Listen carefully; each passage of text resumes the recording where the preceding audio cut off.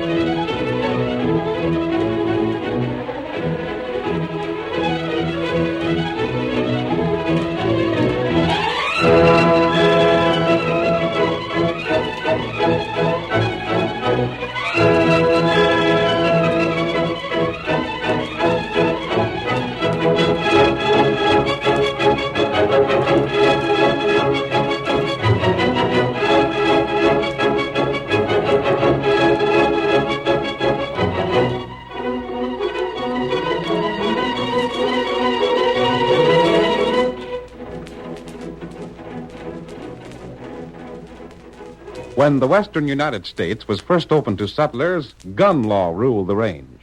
The coming of the railroad was a civilizing influence, but it was the masked rider of the plains who did most to bring law and order to the frontier.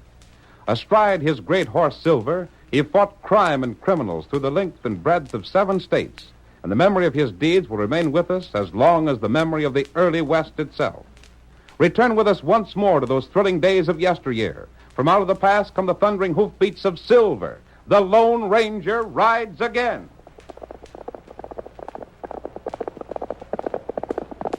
Come on, Silver! We're heading to the railroad at Sioux Rapids! Someone's waiting for us there! Hello,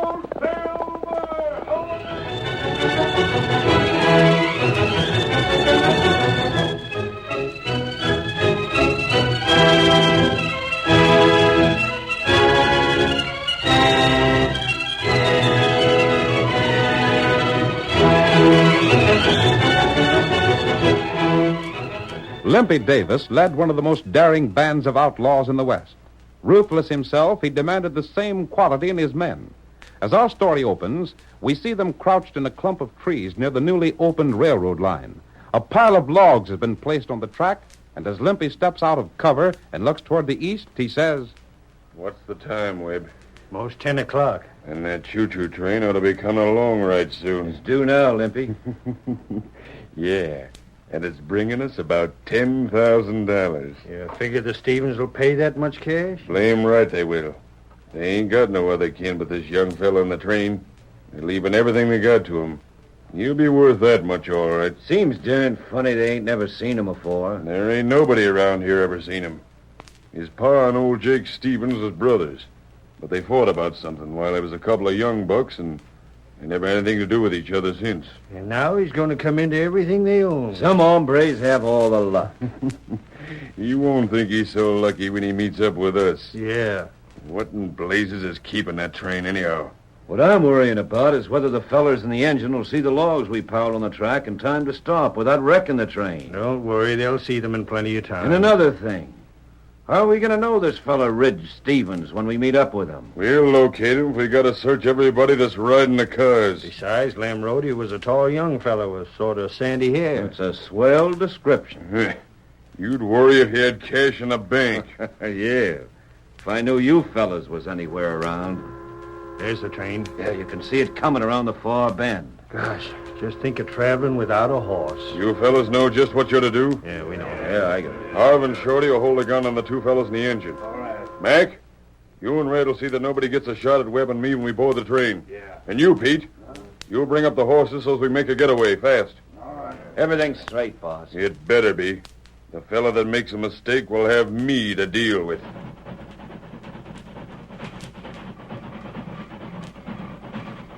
Gosh, ain't they going to see them logs? Don't be so all-fired fidgety.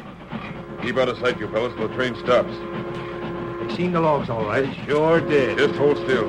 They'll be stopping soon. They'll stop right about here.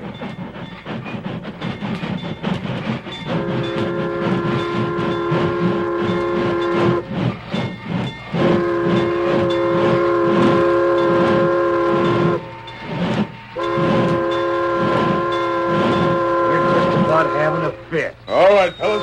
Get them covered before they savvy what's happened to them. Come on.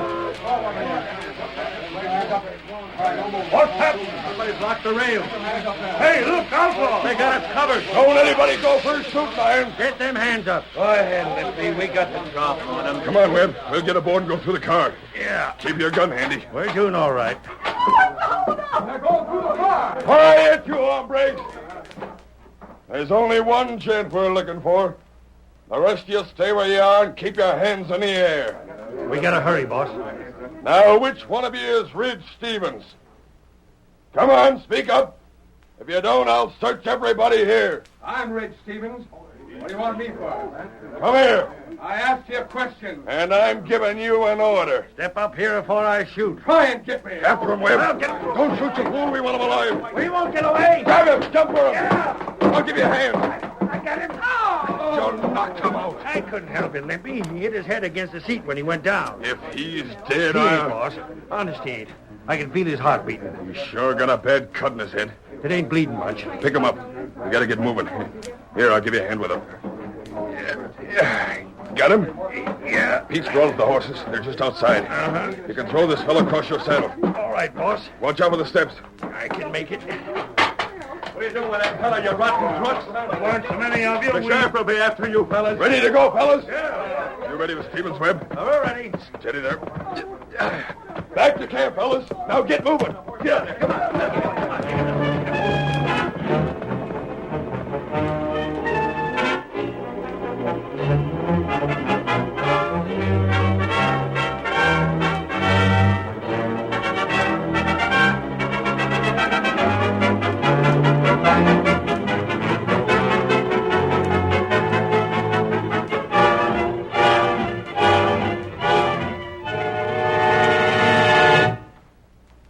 Word of the train holdup and the kidnapping of a passenger soon spread. Among those who heard the story was the Lone Ranger, who with his faithful Indian companion Tonto determined to investigate. In the meantime, the sheriff and his deputies had scoured the country for a clue to the outlaws, but without success. We see the sheriff now in his office at Sioux Rapids. A deputy is with him. You know, Herb, my idea is it was Limpy Davis and his gang that did this job. Don't know anybody else around these parts with nerve enough. But why in tarnation did they do it? You got me.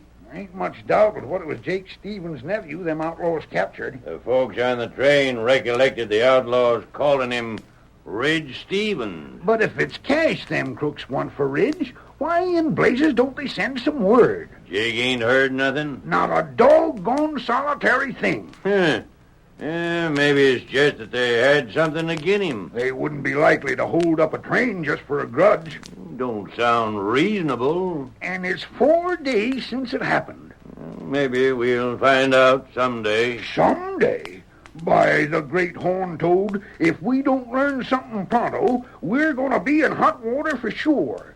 Jake's so mad he's fit to be tied. Well, you can't blame him much. I ain't blaming him, I'm just...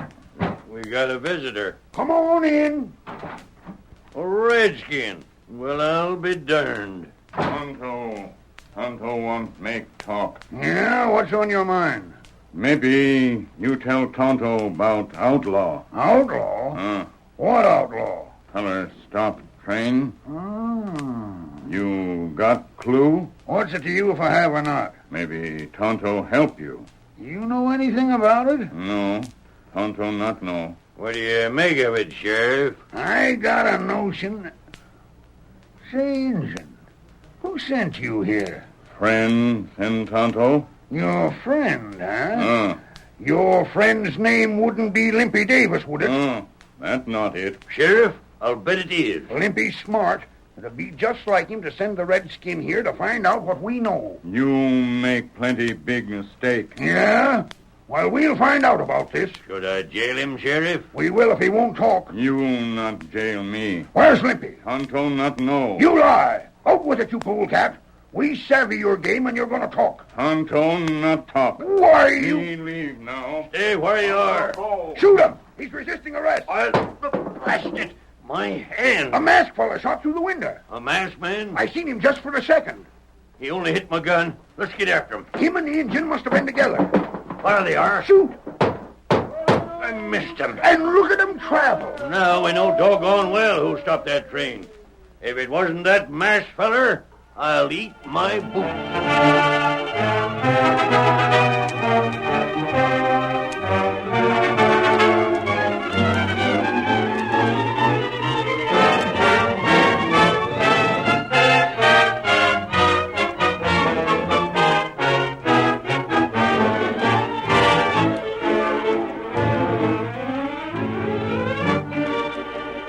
In the outlaws' camp, it had been discovered that Red Stevens was seriously injured. For 4 days, he lay unconscious. And then, on the morning of the 5th, he stirred restlessly. Limpy stood over him, watching. Maybe he's coming to. What was that, boss? Look at him. This is the first sign of life he's shown since we brung him to camp. By golly, he's coming out of it. Wait. But I... Wait, I tell you. Hey, you. Can you hear me? Who's there? He can hear you, Limpy. How do you feel, fella? Gosh, help me to sit up, won't you? Here, I'll give you a hand. Thanks. Say, what am I doing here? I reckon you ain't forgetting what happened over to the railroad. Huh? Oh. What railroad? By gosh, you must have got a bump on your head. I'll be hog-tied. Think of forgetting that. I don't know what I'm doing here, but I reckon I better be getting home. You're a long way from home, fella. But, hey, that's a funny thing. Huh? Why, I can't recollect where I live. I can't even remember my name. If that don't beat all. Why, your name is... Shut up. What the... Keep your mouth shut, Webb. Jack, Jack won't want to be bothered with that now. Jack? Is that my name? Yeah. Come here, Webb. I got some things to say. Uh-huh. Come back soon, fellas, won't you? I got more questions to ask. I'll be back. You just take it easy for now. What in tarnation are you up to, Limpy? Wait till we get where he can't hear us. But I Here, can't... here.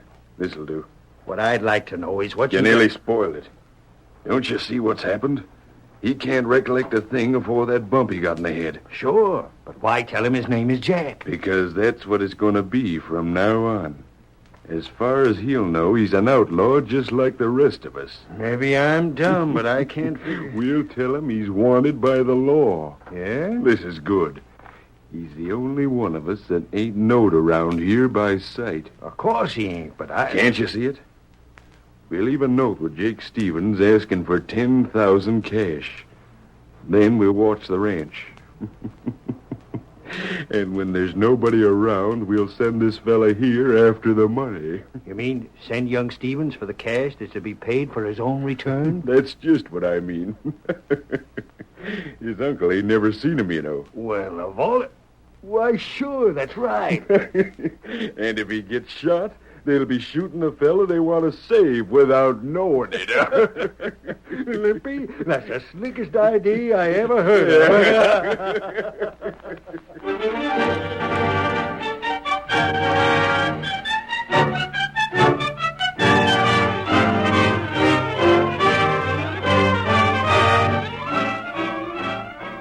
The curtain falls on the first act of our thrilling Lone Ranger drama.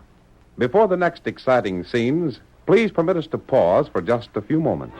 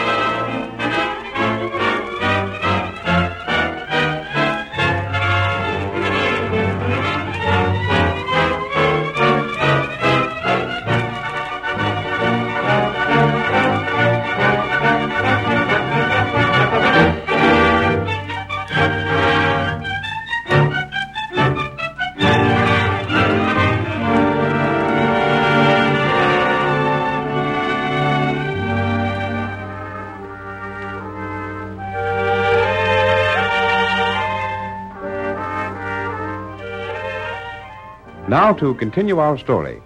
When Ridge Stevens, who was kidnapped from the Sioux Rapids train, recovered consciousness in the outlaws' camp, Limpy Davis convinced him that he belonged to the gang. As our second act opens, the young man and Webb, Davis's lieutenant, are riding toward Stevens' ranch house. Ridge says, You know, Webb, I wish Limpy hadn't sent me to collect that cash. Shucks, Jack. There ain't no danger. The boys are watching out. If there's been a trap set, they'll give us a warning. I wasn't thinking of that. Well, you'll go through with it or wish you had.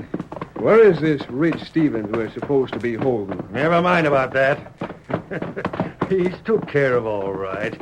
And another thing I've been wondering about. Yeah? Are these clothes I got on the same as always belonged to me? Now, that's a darn funny thing to ask. Are they? Of course they are. Ain't you satisfied with them? I was just wondering. It ain't easy when you can't remember nothing. Well, there ain't much you have to remember. Just don't forget that when we get to the Stevens place and you go in, I'll be outside by the window watching everything you do. Well, I don't cotton to this much. I don't know that I ought to... Keep your mouth shut and do what you're told. You're in this the same as the rest of us. Yeah, guess that's right. Well, these papers I got prove we're holding this Stevens fella? Uh-huh. Them's what he was carrying to identify himself with when we took him prisoner. Yeah? Well, Jake Stevens ought to have the cash ready for you. It's been close to a week since he got the note.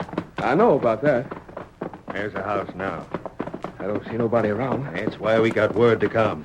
There's only Jake in the house with some redskin and a young fella about your age. Oh, go there. Oh. Now go on in. If they try anything, I'll be just outside. There's more of the boys in calling distance. I ain't afeard. I'll keep the horses with me.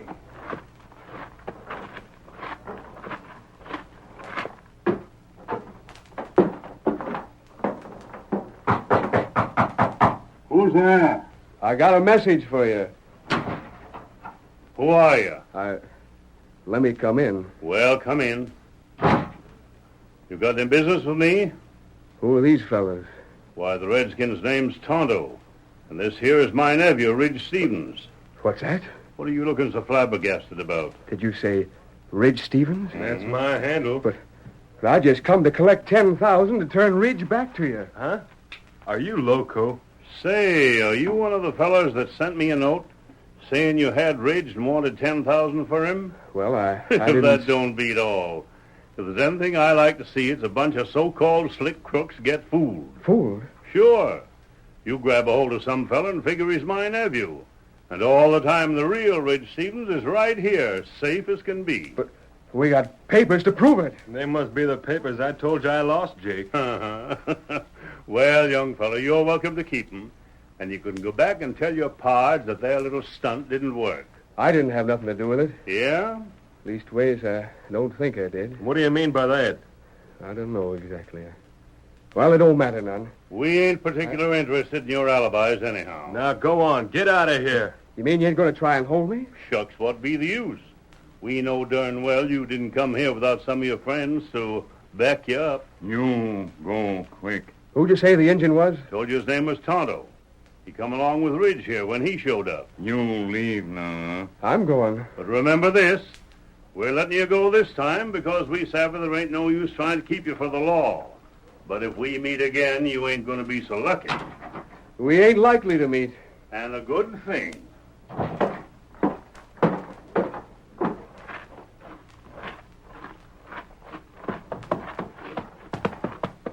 Did you hear what they said, Webb? Every blamed word. Get on your horse, blast you. But it wasn't my fault. Maybe it won't. But when the boss hears about this, he's going to have your hide. Get up. Get up there. Get up. Come on.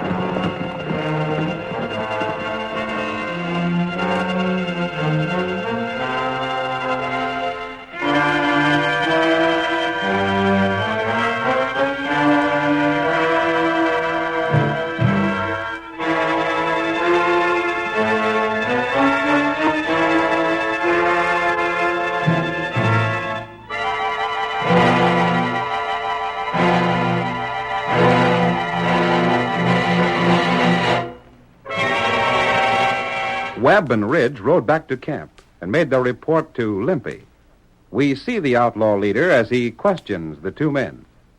Webb, are you sure that the young fellow was the real Ridge Stevens? Boss, I wouldn't swear to nothing anymore.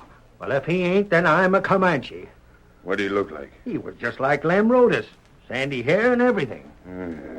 I don't like any part of this. If I figured I wasn't wanted by the law, I'd quit this gang. You'd quit, would you? Why, blast your hide, it's all your fault this happened. It's because we thought you were... Webb, can't you ever learn to keep your mouth shut? Oh, what's the difference now? Plenty of difference. Jack, you go on over and see to the horses. But just what... Go on, I said. Oh, all right. Now, what's the matter with what I said this time? Look here. What's going to happen if he finds out he ain't a regular member of our bunch? What do you think it'd happen? Just this. We'd either have to shoot him or watch him all the time so's he couldn't get away to tell about us. Well, I don't... But if we keep still about what we know, he'll keep on thinking he's an outlaw and stay with us. Well, maybe so. I've been wondering what could have happened. The only thing I can figure is that this fella got Ridge's papers somehow and was up to some trick. He might have been at that. If he weren't, why'd he say he was Ridge when we found him on the train? And how'd he come to have those papers with him? Yeah, that's so. Now we got the whole thing to do over again. Huh? You ain't planning to get a hold of that fella at the Stevens place, are you? And why not? Hey, Fred, come over here. You want me, Limpy? Come here. What is it, boss? You've been with the fellows that have been watching the Stevens place, haven't you? Sure. You was watching it all the time so's we'd know when it was safe to send for the cash. What have you got in mind, Limpy? I was just thinking that while the fellows was watching, they must have learned something about what the folks at the ranch do with themselves. What do you mean? Well, does this young fellow that's at the Stevens place ever go anywhere alone? He sure does. Yeah? He takes a ride every day over to that big red hill north of the ranch. Every day? Just like clockwork. He starts out after dinner and don't come back for a couple hours. And that's when we're going to get him. Maybe we can at that, boss. Sure we can. But do you figure it's safe? Why ain't it?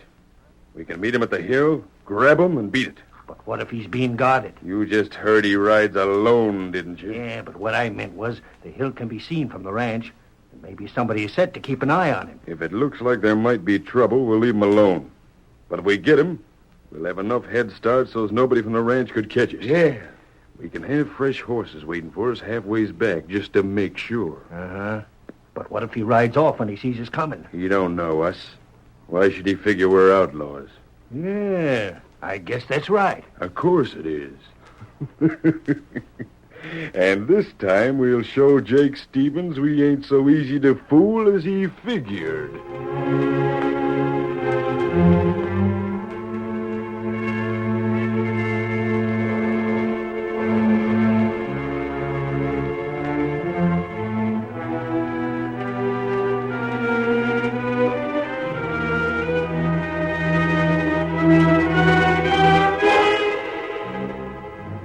The following day, Limpy Davis and his men waited in hiding until they saw the young man ride from the Stevens ranch. Then, when he drew near the hill, they rode forth to meet him. There he comes. That's him, all right. Just take it easy like we wasn't going nowhere in particular. Uh-huh. Wave at him friendly like. I'll tell you when to get him. He don't seem to suspicious nothing. He's waving back. Howdy, fellas. Now, hold up there, young fella. Get him, Fred. What the devil's coming on? You're coming with us. You got him, fellas? You can't get away with this kind of stunt. Yeah? You're going to learn different. All right, Hey, then. Limpy, look over to the ranch. There's two fellas riding out, and more behind them. Come on. They can't catch us. Come on, get up there. Get up.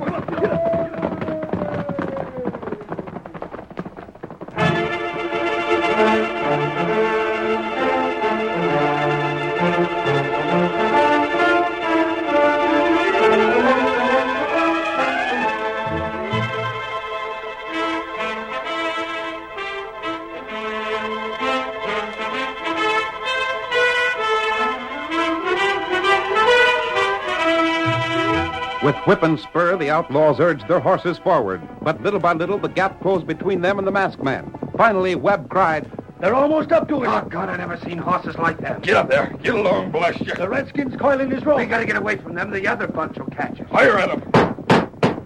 Can't man aim riding like this. Hurry! I hope they catch a whole bunch of you skunks. We'll take care of you later. They're firing at us. Harry, I can get that mask fella. I'll take a picture. Oh, you can't stand up against shooting like that. We got him. The rope. The Indians rope me. Whoa there. Move. Take the rope off of me. I'm choking. I'm not getting you. That's it, Tonto. Don't shoot. Tell the master to make it right.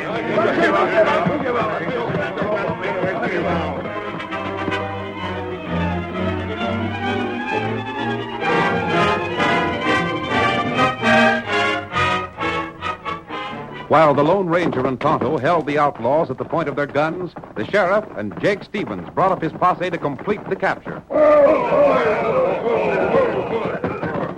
All right, Limpy. Keep your hands up. We give up, Sheriff. By golly, the masked feller's scheme worked just like he said it would. I told you if you did like he said, everything would come out all right. And it sure did, Marshal. Marshal? Is this fellow we just captured the United States Marshal? Yep. And the fella you took off the train is the real Red Stevens. But what's the idea It's the masked fella's plan to make you think you got the wrong hombre. And the marshal rode out here alone every day so you'd try to get him. Limpy, we've been tricked. Why, the blast... Take it easy, Limpy. You're headed for a long spell in jail. Come here, Ridge. Gosh, it's good to see you, Uncle Jake. Hey, I thought you couldn't recollect nothing. I couldn't at first.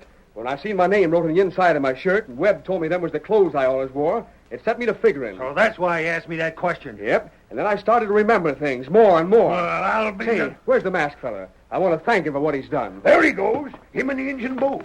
Well, I'll be doggone. He captures the worst bunch of outlaws I ever seen, and then he just rides off like it was nothing.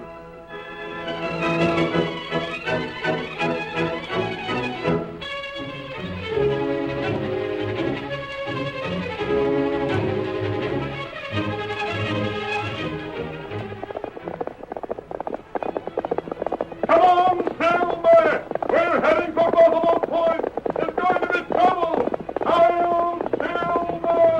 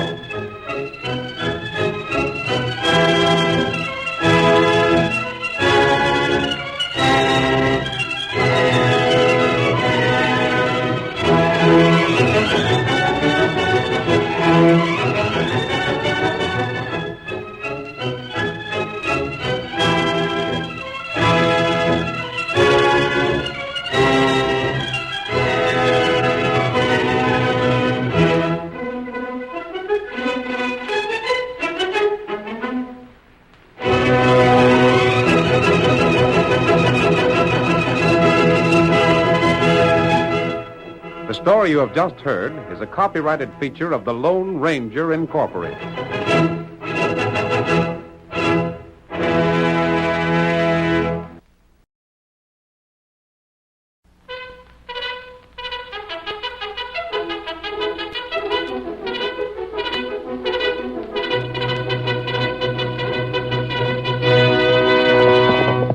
Hail, Silver! Away! Up fiery horse with the speed of light, a cloud of dust, and a hearty hi-yo, Silver, the Lone Ranger.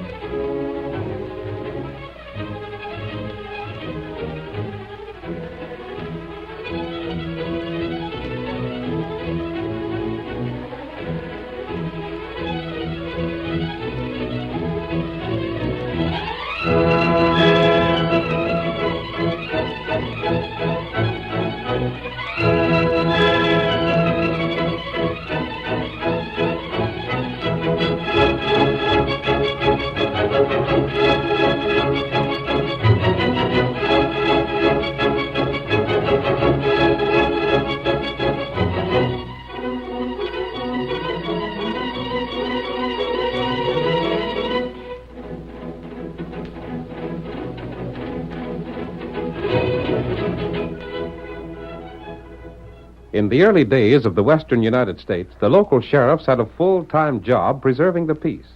They knew very little about law. There was no adequate court system, and the men, women, and children who couldn't defend their rights by force had no law-enforcing agency to protect them. The masked rider of the plains was the only man to whom they could turn for help, and in time, Hi-O Silver became the battle cry of justice. And now return with us to those thrilling days of yesteryear. From out of the past come the thundering hoofbeats of the great horse Silver. The Lone Ranger rides again. Come on, Silver! We're heading west to the gold country. Hi-yo, Silver! Away!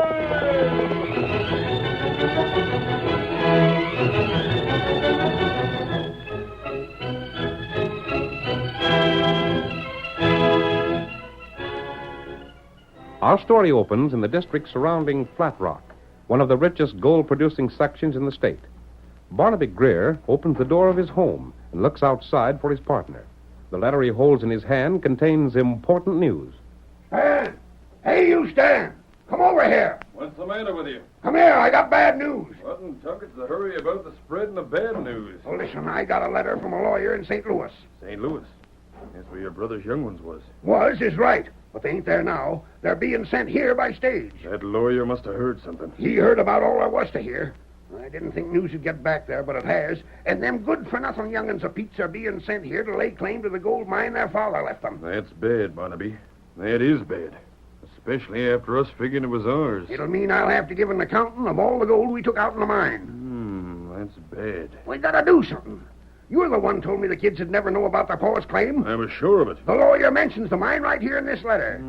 Well, think of something. Don't just stand there gaping like a hoot owl. Think of something. When does the stage get in? It's due at Flat Rock Tuesday. That's half a day's ride from here. I know. Let her come by Pony Express. Doggone you and your ideas.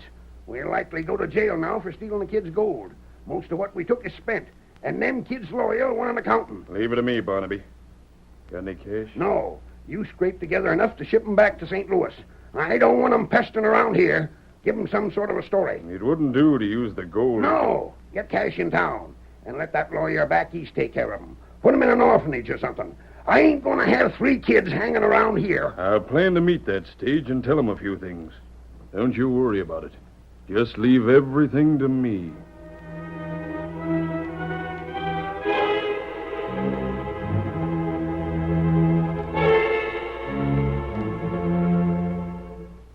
On the day the stage was due, Stan borrowed money from everyone he saw in town. Tonto, the faithful Indian companion of the Lone Ranger, was buying supplies when the bartender gave Stan the last few dollars he needed. The stage had already arrived when he left the cafe and hurried to the express office. He found Tom, Sally, and little Betty waiting for their uncle. Now then, you 3 come on over here and sit in the porch. I've got a few things to tell you. But where's my Uncle Barnaby? Ain't he to be here? Tom, he ain't well. He couldn't get here. What's the matter with him, mister? I hope he isn't real sick. Well, to tell the truth, girl, your father's debts and worry about you 3 young'uns sort of wore him down. You see, your old man thought he had a sizable sum of cash here, as well as some mining claims. We were told there was a house and a gold mine and some cash in the bank for us as well. Yes, we come to live with Uncle Barnaby. Trouble is, kids, the mine caved in. It had cost too much to tunnel it out again. Caved in? Yep. Then your uncle went broke. And then, as if that wasn't enough, his creditors come and took the house and property. There was just a few dollars left, and I got that. Your uncle sent it so as to buy you a stage passage back east where you come from. You know people there. But we can't go back there, Mr. Denton. There's no place to go there. No place but the orphanage, where the lawyer said we'd have to go. Well, shucks, even that'd be better than starving out here and putting your poor sick old uncle a lot of worry, wouldn't it? Oh, we don't want to worry him or be a bother. There, now, that's right nice, you Sally. Let's see. Tom, you're the oldest. I'll hand this cash money over to you, and you sign this paper showing you got it. Yes, sir. You're the man of the family, you know. Sign important papers and everything. I'll go see Mrs. Beebe. That's her house across the street. She'll put you 3 up for the night, and you can pay her $1 or so for it. Yes, sir. Then tomorrow the stage will come through and you can get on it and get back where you come from. There's cash enough to buy your passage there. Here, now sign here. Yes, sir. This isn't the way we thought it'd be. Now, don't lose your nerve, Sally. I'm not going to let you and Baby go to the orphanage. I'll get a job and work. Don't you worry. There. Now, wait right there, and I'll go across the street and see Mrs. Beebe about you. Yes, sir. Tom, what about Baby? It's an awful long trip. We can't turn right back and go through it all again. I don't know what else we can do, Sally. This money won't keep us long if we stay here, and it's all there is. Tonto, see, baby? Oh, a real Indian. Oh, gosh, Her plenty nice. Sally, look. Baby's smiling. Why, that's the first time in days she smiled. She likes the Indian. Me, Tonto. You from East, huh? Yes. We came here to live with our uncle, but all the money was lost and he's ailing. So we're going back east. That long trip. It's an awful long trip. I wish we didn't have to go. Who, Uncle? His name's Barnaby Greer. Do you know him? Oh, Tonto know him. You do? Get away from them youngsters, Injun. Come on, kids.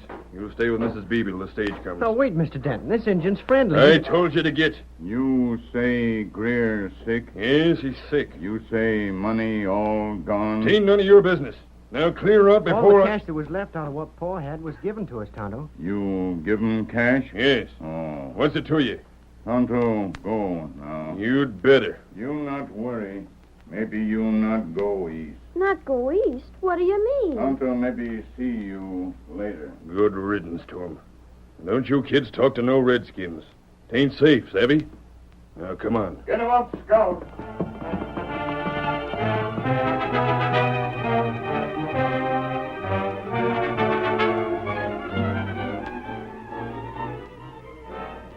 Tonto rode to join his masked friend, the Lone Ranger, and briefly explained what he'd seen take place in town. Late that evening, Stan Denton raced up the hill to Greer's place and reined in his horse before the door. Who there, who?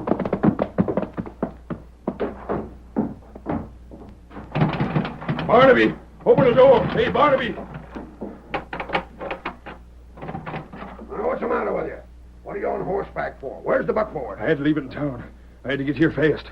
Listen to me, Barnaby. Well, go on, talk. What's all the excitement? Let me come in and get my wind back. I wanted to be sure I got here first. First? What do you mean? Tell you in a minute. Well, go on now, talk. Get to see the kids? Let's get some cash. I borrowed enough to give them stage fare back to St. Louis. But it didn't do no good. They ain't going back. Ain't going back? Where are they now? They're on their way here. On their way here? Confound you, Stan. I know what you told me, Barnaby. And I carried out things just as we'd planned. I met the kids and told them the mine had caved in. Yeah, what'd they say? They believed it all right. Everything was going swell. They was going to stop for the night with Mrs. Beebe and catch the eastbound stage tomorrow. Well, why ain't they doing it? Why are they coming here? Who's bringing them here? I'm trying to tell you as fast as I can. While I was at Mrs. Beebe's, an Injun got to talking to the kids, and they told them all about themselves. What'd you find out? Well, for one thing, I told the kids the money I gave them was what their pa had left them, and the Injun seen me borrow it in the cafe. Blasted Injun, spoiling all our plans. That ain't the worst of it. The kids didn't want to go back. Of course not. So they was quick to believe anything that was told them. Yeah, what was told them? They didn't believe an Injun over you, did they? Well, not at first. I left them with Mrs. Beebe, you see. Then I hung around town for a while. I figured there wasn't any sense in coming back too soon, so I dropped in the cafe. Next thing I knowed, the Injun come in and took me out. Then what? Outside, there was a masked man. He told me the kids was coming here, and him and the Injun was bringing them. A masked man? What in thunderation is a masked man doing interfering with our business? He told me he knowed the whole thing was a lie, that the kids' mine was good, and they was going to get it. He talked to the kids? Yeah. Tom, that's the oldest. I know, go on. Well, Tom showed him the letter the lawyer wrote, proving who he was and telling anyone it might concern that he was the rightful owner of this mine we've been working. We gotta do something. We gotta do something. We gotta do it doggone fast. Barnaby, if them kids get here and see that mine's being worked, they'll know the whole thing's a fake. There ain't no telling what this masked man will do. Doggone it, I didn't think they'd get folks on their side 5 minutes after hitting town. Gotta do something fast. There ain't but one thing we can do, Barnaby. Well, go on. I should know better than to listen to your ideas, but go on, tell me. If the kids get here and see the mine working, they'll expect all the gold that's been taken out of it to be theirs. That's where the shoe pinches. We ain't got it. Not having it, we'll both go to jail. You ain't telling me no news. Thought you said you had a plan. I'm getting to it, Barnaby. Only thing we can do is blow up the entrance to the mine. Blow it up? We gotta do it, Barnaby. When the kids see it's caved in, they'll believe I told them the truth. Then we can convince them the masked man and the Injun was just scheming something. and we can still send them back east. There'll be another stage heading there in a week. Yeah, we can tolerate them for a week. But with the mine caved in, we'll have all the trouble of digging it out. Well, what do you want to do? Dig the mine out again or go to jail? There ain't no choice. Go on, get ready to set that blast.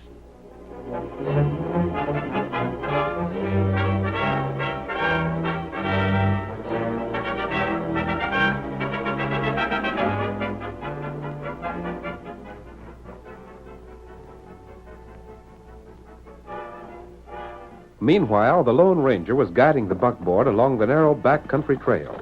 When they neared Barnaby's place, he turned to Tommy.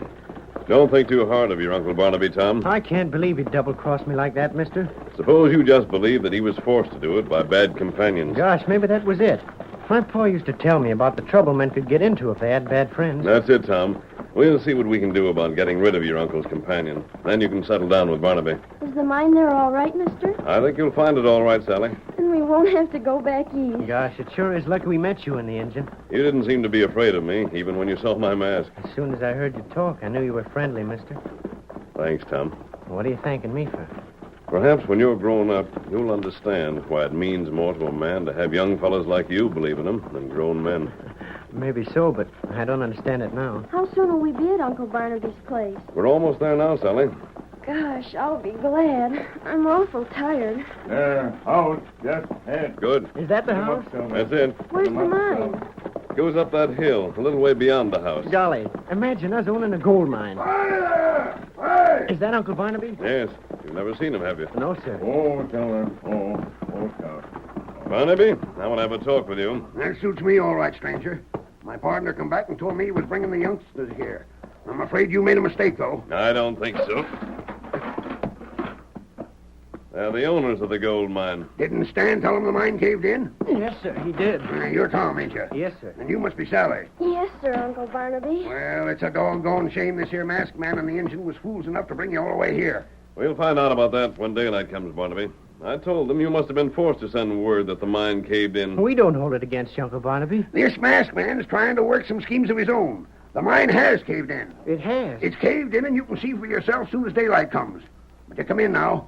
I'll put you up for the night, and then I'll have to take you back to town first thing in the morning. You mean to tell me the mine is actually caved in? You can hear, can't you? Tonto, you stay right here. Keep an eye on these children. Me do. I'm going to find out something. Just as soon as I can unhitch Silver from this wagon. I didn't think the masked man was working any scheme up, Uncle Barnaby. He's masked, ain't he? Well, yes. Ain't your pa ever told you outlaws in the West wear masks?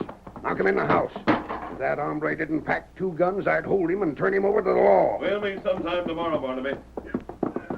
Hello, Silver! Away!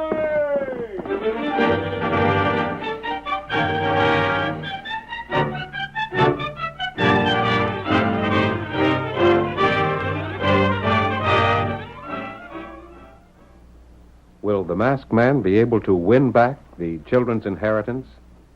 In just a moment, we'll continue with Act 2 of our Lone Ranger drama.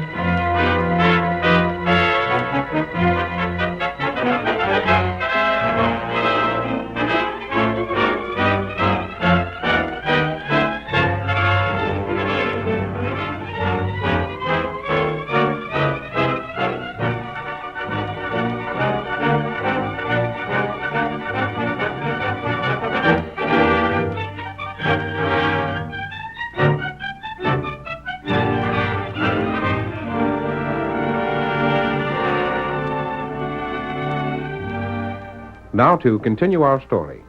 Barnaby Greer's nephew and niece were up at dawn despite the late hour at which they'd gone to bed. Greer talked with them at breakfast while Tonto remained outside the house. I'll finish up.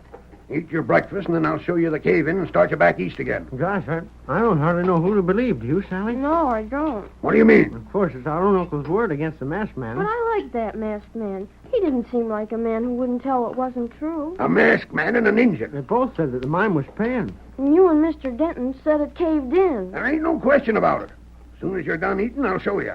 Anyway, even if we do lose the mine we sort of counted on and have to go back east, it'll be good to know that you were on the level. Huh? I'd sure hate to know that our own uncle planned to cheat us. Now, Tom, that ain't what the masked man said. Well, he said that Uncle He Barnaby... said that if Uncle Barnaby was trying to do us out of the mine, it wasn't his fault. It was because of his bad companion.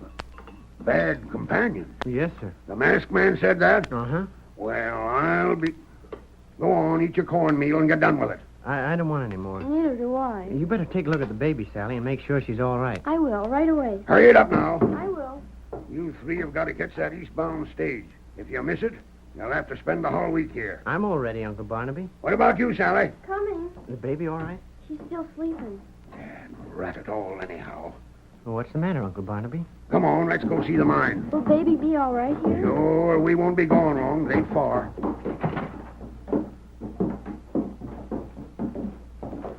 Gosh, I'll hate to leave this country. Look at those hills, Sally.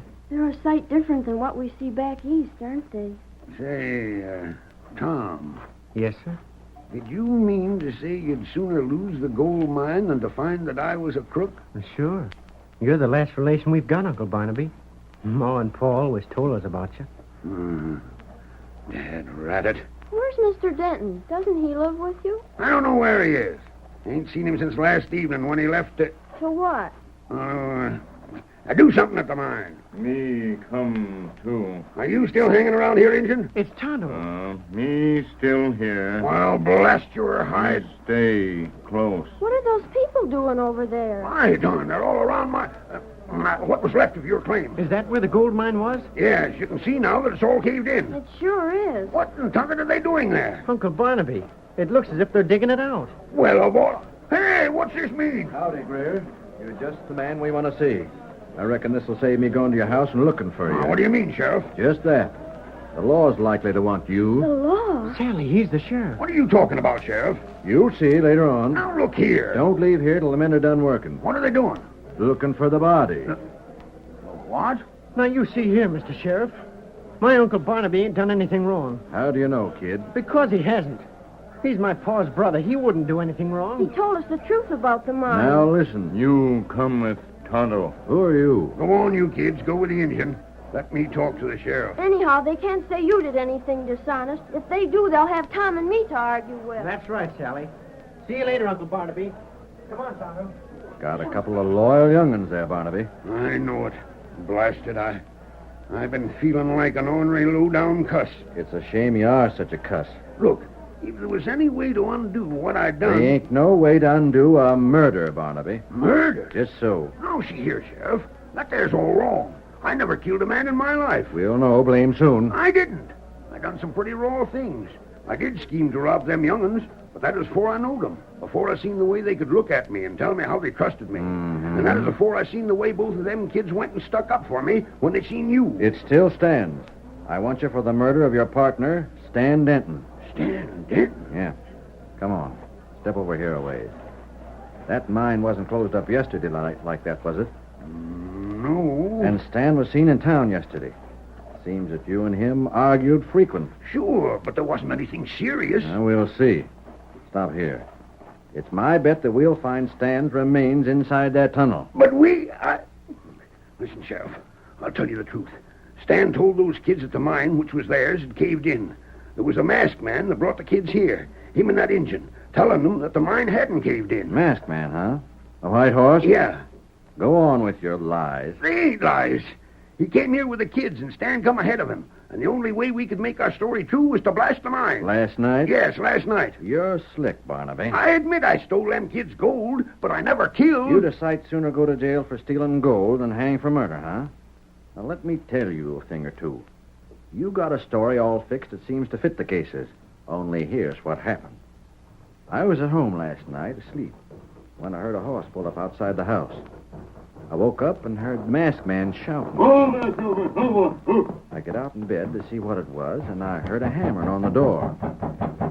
Then before I could get to the door, this man walked in. He had a pair of 6 guns, holding them on me. Hey, what's the idea of them 6 guns, I yelled. And he just stood there quiet, saying... You'd better get dressed and come with me, Sheriff. You may find a murder. I couldn't savvy what he was getting at first. I was just half awake, and then he says... You must have heard the blast. What blast? Near the Greer mine about an hour ago. Seems like I did hear something, but didn't pay much attention to it. Come over there and see what the footprints around the entrance to the mine show. But it's dark. There's a moon. Can't study footprints in the moonlight. You'll see enough to convince you that there's need for the law. Barnaby, I went along with him and come here, and what I seen was a plenty to hang you. No, Sheriff. The ground was tore up with a mess of footprints showing every sign of a scrap. I found an open knife, and it had Stan Denton's letters on it.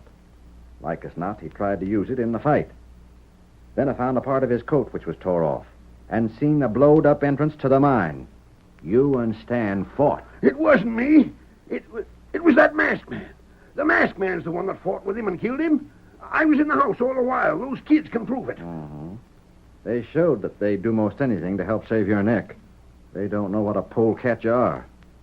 Well, I fetched a crew to dig that mine out, and just as soon as we find Stan Denton's remains, you're going to jail for murder. Find that masked man. He's the one you want to find. He's the killer. If that was the case, why'd he come for me? But I... Stay right here where I keep an eye on you. Hurry up there, boys. Get that tunnel opened up.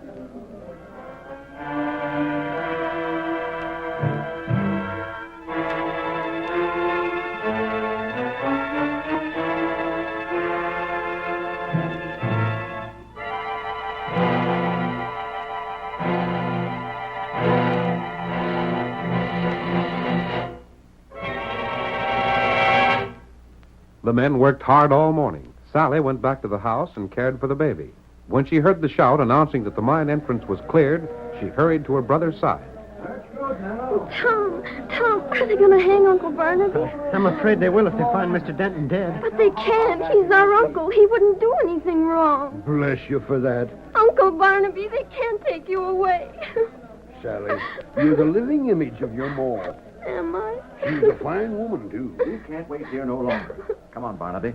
I'll have to take you in while we hunt for Denton. Sheriff, now listen. No use arguing. But these kids, they need me. Denton made arrangements for them. They can stay with Mrs. Beebe till the next stage. But don't you see? This is their mine. Your men tunneled it out for them. Now they can get the gold. They can't leave here. Well, that's so. The mine isn't caved in no more. Come on, Silver! Tom, there comes the masked man. Sure enough. The masked man, Sheriff. If Denton's killed, There's Mr. Denton in the saddle with him. Come on there, Silver! Denton's alive. There. You see, Sheriff, you were all wrong. But what in Hold there, tarnation? Silver! Hold there, boy. You gotta arrest this man. Get down, Denton. No, you take Tom and Sally back to the house. But we want to stay. Go along, Sally. I want to speak to your uncle. Don't let him take him to jail. They won't. Blasted, I want this thing explained. I think your little sister's crying, Sally. Oh, come on, Tom. We've got to go and see her. Uncle Barnaby, you'll be at the house, won't you? I don't know. He'll be there. Go along, Tom. Yes, sir. I'll see you there, Uncle Barnaby. You told me to come here and dig that tunnel to find a dead man. No, Sheriff. I only showed you the signs of a struggle. But you let me figure You that... figured that Barnaby and Denton fought, and that Denton was killed and put in the tunnel. Sure. You didn't figure that Denton might have blasted that tunnel last night, so the story that he and Greer told would be convincing to those children. But the fight... The fight took place when I captured Denton and took him to my camp to hold for you, then went to get you. My boys and all the rest I brought worked all morning digging out that tunnel. And you've given those children the property that belongs to them. And I'm glad to see them get it. The only thing I don't like is that now all the faith they had in me will be shot to pieces. Sheriff, can't you take me to jail and not tell those kids where I went? I'm an old cuss and I got jail a-coming, but I hate to see the faith them kids had in human nature destroyed. Throw that masked man in jail. He captured me. You shut up, Denton. You never did have an idea that was worth a hoot. The masked man gave them kids their claim. That have taken me years to tunnel the thing out again, and no cash to work with. Sheriff, Barnaby Greer has 3 children to take care of. And a mine to manage for them. Jail isn't the place for him. I reckon you're right. But that scheming crook... Now, wait. Don't you hold me. Yes, by darn, I'm going to. You blowed that tunnel up, and there's been 30 men working here all morning. You're going to jail unless you pay for that time. That's it, Sheriff. The coyote's had me in trouble all these years with his cussed ideas. I can't pay him. I ain't no cash. You stay in jail till you can. Oh, I can't get cash if I'm in jail. That's great. You'll stay there from now on. As for you, Barnaby, behave yourself. So long. Come on along here now. Sheriff, I can't pay him if I don't know what I've done to deserve a chance like this. Take good care of those children, Barnaby. You're all they have, and they trust you. And they're all I got. And by dern, they'll have reason to trust their old Uncle Barnaby. Hi-yo, Silver! Away!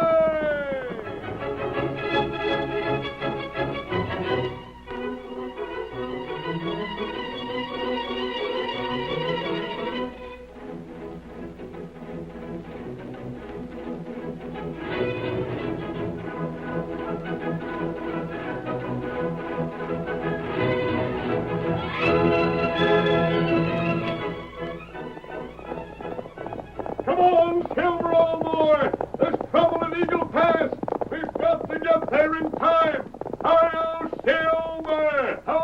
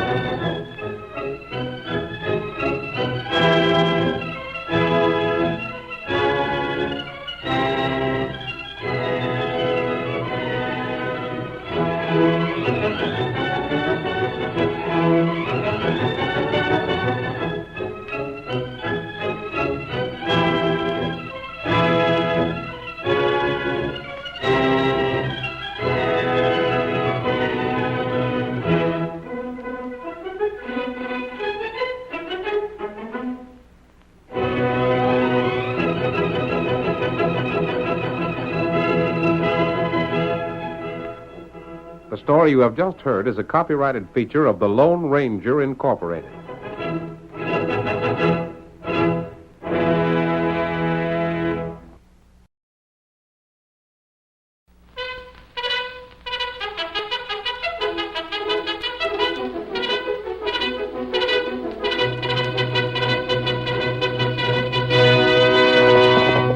Hi-yo, Silver! Away! Up, fiery horse with the speed of light, a cloud of dust, and a hearty hi-yo, Silver, the Lone Ranger.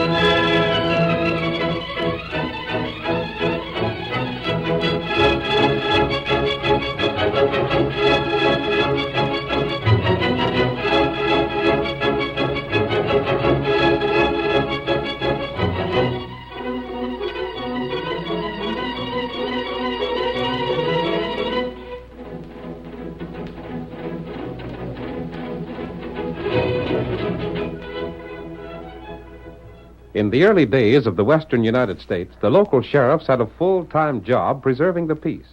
They knew very little about law.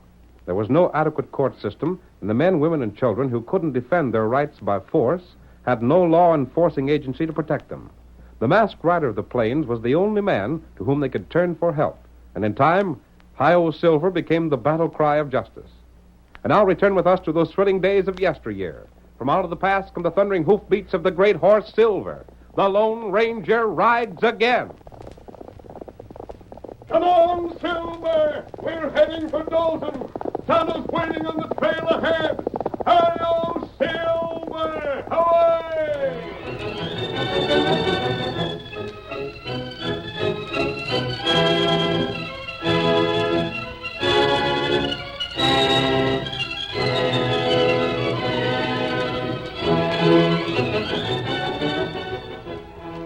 Night overtook the Lone Ranger and his faithful Indian companion Tonto as they rode toward Dalton. The Ranger's face was disguised, and the two men stopped at a large ranch house near the town. They talked with the ranchers, watered their horses, and then continued on their way. I'd better put on my mask now, Tonto. There's something about that man that I didn't like. Feller named Kirby? Yes, Nick Kirby. He's too shrewd looking. He seems suspicious of every move we made. That's right. And he's a lawyer. How you know that? I saw his certificate on the wall. What would a lawyer from the East be doing here? And what would he want with a ranch as large as that one of his? Me not know. And another thing, those two cowmen we saw him with. Them plenty tough feller. One of them at least was an outlaw, Scar Larkin. You know him? Yes, he's wanted in Kansas. I wonder what he... That shot. Steady, Silver. It come from there. Get him up, Scout. Come on, Silver. I'll shoot. It's woman. And that dry gulch. Get away, Jack Ratchet. Get away. This way, Silver. You drop gun. Who? Oh, wait, mister. Oh, don't shoot. Me got rifle now. Go. Let go, Indian. Oh, don't you kill me. All right, Tonto. Let go of her arm. Why, you ain't Nick Kirby. No, I'm not Nick Kirby. Oh, my sakes alive. Oh, thank the good Lord I didn't shoot you. It'd have been sin enough to kill Kirby, much as the polecat deserved killing. But to drill the wrong man... Oh, stranger. Oh, don't take me to the law. I know I done wrong. I know I shouldn't have shot at you. Why did you want to kill Kirby? There ain't a soul alive in Dalton that wouldn't like to see that snake put out of business. But there ain't no one that dare to kill him. I reckon I'm the only one in town that'd be willing to face the music. I don't understand. It ain't no affair of yours, stranger. Oh, you're wearing a mask. Yes. Outlaw, eh? Oh, well, I can't hold that against you. My husband, he was wanted by the law, too. Fact is, most everyone in town is wanted by the law for something or other. But they're living good lives now. There are lots of people who have made one mistake in their lives, but most of them deserve the chance to go straight. And oh, so did my husband. Ah, shucks. What's the use of talking about it? I'd like to hear about it. You ain't holding it against me that I tried to shoot you. What about the lawyer, Nick Kirby? What'd you think of a man that'd break up a family? That's what Kirby done. He did? Yes. My husband is in the army. He'd done a double turn at guard duty and fell asleep. They was going to court-martial him, and so to save his life, he deserted. Deserter, huh? But that was years ago, even before he was married. Somehow this lawyer critter learned about it, and he told them just what he's told everyone else in town. What's that? Turn over half his cattle or he'd squeal. So that accounts for his large ranch. Every cow and steer on that ranch was took from some man that bought silence. Lem refused to pay tribute to Kirby, so Kirby turned him over to the government and got a $50 bounty for it. And Kirby has been doing that sort of thing all along? Sure he has. Ornery skunk. Everyone would like to kill him, but they don't dare do it. He's got it fixed so if something happens to him, all he knows and everything he has on folks will fall into the hands of the law. Oh. So instead of drilling him, everyone has to protect him. Me, oh, it don't matter. There's nothing more he can do to me. Does he have outlaws working for him? Sure. When a man can't afford to pay him what he demands, he makes the poor critter work his ranch for him. That's what you see. Yes, Tonto. Well, you got my story. Now what are you going to do? Turn me over to the law? No. You ain't? No. Most everyone makes a mistake in a lifetime. Those who see the mistake and change to become good citizens are sometimes better than those who have never made a mistake. I'm glad you told me the story. But, stranger, who are you? Come on, Tonto. We're turning back. Tonto, ready? Hold on, mister. We're going to make camp, Tonto. Wait. Come on, Silver. Get him up, Scout.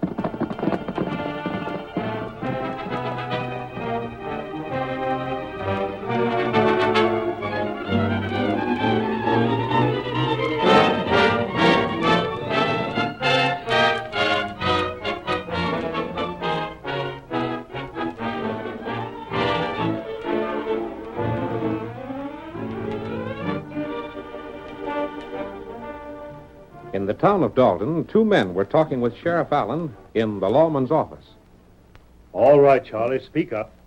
You fellows didn't drop in for nothing. Let's have it. Well, Sheriff, it's like this. Yeah? Oh, you tell him, Hank. You said you'd do the talking, Charlie. Talk or get out. Well, it's about Homer Dodwell's missus. You mean the wife of the fellow Nick Kirby turned in for deserting? Uh-huh. Well? Well, it's like this, Sheriff. She's mighty head up agin the lawyer, and we sort of got a notion you better keep an eye on her. Seems to me you're mighty worried about Nick's health. Well, Sheriff, he ain't a bad feller, but... And you wouldn't want a killing in your county, would you? You fellers ain't fooling me. Huh? Tain't Nick's hide you're worrying about, it's your own. You think I'm blind? I see things, and I've got 'em pretty well figured out. There's nothing any of you'd like better than to drill Nick. But you know the whole town will get in trouble if you do. Well, that ain't it, Sheriff. Shucks, where'd you get a notion like that? Well, it's just that we wouldn't want to see any fella shot, let alone what had happened to Mrs. Dodwell afterwards. I'll watch her. Gosh, Sheriff, that's Who's it. that? Say, you don't think something's happened to Nick already, do you? If it has, What the... I'm asked, man. Harold, look here, stranger. get these men out of here. I'm talking to you alone. By God, Don't you... slap leather. God. Hey, don't point that gun at me. Get out. By thunder, I'm the law here. What's the meaning of this? I'll explain when these men are gone. All right, you two. I'll see that you go and keep on going. Walk ahead of me. We're going. Just ease up on the trigger finger, won't you? Yeah, don't do nothing you'd be sorry for. Those your horses? Uh-huh. That's them, mister. Get mounted. Sure, anything you say. But we've never done you no harm, stranger. Can you follow orders? Huh? What orders? Start riding and don't stop. If they catch you back here, there'll be trouble. We ain't coming back. Honest, we ain't. And this'll help you get started. On your way. Get up there. Get up with you. Get up.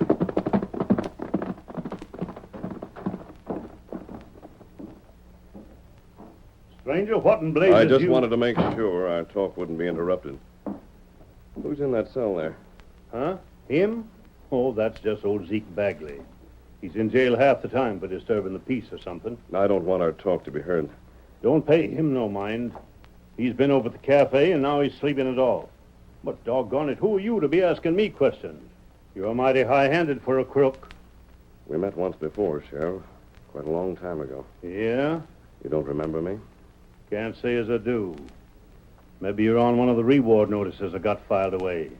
But I'd have to see you without that mask to make sure. I have a horse called Silver. Silver? And a friend, an Indian named Tonto. Well, I'll be... Now, do you remember? Well, I should smile. Golly, I was mistaking you for an outlaw. I must be getting old and useless to make a mistake like that. Tell me something, Sheriff. What do you think of Nick Kirby? Why, that low-down ornery, sneaking, no-account... Then what I've heard is true. Sheriff, would you help me bring him to justice? That's something can't be done. Why not? The lawyer's too slick, that's why. You know what he's done? He's left a letter with a banker to be turned over to me in case he gets drilled. Yes? Now, understand, I ain't supposed to know what's in that letter. But I got a pretty good notion it tells where he's hid the proof he's got against the fellers in town. Then you know about that, too. Ha! I savvy a heap more than I'm given credit for around here. And I'm telling you straight out, I'm on the side of the folks in town. I don't want to have to see that evidence again 'em. Maybe that ain't no way for a peace offer to talk, but when folks are trying their level best to live decent and honest, I says give 'em a chance. I still think something could be done. Well, of course, if anything happened to that there evidence, like it burning up or something, then it couldn't be given to me to act on, could it? But if the evidence is turned over to you, you'll arrest the men it implicates? A man's got to do his sworn duty. Of course. Sheriff, you said you had a number of reward notices on hand. Uh-huh.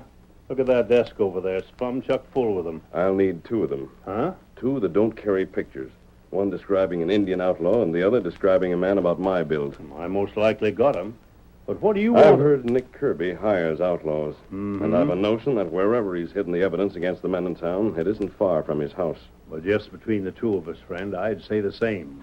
Like I told you, I ain't so blind as some folks figure. Then give me those notices. I'll do that. Maybe it ain't just right, and I won't say that maybe I don't suspicion a bit of what you got in mind, but if you can work it, I'm for you. I'm glad of that, Sheriff. Now, let me see. No, this ain't the one. This ain't neither. Now, Dad, read it. Where did I put that? Shucks, here's one. It's for an Injun that knifed a U.S. Marshal over Wyoming way. Good. Uh-huh. And here's another that'll fit you fine. There you are, and welcome. Thanks. And mind you, I don't know anything about this. But man to man, it won't hurt to say that Nick's been looking for a couple of good gunmen. He ain't feeling as safe as he might these days. I can believe that. So here's wishing you luck. Nothing would suit me better than to see the folks around here rest a little easier. I knew I could depend on you. Would I be seeing you again? Not until I've taken care of Nick Kirby. Hey, Sheriff! What's that about the lawyer? What'd that feller say?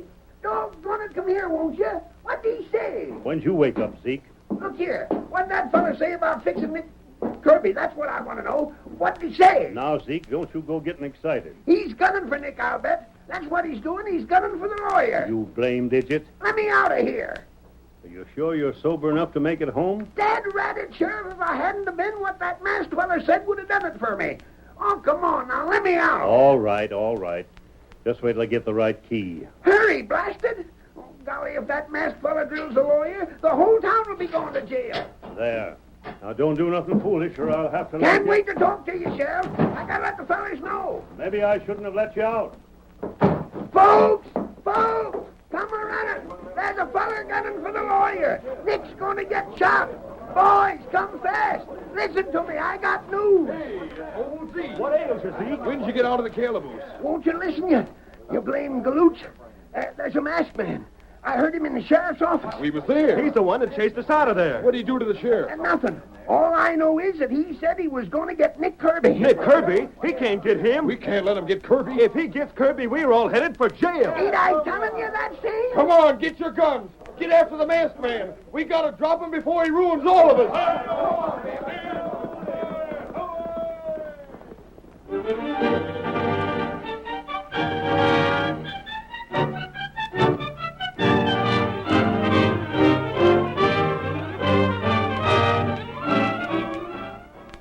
Hunted by those he wants to help, the masked man is faced with a difficult problem as the curtain falls on the first act of our Lone Ranger drama. Before the next exciting scenes, please permit us to pause for just a few moments.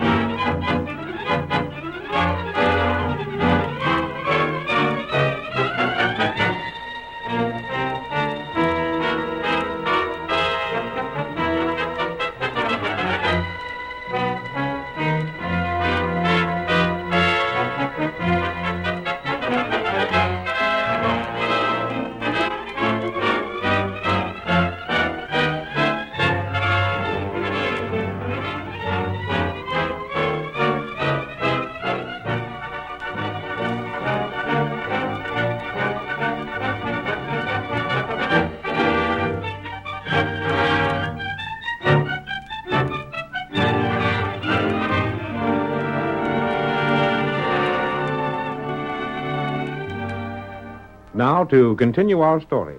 When the Lone Ranger's plans were overheard and the citizens of Dalton decided to capture him, the masked man and Tonto left the town for several days.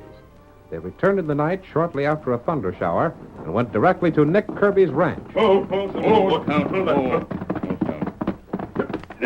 Hurry, Tonto. Watch out for the steps. Me come. Open the door. Open up there. Out of my way. I don't want the door left open. What is this?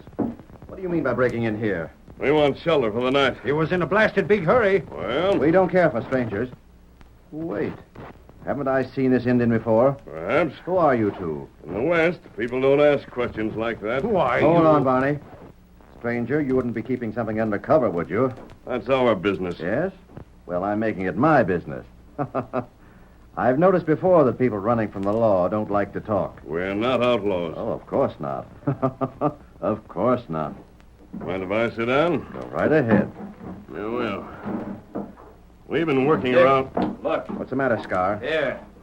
Stranger just dropped these papers out of his pocket. Give me those. I'll take them, Scar. Barney, watch the stranger and the Indian.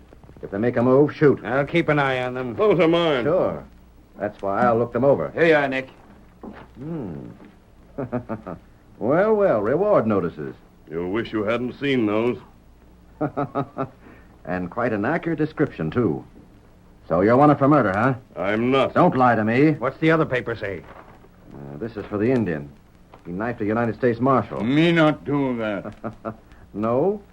Well, the government's pretty sure you did, offering $500 for your capture. Is that right, boss? And there's $1,000 offered for this other fellow. Golly, they must be wanted bad. You gonna turn him in, Nick? I was just thinking. Yes? Stranger, just how handy with guns are you and the Indian? Good enough. Willing to show me? I am. How about a test in the morning? And if you prove yourselves, I'll hire you. We're not interested. I see. You'd rather go to jail. You turn us in. Oh, why not? You're worth money to me. Of course, I'd rather not. I could use a couple good gun hands. But if you prefer jail, well then... You seem to have us. Well, I'm glad you realize that. Then it's agreed? We don't want to go to jail. Good. Scar. Yeah? You and Barney guard these men. Yeah. I'll put these reward notices away. Wait. Where are you putting those? Well, stranger, that's what nobody knows but myself. And no one will ever find it out. But as long as I have these, you'll do exactly what I say.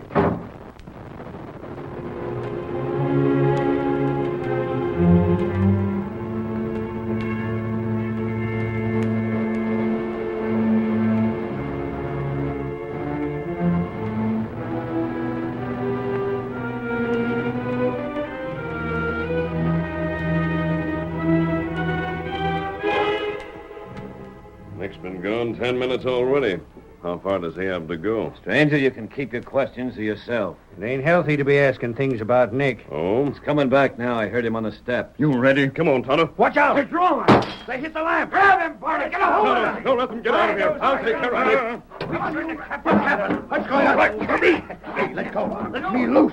Barney, Scar, hell. Where's the engine? I can't see a thing. Hey, what are you doing? Let go. Men, shoot them. Too dark. We're liable to hit one of us. You stand back. There's the engine. Get him. He ain't here no more. He slipped away. Boss, where are you? Over here, hell. I'm through, Tonto. Let's go. Out the door. Stop them. They're outside already. Wait till I light this other lamp. Come on, Silver. There. Now maybe we can see what we're doing. Well, I'll be. Huh? Look at Nick. Boss, what in blazes happened to your boots? Golly, they're gone. Stranger knocked me down and took them. Of all the loco things to do. What in tarnation was his ID? I don't know, but they're going to pay. You're going after them? You bet I am. I gave them that chance, but they threw it away. Now we're collecting those rewards. Barney, bring me another pair of boots from my room. Right away, Nick. I'll show those fellows what it means to cross Nick Kirby.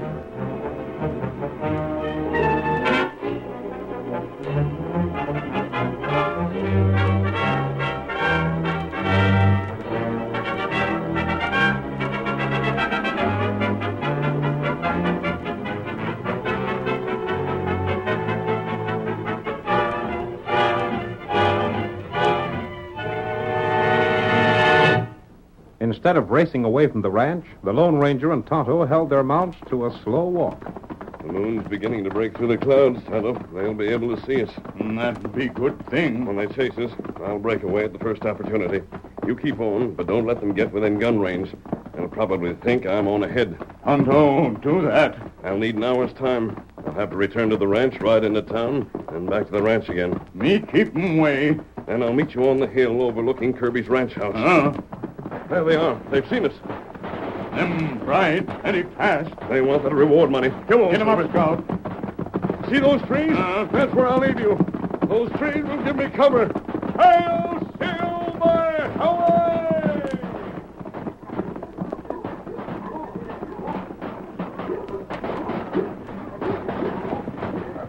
Hurry!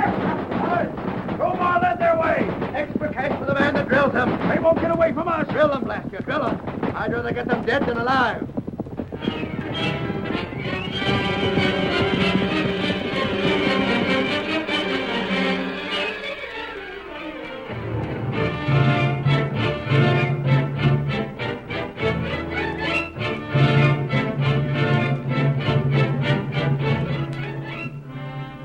Unknown to Nick Kirby, however, the masked man had ridden off in another direction under cover of the trees.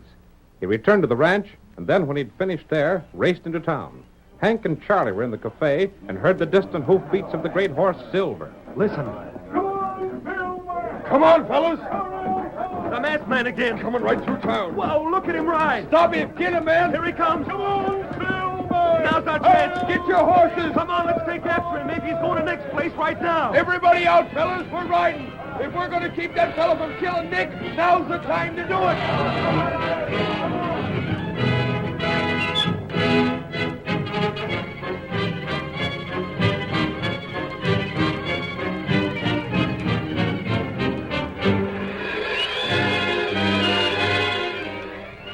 In the meantime, Nick Kirby and his men continued their pursuit of Tonto. Boss, that engine's horse don't ever seem to get tired. He can't keep it up. And how about the other fella? He just rode plumb out of sight. I'm about ready to give up. I say we won't. 500 is better than nothing. We'll get the Indian at least. Get up there. Get up. Hey, what's the matter? Look where we're going. Huh? There's Sandy Creek. There's old Baldy over to the right. Fellas, that redskin's got turned around and he's heading straight back for the ranch. I'll be doggone. That means he's so scared he doesn't know which way he's going. We'll get him for sure. You bet we will. And he's going to be blamed sorry he took us on a chase like this. Come on. Get more speed out of these horses. He might give us a slip yet. Get up, get up, get up, get up.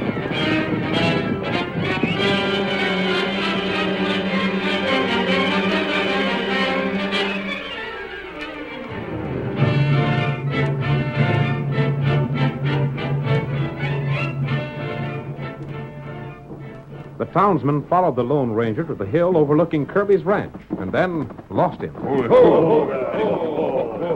Now, where in blazes did he get to? I seen him a minute ago, then he just disappeared. I'm telling you, fellas, you're making a bad mistake.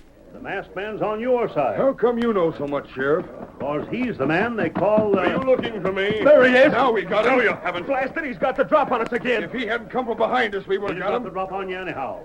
I'm telling you, he... Listen to me, men. Doggone you, stranger. Maybe you mean well, mister. But you're just getting us in trouble. We can't stand for it. Wait, I'll prove to you I'm not. But you can't. You've been afraid that if anything happens to Nick, the evidence he's concealed will be turned over to the law and used against you. We know blame well it will. Well, I can promise you it won't be. You can't promise no such thing. Who's that coming? It must be Tonto. Tonto? Who's he? You'll learn that later. Scout. Good work, Tonto. You gave me all the time I needed. Other feller, come behind. What other fellas? Nick and his two gunmen. You can hear them now. I see him. There's the skunk. Stranger, if you lay a hand on Nick... Leave this to me. Yeah. Hold that Indian. There. The Indian are outlaw, Sheriff. He knifed the U.S. Marshal. Say, the masked Harvey looks like that other fellow we was chasing. Sheriff, I demand their arrest. On what charge? They're murderers, both of them. There's $500 reward for the Indian and $1,000 for his friend. And we're claiming them rewards. Can you prove it? I've got the reward notices. You stay here, and I'll go after them right now. Don't bother. What? I gave those reward notices to the masked man and the redskin. But you mean that they're not... I mean they're not wanted by the law. They're not the men those bills describe. You're crazy. Nick, the masked man's gone again. Where in blazes did he get to? If he's got away, the Indian's still here.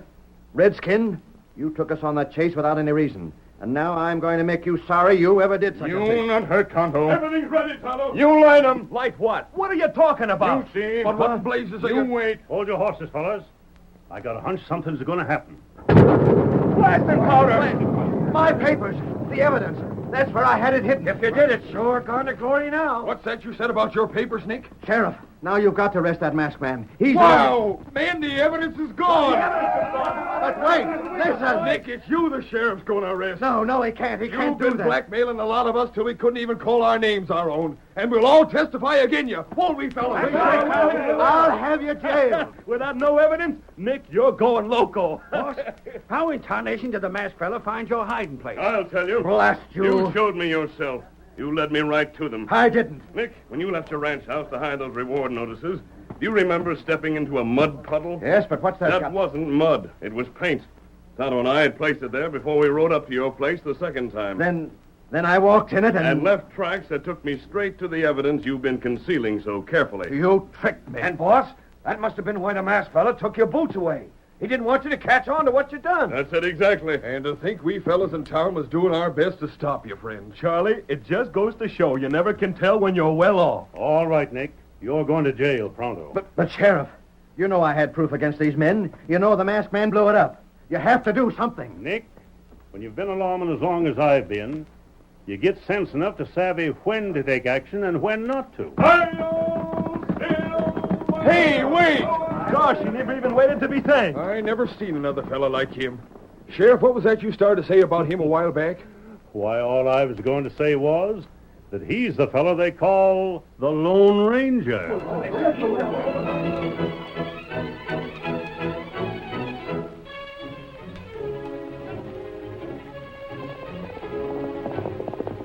Come on, Silver, old fellow. There's adventure down in Texas. Hi-yo, Silver! Away!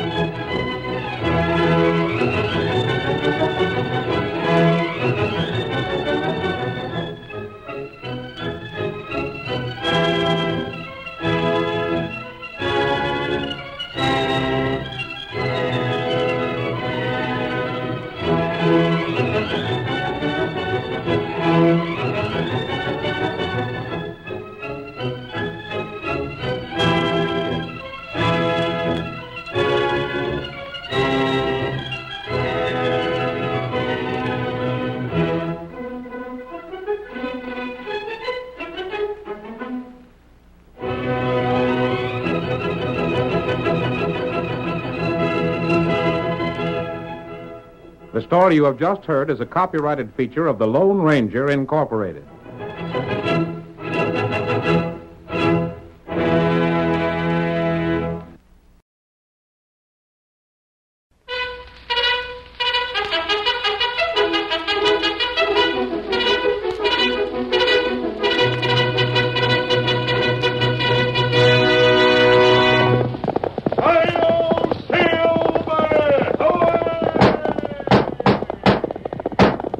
A fiery horse with the speed of light, a cloud of dust, and a hearty hi-yo Silver, the Lone Ranger.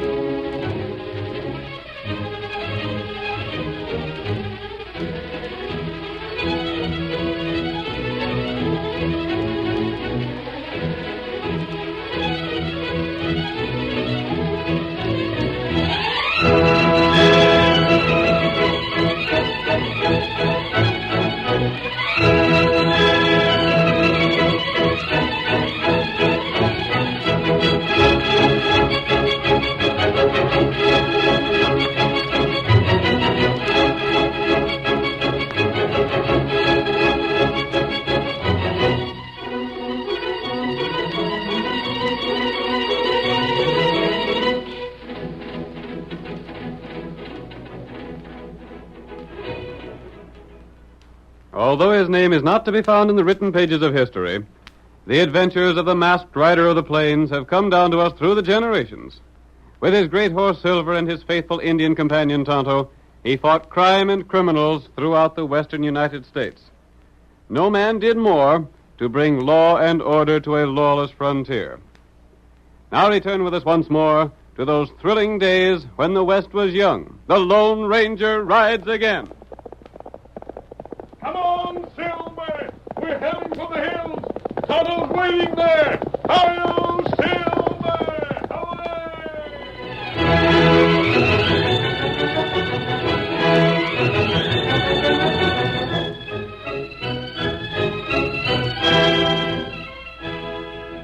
Ike Hanover was well past middle age. His wife had died many years before, and Ike's only relations were a son, Matt, and a nephew, Jim Rockwell. Matt was idle, dissipated, and bad-tempered. And on those occasions when Ike tried to persuade him to mend his ways and pointed out Jim Rockwell as a good example, Matt lost control of his temper completely. As our story opens, we find him arguing with his father. All the time holding Jim up to me like a tin god, I'm sick of it. Hold on there, Matt. I wasn't holding Jim up to you. Just the same thing, ain't it?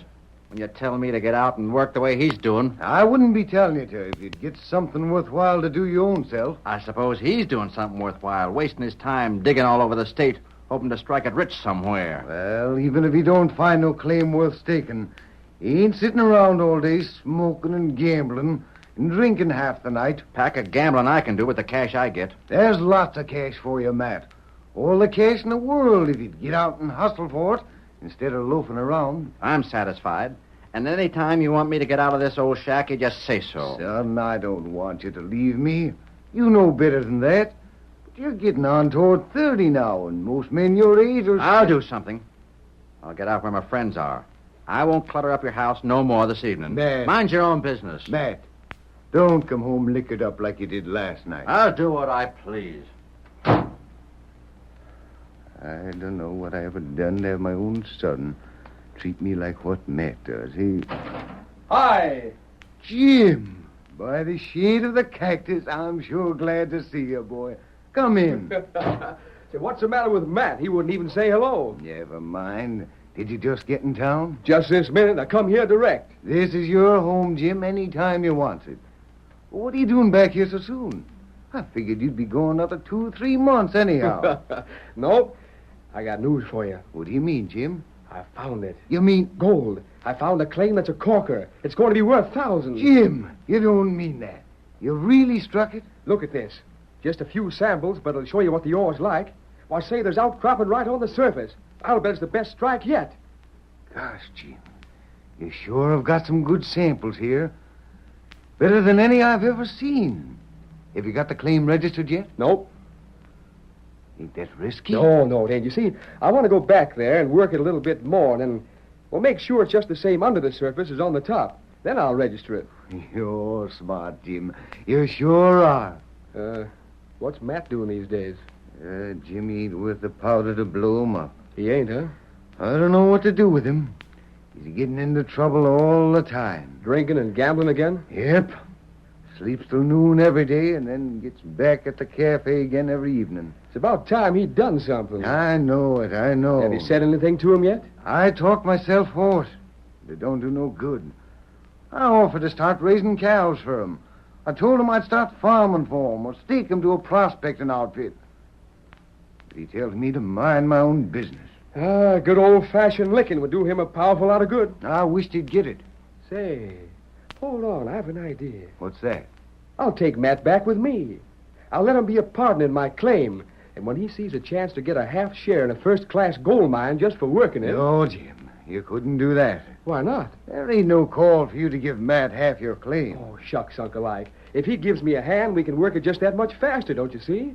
There's more than enough gold there for both of us. Well, I don't Besides, know. the trip will do him good. If he'll go. I'll fix that, all right.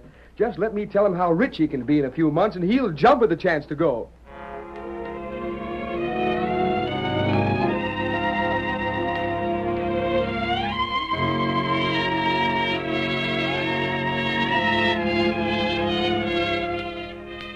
It took very little persuading to get Matt to join Jim. And in a short time, the two cousins were back in the deserted part of the country where Jim had found the gold. Unknown to them, their arrival was watched by an Indian. We find him now as he reports to his masked friend. The Lone Ranger is saying... You say they just came, Tonto? Them come dig gold. This morning? That's right. Them build shack at bottom hill. That isn't a very good place to put a shack. Look up at the top of the hill there. Oh, heap big rocks. And the shale on that hill doesn't make a very sound support for the rocks. If one of them comes down the hill, it's likely to crash right into that shack they're putting up. That not all. What do you mean, Tonto? One feller, him pale. One brown from wind. Yes? Pale feller, stay indoors too much. You haven't much use for men like that, have you, Kimasabi? Maybe sometime. Tonto not like this pale feller, though. Why is that? Him plenty lazy. I see. You think he'll let the other man do most of the work while he sits around and does nothing? Is there gold over where they are? Plenty gold. Tonto know. Many Indian know. White man just find out. Indian leave gold in ground. Too much gold make trouble. I think, Tonto, it'll be a pretty good idea if we stay around here and watch the two men.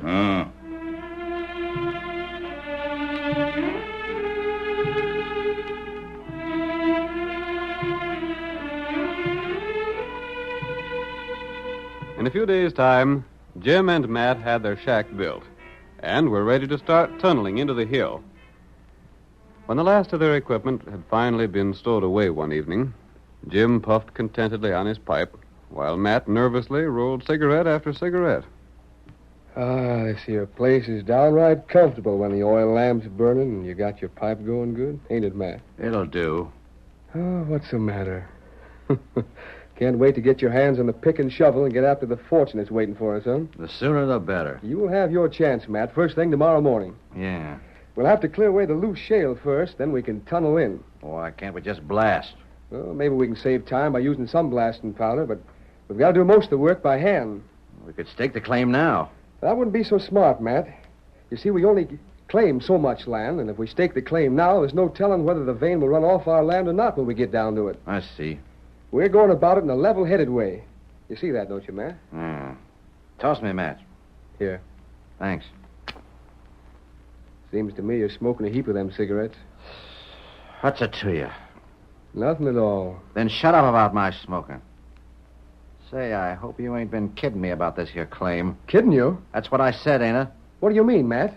If this claim don't prove out a blame good one, it'll be a pile of trouble. You've seen the samples yourself, Matt. I know it. But you might have fixed this up with the old man, you know. Just to get me up here away from my friends. And if you did, See here, Matt. You won't do nothing. I've had enough of your ornery cussedness, and I don't think I'm going to stand for much more of it. Oh, you ain't. I've done 3/4 of the work on this shack, and maybe more. Well, it was your idea. We had to have a place to live in, and it was easier to do the work myself than to try and get you to help. Besides, I figured maybe you'd get used to work gradual, but I guess I was wrong. Well, what you aiming to do about it? Just this. From now on, you're going to work right along with me digging that tunnel. You're going to get half of what we find. And if you don't do the work, you won't get that half. All right. Shut up now, will you? One thing more. There's to be no liquor. Get that? You've only seen me take one drink since we come here. Yeah, because you couldn't find no more. And you're not going to find any more, understand? I hear you. If you're through preaching now, I'll turn in. Good night.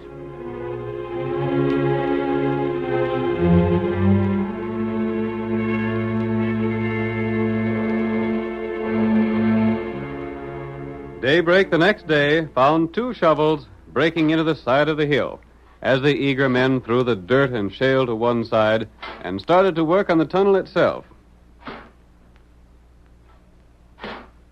For the first hour, the work went smoothly. And then Matt said, Gosh, this digging ain't no cinch. You didn't think it would be, did you? There's nothing worthwhile that's a cinch. You ought to know that, Matt. How much do you reckon this claim will be worth to us? No telling. Maybe not so much. Maybe thousands of dollars. Gosh, I'm going to get what cash I can real quick, and then I'm going to town. You know, Jim, this ain't a bad idea. Up to now, I ain't had so much money to spend, thanks to the old man. But now I can show the folks in town some real parties. Not if you don't get back to work. I'll get me a big house and let the old man have his dirty shack if he wants it. He don't want that shack, Matt. I reckon it'll be right fine for Uncle Ike to be able to stop saving pennies. Ain't no call for him to change his way of living. No? He don't get none of my claim. What do you mean he don't? I'm working this. Let him find a claim of his own. He's always saying every man should earn his own money. Just like you did, huh? Well, maybe I didn't find this here claim, but it's half mine, ain't it? I'm working it as much as you are. Mm-hmm. You're working as hard at leaning on that shovel as I am at tossing this darn shale aside. I'll grant you that. You... But I told you it'd be half yours, and I reckon it'll be that. Wish I had a drink. You ain't going there, so you might as well forget it. Good morning. What the... Why, howdy, stranger. Where'd you come from? Over yonder. You're wearing a mask. You're an outlaw. I'm not an outlaw. I don't care what you say. You're wearing a mask and sporting 2 guns. And I don't want you near our claim. Now get. Hold on, Matt. What'd you want, stranger? I wanted to borrow some matches from you. I saw your shack and... We ain't got none to spare. Sure we have, Matt. Plenty. Here you are, stranger, and welcome to 'em. Thanks. You sure you ain't dodging the law, mister? No, I'm not. You wouldn't be wearing that mask if you wasn't. Now, see here. You can't come around here and try and jump our claim. Get going before I put a bullet in your hide. Shut up, Matt. This fella ain't trying to jump no claim. There's lots of room here. You're right, Jim. I don't want any part of your claim. I just thought I'd better warn you that you'll have to be careful of rocks sliding down the hill. You're tunneling in, I see. Yep. We aim the tunnel away and then file our claim at the government office. Better watch out. This is loose shale. If one of the rocks on the hill above should slide down, it might block your entrance here. Thanks, stranger, for the advice. But we ain't taking it. Now get along and mind your own business. And don't try no tricks. I'm going. Here, Silver. You was hiding your horse around the bend, huh? I wasn't hiding him, Matt. Yep. Good day. Hi-yo, Silver! I'll get that outlaw. What'd you knock my gun up for? Because you ain't gonna shoot a man in the back. Whatever he is, don't make no difference. What was the idea, anyway? He's an outlaw. We don't know that. Well, blast it. He'll fetch a whole gang of men here to file claims near us. What if he does? That's his privilege, ain't it? We can't claim this whole territory. But we're the only ones that know about this place. Now the news will spread. Let it. But don't shoot at a man when all he does is ask for matches and warn us about the rocks. Got any more to say? It's no use talking to you. The next time you try a stunt like that, I'll take a hand at it myself with a 6-gun.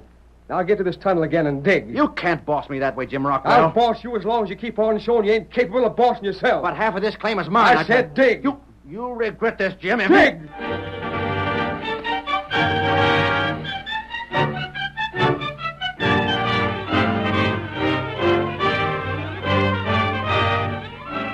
The curtain falls on the first act of our Lone Ranger drama. Before the next exciting scenes, please permit us to pause for just a few moments.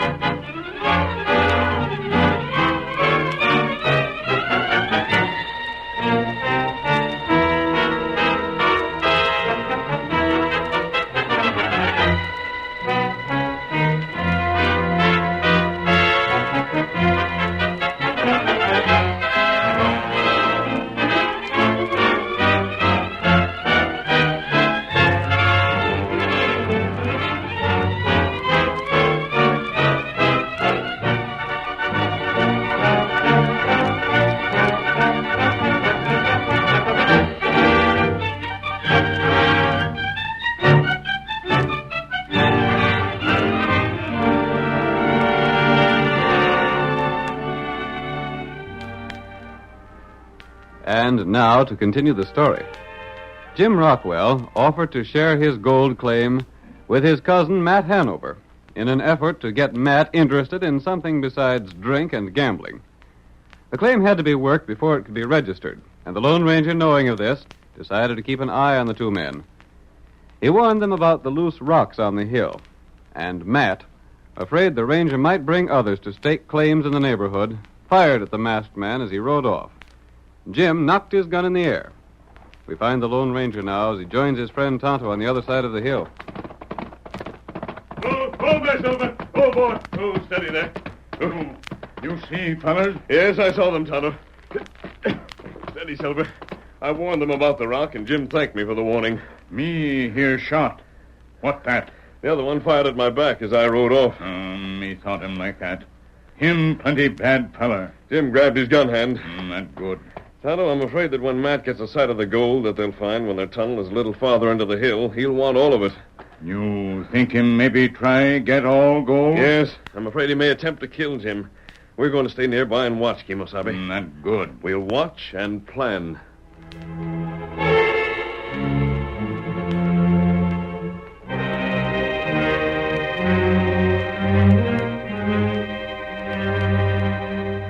When Hard Rock was reached, Jim brought out the blasting powder, and for several days, the sound of drilling carried through the hills with heavy blasts at regular intervals. Finally, when the depth of the tunnel had reached 20 feet, Jim straightened up excitedly. Matt, look at this. Is that the gold? The richest vein I ever seen. Matt, we're all set now. We're rich, Jim, rich. We're both rich. We will be when we get this claim filed and the gold dug. Then we got to get the claim filed now. We can't take no chances. That's right. Here, I got it all made out. This is the right wording, ain't it? Huh? Say, when did you do this? I couldn't sleep the other night, so I made the paper out. You were sleeping. It's all right, ain't it? Yeah, looks to be. Oh, well, sign it then. You put your name on there first. Well, what of it? One of us has to be first. Reckon it don't make any special difference which one it is. I don't suppose the fact that I found the place first means anything to you. Why should it? I could have found it just as well as you if I'd been here first. All right, Matt, never mind. You're going to sign, ain't you? I reckon. But see here, how'd you know how to make out these papers? I ain't as dumb as you seem to think. It ain't so hard to learn to draw paper up like that. All right. You'll sign it? Yep, as soon as I get a pencil. Here's one. Good enough. Now then. A-I-M. Jim. There you are. I'll get over to the shack and get ready to head for town and file a claim. You going yourself? Sure, why not? You stay here and watch it to see no one jumps it. All right, Matt. But let me tell you this. When you get to town, you file the papers and get back here pronto, understand? Sure thing. Don't do no drinking and less talking. Just get back here as fast as you can. I'll start now. You're going to stay in the tunnel here? No use wasting time. I'll stay here and get the next blast ready. All right. There ain't no more powder here, though. Bring another can of it before you start for town. Get one from back of the shack. You ain't got none in here at all? Nary a bit of it. Then I'll fetch some.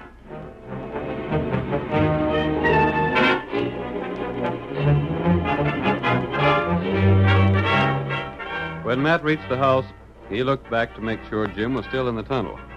Then, reaching behind his bunk, he brought out a bottle, still half full of liquor. One long drink was followed by another. His brain was filled with plans and schemes.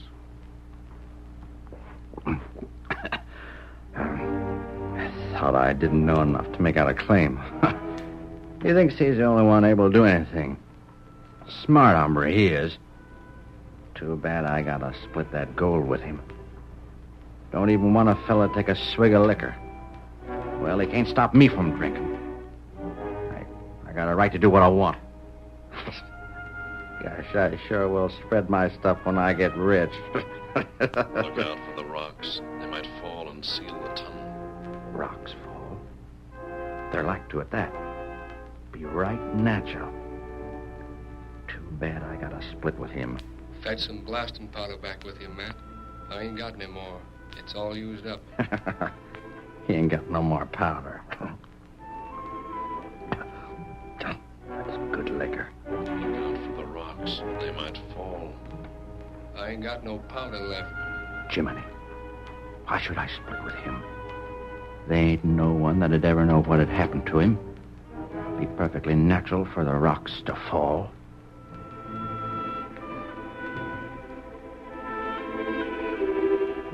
Matt sat on the edge of his bunk for some time, thinking, hearing whispers around him, listening to the ideas that seemed like spoken suggestions to his liquor-soaked brain. From time to time, he looked toward the tunnel, making sure that Jim was still at work there. And then... I'll do it. No one will ever know. I'll get even with him for preaching at me. I'll show him all right. Yeah. One good swig left in the bottle, and that... There. Now, Jim, I'll bring your blasting powder to you, but not the way you think.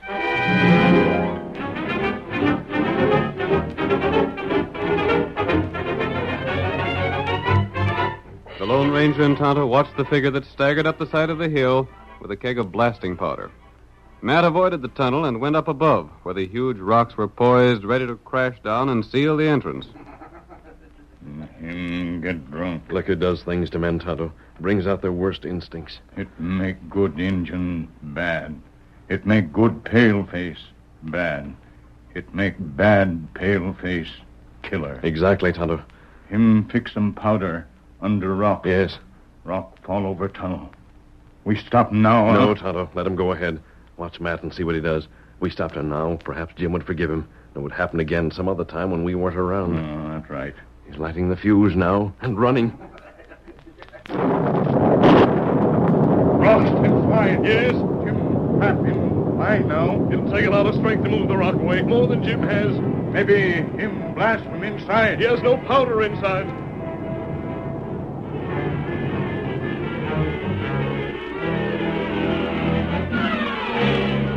Jim, sealed inside the tunnel, realized what had happened and knew that without help from the outside, he would soon starve to death within the mine. He shouted, Matt! Matt! Are you there? I'm here, Jim. Matt! Them rocks must have slid down from above. Get some powder and break up the one that's sealing me in. Matt! Can you hear me? Are you there? I hear you. You bet I hear you. Matt!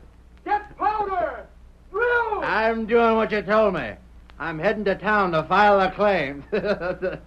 I'm filing a claim for myself, see? You won't need to be cut in for half now. It's all mine now. All mine. Matt! You're crazy! Matt! So long, Jim. I'll be back in a week. Maybe 2, 3 weeks. I got some spending and drinking to do in town. I'll file a claim first, and then I'll celebrate. Matt! Matt!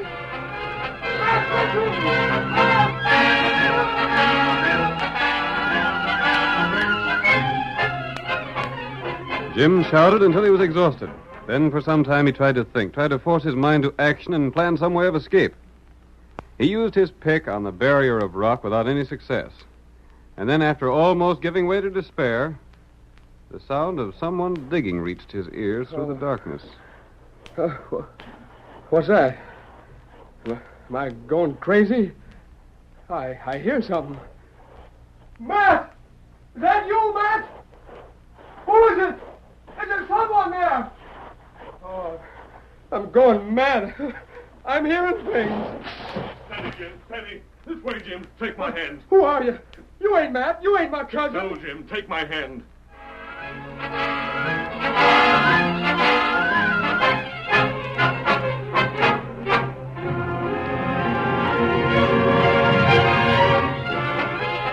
Leading Jim out through an opening in the side of the tunnel, the Lone Ranger paused to let the young man gather his scattered wits.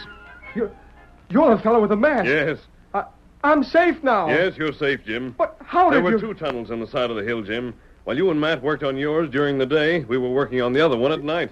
You mean you... The second tunnel was at right angles to yours. And when your entrance was blocked, all that I had to do was to break down the wall dividing your tunnel from the one we just came through. Then... Oh, but see here, stranger. I gotta get my horse. That ornery double-crossing murderer will head for the office to file a claim to the mine for himself. He's had an hour start on you, Jim. Can you catch him? I don't know. Come on, I've got to get started. He tried to kill me. He done it on purpose. Yes, Jim, he did it on purpose. And look.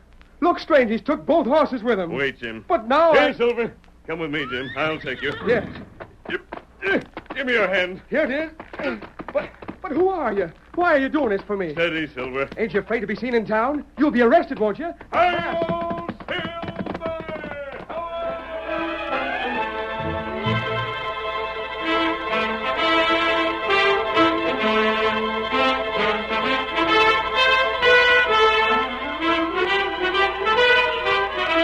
The great horse, Silver, carrying his double burden, swept toward the town, the ground flying beneath his silver-shod hoofs.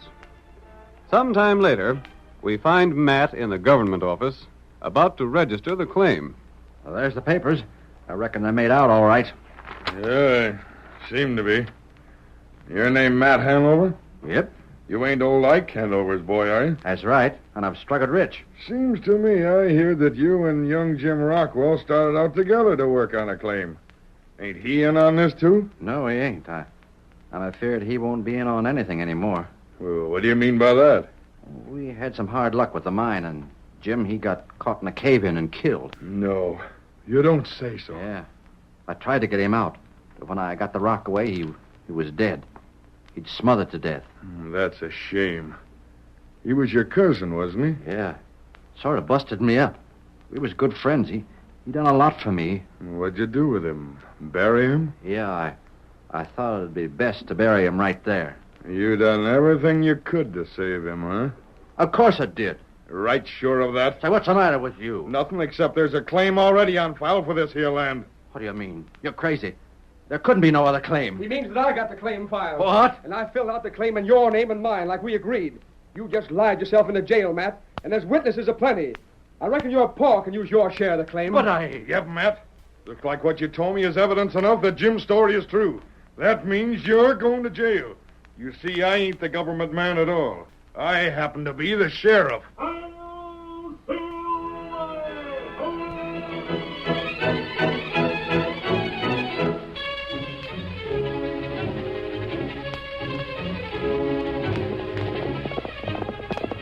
Come on, Silver, old boy! We're on the trail of Pete Lorenzo! Hi-yo, Silver! Away!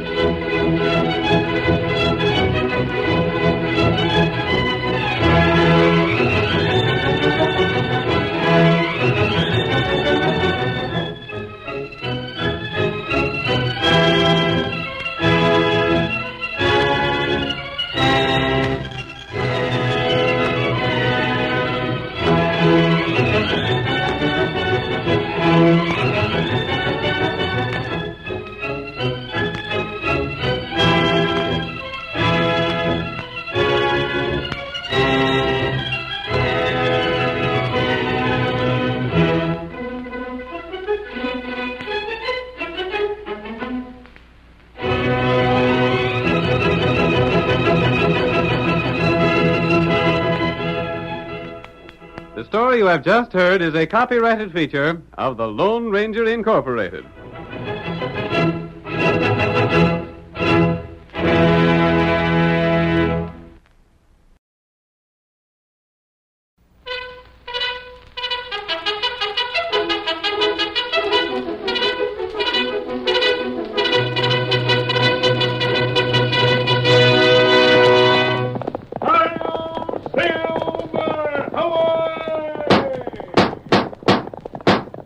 A fiery horse with the speed of light, a cloud of dust, and a hearty hi-yo, Silver, the Lone Ranger.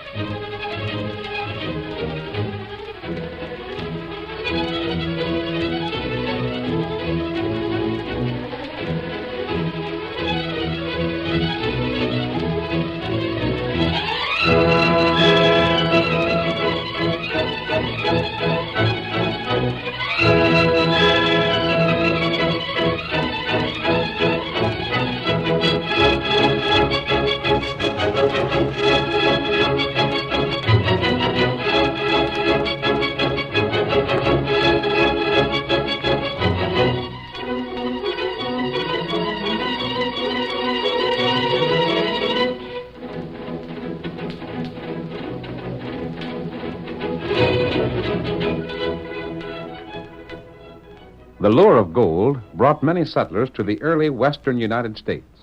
The government regulated the filing of claims to the best of its ability, but gunplay settled many boundary disputes, and it was in the gold country that the masked rider of the plains did some of his best work.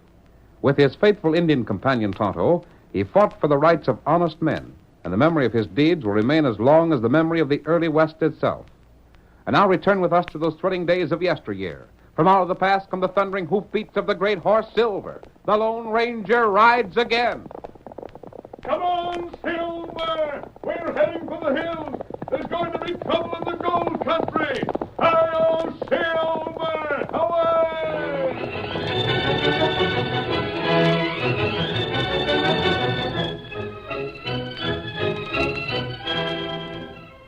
Steve Gardner's mine was in the district surrounding Oak Falls.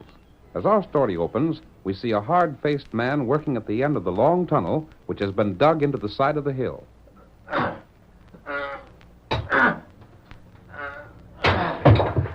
Colors. Gold ore. I hit the vein. Bull! Hey, Bull! What do you want, Jake? Come here and come a-running. Hey, what's the excitement? Bull, I found it. I found it.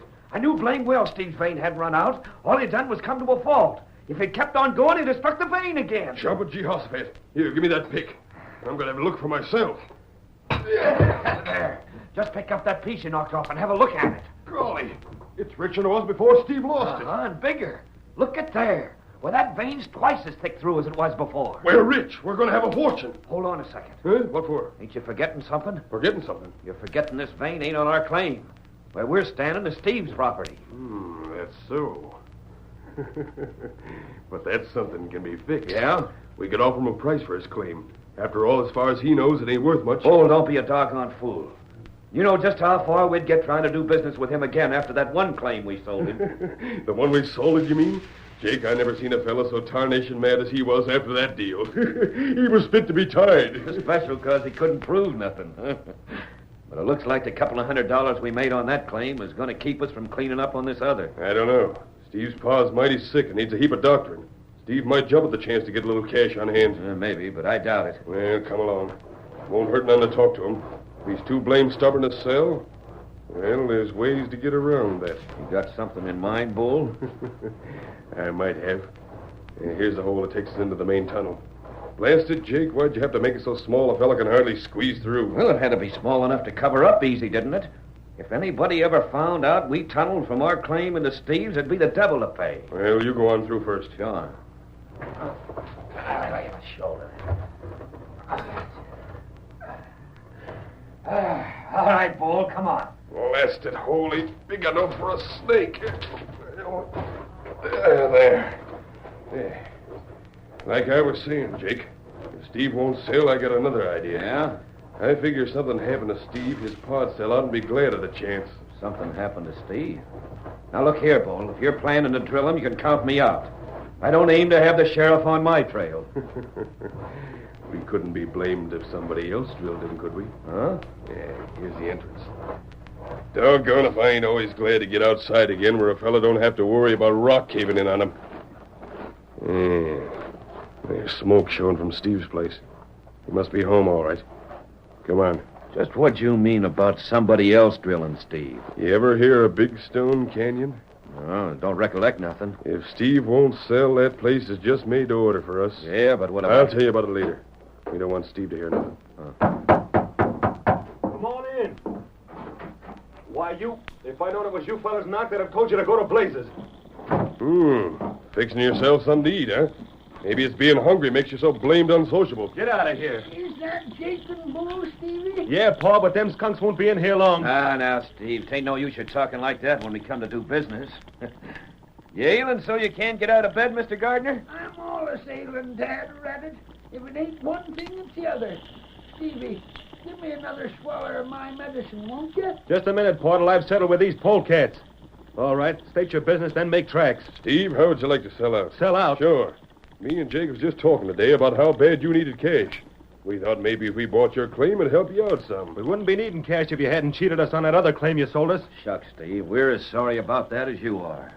That's why we'd like to make it up to you now. Sure.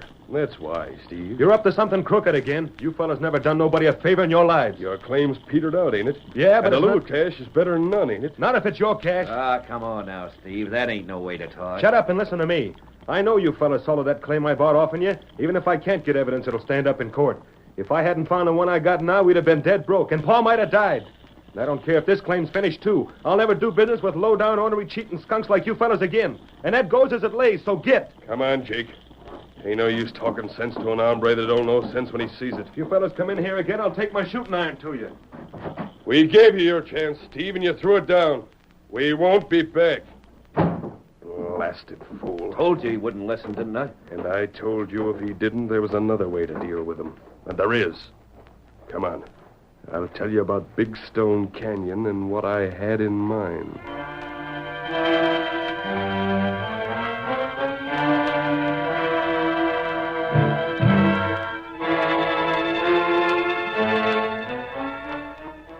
It was almost 2 weeks later that Tonto, the faithful Indian companion of the Lone Ranger, heard someone call to him as he rode down a winding mountain trail. Injun! Hey, Injun! Oh, Scout. Oh. I'm over here, Redskin. Come here. I want to talk to you. And me come.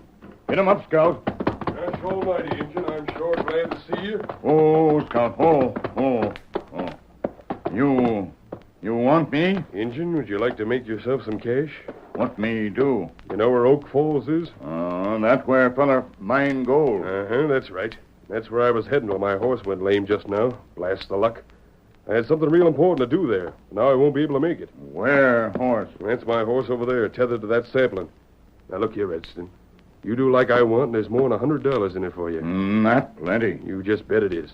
Are you on? You tell Tonto what do. Well, it's like this, Injun.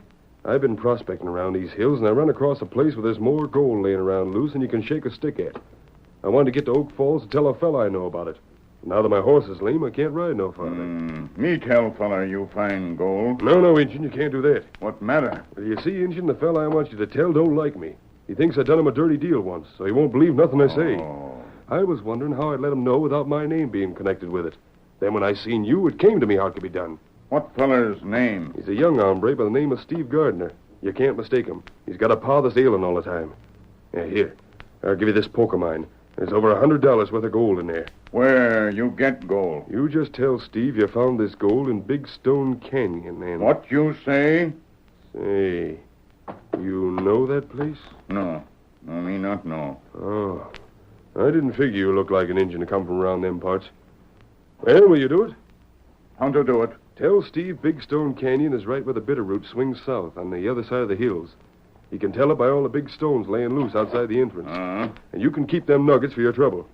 Now, you got everything straight? Me not forget. Good. That's just fine. Now, get along with you. Remember, you do it just like I said. Me go now. Adios. Get him up, Scout.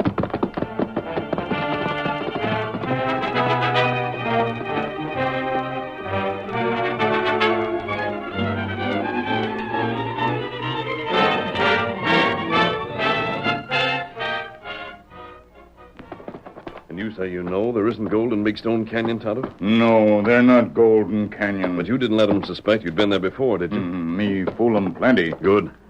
I wonder what that fellow's game is. You said Big Stone Canyon is the burial place of a famous Indian chief. That means it's sacred to his tribe. Any white man found prospecting there would be killed. Not right. Tonto, we're going to look into this. What we do? Steady, Silver. We're riding to Oak Falls. Oh. You're going to do exactly what that man told you. Unless he thinks that Steve Gardner is tricked, he'll not show his hand. Show Steve the gold. Tell him you found it in the canyon. Then leave the rest to me. Tonto do that. Come on, Tonto. Hi-yo, Silver! Away!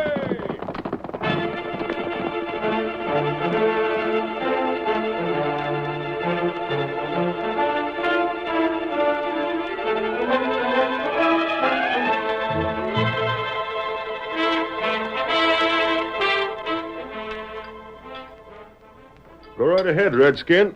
Fill up your plate again. You're welcome to anything we got here. Me not want more. Shucks, you haven't had enough to keep a bird alive. Hey, Pa, feeling good enough to have some of this bacon? Now, you just let me sleep some, Stevie. Maybe later on in the day I'll be able to swallow some victuals. Him sick? Pa ain't been well for the past 5 years, Redskin. Gosh, I'd give my right arm to have the cash to send him east where he could be took care of right.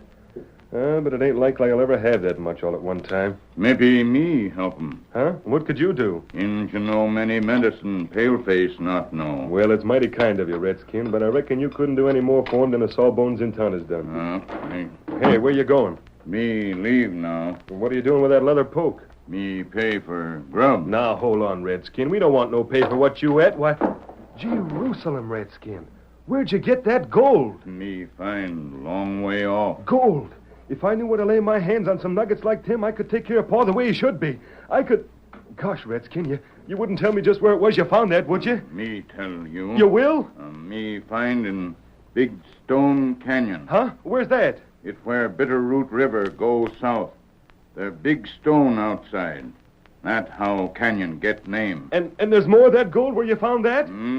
Plenty more. Whoa! Say, you haven't told nobody else about this canyon, have you? Tonto only tell you. Pa, did you hear that? Redskin told me where I could get more gold like he's got. Hey, Redskin, come here. You said maybe you could help Pa. I don't suppose you can, but would you be willing to stay with him while I'm gone? If you ain't, I'll have to let that gold go. I can't leave Paul by himself. No, Stevie. Me stay. Redskin, you're a gift from heaven. You're the best fellow I ever seen. I'm getting packed and I'm leaving for Big Stone Canyon today.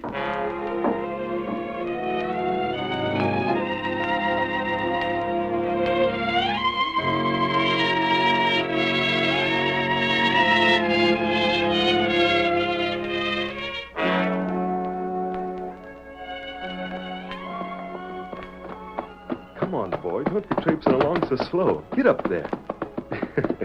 Shucks, you're the laziest horse I ever did see.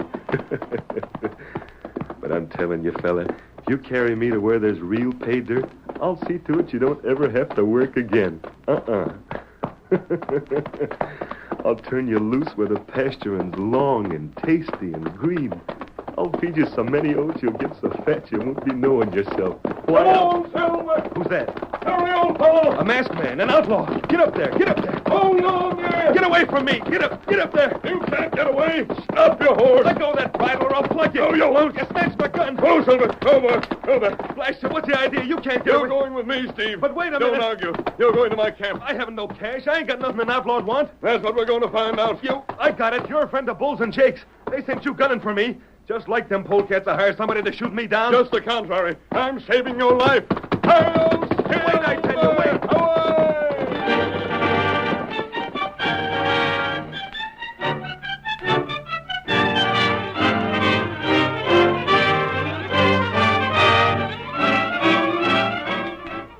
The curtain falls on the first act of our thrilling Lone Ranger drama. Before the next exciting scenes, please permit us to pause for just a few moments.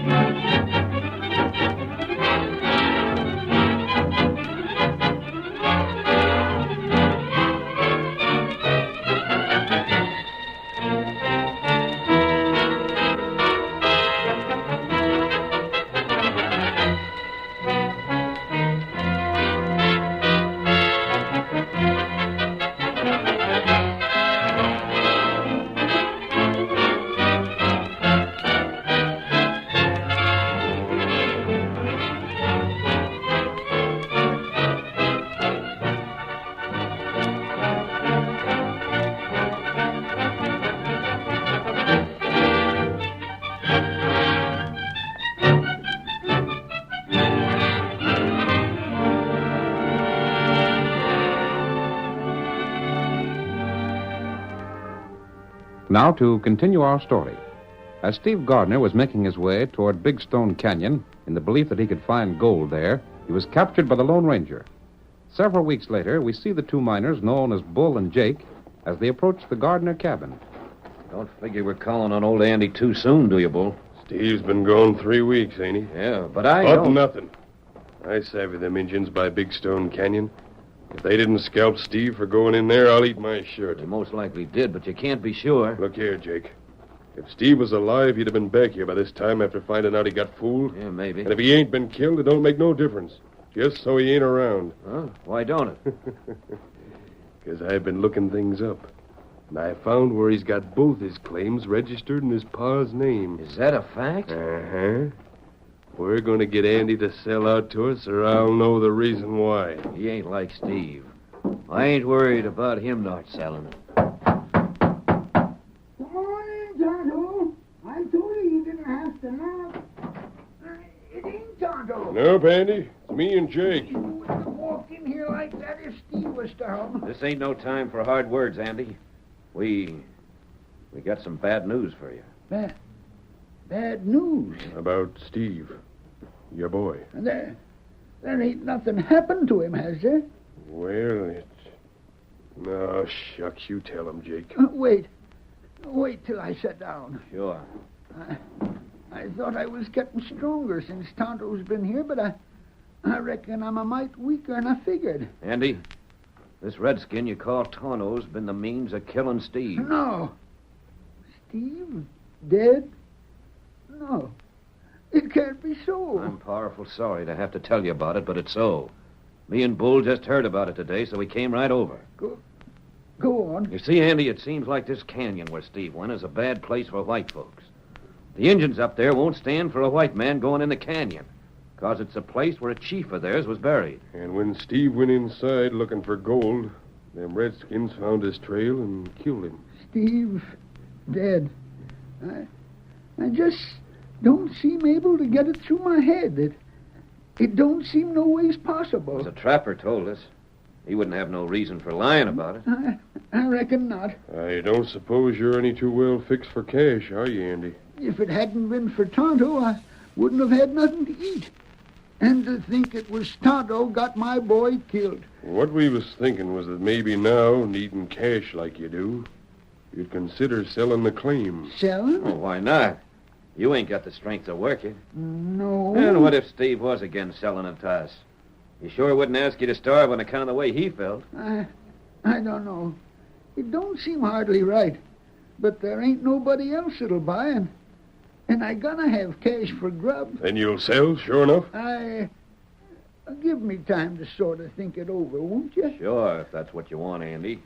We ain't gonna rush things. Only... Yeah? Well, even if you do like this redskin that's been staying with you, I wouldn't think you'd exactly hanker to be living off him no longer. After what happened. Just let me think it over, that's all. I'll give you your answer tomorrow. Good enough. Let's get home, Jake. I reckon Andy'd like to be alone for a spell. Uh-huh. We'll be back again tomorrow at just the same time. I'll be here. Good day, dear. Steve gone. The boy I raised all these years. There wasn't no finer boy anywhere. Andy. A masked man. Listen to me, Andy. Steve isn't dead. But they just told me. I know what they told you, but I'm telling you the truth. But, Here, read this. It's a note from Steve. I think it'll explain everything. Why, he says he's been with you all this time. He has. But why didn't he let me know? Why? It was hard on you, Andy, but it had to be done this way. If you'd known the truth, Bull and Jake might have guessed it. This way, they're convinced you believe Steve is dead. But, stranger, I still don't Does see... that note convince you that I'm your friend? Steve says to trust you, mister, and I reckon what Steve says is good enough for me. Good. I've learned a number of things lately. Enough to find a way to punish Bull and Jake. What's that? They plotted Steve's death, Andy. But if you do exactly what I tell you, they'll be brought to justice. They schemed to kill Steve? They did. Why, the low-down, rotten skunks. Stranger, tell me what your scheme is.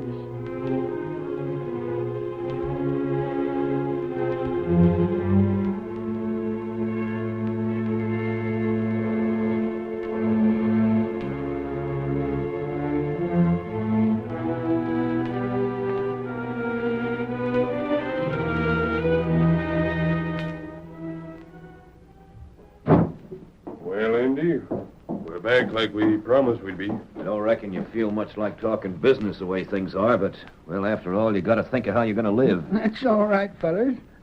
Sit down. Well, now, you're taking it real sensible. Sure, we'll sit down. Have you made up your mind yet? I suppose rightly I ought to sell. Why, sure you should. And like I told you before, there ain't been nobody but you fellers ever gave an offer for the claim. Shucks, why should they? The vein run out, didn't it? That's what I can't figure. If the claim's no good, what do you fellers want with it? Now, look here, Andy. Don't get the notion we're going to offer a whole pile of cash for the mine. What'll you give me? Oh, $100? We don't aim to be stingy about this. It ain't enough. Huh?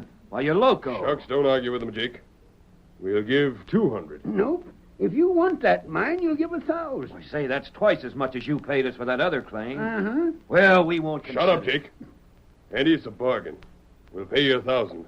Though why we're so doggone soft-hearted, I'll be blamed if I know. You got the cash with you? How much are you carrying, Jake? I got it if you don't mind taking folding money. Folding money'll do me. Just a second. I got the papers here all ready for signing. Good enough. How about witnesses? Wait, I think I seen a couple of fellas just pass by. They'll do all right. Hey, you fellas. Oh, Nuss? Step in here a minute, won't you? Sure. They coming? They're right here. Howdy, fellas. Step in. Don't mind witnessing some papers, do you? Shucks, glad to oblige. Here's the papers, fellers, and here's pen and ink on the table. Look the papers over, then sign up and pay me the cash. I'll look at them papers. Them the right ones, Bull? Yeah, let me see. Yeah, these are the ones, all right. Where's that pen, huh? Whoa, what the? An outlaw. Wearing a mask. Stand still, all of you. Are you? Coming. Careful, Jake. He looks like he'll plug you. I will if you slap leather. What do you want with us? If this is a hold-up, you'll pay for it, mister. Well, we ain't got no cash on us, stranger. Honest, we ain't. I'll see about that. Line up there. You can. And keep still. Take your hands off of me. I ain't got no cash, I told you. Don't move. I'll search the rest of you. You there. You. Yeah. Nothing worth taking. We told you we didn't have I any. just wasted my time on you. I'm going. If a man follows me outside of this door within the next 10 minutes, he'll get drilled. Ooh. Gosh, he never even touched the pocket that had my cash in it. Well, maybe he didn't. We're going to sign these papers pronto and give the cash to Andy. Then if that crook comes back again, it'll be Andy that's robbed instead of us. Here, hand me that pen.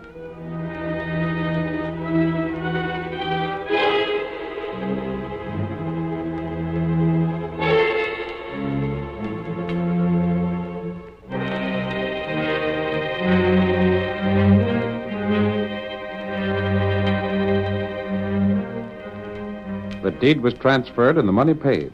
Then, the next day, Bull and Jake, congratulating themselves on their cleverness, went to work with pick and shovel in the mine. I'm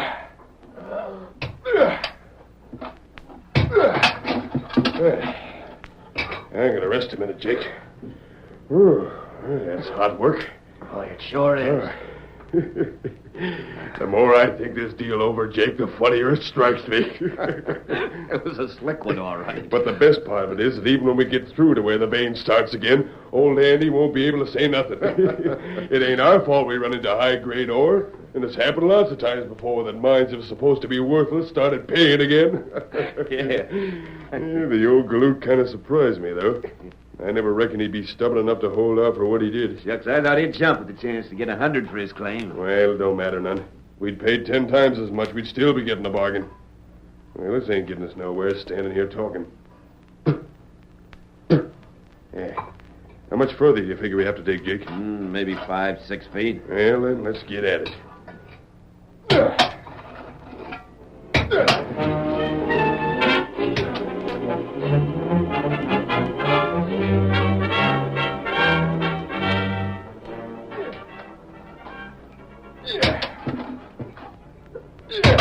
We're through. We strike the vein? Yeah, look, them colors. By golly, you're right. Jake, we bought a fortune for $1,000. Yeah, look at that. Stop working now. What the same masked man? Come on, men. Well, Bull, thanks for doing that work for me. You too, Jake. Steve. We thought you was dead. Well, I ain't, and I've come back to claim my mine. You can't do it. We don't care what happened. This mine was bought and paid for by us. Even if you ain't dead, Steve, your pa had the right to sell it. And he sold you men of mine, but not this one. Huh? What's that? If you look at your deed again, you'll find you bought the mine, you sold it, and sold to Steve some time ago. Well, that ain't so. Bull, you looked at them papers, didn't you? He's trying to bluff us. Of course I looked at them, and they was for this mine right here. Well, they were when you looked at them. What do you mean? But you didn't sign the same papers you looked at. Look, The masked feller's giving you the right of it, fellers. But we signed the papers was on the table. Do you remember when I came in the cabin yesterday? and held us up. You were so busy watching me that you didn't pay any attention to Andy. He'd had a second group of papers prepared, and he substituted those when you weren't looking. Boy, the dirty... It was your own fault. You couldn't wait until the papers were signed and the money given to Andy. You wanted him to be the loser in case of another holdup. Well, you tricked us. I'll show Watch you. out, Andy. let go of that arm. Hey, you're breaking it. Drop that gun. There it is. I'll take care of the crooks now, stranger. Sheriff. You're prisoner, Sheriff. I'll see if they get a plenty. If we can't hold 'em on nothing else, assault with intent to kill, keep 'em in jail a mighty long time. All right, boys, bring 'em along. Come on. Gosh, Steve, I was sure glad to hear it when the masked man told me you were still alive. Paul, when I first met up with the masked feller, I figured him to be a friend of these skunks. But it didn't take me long to figure different after I talked to him. But how did he find out there was gold here? He didn't know it till after these crooks started to work. He said we'd let him think they'd bought the mine, then they'd show why they wanted it. Well, I'll be doggone. They showed us where the gold was, and on top of that, paid us back twice as much as we'd paid them for that no-good claim they sold us. Paul, now you can go east and get all the fancy doctrine you need. Look here, Stevie. I don't need no doctrine. The masked feller made us rich, and the Injun made me well. Them two fellers beat anything I ever seen. Hail, Silver! Hooray!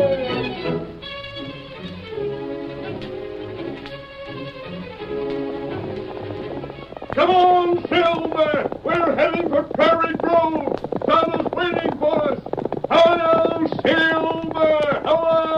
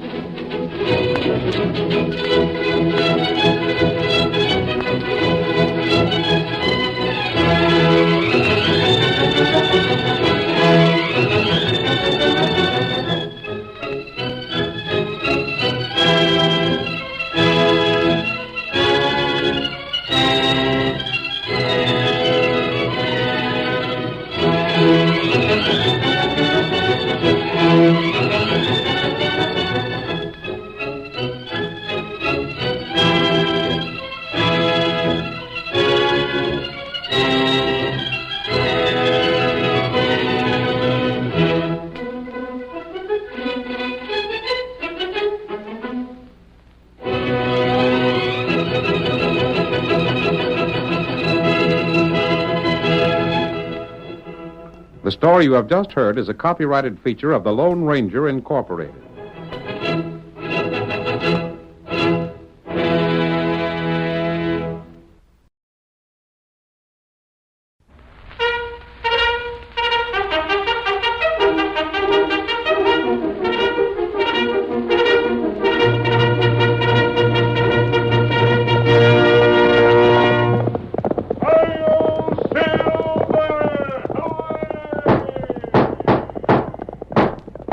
Fiery horse with the speed of light, a cloud of dust, and a hearty hi-yo Silver, the Lone Ranger.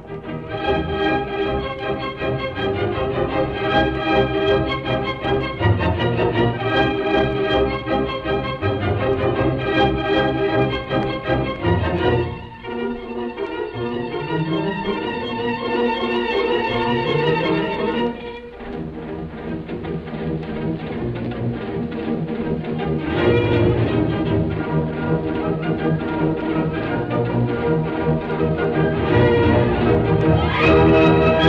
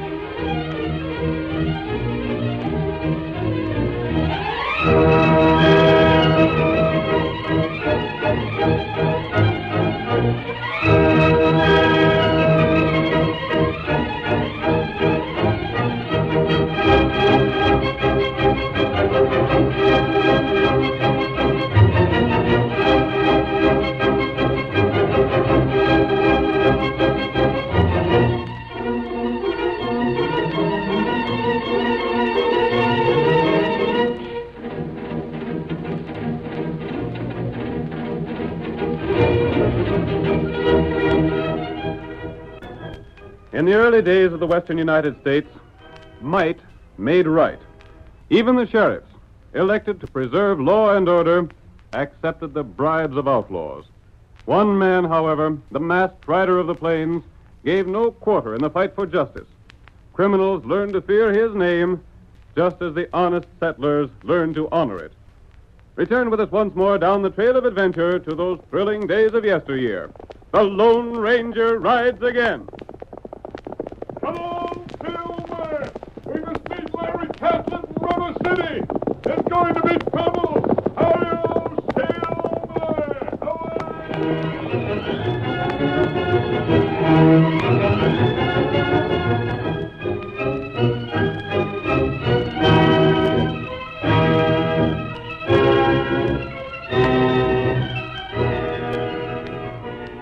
When old Lafe Catlett, owner of the Box B, died, he willed the ranch to his son Larry. But within a week, Larry was accused of murder and fled from the district. Jake Brimmer, Larry's uncle, took over the management of the ranch, and we see him now in the cafe at River City, sitting at a table with the sheriff, Walt Travis. The sheriff is speaking. Look here, Jake. You've been stoling me off long enough. Yeah? You ain't forgetting that I'm still holding the paper you signed confessing to the shooting of Bill Sweeney, are you? Blast you. I should never have signed it. I don't recollect that you had much choice. I seen you shoot Bill, but I let you get away with it because you promised me half of the Box B. You get it when you do your part. I done what I could. I told everybody I seen Larry do the killing. It weren't my fault he got away. You should have caught and hung him. And I would have, too, if he hadn't heard us scheming. Well, all I gotta say is this. When you hang my nephew, so as the ranch is mine without no question, then you'll get what I promised you. But you won't get nothing before. And what if I show folks that confession of yours? You ain't bluffing me. Yeah? You do that, you won't get nothing, no matter what happens. Maybe. Our bargain goes just as we said.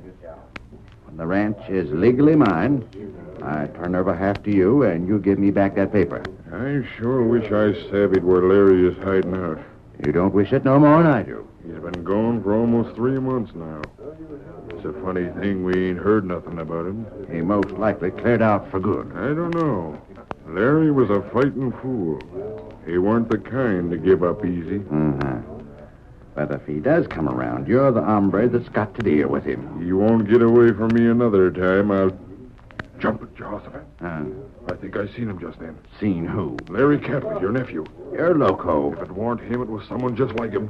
Where is he? He stuck his head inside the door, looked around quick, then backed out again. Come on, let's find out. If it's him, I'll sure jail him this time. Hurry. I don't think he's seen us. But I don't want him to get away. He can't be far off.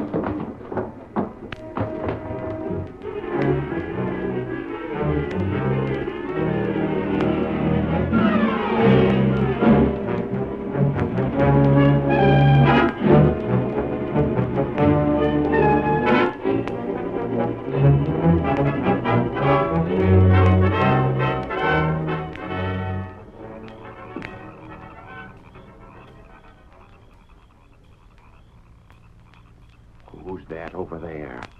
Looking near too dark to see. If that ain't him, I'll eat my Stetson. It is sure enough. Hey there!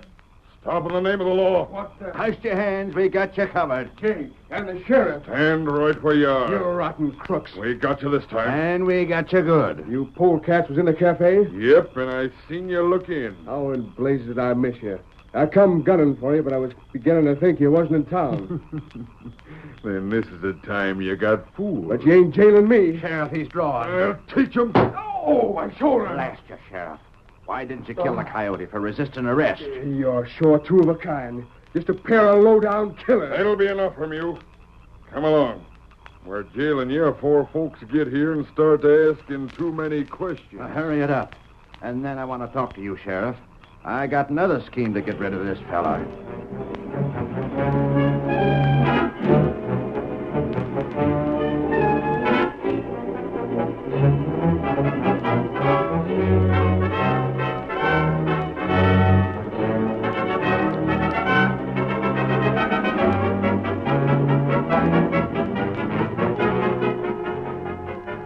Larry Catlett was promptly thrown in jail and held there without being permitted to speak to anyone in town.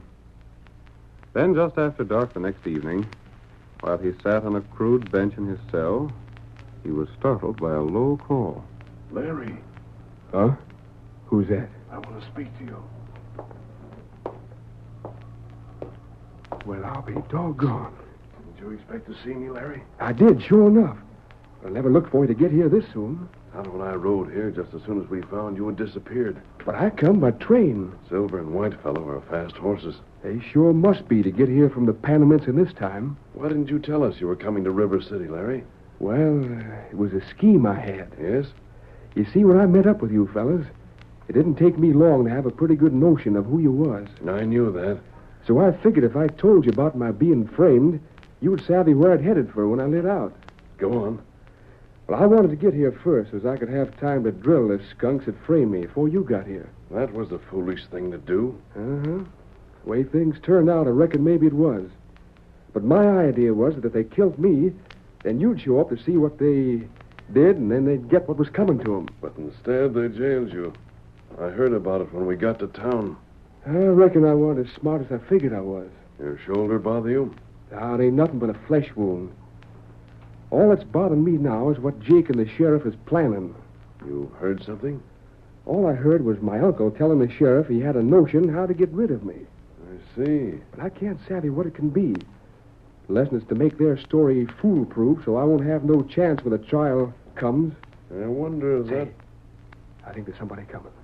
It's most likely the sheriff, because he wants to make sure I ain't up to nothing. I'll leave now, but I'll see you again. All right, mister. Hey, what are you doing over by that there window? Nothing. You needn't be looking over them bars. You ain't got the strength to break 'em. Who's that fellow with you? Just another outlaw. You'll have plenty of time to get acquainted. I'm putting him in the same cell with you. I'll get you for this, Sheriff. All right, Clegg. In with you. Last year. Oh, yeah. Now, just lock up again and let the two of you sit in there till the judge gets here. You afraid me. You ain't got nothing on me. I got a plenty on you, Clegg. If you're a lawman, I'd rather be a crook. Well, as far as anyone can prove, you are a crook. This time you're going to find you framed the wrong hombre, Sheriff. Did the dirty skunk frame you too, Clegg? He did that, and I'll Sit find... still. Any more of that kind of talk, and I'll put you on bread and water till you tame down. I'm going back to the office. And I don't want to hear no fuss out of either one of you.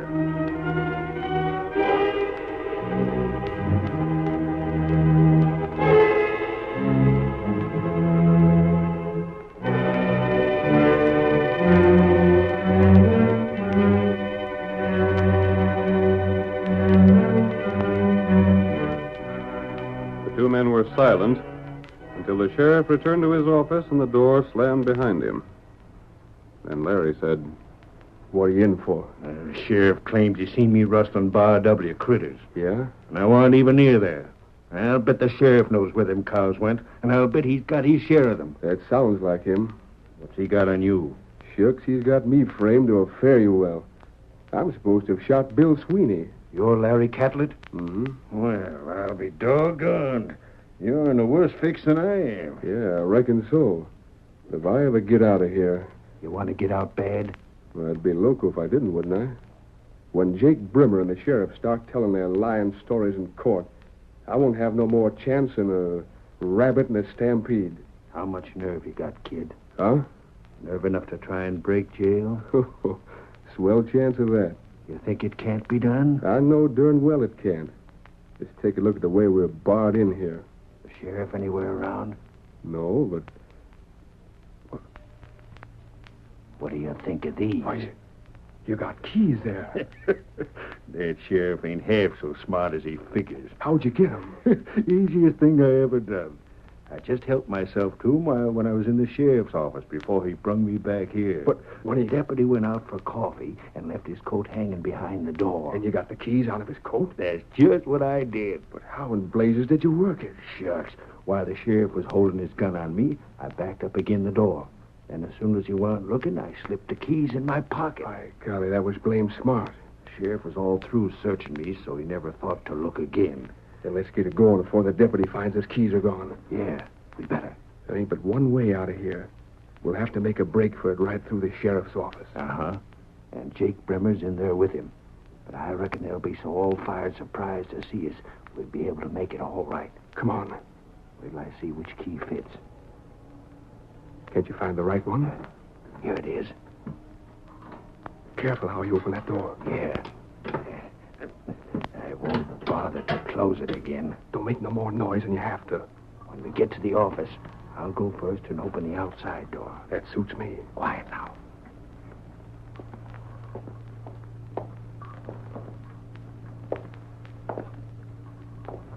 We can't go no further without being seen. You all ready? Yeah.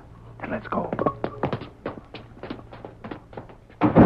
What the? A jailbreak. Blast him. Hurry, Clegg. Open the door. Hold up or I'll shoot. Clegg, what are you waiting for? Hold on to him, Clegg. I'll get him. What are you doing, Clegg? I'll show you. Yeah, you tricked me. You ain't breaking jail at all. Get away from that door. Have a hold of him. I can't. He's dodging away from me. Then stand to one side so I can shoot him. Go on and shoot. Drill him, Sheriff. Just a second. You've done this just to get rid of me. You wanted me to break jail so you'd have a reason for shooting me.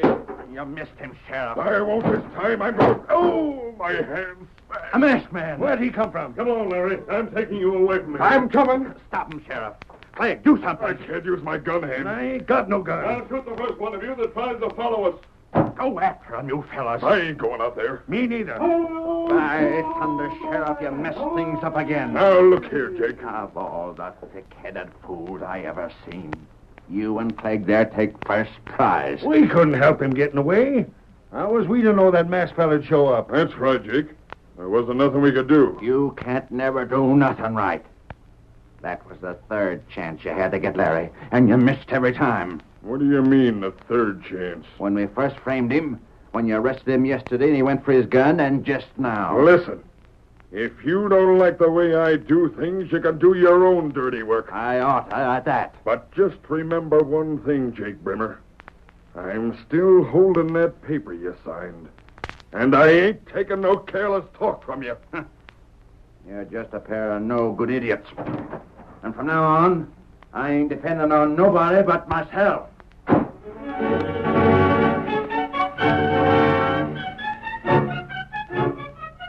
The curtain falls on the first act of our thrilling Lone Ranger drama. Before the next exciting scenes, please permit us to pause for just a few moments.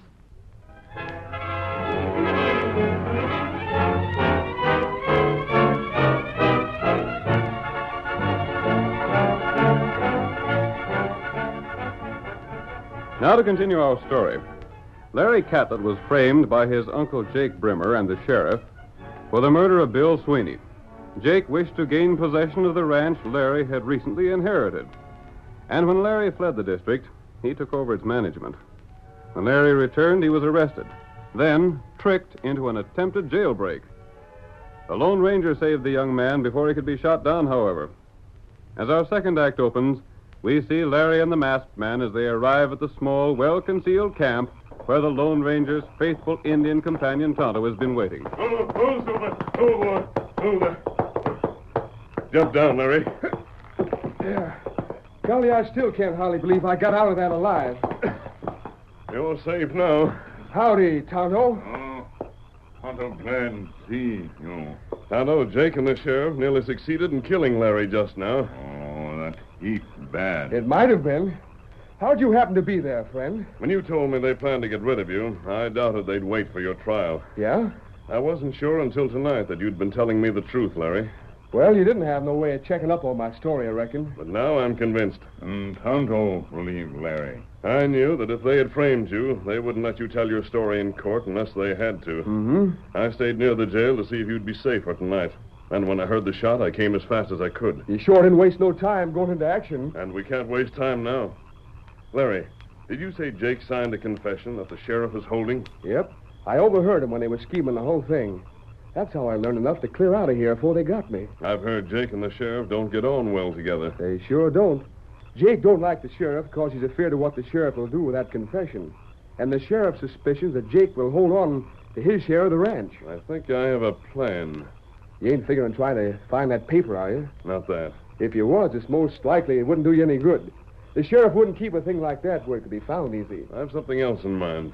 What you do? Call your horse, Kimosabe. Here, white feller. Tonto, all three of us will have to act tonight. You're the boss, friend. From now on, I'm doing just what you say. Good. First, Tonto will have to make a long ride. Tonto, do that. And you and I, Larry, are going to call on Jake Brimmer while he's asleep.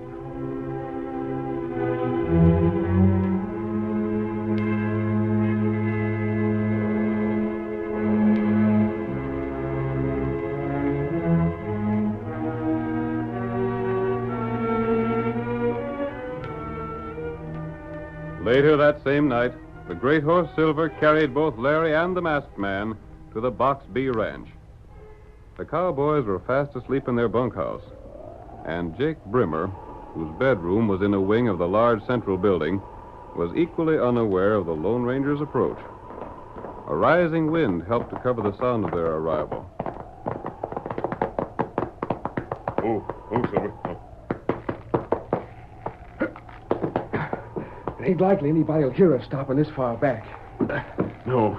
Stay here, Silver. Come, Larry. The best way to get in the house is by the side door. You have a key? Uh-huh.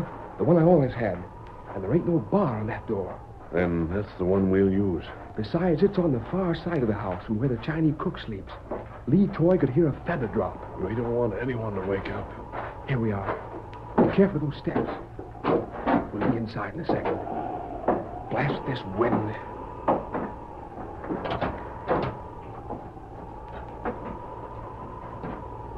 You know the house, Larry. Take me to Jake's room. He's most likely sleeping where Pa used to. Wait till I close this door. There. Come on. Careful. You see that open door? Yes. That's the room I mean. We'll have to go in there. Come.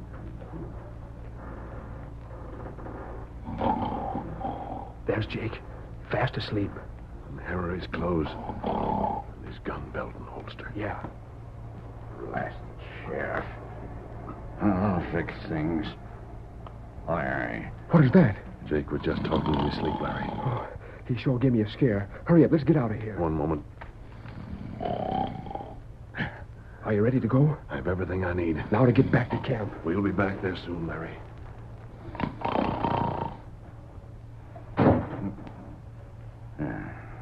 What was that? Sounded like the wind caught a hold of a door and slammed it shut. Maybe that doggone chink's been prowling around the house. Blast it, where's that lamp? Here it is.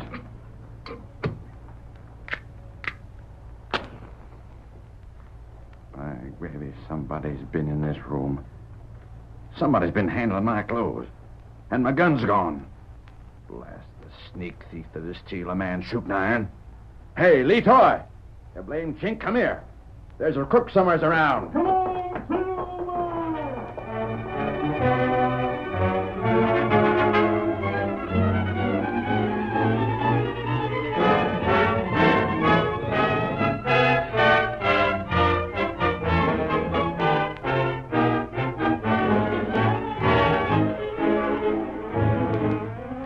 The Lone Ranger and Larry raced away from the Box B ranch and returned to their camp, where they spent the remainder of the night before going on with their plan the next day.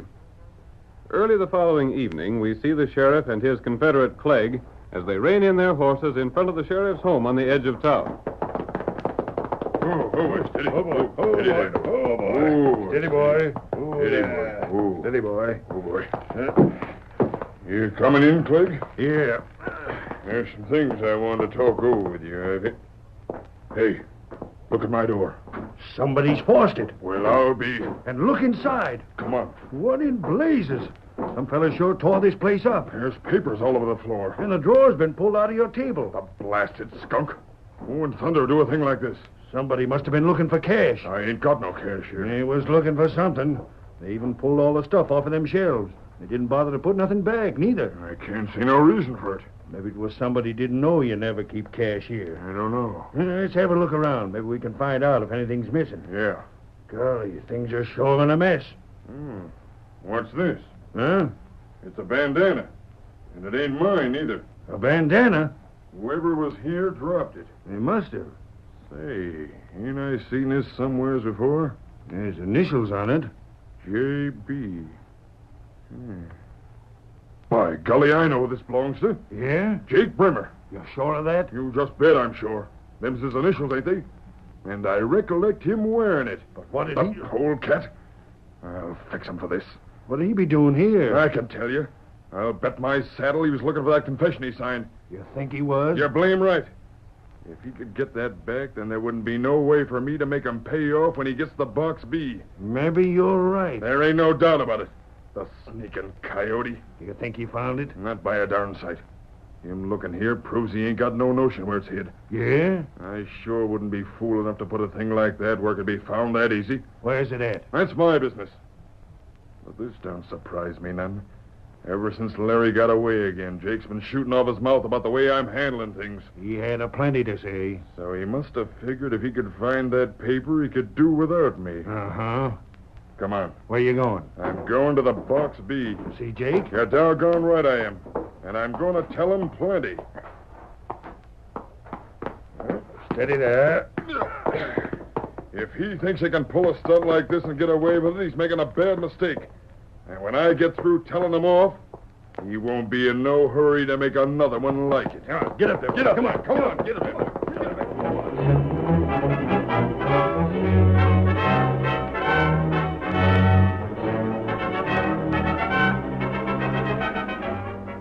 The sheriff and Clegg, convinced that Jake was trying to double-cross them, raced their horses to the Box B ranch. It was dark by the time they approached the house, and suddenly they were startled by the sound of 3 sudden shots. Why, the ornery skunk. Oh, boy. Oh, boy. Sheriff's fired at us. And they blame near got us. In the house. They sure did. Draw your gun. If Jake thinks he can get us, we'll shoot it out right now. We'll bust right in the door. Yeah. Don't give him no time to get set for us. He most like he knows he dropped that bandana and figures we're out to get him. Blast him. Come on. You dirty double-crosser. Fire at us, will you? What the... Up with your hands. What are you doing? I ought to shoot you down where you stand. Are you loco? I'll teach you to shoot at us. But I never fired them shots. What's that? Don't try to lie out of it. But I never. I just now heard them. I ain't got no more notion than you have where they come from. They came from right here. They couldn't. My gun was stole. Huh? That's a fact. Somebody broke in last night and took it while I was sleeping. You figure we'll believe that? But I tell you... What's that on the table by the window? Right here's a gun. And it's a gun Jake always carries. What in blazes? That gun wasn't there for. This is the gun, all right. Just take a look. It's still hot and there's 3 bullets gone. No, it can't be. Why, you blasted rat. Take that. Don't hit me. And here's another. Let me take a punch at him, Sheriff. Get away. I've been framed. Yeah? And I suppose you'll say it wasn't you that broke in my house today. Did what? You tried to find the paper you signed confessing to the murder of Bill Sweeney. But you didn't get it, did you? It ain't so. Then how come you dropped your bandana there? I suppose you say that was stolen from him, too. But it was. Honest, it was. I ain't swallowing your lies, Jake. But I'll tell you just what happened. You remember dropping that bandana, and so you figured I'd be coming out here. Then you tried to kill me when we drove up. Honest, Sheriff, Don't talk to me. You didn't like it because we let Larry get away alive. It was your idea to get that confession back and then keep the Box B for yourself. I tell you, I never thought no such thing. I ought to turn you in for killing Sweeney. You can't do that. It's what you got coming. If you do, how are you going to explain not seeing anything about it before? I can tell him you just now wrote it. Listen to me. I ain't crossed you. If it weren't that I was still figuring on collecting my half of the ranch, I'd drill you right now. You'll get it just as soon as Larry's done for. You're darn right, I'll get... The masked man. And the U.S. Marshal. And Larry. Drop those guns. You're under arrest, the whole 3 of you. You ain't arresting me now. Oh, my hand. Drop your gun, Sheriff. There it is. I heard everything that was said. We were just outside that window. Now, wait, listen. We was... While we were riding here, Tonto told me how you framed Larry. And you said just enough to prove it. And it was the Lone Ranger's scheme that made you talk. The Lone Ranger? Yeah, it was him that took Jake's gun and bandana. And it was his idea to make it look as though Jake had searched your place, Sheriff. Yeah. You mean Jake weren't there at all? You blame fool. I told you I wasn't. And it was all a trick. We figured you'd ride out here for a showdown, Sheriff. When we seen you coming, the masked man fired 3 times. then slip the gun back in through that window. Well, I'll be. You'll be jailed, that's what you'll be. You have all the evidence you need, Marshal? They said aplenty. And Larry's free to take over the ranch? He sure is. Good. Can't this be fixed up some way? I'll give you cash. The only way this can be fixed is by your hanging, Jake. No, wait, I can tell you You're that... going to hang for the killing of Bill Sweeney. And the sheriff and Clegg are going to be jailed for helping you frame Larry. And it was the Lone Ranger that cleared everything up.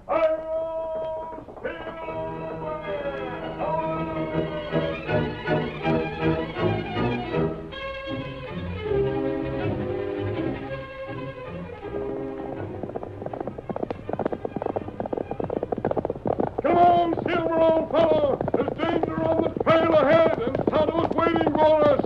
Hi-yo, Silver!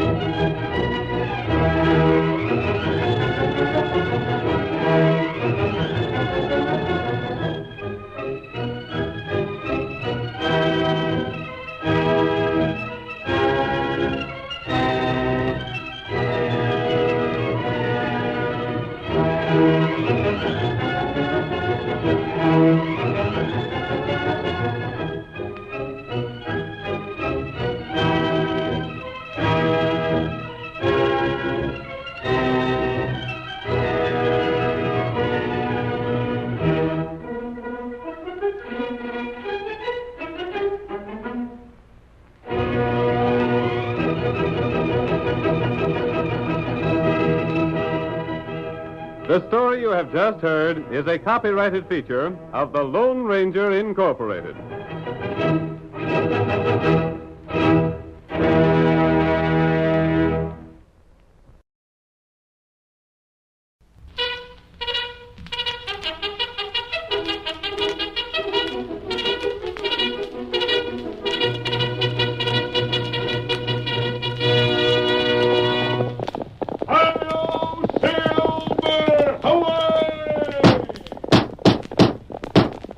A fiery horse with the speed of light, a cloud of dust, and a hearty hi-yo Silver, the Lone Ranger.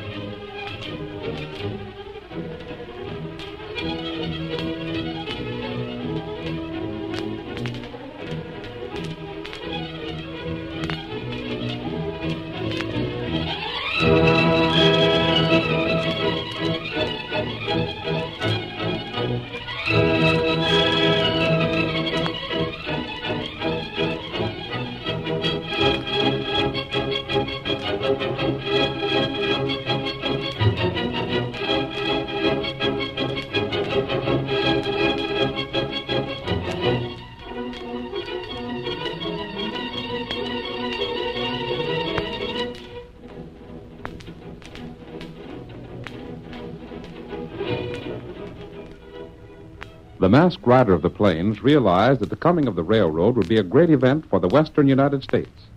Without thought of reward, he helped the engineers overcome the obstacles that stood in their way, the greed of men and the ruthlessness of nature. With his aid, the great project was completed, and the West took another step toward civilization. Return with us now to those thrilling days of yesteryear. From out of the past come the thundering hoofbeats of the great horse Silver. The Lone Ranger rides again. Come on, Silver! We're heading for Big Bend! Tonto's waiting for us!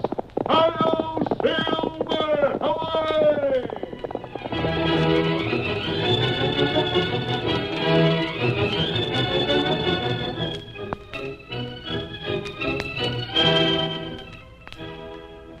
Jim Webster was in charge of the construction camp not far from the town of Big Bend. Our story opens an hour before daybreak. Bart Fleming enters the overseer's tent and, grasping Jim's shoulder, shakes him roughly. Wake up, Jim. Wake up, will you? Wake up, fella. What's the matter? It isn't daybreak yet. Let me sleep a little longer, will you? You can't sleep. Get up, I tell you. There's a dickens of a time going on. What's the matter? What's the matter? Are you awake? Sure, I'm awake. Tell me, Bart, what's the trouble? Trouble aplenty. You know, last night one of the boys was took sick? Yes, sort of a fever. That's right. There's 3 more sick tonight. And no telling how many more before this day's over. What's the cause of it? Oh, don't ask me. You come and talk to those men. Where's that medicine kit? It's gone. Gone? What in blazes could I have happened? tried to find it. I was in here an hour ago with a lantern looking for it. It's just disappeared. Bart, what do you make of that? Who take the medicine kit? No one's allowed to touch it but you and me. I know that. Well, put your boots on and come with me. The boys are over near the cook tent. I'll be with you in just a second. Confound it. I figured we'd have the tracks as far as Big Bend when I rode in town to make my next report. You'll have a hard time doing it with 4 men on the sick list. If any more get laid up, we can't do it. There, I'm ready. Won't bother to lace the boots. Let's go have a look at those men. They're groaning something awful. Feverish, you say? Yeah, just like that one last night. Well, how's he? Well, we'll look at the others first. I'll tell you about Slim Prindle later. Tell me now. Well, if you've got to have it, Slim died. What? It's the truth. I didn't think it was as bad as that. It is. You know what this job means, Bart. I know. The big chance of our lives if we finish that contract on time. And if we don't finish the contract on time, you know what that means. The company loses it. And there's plenty of important money in the East that would like to see our company lose it. I know. But our main concern right now is the men in that tent. Do any of the others know about it? Not yet. They'll know about it at breakfast time, though. Can't keep it from them. Lucky thing all 3 of the boys was in the same tent. No one else in there? No. Here we are. You keep back. An Injun! What are you doing here? Me, Tonto. I don't give a hang who you are. Get away from those men. They're ailing. Me know that. Them plenty sick. How'd you get here? Where are you from? What are you doing there? Me fix a man. Maybe you're the one. Fixed them already. Come on, Injun. Get! Tonto not go. Tonto here, fellers grown. Are they? Are they dead? No. Them not dead. Well, they're quiet now. That right. Them sleep. Where'd you come from? That not matter. You get plenty cold water. What'd you do for them men? Me give 'em engine medicine. Make 'em well soon. Do you mean to say you just passed by here and heard them groaning? Not right. Do you know what's wrong with them? Them got fever. What caused that fever? Maybe bad water. Bad water? They've had the same water we've been drinking, ain't they? Me not know that. You get cold water now. Keep cold cloth on head. Bart, I like the Indian style. He seems to know what he's talking about. We're going to do what he says. 1 man's dead already. And if the Indian can save these 3 and any others that get sick, then... Hold on, Jim.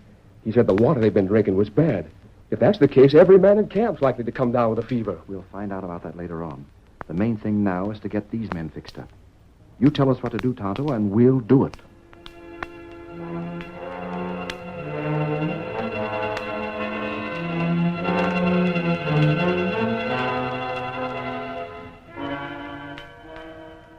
The following day, Jim Webster rode into the town of Green Flats, where the western office of the construction company was located. He made his report to Felix Gibbons. So you're trying to excuse yourself for not carrying the tracks to Big Bend by saying your men was took sick? There's more to it than that, Mr. Gibbons. One of them died. I don't care how many men die. The tracks should be in Big Bend by today. They ain't there. We're behind schedule. That's bad, mighty bad. But confound it, Gibbons. You ought to be glad we've got the men back on their feet and able to go to work. There's something mighty funny about those men. What do you mean? I'll tell you what I mean. Someone drew water from a spring that everyone knew was unsafe for drinking. Seems to me if you're in charge of the work, you ought to check the water and food they get. I can't be every place at once. The water they generally use is all right. But someone filled the canteens from that bad spring. Trying to pass the blame. I suppose the next thing you'll tell me is that someone done it a purpose just to hamper your work. I wouldn't be surprised at that either. It would mean a lot to that Maryland company to get the job, and that's what they'll do if we don't finish on time. Yes, that's just what they'll do. And if we don't finish on time, you're the one to blame. I'll take the blame. You'll take the blame, all right.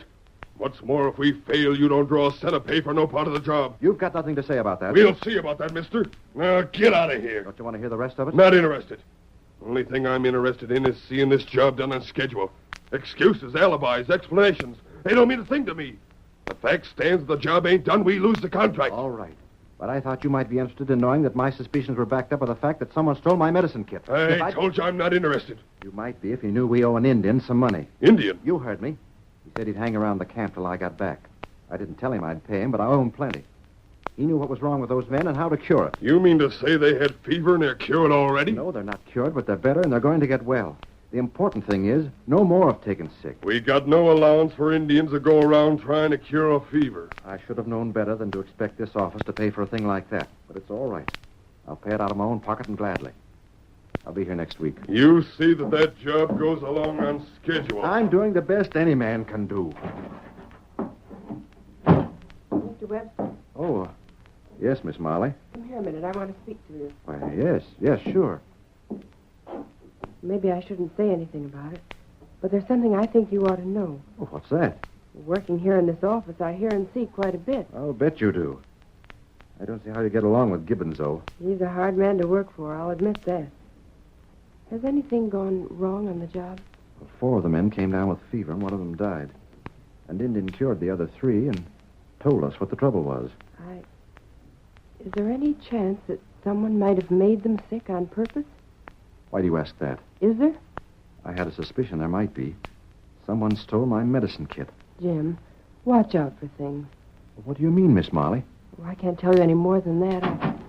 Howdy, Molly. Well, Webster, what are you doing here? I might ask the same thing of you, Sneed. What are you doing here in town? You're supposed to be back on the job. Yeah? Well, you ain't nothing to say about me no more. What do you mean? I'm taking orders from Gibbons himself from now on. Savvy? He sent for me. I'm going in to see him right now. I despise that man. Sneed's about the ugliest fellow we have on the job. Didn't you know he was coming to town today? No. Mr. Gibbons sent word to him direct. Why didn't he send word to me? I don't know, Jim. But just remember what I told you. I can't say any more than that. Just watch out for yourself. There's something mighty funny going on. Thanks. I'll be on the lookout. I hope I'll see you next time I come to town, Miss Molly. I hope so, too. Goodbye, Jim. Bye. If I could only tell him more. If I could only find out more. Molly, step in here. Yes, Mr. Gibbons. Molly, open the safe and get $100, Mr. Sneed. $100? You heard me. Do as you're told. Very well. Tain't my fault, Gibbons, that the fever idea fell through. A doggone Indian. No excuses, Sneed. No excuses. I thought we might set the job back by following your suggestion, but we didn't. All right, we'll try another scheme. You're really going to give me that $100? 100 now. The rest of what I promised you when you fulfill your part of the agreement. That job has to be fixed so it'll fall down. It's set back some now. Not far enough. Jim Webster could make up the work he's lost so far. We've got to keep him from fulfilling the contract. There's $5,000 in it. Just who's paying all that cash? It's none of your business, but I'll tell you. It's the company that'll get the contract if the company I represent falls down. So you're sort of double-crossing the folks, eh? A man has to make a living where he can these days. Now, listen. No matter how hard those men work, they can't work without supplies. Of course not. All right.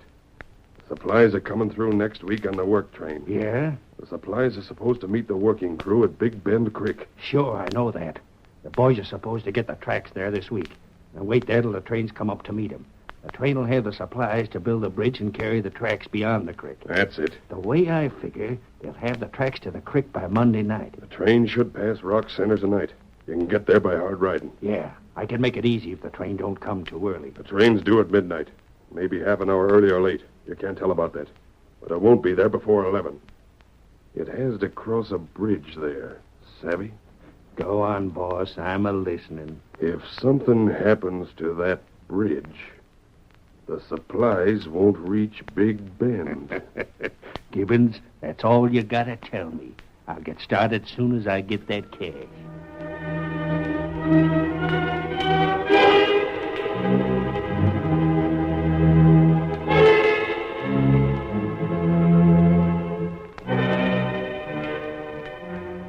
Jim Webster rode away from Green Flats in the direction of the camp, his mind filled with what Gibbons had said and the warning Molly had given him. Tonto met him on the trail. Hey, you feller. Huh? Oh, there. Oh, Scout. Oh. You're Tonto. That's right. You go back now. Fellers get well. Indian, you saved the lives of a lot of men. I don't know how many others would have been given that bad water if you hadn't found out about it. That's all right. It isn't all right until I show my appreciation. I don't have much with me, but I... Tonto not want money. Where are you going now? Me go meet friend. Well, look here. I wish you'd come back to the camp with me. You not need Tonto now. But we might. There's likely to be a lot more trouble before this job is done. You seem to have a way of helping us out. I'll give you a job. What other trouble? Well, I don't know. That's what bothers me. I have half a suspicion that Gibbons, the man in the office in town, is double-crossing our company. Why you think that? Well, nothing I can point out in particular, but I'd like to have you sort of keep an eye on a fellow named Sneed. Oh, Tonto knows Sneed. You do? Him feller make footprint near bad water. Is that so? Well, why didn't you tell me? Me not know if him make mistake or... That fits in with other things. By thunder, I'll bet Sneed and Gibbons are working against us. There's been a lot of small things, and seeing Sneed in that office... Look here, Tonto. You've got to come back. I'll tell you what you do. You wait right here. Sneed should be riding back along this way pretty soon. You wait here till he comes by. Let him get past, then come after him and keep an eye on him. Maybe you can get proof he's the one that's been plotting against us.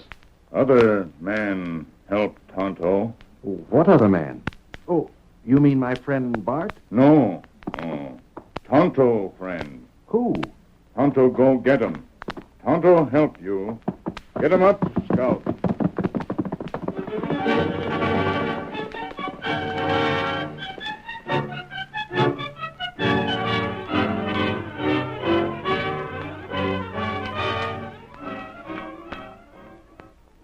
The curtain falls on the first act of our thrilling Lone Ranger drama. Before the next exciting scenes, please permit us to pause for just a few moments.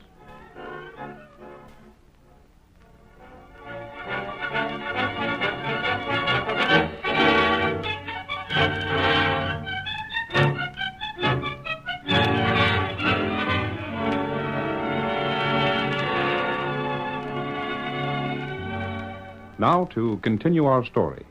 Tonto rode to meet the Lone Ranger and told him about Jim Webster's suspicions and the sudden attack of fever in the camp. It was nearly dark when he had finished, and the masked man said, Tonto, from what you tell me, it seems almost certain that this man Gibbons is planning to keep the railroad crew from carrying out their contract on time. And that's what Webster feller think. And you, Tonto? Tonto thinks same. But how can we learn the truth? There's 100 things they could do. That's right. Perhaps Sneed won't even be involved. We might try and trail him and find that we were watching the wrong man. Tonto got ID. What is it? One feller know scheme. Who? Feller who make scheme. Gibbons? Maybe we go make him talk, huh? That's the only thing. We can make him talk. Maybe we try. Here, Silver. You go? Yes. Wait. What's the matter, Tonto? Maybe you wait here.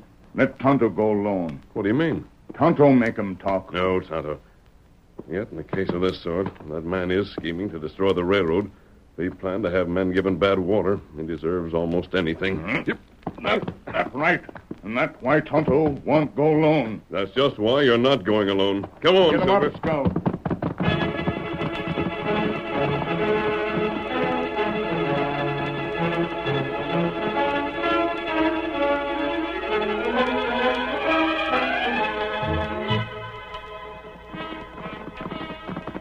Hold there, Silver. Hold there.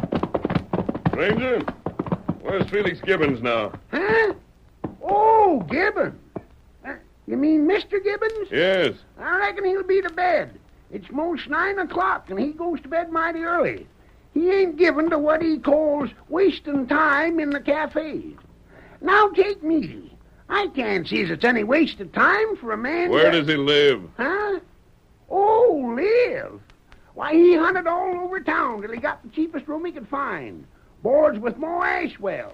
Even then he beat her down $2 a week. Where's the house? Now you go straight ahead to the last house in the row.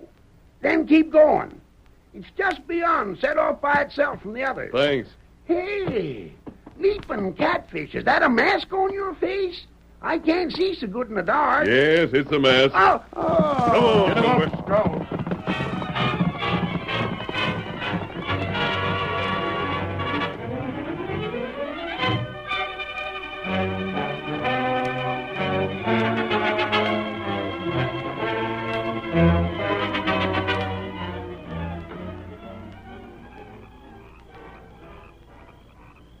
I'm glad we left the horses back a little. Perhaps we can talk to Mrs. Ashwell before we see Gibbons. You tell her not to be afraid. Yes, you'll have to stay with her, Tonto.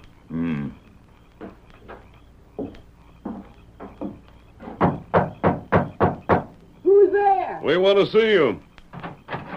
Well, what? Mask. Mrs. Ashwell, don't be afraid of me. I want to speak to Mr. Gibbons. He's gone to bed. I know, but I must see him anyway. But I Please don't- don't be afraid of me. I think that man's a crook. I want to find out. Well, what are you? Never mind. Where's his room? End of the hall, but you see here. We want to talk to you. Now, I can't stand for this sort of thing. Stay with her, Tonto. Plaster, if this ain't the most high-handed proceeding, I ain't never seen nothing like this. All right, Gibbons, wake up. Hey, see here. What's the idea with On it? your feet. Hey, who's in here? Strike a light. What'd you hold me out of bed for? To ask you where Sneed went, what he's going to do. I don't know what you... Hey, now look here. Gibbons, I'm not here to waste time. I want to know what you're going to do to try and smash that railroad. Who squealed? I mean... You're what- going to tell me. Get on your feet. Oh, let go of my arm. You hurt my I'll do arm. more than hurt if you don't talk. I'm not going to beat around the bush. I've little use for a man who tries to kill men with fever. If Sneed squealed... I mean, I don't know nothing. You can't do this to me. I'll have the law on Right you. now, I'm the law. You've admitted Sneed might have squealed. Where is Sneed? Now, wait. Let's talk it over. Where is Sneed? What's he doing? You're going to talk. I'll talk. Don't hurt me. Quick. Red Rock. The midnight train. The rest of it. Talk fast.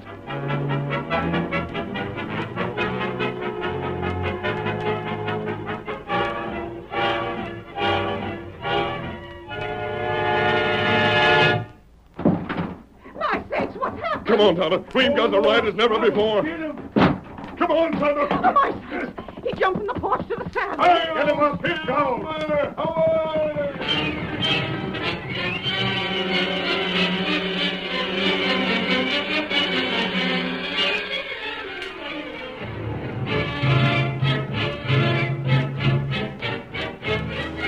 Like a streak of white flame, the great horse Silver raced across the open country toward the bridge at Red Rock.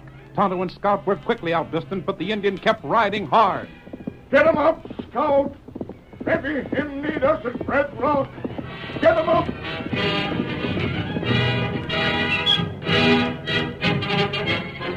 The Lone Ranger was far ahead. In spite of the rough ground where a misstep would have meant death for both horse and rider, Silver's hoofs beat out a savage tattoo.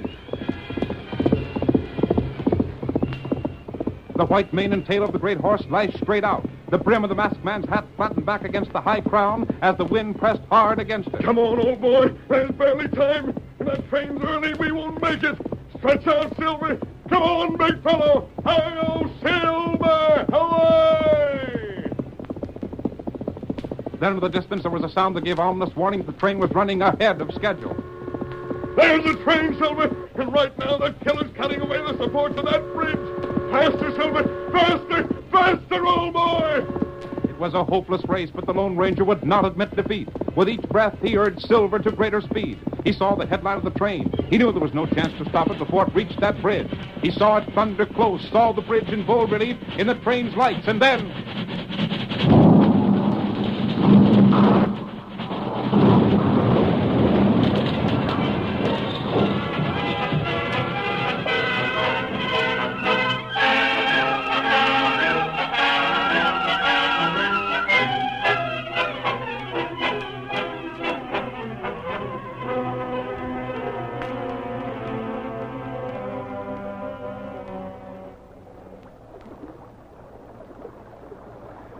No hope for these two men, Tonto. That's right. Sneed, the killer, has escaped. There's only one small thing for which we can be thankful. What? That? This train held only supplies, no passengers. Oh. Fireman and the engineer. Too bad. We won't have much of a case against Gibbons either. No way to prove that he hired Sneed to wreck this train. What we do for Webster, feller? I don't know how anything can be done, Tonto. Supplies on this train can't be carried overland to Big Bend where they're needed. That's right. What's that?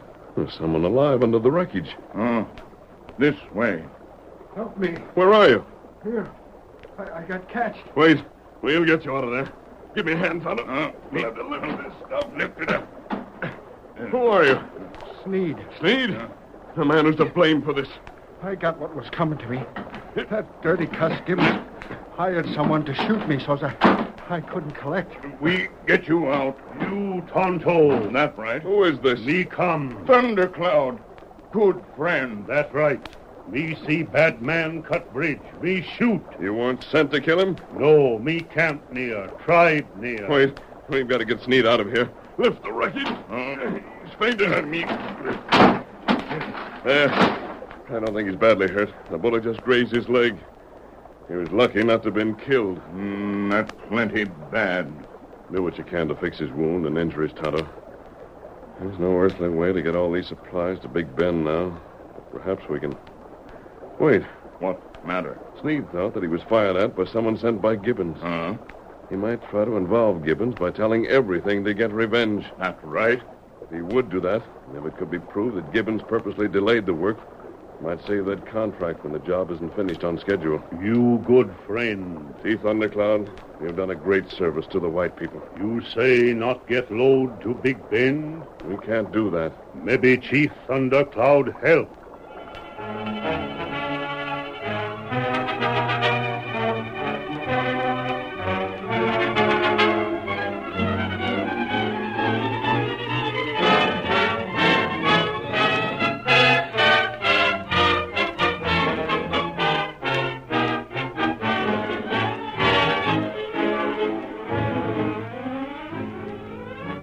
On Monday, Jim Webster and his loyal crew had laid the tracks as far as Big Bend, but the supply train had not arrived yet.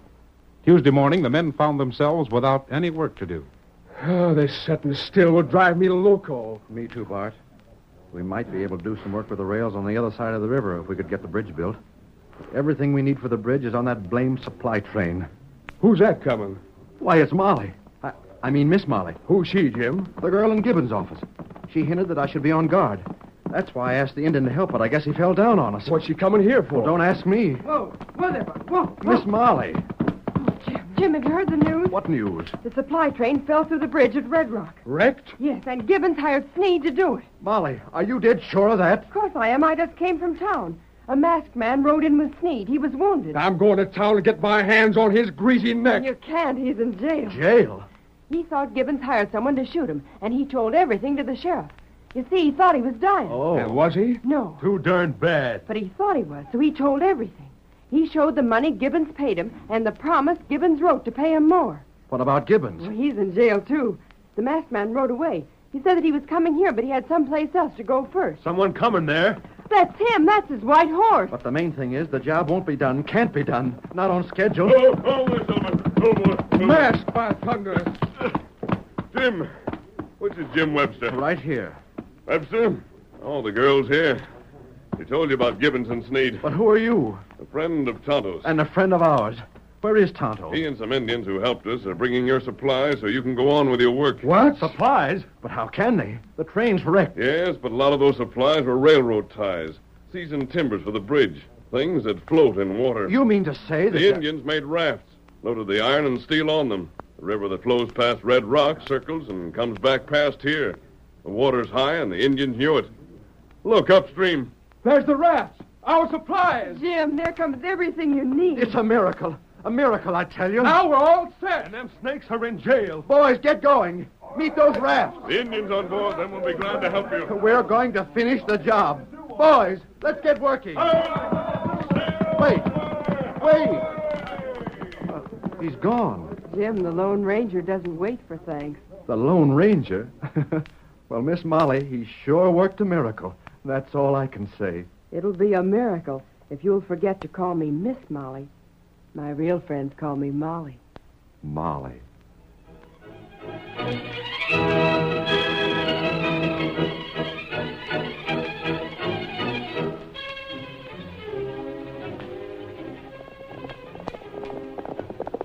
Come on there, Silver, old boy. There's trouble in the town of Osage.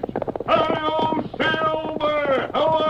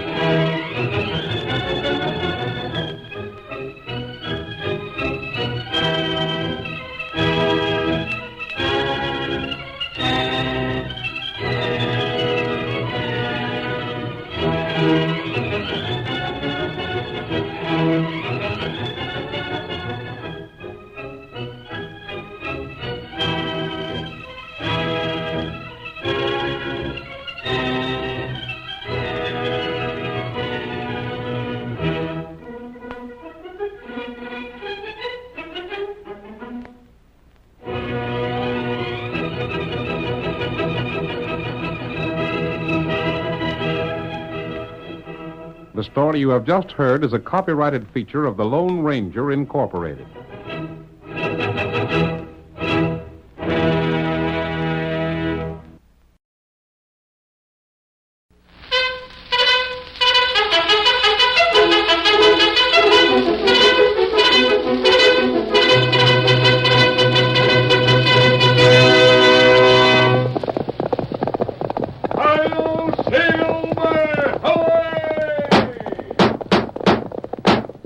A fiery horse with the speed of light, a cloud of dust, and a hearty hi-yo, Silver, the Lone Ranger.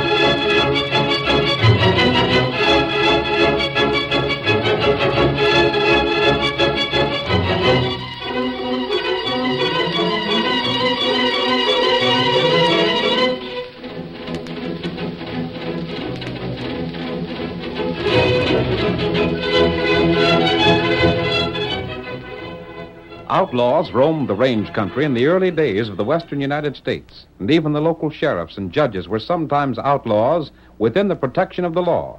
It was then that the masked rider of the plains rode in the cause of justice. Ranchers and sheep herders, miners and storekeepers appealed to him for help, and no honest man was ever disappointed. Return with us now to those thrilling days when the West was young. From out of the past come the thundering hoofbeats of the great horse Silver. The Lone Ranger rides again. Come on, Silver! Tunnel's waiting for us on the trail ahead. Hi-yo, Silver! Away!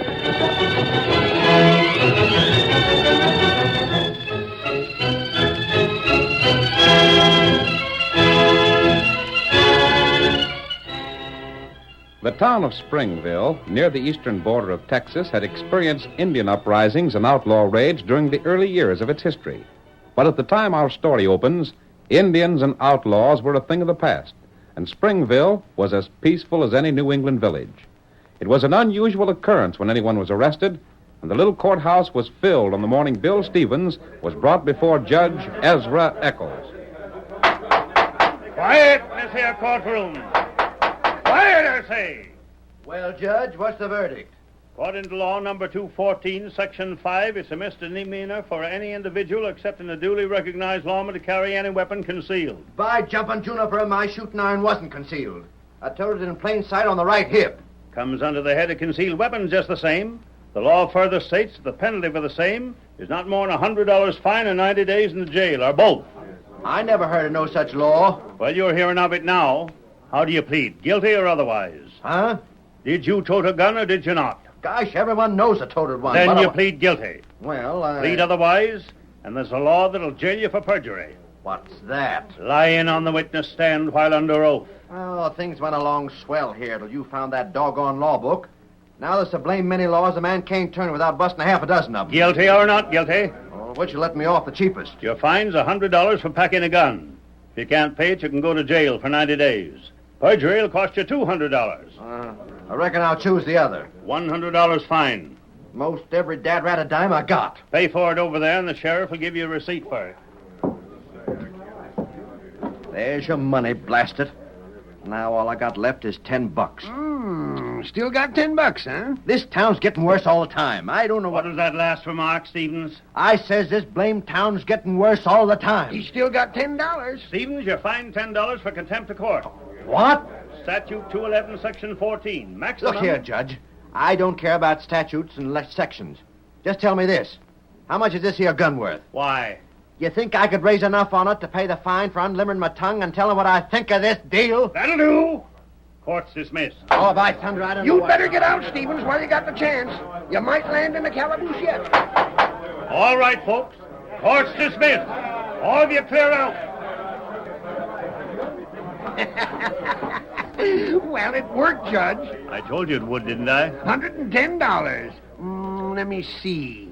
2 into 110 makes $55 each. Mm-hmm. And we're just getting started, Sheriff. Just getting started. Gosh. With me to dig up laws that never were enforced, and you to do the arresting, and me to find people, we'll clean up. It sure was smart of you to think of this. It shows what an education will do. But I was thinking... Yeah? After today, it ain't likely any of the folks in town will risk wearing their shooting irons. So I won't have no chance of arresting them on that charge again. Maybe not, but there'll be strangers in town. Yeah, I never thought of that. And that isn't all. Huh? You see this book, Sheriff? Yeah, but I've been going through it carefully. And you'd be surprised at the laws that have been passed in this town and forgotten. Forgotten, huh? Mm-hmm. 15 years ago, there was a law passed about hitching horses on the main street. Sakes alive. That's a new one on me. And it'll be new to everyone else. Here's another, saying that cows can't be driven through town. Yeah? And there's a curfew law for the young'uns. But don't we have to make a report on the cash we take in from fines? Sheriff, you and me are going to take in money so fast, anything we report will look all right. We've found a scheme that'll make us rich. Rich beyond our wildest dreams.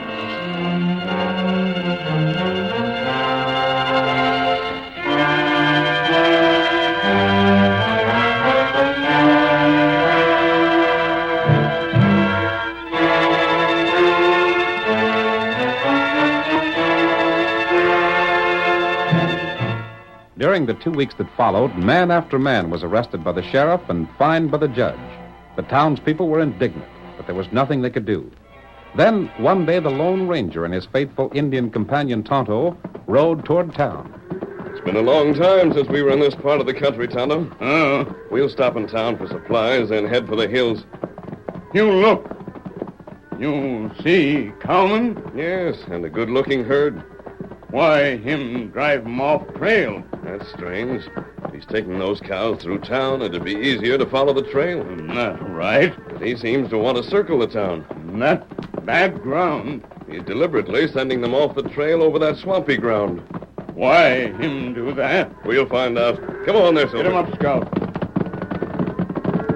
Nice to get along there. Hey, you fella. Get back off the trail. Hello there. Howdy, stranger. Mount up. Move on. Oh, Silver. Oh, there, boy. Scout. That's hard going for your cattle. Stranger, you said... Hey, that mask. Keep your hand away from your gun. I ain't got a gun, stranger. Don't rob an unprotected man. Land sakes, we can't pack guns when we're right at the mercy of men like you. I'm not going to rob you. But the mask... Pay no attention to it. You need help with that herd. I need a lot, thanks to the way they're doing things in town. What do you mean? Doggone, look at those critters. The minute I stop, they start grazing. If it weren't for them laws, I could take them through the town and save going around this ground. That's interesting. Fact is, if it weren't for the laws, I wouldn't have to sell them in the first place. Why is that? Well, a couple of weeks ago, got arrested for lugging a shooting iron and fined of all my cash money.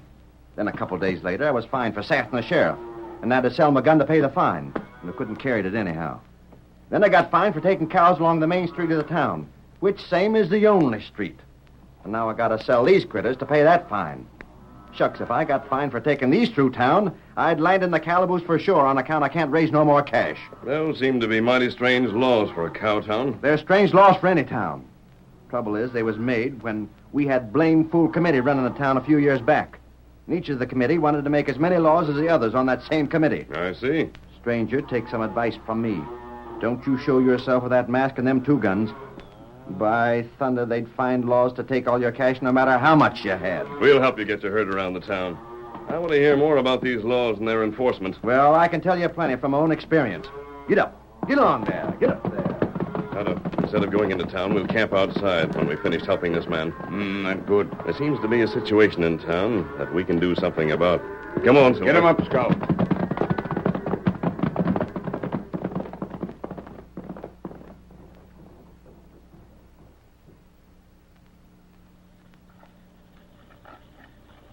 Tonto, after we've eaten, I want you to go into town.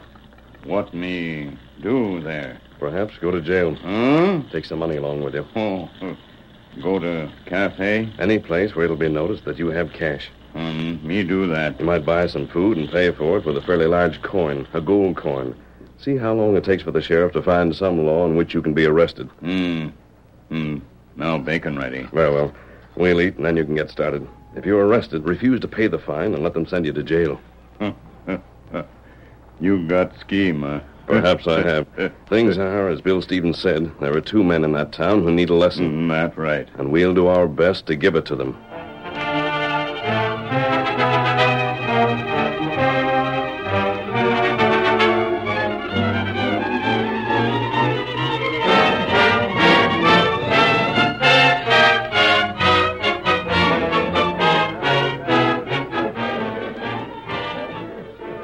The victuals you wanted packed up, Redskin. Now, let me see the color of your money.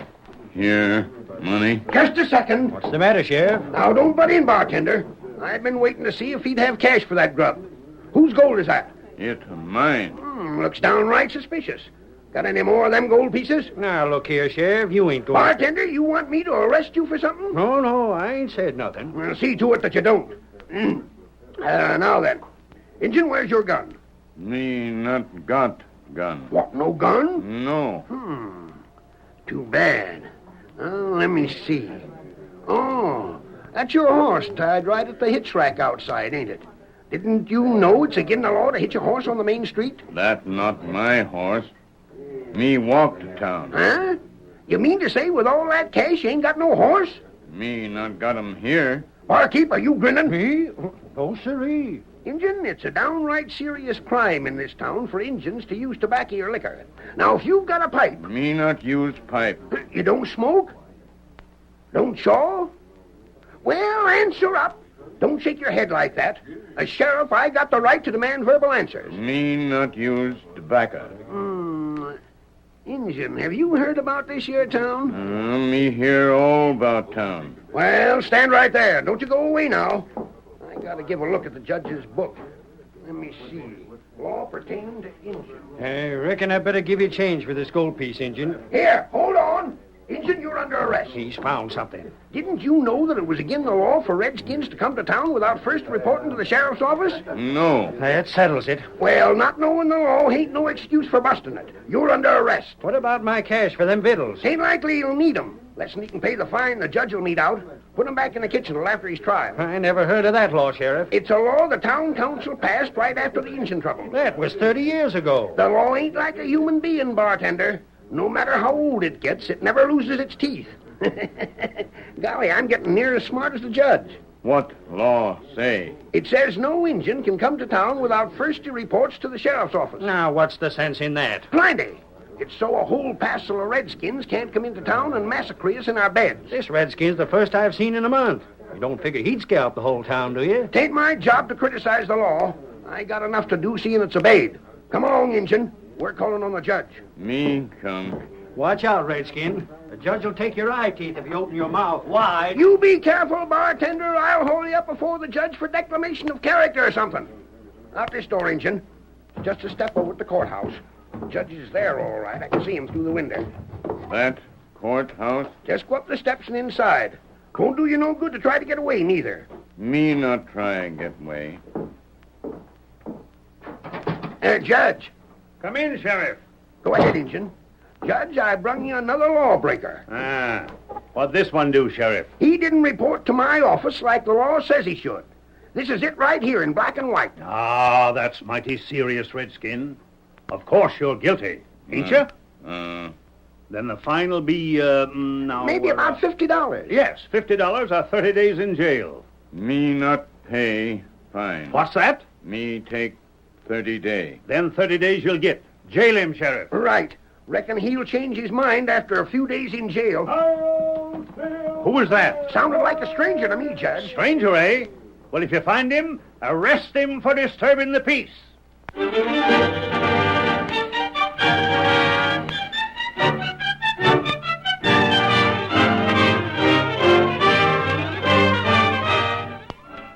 The curtain falls on the first act of our Lone Ranger drama. Before the next exciting scenes, please permit us to pause for just a few moments.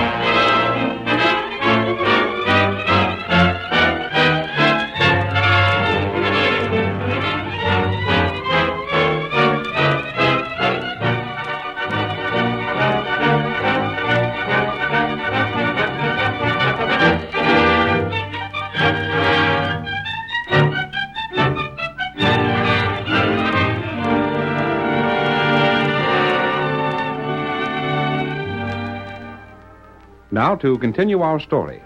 On the evening of the day Tonto was arrested and jailed, Bill Stevens, the judge's first victim, was talking to the bartender in the cafe. Yes, sir, Bill. That Injun wasn't doing anything at all. But the sheriff, he up and jailed him like he'd shot up the town. Blasted crook. Him and the judge both. I was the first one they got, and they've fined me 3 times since. It's getting so's a fella has to be a lawyer to know if it's legal to go to bed at night. And if I found out it was, you'd probably be jailed for waking up in the morning. Honest, Bill, I never heard of so many fool laws. You can't do this, and you can't do that.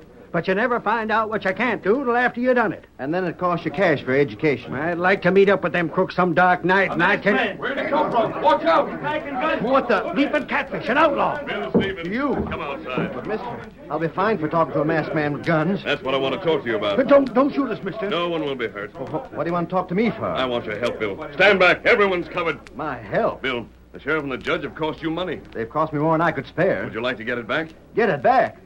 Shucks, ain't a chance of that. Come outside and I'll show you that there is. Yeah? Come. I'll go. Stranger, I learned to like your style.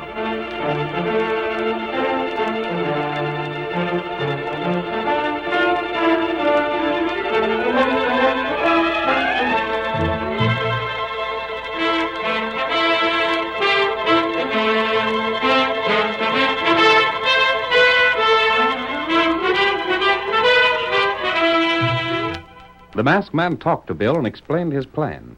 The rancher smiled for the first time in days and returned to the cafe. Then the Lone Ranger called on another leading citizen of the town. Oh, Silver. Oh, fella. Oh, boy. Stay here, old fellow.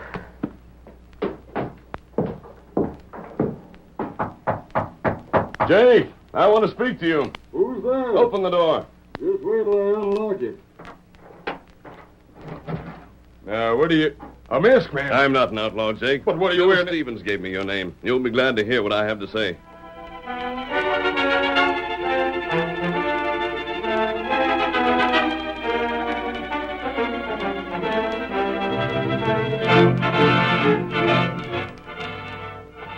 Then you'll do it, Hank? Jake said I could count on you. Stranger, you can bank on me to the finish. Tell everyone you know. Yeah. If we act together, we'll make the sheriff and the judge sorry they found those old laws.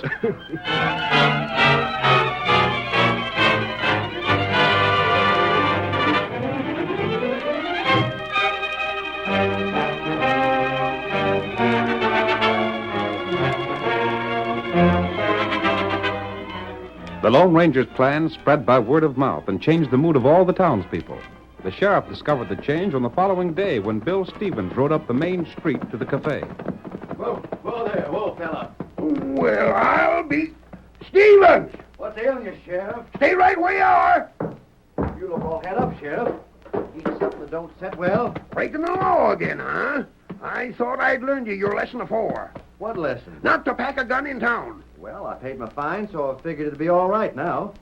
Besides, this here's an old one that ain't mine. I just borrowed it. You did, huh?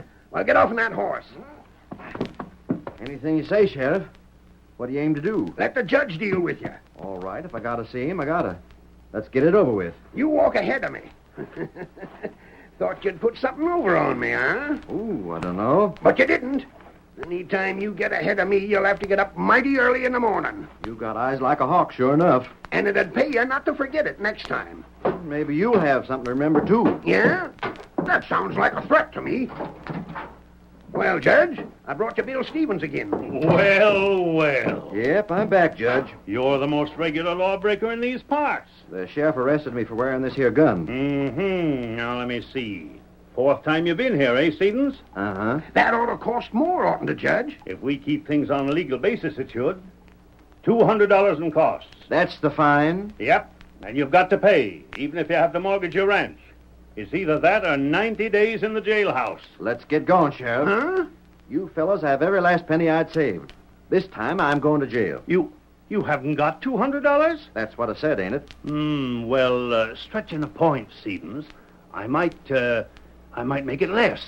If you could pay it. Nope. I'll be lenient. How about a $50 fine? Not a penny. What do you offer? I said not a penny, and that's what I meant. Stevens, you're a lawbreaker of the worst kind, a callous criminal. It's 90 days for you, and you can start serving them now. Sheriff, take the prisoner away.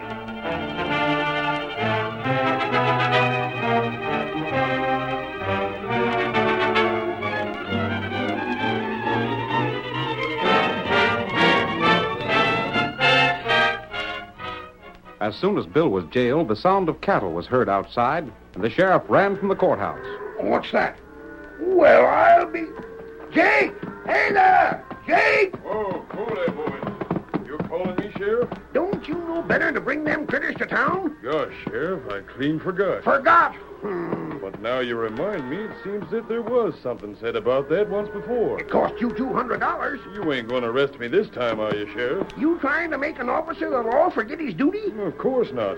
But it seems kind of hard being arrested just for a bad memory. Jake, we'll fix that memory of yours right now. Drive them critters to the corrals. Then get back here as fast as you can and see if the judge will listen to your excuses.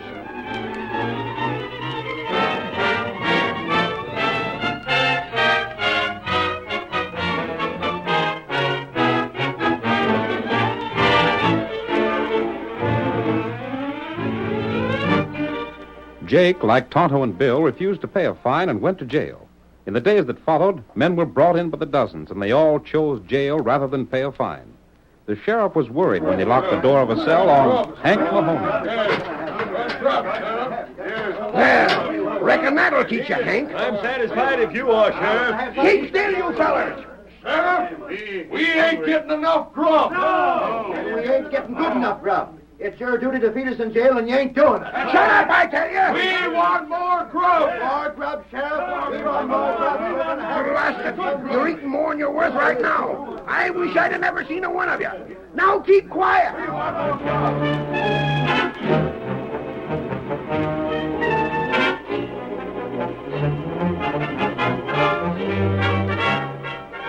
With the shouts of the prisoners ringing in his ears, the sheriff hurried to the courthouse. He found Judge Eccles in a bad temper. Well, what's the matter? Judge, something's got to be done. Yes? If I arrest one more feller, the jail will be so darn crowded it'll bust. That's your fault. My fault? If you can't arrest men who are willing to pay cash, don't come running to me. But look here, Judge. This was your scheme. You thought it all up. And it made us a pile of money. Well, it ain't no more. I know that as well as you do, you fool. I'm near crazy. Have you got any idea how much it's costing to keep them stubborn mavericks locked up? I should say I have.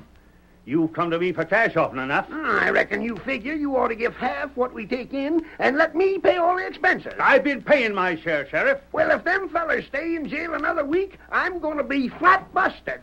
Maggie. Nate, I want to talk to you. No, honey. And don't honey me neither, Nate. I'm here to say just one thing. You can get somebody else to cook for them prisoners of yours, or you can get yourself another wife. Now, Maggie. Don't you Maggie me, Judge. It was your scheme to do this, and I'm worn to a frazzle.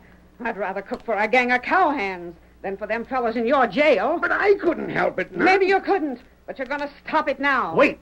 I'll handle this. What can you do? You two follow me. I'm going to the jailhouse and talk to your prisoners. It's about time somebody done something about this here mess you two stirred up. I let them all out. Let them out? It's the only thing we can do.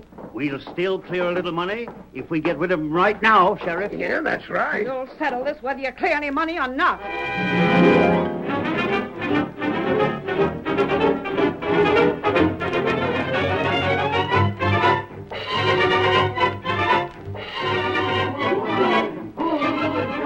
They're yelling their heads off. Must have seen you coming, Judge. Well, when I get them out, I don't care if you never make another arrest. Come on in. Got our grub first, Sheriff? Don't try no speeches on us, Judge. We want our grub. Now listen to me. What about our grub? Keep quiet and let me speak. I've talked things over with the sheriff, and we've decided that you men have been punished enough. We're going to let you out. But we ain't leaving, Judge. No. You put us here, and we aim to serve out our terms as law-abiding citizens. Ain't that so, men? But we let you go free. We let you free of fine. You gotta get out in here. Quiet. Quiet, fellas.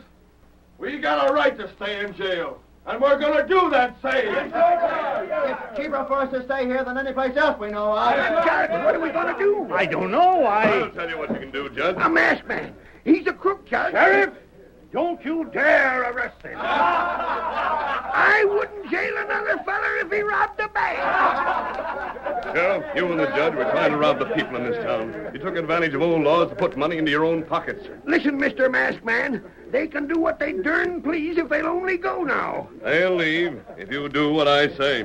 What's that? Return all the fines you took from them and resign from office. But, gosh, you can't Nate, you do what this masked fella tells you. But, Make up your minds. Are you sure they leave? What do you say, men? But it'll take every penny we got to our name. You're lucky to be out of jail yourselves. I reckon there ain't nothing to do but say yes, then. I'll do what you say, mister. And you, Judge? It looks like I'll have to. Very well. Unlock this door and let these men out. They can't leave any too soon to please me. Come, Tonto.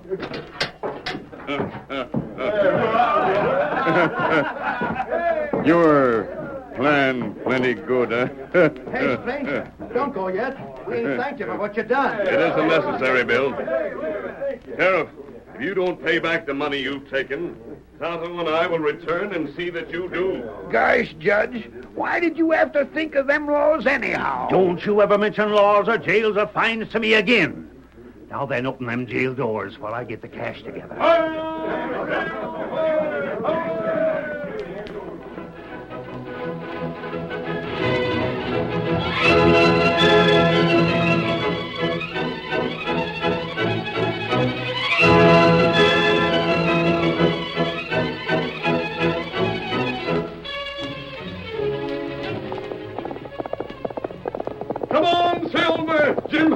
needs our help.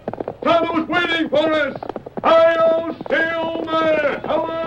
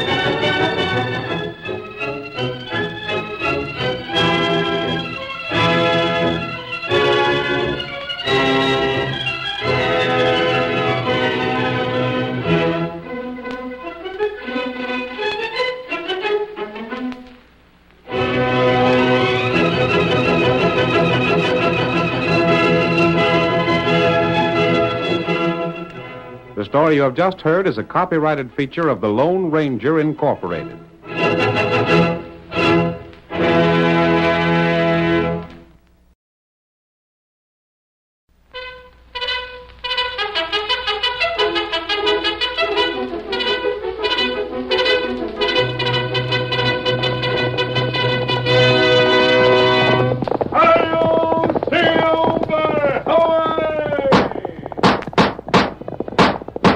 A fiery horse with the speed of light, a cloud of dust, and a hearty hi-yo, Silver, the Lone Ranger.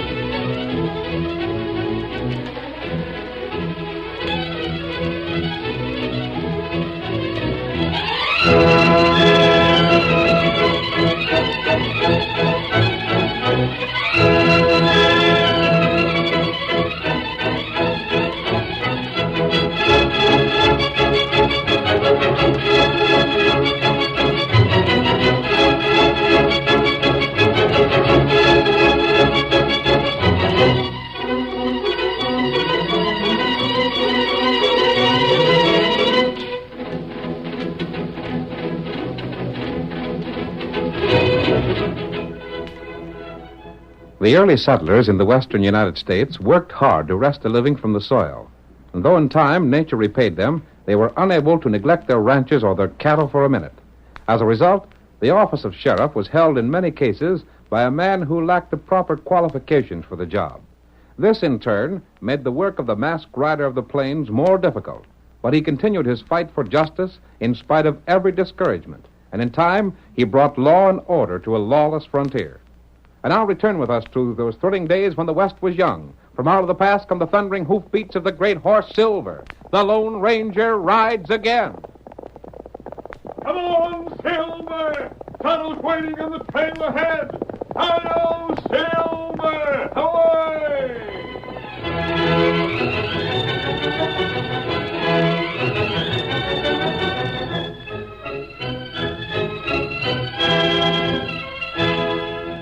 The Lone Ranger and his faithful Indian companion Tonto were riding toward Osage when the first shot split the night. Tonto, that sounded like a gun. Not right. There's another. Maybe third shot come. That danger signal. Steady, Silver. There it is. 3 space shots. Kimosabe, that's the signal that help's needed badly. It come from that way. Come on, Silver. Get him up, Scout. There's a house of some sort over there. See it? It's plenty dark, round house. Just make it out.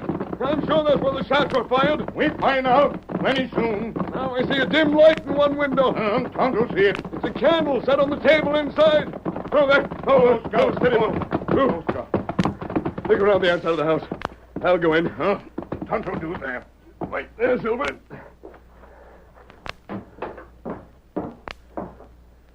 Door wide open. Oh. Steady, stranger. Help me. I'll help you. Come close, stranger. Who fired those shots? You heard 3 shots? Yes. It was me. Fired 2 of them. Tell me who shot you. The killer. He come in, and I knowed him. Yes? I fired and missed. He drilled me, then left. The 3rd shot? I done that firing. 3rd shot. Danger signal. Help. Save your strength. That's a bad wound. I'll have a dress for you right away. Then we've got to get you in that bunk and have... No. It's too late for that. Perhaps not. Listen close. Listen to what I say. I know who the killer is. I'm the fourth one he's killed. Name him. He... Steady now. He is...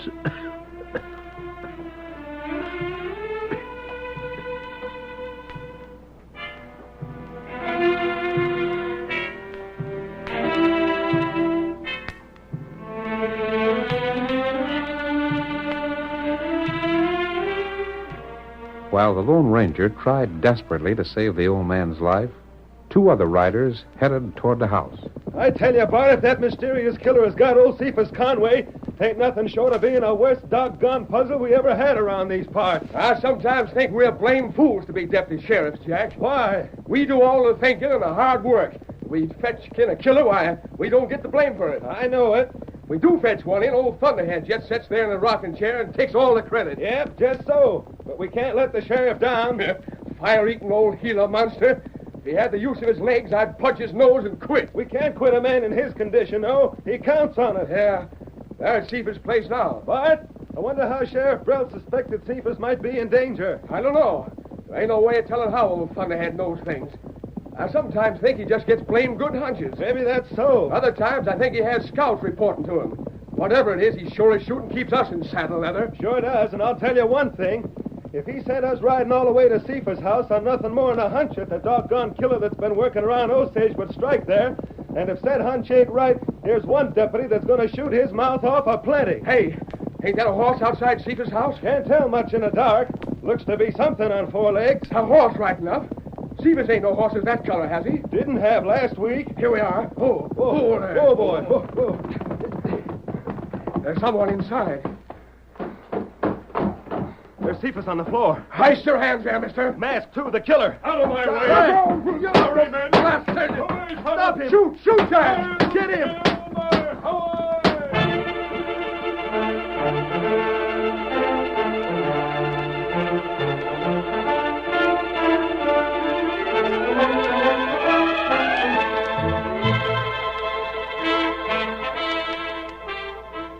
Well, Sheriff, as soon as he seen us there, he lowered his head and rushed us. Yeah, and we was looking for him to slap leather. He took us off guard, smacked into me hard, and slammed me back again the wall. That's right, Sheriff. Then he shoved his hand in my face, and by the time we turned around, he was jumping from the porch to the saddle and hightailing like greased lightning. And you didn't shoot him? Gosh, we poured lead after him, but he was like lightning, and it was dark as the inside of a mine. I don't know why I keep a couple of slow-thinking, no-account deputies like you on the job.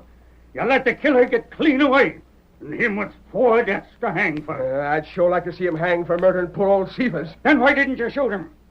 What's the idea of drawing guns on him and then letting him charge into you? If only I had the use of my legs. I'd show you how to bring outlaws to justice. I'd sure like to see you. It's easier to sit there and talk. I told you Cephas was in danger, and I told you he'd be the next one to get killed. But how'd you know that? He come here to town last week. Well, me and Jack didn't know that. Did we, Jack? No, we didn't know he'd come to town. Well, he did. He went to Judge Parker and told him he had a pretty fair notion who the killer was. Yeah? That was just after Doc Grant was killed. And Conway was killed just 2 days after them 2 immigrants come to Osage. Yeah. Well, as I say, the judge brought Cephas here, and he was going to bring me proof as to who the killer might be. I figure it's got to be someone right here in town. And I figure that whoever it was knowed that Cephas was going to name him and bring in some clues. That's why I sent you two there. I savvy.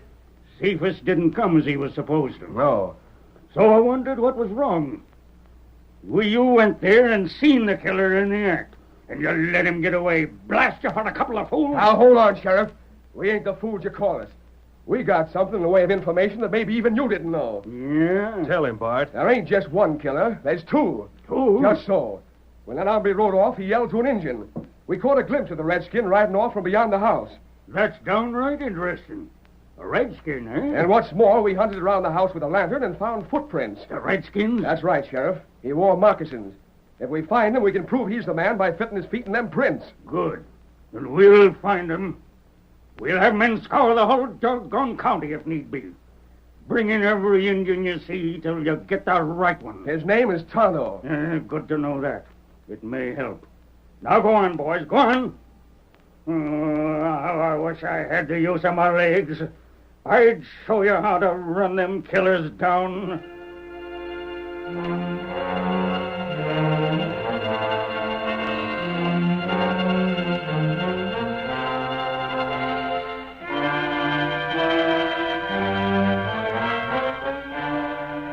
The masked man and Tonto, after leaving the scene of the murder, made camp not far away.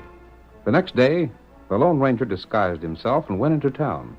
He returned that evening and told Tonto what he had learned. Everyone in town thinks we're the killers, Tonto. That's right. I had to make that break to escape last night. There was too much evidence to point to my guilt. And I wouldn't have had a chance of proving that someone else killed that old man if I had been captured. No feller in town more sure. Yes. What you find out? Cephas was the 4th mysterious death. Oh. There were 2 people who came from the east. A man and his wife. They were murdered and robbed. Who do that? I don't know. Then a doctor in town was killed, but not robbed. Then what happened? Cephas came to town and thought he could help find the killer. He had some sort of a clue. Huh? He went to the judge, a man named Parker. The judge and Cephas talked with the sheriff. And Cephas was to go to his home and return with the evidence he had. When he didn't come back, the sheriff worried and sent deputies to see him. And them find him dead? Yes. What we do now? There are the facts. There's a murder around town. Right now, everyone's looking for 2 men. One with a mask and the other an Indian. If we stay around here, they'll find us. 20 men are searching. Maybe better we go away, huh? If we go away, Tonto, we'll be considered the murderers. The real killer will never be punished. You got plan? Yes. What plan? Listen to me carefully, Tonto. I'll outline it for you. It calls for risk, but finding the real murderer is worth some risk.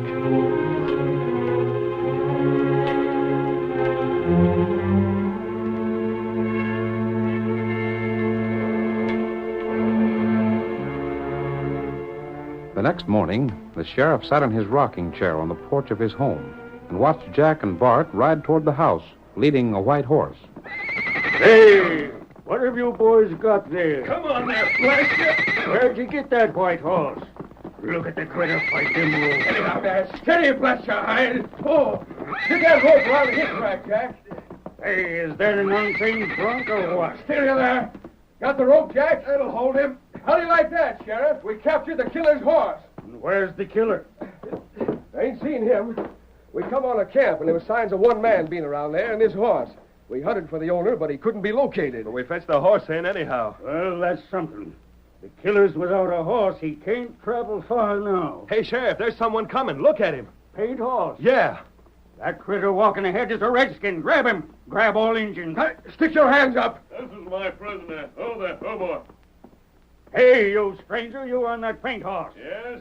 Come here. That's what I intend to do. I want you to throw this Indian in jail. By thunder, that's just what we will do. Shut up, Jack. I'll handle it. Hey, what have you got against him, stranger? Tried to take this horse away from me. Yeah? Well, now, Injun, where's your horse? There, horse. That's my... Oh, so that big white one's your horse, eh? See how the horse lets a redskin touch him? He wouldn't let us do that. It's his horse, all right. And they're moccasins. Well, do you want a prisoner or not? Can a man ride into Osage without being attacked by an Indian? Reckon he can, fella. You're from the east, eh? Didn't I come from that direction? Reckon you did. So the redskin tried to take your horse? Yes. Uh-huh. Boys, does them moccasins of his look like they'd fit the marks you found? They sure do. Wait. Injun, have you got a name? What are you called? Me named Tonto. Wow, the blame fool admits it. I guess he didn't know who we was and what we seen, huh?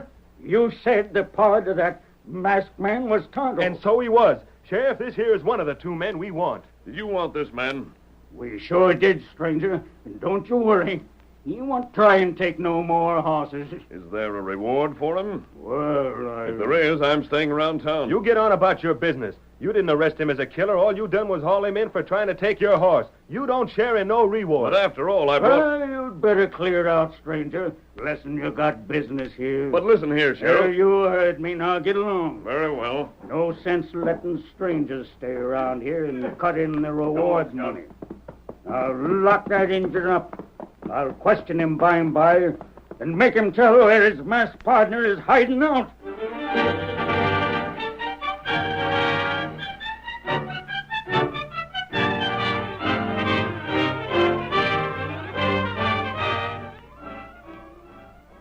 Jailed by the sheriff, Tonto must depend on the Lone Ranger to save him from the hangman. And the only way the masked man can do this is by finding the real killer. In just a moment, the second act of the Lone Ranger drama will be presented.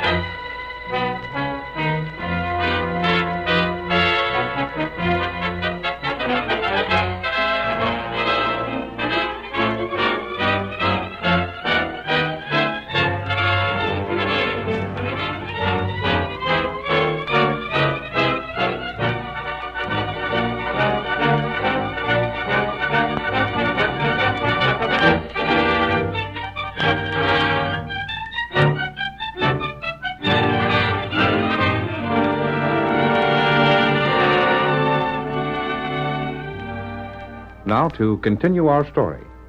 The sheriff ordered his chair carried to the door of Tonto's cell. Then he and Judge Parker questioned the Indian. Indian, there's a chance that the jury might be lenient with you. After all, the man the law is interested in capturing is a white man. Tonto, not tell. It's true, ain't it, that your pard is someone right here in town? Maybe him in town. We all understand that you were just a tool of the white man. Now, hold on, Judge. That Injun can't savvy your highfalutin talk. Only way to get him to squeal is by rough handling. That won't make him talk, Sheriff. No amount of torture would loosen his tongue. Killer, no, Tonto, not guilty. Not guilty? Why, you loco coyote. Do you mean to say you're going to claim to be innocent? Me give proof someday. Proof, eh? You have proof? Tonto show proof someday. That's a good one. I'd like to know what that proof is. There can't be none. Sheriff Brelt, it's possible that he has proof. Well, if he has, it's proof against his white pard. The Injun is as guilty as sin. Sheriff, your handicap doesn't quench your spirit any. Not by a darn sight. You merit the name Old Thunderhead. Never mind that. Tell me this, Tonto. What possible connection is there between the 4 people who have been killed? The first couple were robbed, but old Dr. Grant had nothing to steal. Neither did Cephas Conway. Proof come maybe by and by. Who's bringing it? You find out by and by. Sheriff, the Indian talks as if he was confident this proof would come and set him free. You're from the East. You don't savvy the tricks a redskin will try and put over, Judge. But Cephas spoke of proof he had. Sure, and he was killed so's the killer could get that same and shut his mouth. Having done so, the masked hombre ain't going to fetch it back here, is he? I don't know. I'm not convinced that the masked man who left Cephas' house when your deputies rode up is the killer. You ain't? Why, of all the stubborn, hard to convince... Did the deputies see him shoot? No, but they got there when he was standing over the dead body. Then he made a break to get away. I know that. And they found that Cephas' place had been ransacked and something took from it. He must have been the one that took it. There ain't no one else could have done it. Well, I don't... Sheriff, we went back to Cephas' place and looked around some more. Well? Them prints are the Redskins, all right. No question about that. I could have told you that without you going there. We figured something else out. Yeah? That proof that Cephas had weren't anything very bulky. How'd you know that? Well, judging from the places the killer looked for it. It was blamed small, or he wouldn't have bothered hunting under the carpet in such places. The point is, did he find it? I don't know about that. All I know is that we didn't find it. Proof come pie. Huh? What's that? Oh, the redskin claims he ain't guilty. And neither is his pard that rid the other white horse. Other white horse? Well, the Injun had one. And you said the masked man hightailed on a white one? Oh, that's so. But we didn't see the Injun's horse. We got it here, ain't we? Right in the stable in back. Say, Redskin, when do you think that proof is due to get here? It come, maybe tonight. How do you know? Me know. Feller fetch proof. Him come through Tuttle Pass. Tuttle Pass? That means he's coming from Red Rock way. That right? We ain't counting none on that. You boys just keep hunting for the masked man and the white horse.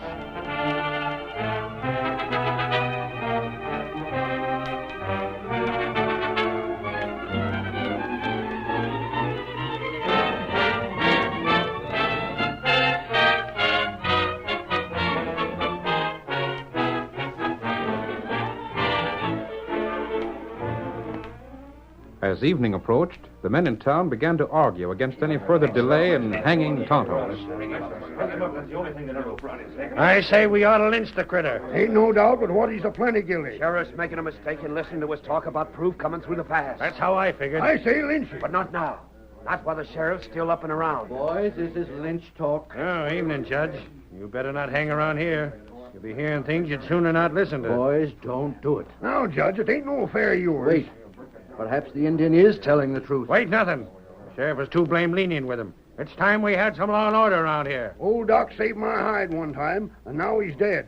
I, for one, ain't letting that go without squaring things for him. I say the same. Come on, Judge. You and me will take a little walk. The boys has things to talk over. But I don't... Come on. Put your gun away. Well, then come along. Let's just have a walk. All right. Let me know what your plans are when I get back, boy. We will. Yeah, we'll let you know.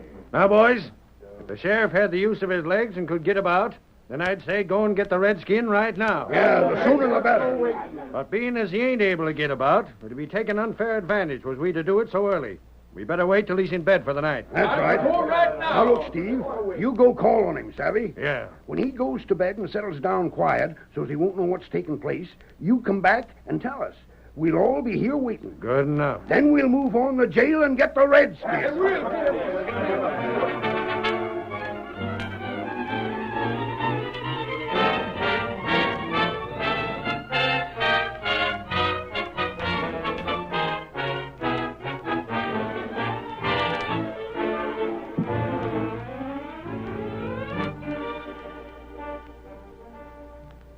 Getting sort of late, Sheriff. Yep. Reckon it is, Steve. Time I got to bed. Want me to help you? Nope. I got things fixed in my house here so's I can sort of shove from one place to wherever I want to go. Good enough. I'll mosey on then. Good night, Steve. Thanks for dropping in. Good night, Sheriff. There. That's you, Steve. It's me. Sheriff's going to bed right away. Good. We won't have long to wait then. Let's get down to the cafe. Right. The boys all there? There and waiting. We can see when the sheriff puts his light out, then we'll allow an extra half an hour and then go get the redskin. Yep.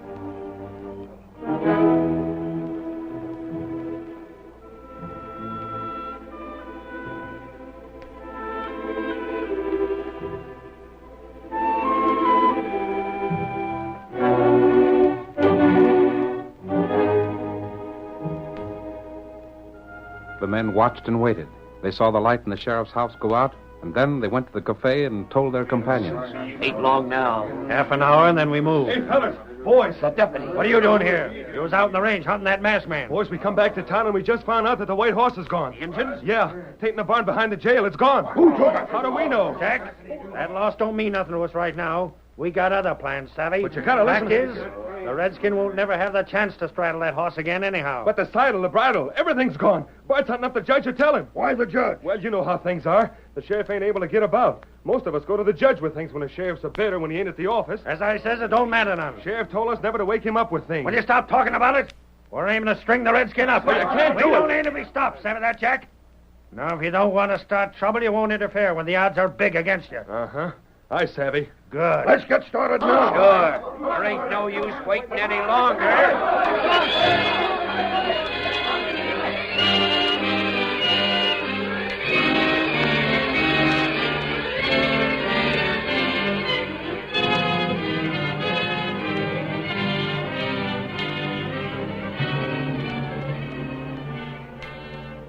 When the group at the table rose, everyone in the cafe knew that the hour of hanging was at hand. They trooped from the place a body of nearly 50 men, some carrying ropes, others rifles to prevent interference with their plan. Meanwhile, the Lone Ranger headed from the east and came toward Tuttle's Pass. It's good to be with you again, Silver, old boy. If everything works out, we'll have Tonto with us in a few minutes.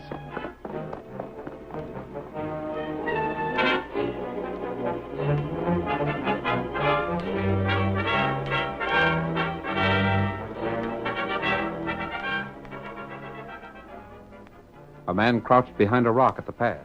At the first sound of approaching hoofs, he raised his long rifle and took careful aim at the rider. With each second, the Lone Ranger drew closer to the rock.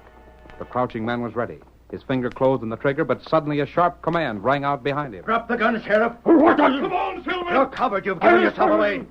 I'll open my now, hand. Judge. All right, good friend, but now... That'll hold yourself. Making believe you couldn't walk held you above suspicion for these murders. You're the masked man, that horse. Yes, I am the masked man. Tonto had to go to jail to let you know that I'd be coming through this pass. He had to make you think that the letter you burned in Cephas' place hadn't been entirely destroyed before I got there. You heard me coming and had to make your escape. Stranger, in the name of heaven. What's the matter, Judge? Your friend, the Indian, they're hanging him. Hanging Tonto? No! Yes. Hi-yo, Silver! Away!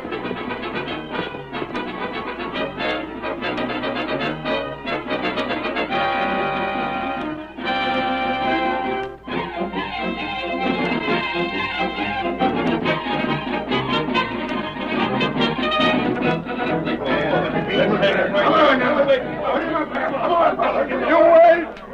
Wait! Proof comes soon!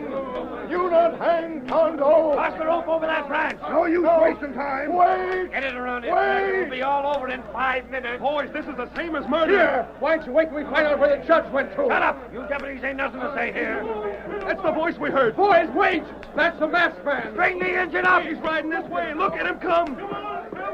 Hold that hanging! You're on the wrong man! Come! Hold it! Oh, Silver boy! Hold it! I'll shoot the man that touches that rope! Listen to me!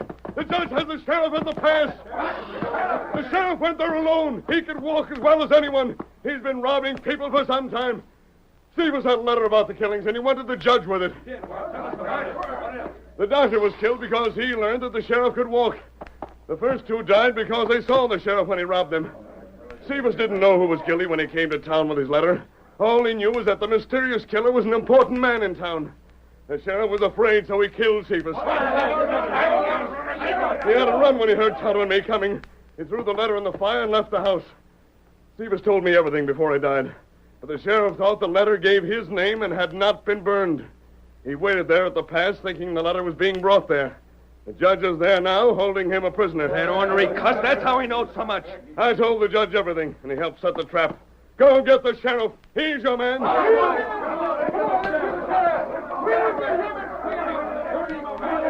Tonto, scout's waiting outside of town. Come on, we'll both ride Silver to get him. Me ready. Hi-yo, Silver! Away!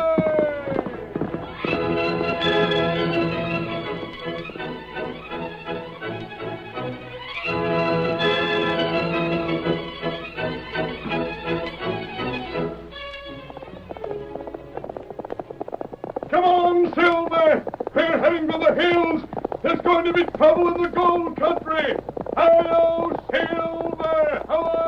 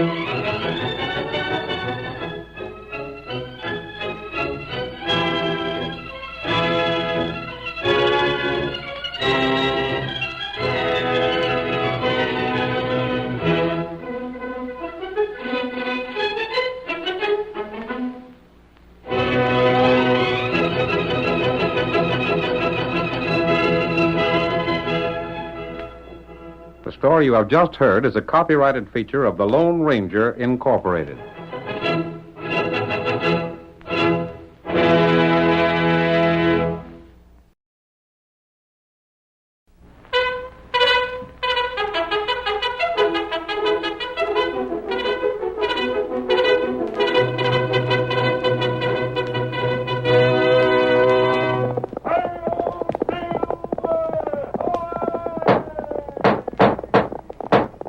A fiery horse with speed of light, a cloud of dust, and a hearty hi-yo Silver, the Lone Ranger.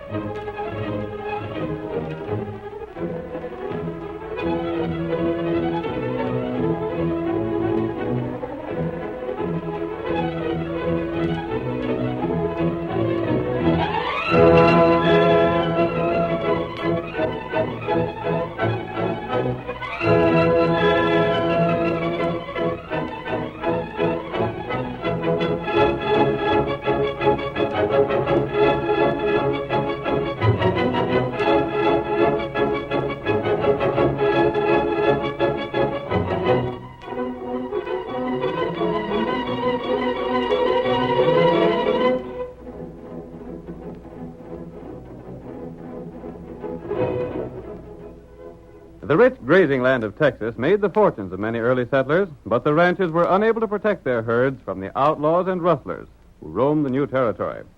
It was the masked rider of the plains who first brought law and order to the frontier. Astride his great horse Silver, he fought crime and criminals throughout the range country, and the memory of his deeds will remain as long as the memory of the early West itself. Now return with us once more to those thrilling days of yesteryear. From out of the past come the thundering hoofbeats of Silver. The Lone Ranger rides again.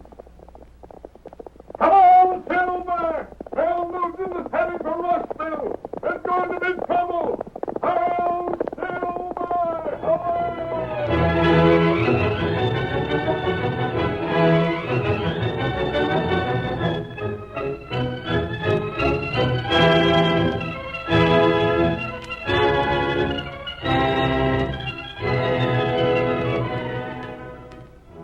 It was on a Saturday evening that Tonto, the faithful Indian companion of the Lone Ranger, was sitting on the steps of the cafe in Rushville.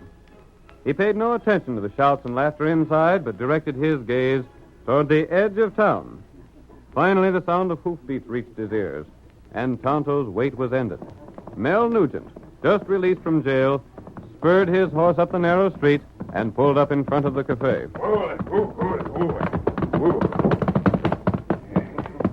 I've waited 2 years to fix that fella for what he done to me. I'm gonna fix him good. Blanche, just stand still while I'm tying you to the hitch rail, can't you? Now, if old Dan Adams is inside like I heard, he's gonna get what he's got coming to him. Hey, Redskin. What matter? I'll show you what's the matter. Get my way, will you? Tonto not in your way. Don't give me any of your sass. There plenty room for you walk by? Well, I don't choose to walk over there. I'm walking where you're sitting. If you don't hanker after trouble, you get out of my way. Tonto, stay here. Why, I'll show you. You not show me. Let go of my arm. What Let me you go. think now, huh? Let me go. You walk 'em where there's room? Sure I will. I was just joking. Oh, my arm is most twisted off. I ain't got time to take care of you now, Injun. But I won't be forgetting this. You not want trouble.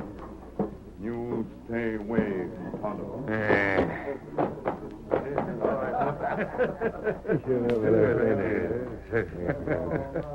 Hey, there's Mel Nugent. He must have just got out of jail. Looks like he's hankering after trouble. Maybe he's after Dan Adams. Dan Adams in here? Here I am. You looking for me, Nugent? I am. And I reckon you savvy why. I can guess, all right. It was your fault I was sent to jail. It was you got me locked up for 2 years. I did, and I'd do it again. Why, you... You was rustling my cows, and I caught you at it. If you've come back to town to be law-abiding, all well and good. But if you turn crooked again, you'll be sent back to jail pronto. You won't jail me again. Not if you stay on it. That's got nothing to do with it.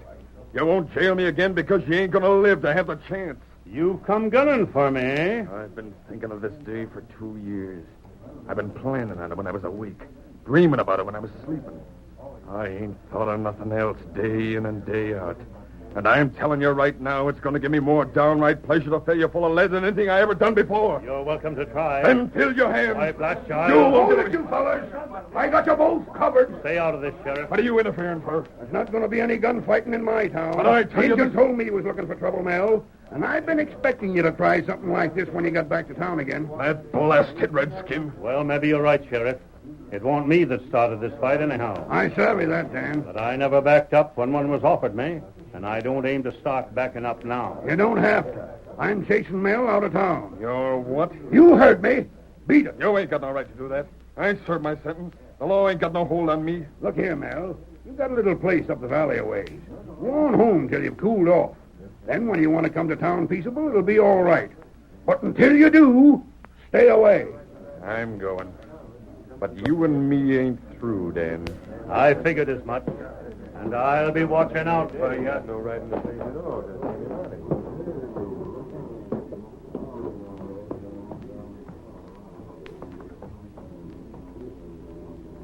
Don't see the redskin about.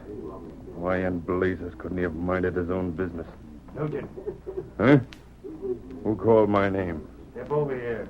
I got something I want to say to you. Yeah? I ain't never seen you before, have I? Don't reckon you have.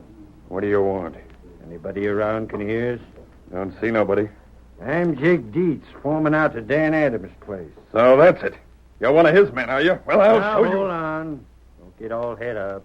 I'll get even with your boss, and you can't stop me. I don't aim to. Huh? Maybe you and me can get together. Meaning? Meaning that I got some scores I want to settle, too. Yeah? You recollect old Dan's girl? Sure. She got hitched up to a fellow named Clayt Summers, didn't she? That's just what she did. She'd have married me if Dan hadn't butted in.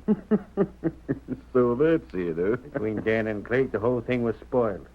If it hadn't been for them, I'd be sitting pretty with a pa-in-law that owns half of the beef critters in the valley. You got something in mind? Look here. Dan used the law to fix you, didn't he? It was him and the law sent me to jail. And how'd you like to use the law to get even with him? Say, You're getting real interested. When I heard the ruckus inside, I started thinking. Yeah? And I'll bet my boots I got a scheme that'll fix Dan for you, get rid of Clayt for me, and give me a chance to court the girl again. I'm willing to listen. Get on your horse. You don't want to do too much talking in town. Right. My horse is this one here. Steady, boy. Come on. You lead the way.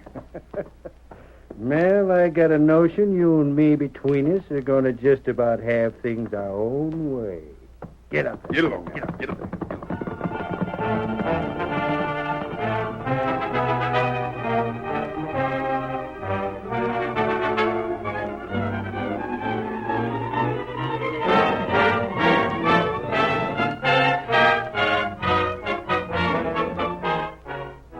Tonto returned to the camp he shared with the Lone Ranger and told him what had happened in town. The masked man suggested a plan, and the next day the Indian prepared to carry it out. First, he rode to the Adams ranch house. Oh, paint horse. Oh. What do you want, Redskin? Tonto want job. Yeah? What kind of job? You need cook? Can you cook? Me heap good cook. How'd you find out it was a cook I was needing? Tonto here. Redskin, I ain't had a decent meal since that girl of mine got hitched up to Clayt Summers. And if you can throw grub together so it's fit to be swallowed, you're hired. That good. Say, where'd a redskin like you get a horse like that? Oh, that paint horse. Him, mine. Wouldn't hang it to sell, would you? Oh, me not sell. Didn't figure you would. If you'd been willing, I wouldn't have thought so much of you. A man with a private horse like that got something that can't be reckoned in cash. Not right. Well, there's the cook shack over there. You'll find something you'll need in it, I guess. It'll be time for grub in a couple of hours, so you'd better start hustling. Me start. And if you're not ready on time... Hey, boss. What's ailing you, Jake? Boss, there's been rustlers here last night. What's that? I just made a count of the cows we cut out and threw in the corrals till it was ready for shipping. Why, they're still there, ain't they? I can see them. There's a third of them gone.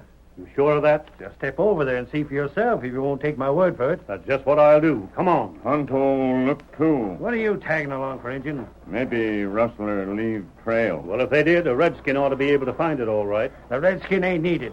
I already picked up the trail of them varmints. You did? It was my job, wasn't it? Good for you, Jake. Yeah. Have a look for yourself.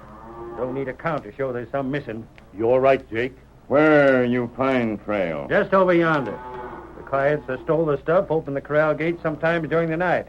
Heard the cows out and headed east. East? That's right. Me see track there. Yep, and so do I. Reckon whoever was here forgot about the rains we had softening up the ground. Why, that trail's easier to read than a book. What are you going to do, boss? Do? I'm going to get my horse. Yeah? Call in the rest of the boys. We're going to follow them tracks. And if it takes us to the low-down sneaking polecats that stole my stuff, the fur's going to fly.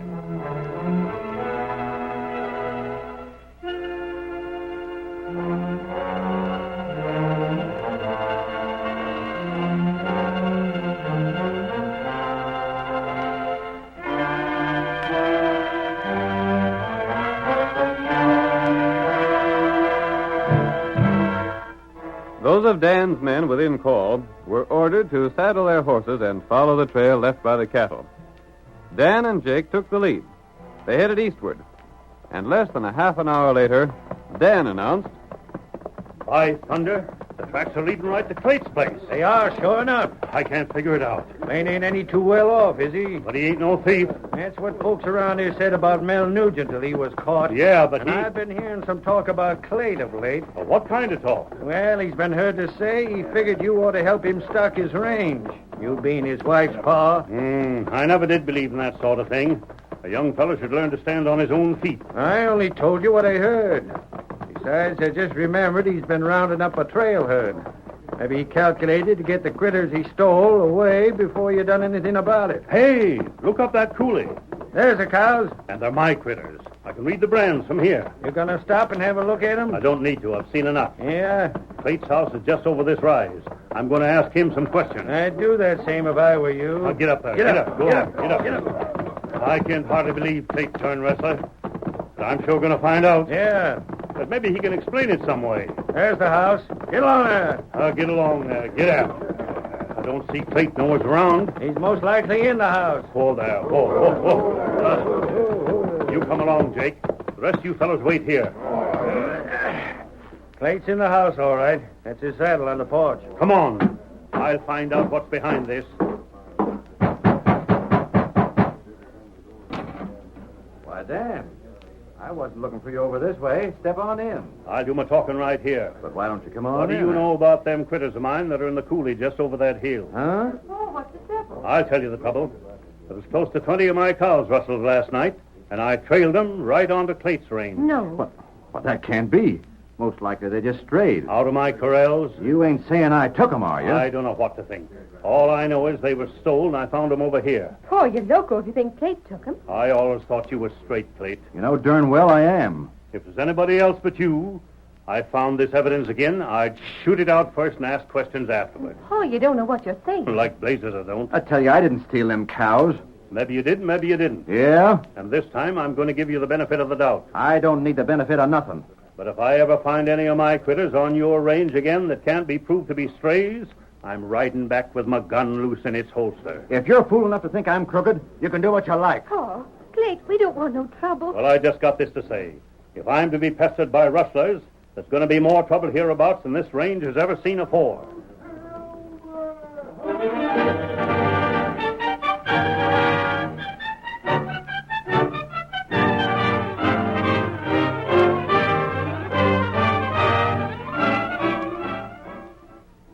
The curtain falls on the first act of our thrilling Lone Ranger drama. Before the next exciting scenes, please permit us to pause for just a few moments.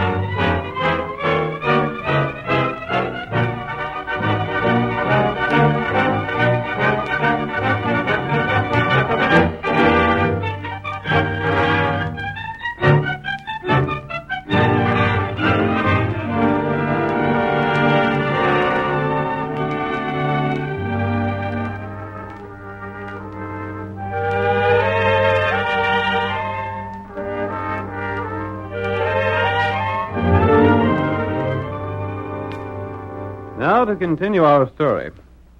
When Mel Nugent returned to town after 2 years spent in jail for rustling Dan Adams' cattle, he challenged Dan to a gunfight in the cafe. But the fight was prevented by the sheriff. Jake Dietz, who was Dan's foreman, had a grudge against Dan and also against his son-in-law, Clate Summers. It was he that suggested to Mel that they work together for revenge.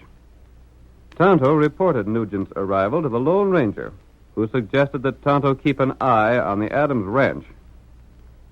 Just as Tonto was applying for a job as a cook on the ranch, Jake arrived with the news that some of Dan's cows had been stolen from the corrals.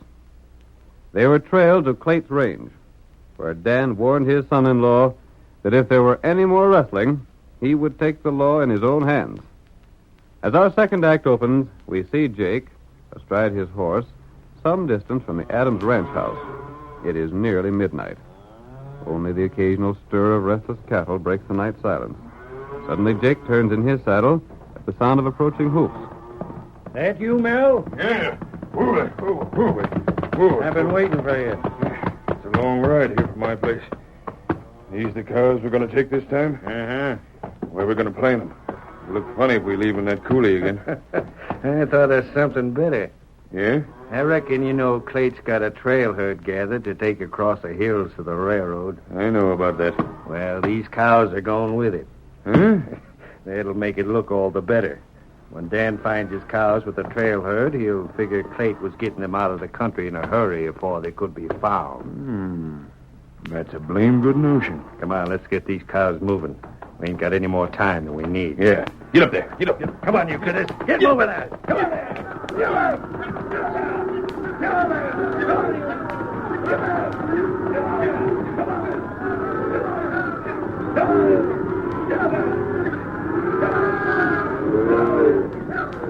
They're on their way. Where we want them. Get up there. Come on, boy. Dan always rides this way in the morning. He'll find these cows going first thing. Good enough. How are we going to get these critters into Clate's herd? It'll be guarded, won't it? Now, to speak of it won't. There won't be more than 2 fellas riding night herd. Uh-huh. And we'll stop before they can hear us. When we let the cows go, they'll drift into the herd without no problem. I reckon they will. There, keep moving, blast you. And this time, when Dan finds Clate's got his cows, it's going to be gunplay. There'd better be. I'll see to that. It wouldn't matter much, even if there weren't. Why wouldn't it? There'll be a plenty witnesses to their quarreling, won't there?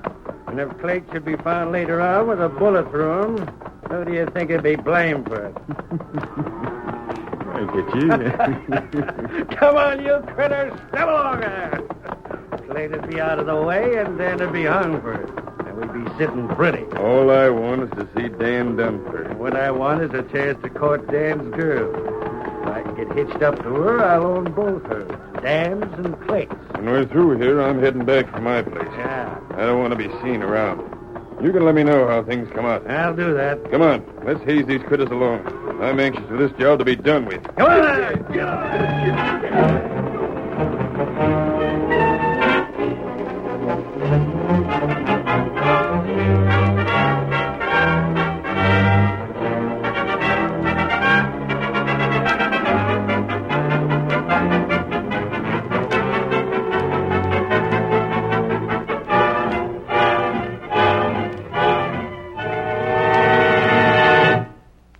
It was early in the morning when Dan Adams made the discovery that more of his cows were missing.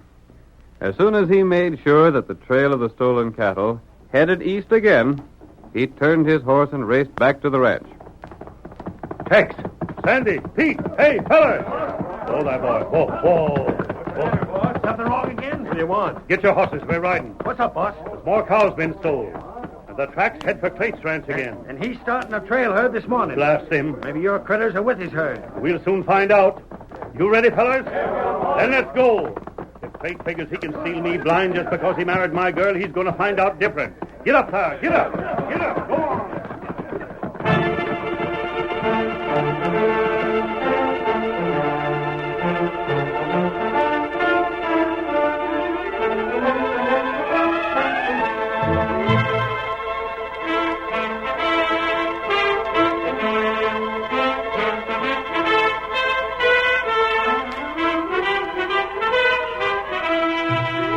In the meantime, Clate Summers was just finishing breakfast at his home. We hear him as he speaks to his wife. That was mighty good grub, honey. Well, now I reckon I'd better be pushing along. Had to leave already, Clint? Shucks, I got to do my share of the work. The boys got the herd started an hour ago. I told them I'd catch up as soon as I could. How long do you figure you'll be gone? Oh, the trip shouldn't take more than a week. I'm sort of glad you're going, Clate. Huh?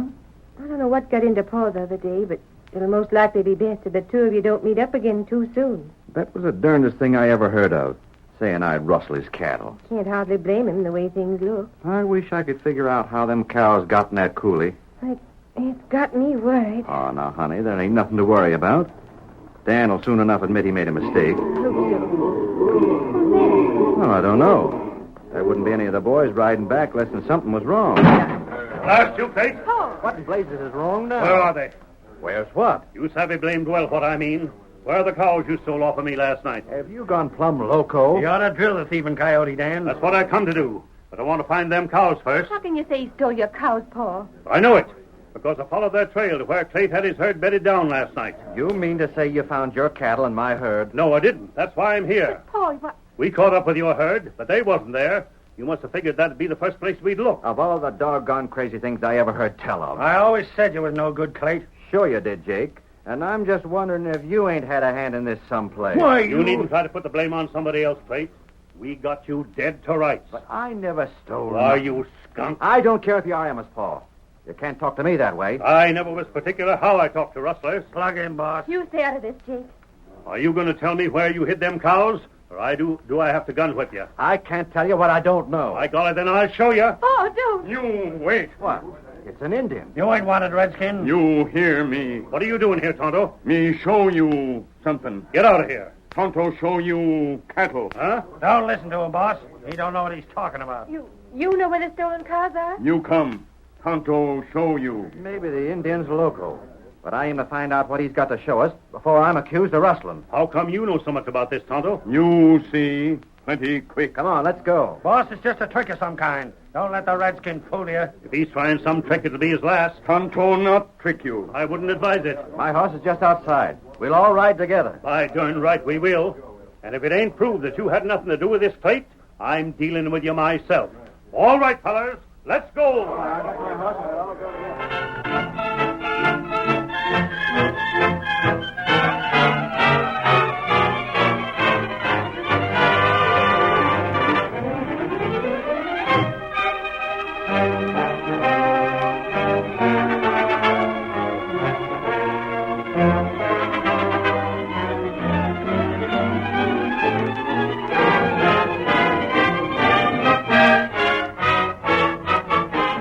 Tonto first led the men to the place where Clate's herd had been bedded down the night before. Then he pointed out that the tracks of the stolen cows circled the herd and continued onward, still further eastward. The men remounted and pressed forward, discovering at last that the tracks took them directly to Mel Nugent's tumble-down spread. As they drew near, coming to Melt's shack, Clate shouted, "Hey! There's Mel running away." He run out of the house when he seen us coming. He's heading for his horse. Me get him. Get him up, paint horse. Don't let him get away, Tonto. Tonto, rope him. Get him up, paint horse. Get him up. We catch him. Come, paint horse. Come on, get him up there. Get away from me, Redskin. Get away. Me rope you. Whoa, paint horse, whoa.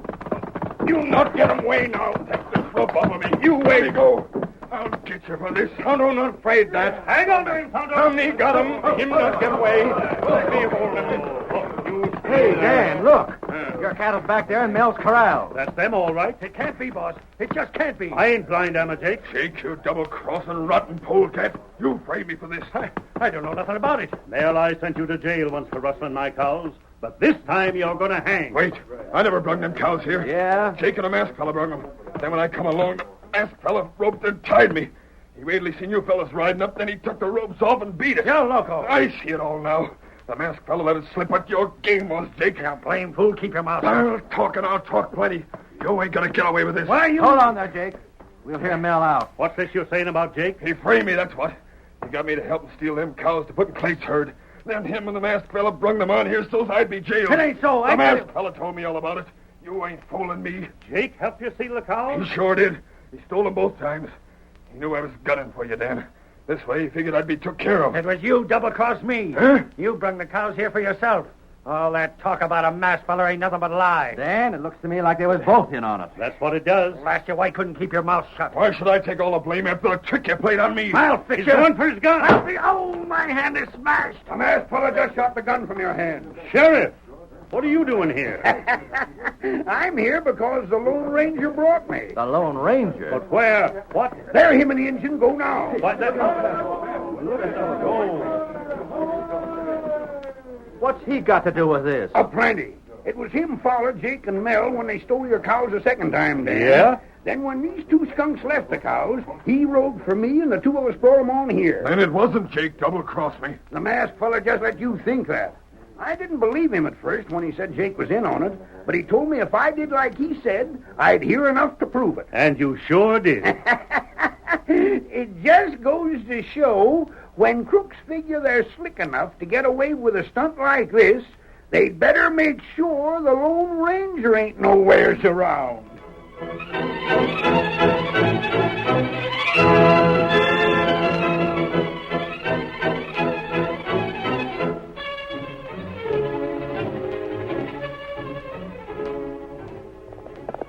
Come on, Silver! We're heading for Middledale! Outlaws are in the district! Hi-yo, Silver! Away!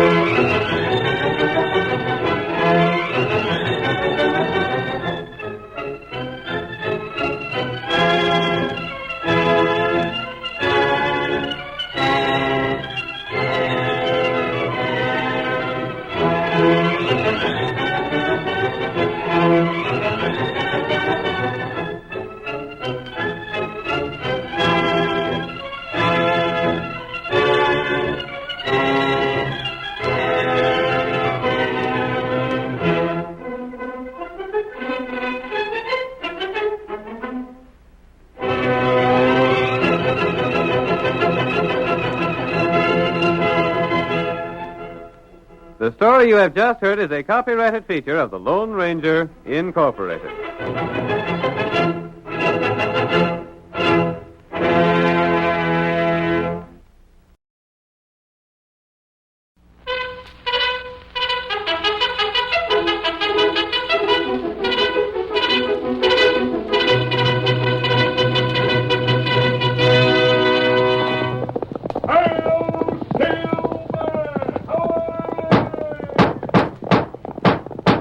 A fiery horse with the speed of light, a cloud of dust, and a hearty hi-yo Silver, the Lone Ranger.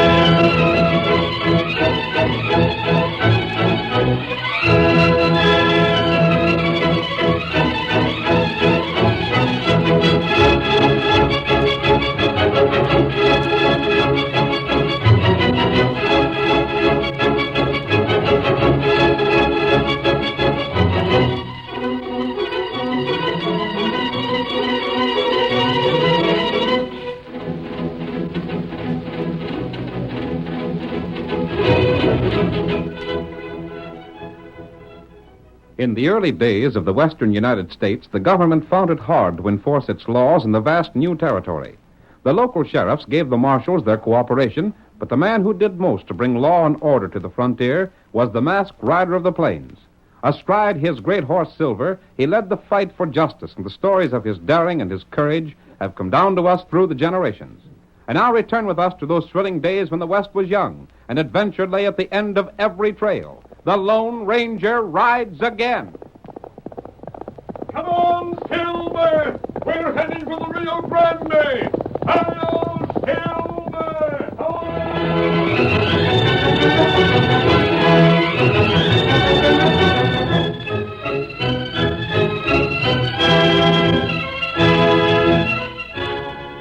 The Lone Ranger and Tonto learned that some smugglers were active near the Mexican town of San Sebastian and rode toward the border.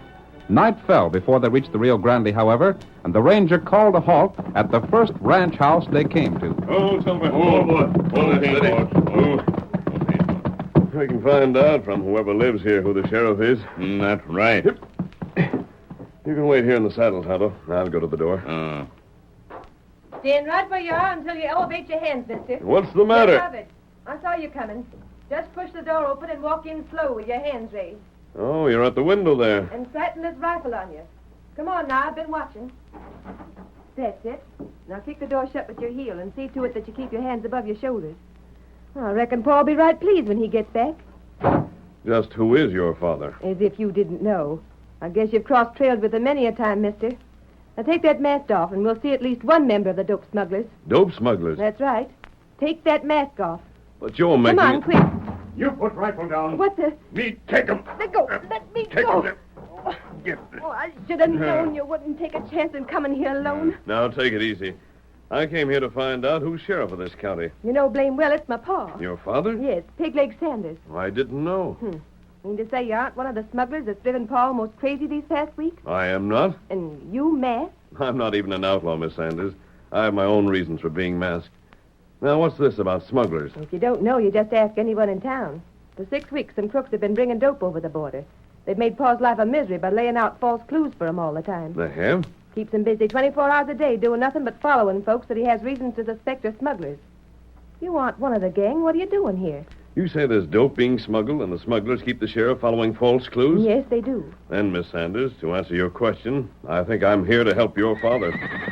That paint horse. Come on, Tonto. You cussed beast, I'll learn you. Him hit paint horse. Me fix him.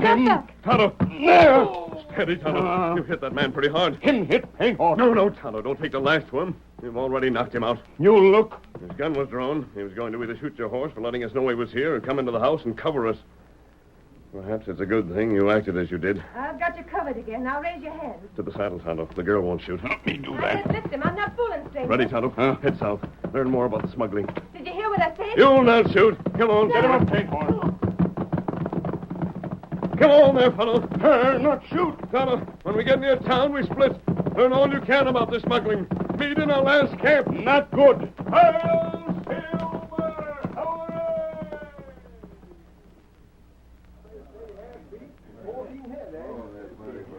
Hadn't you better be getting back home, Pegleg? Maybe there'll be another clue there. All right, barkeep. Never mind trying to be funny. The only way to run down these polecats that are bringing in the dope is to follow every lead I get. First, you follow a medicine man, make him unload all his stuff in the wagon. Then you tail a sky pilot over the border. Next, you suspicion a couple of old half-breed women of being men in disguise. I reckon maybe the U.S. Marshal is right after all. I'm a doddering old fool that ought to resign from office. Oh, shucks now, Pegleg. I didn't mean to rankle you that much. Why, land's sakes, you was never one to take a thing to heart. Barkeep, I've had a good record for the 12 years I've been in office. One of the best, Pegleg. And the man that says different has me to fight. Now along comes these smugglers, and along comes a new U.S. Marshal, and along comes government orders to get them smugglers or get out in office. No. Is that what you was told? Same as. Drat it. I'm willing to resign, barkeep, but I'd like to step out in my office with the record clean. As it is now, these coyotes are making a monkey out in me. What happened tonight? Same as before. I got what I thought was a good lead. Left yesterday afternoon and followed a couple of men south. Yeah? Spent last night across the border. Then picked up them 2 men and followed them back again. Got them on this side of the border and searched them and got them mad enough to foam at the mouth at me. There wasn't smuggling, eh? No. Not only that, there was government men working again the smugglers, same as I was doing. Seems they got the same sort of false lead I did. It's a doggone shame, Pegleg. Oh, what'll it be, Indian? You fix some food. Me take out. Want a supply of victuals, eh? Here, list. I'll send it back to the kitchen. That good. Well, I reckon I better be getting back to home. I left Betty there. You got good hands there, Pegleg. They'll take care of the place. Yeah, but I better get back anyhow. I'm tired. Evening to you, barkeep. Evening, Sheriff.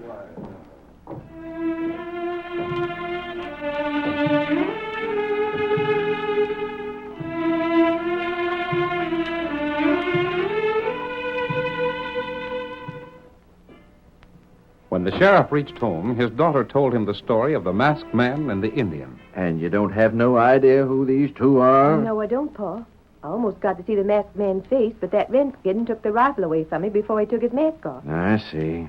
Even then, I might have seen it. Buck Wilson was sneaking to the house to cover those two, but the Indian's horse gave him away. Then what happened, Betty? They left after knocking Buck down. Wonder if they might be connected with this smuggling. I thought at first they might be, but if they were, they'd have known your name.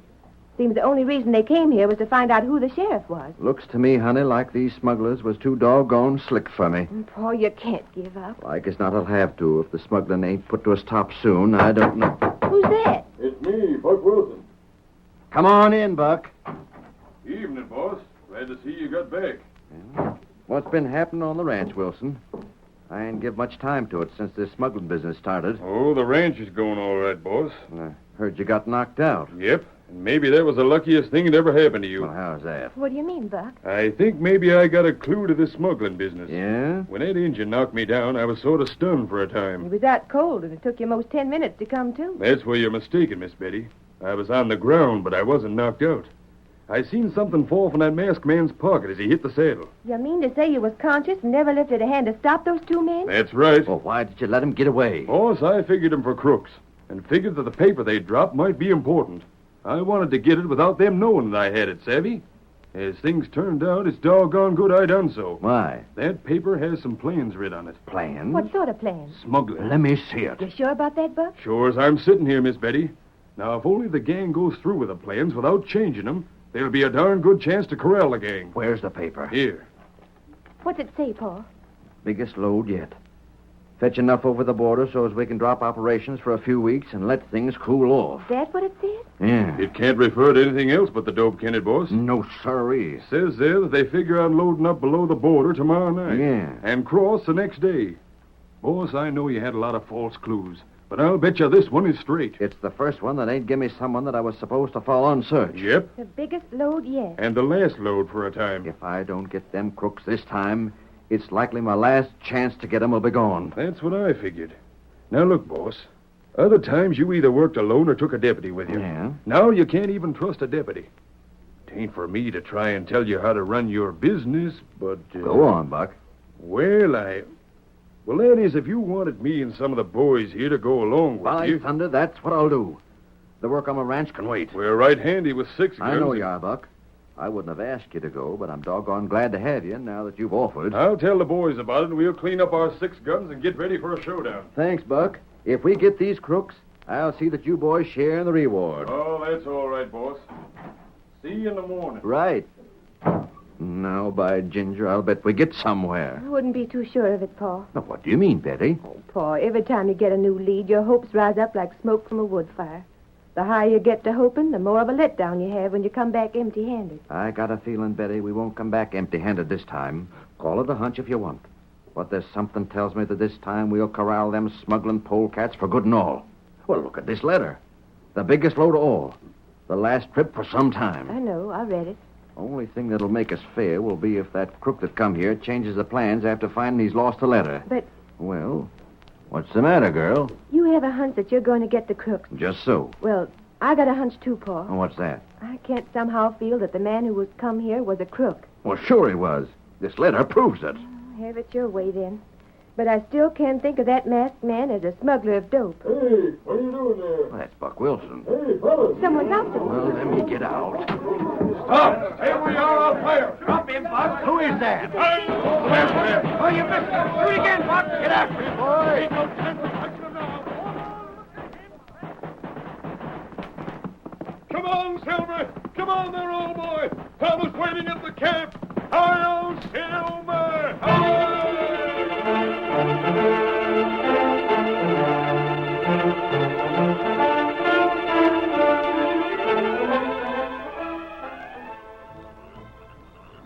So you learned, Tonto, the different people have been giving the sheriff false clues. Not right. I see.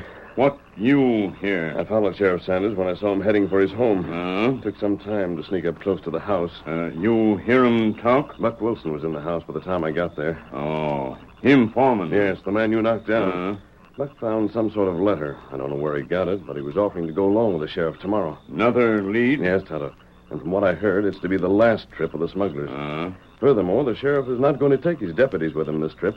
He's going to take his own ranch hands and leave the deputies here. What we do? We're going to take those deputies. You got math They'll on. follow me, Tonto, if they think that there's a chance that I might be the smuggler. Oh. If they do follow me, they'll be on hand when they're wanted. Not right. Get your horse hitched up. We're going to start right now. Me do that. I'll go on ahead and locate the deputies.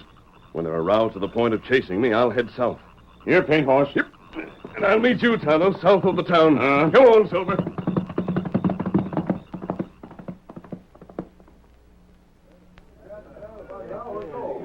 Hey, Sam. Sam, come fast. What's up? Come on, we got a lead on the smuggler. Well, where's he at? Jake Barton's house. Jake's trying to keep him there till we come. Jake sent his brother to tip me off. I'm with you. Let's get going. He was sounding Jake out, seeing if Jake wanted to buy some dope. He's masked. Lead me to him. Do we walk? Bet your horse, you may need it. Ain't but a step down the road. Come on there. Hey, there's someone running out of Jake's place. That's him. He's on, we're after him. Firing on him. Get along there. Get up, get up. There he goes. Get going, horse. Get after him. He's our man, all right enough. Get up there.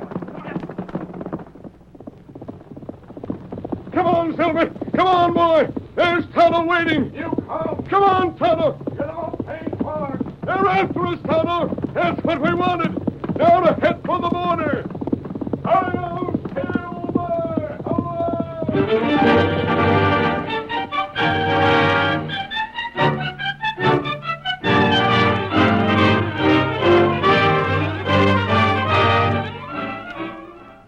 With the Lone Ranger racing for the border, sheriff's men pursuing him, the curtain falls on the first act of tonight's Lone Ranger drama. We will continue in just a moment.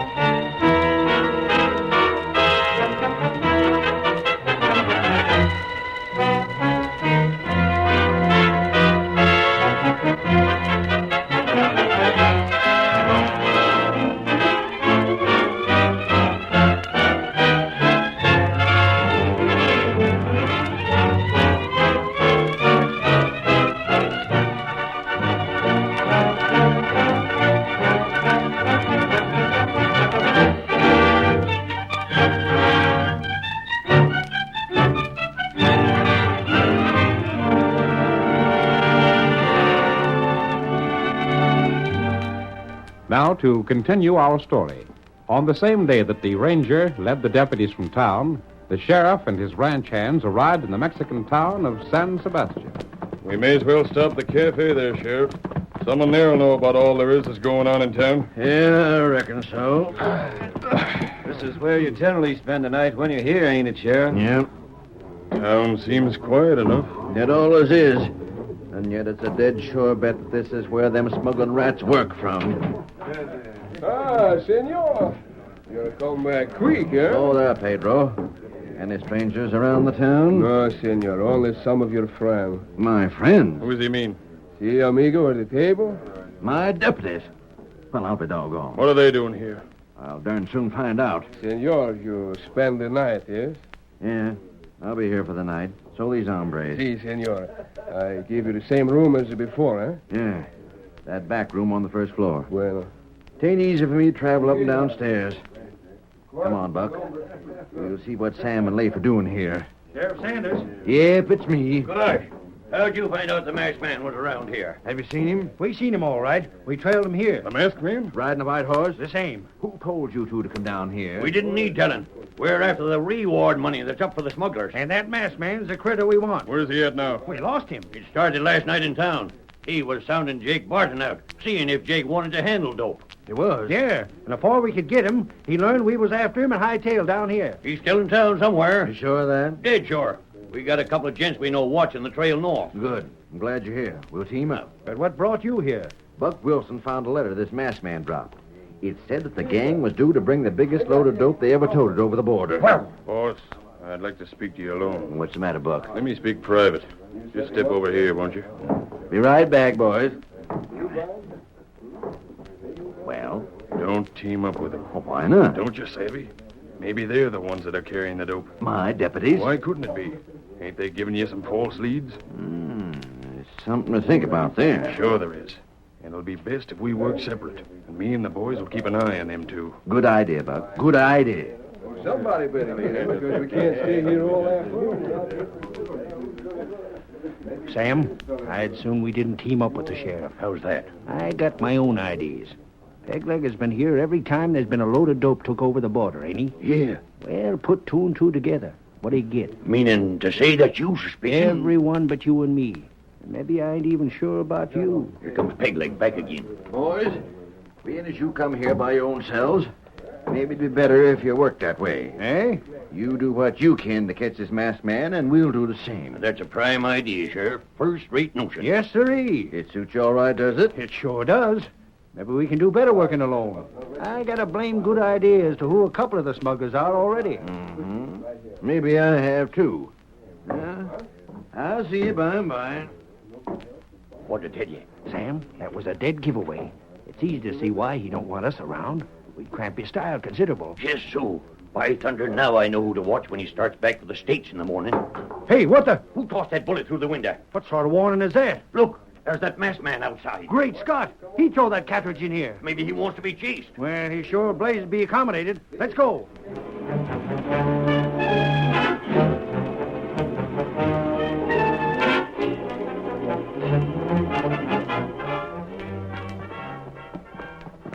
Sam, I never did see such a roundabout trail. Where in Tucker do you think that masked man is heading? Headed for wooded land, that's sure. Can't be much further away. How's that? Grass still springing up where he rode, see? Gosh, we must be close onto him then. You reckon this might be some sort of a trap? There he is. Hoist your hands, mister. We got you covered. I'm close to the camp. I've been waiting for you. What's that? I said I've been waiting for you. Oh, there. Waiting for us, huh? Well, just keep them hands high and take that mask off. 1 minute. Get off those horses. I led you here because I wanted to talk to you. Yeah? Well, we want some words with you, too. Did you examine that cartridge closely? For what? If you did, you'll have a fair idea who you're talking to. Let me see. Hey, this is a silver bullet. Yes. Then you don't mean... Now, will you talk without demanding that I keep my hands up and unmask? I don't know. This is a swell chance to have a look at your face. No, it isn't. Because you're being covered. Covered? Me watch you. What the... The redskin. That's the one we heard about. Dead Never mind, Sam. You win, stranger. What's the play? What do you want us here for? In the first place, I wanted to make sure you weren't the smugglers. Wait, what? I wanted several people to think I was a smuggler. You want them to think you were... Yes.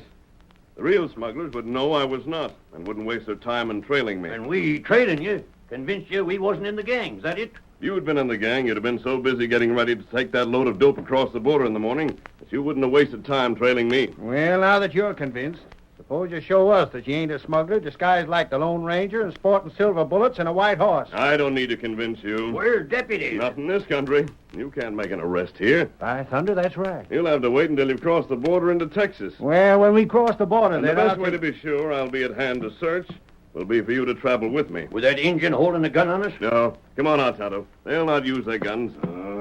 Let me watch 'em. All same. You seem blame sure we won't use guns, mister. I'm sure because neither of you men are foolish. If you arrest or capture me now, I wouldn't be able to do a thing. If you let me go where I please and go with me, you'll be free to act as you please when we reach Texas tomorrow. That's the deal, then. Good. It's a truce until tomorrow. But mark my words, mister. No matter what you do tonight, as soon as the Rio Grande is behind us tomorrow, we're searching you and that redskin with a fine-tooth comb.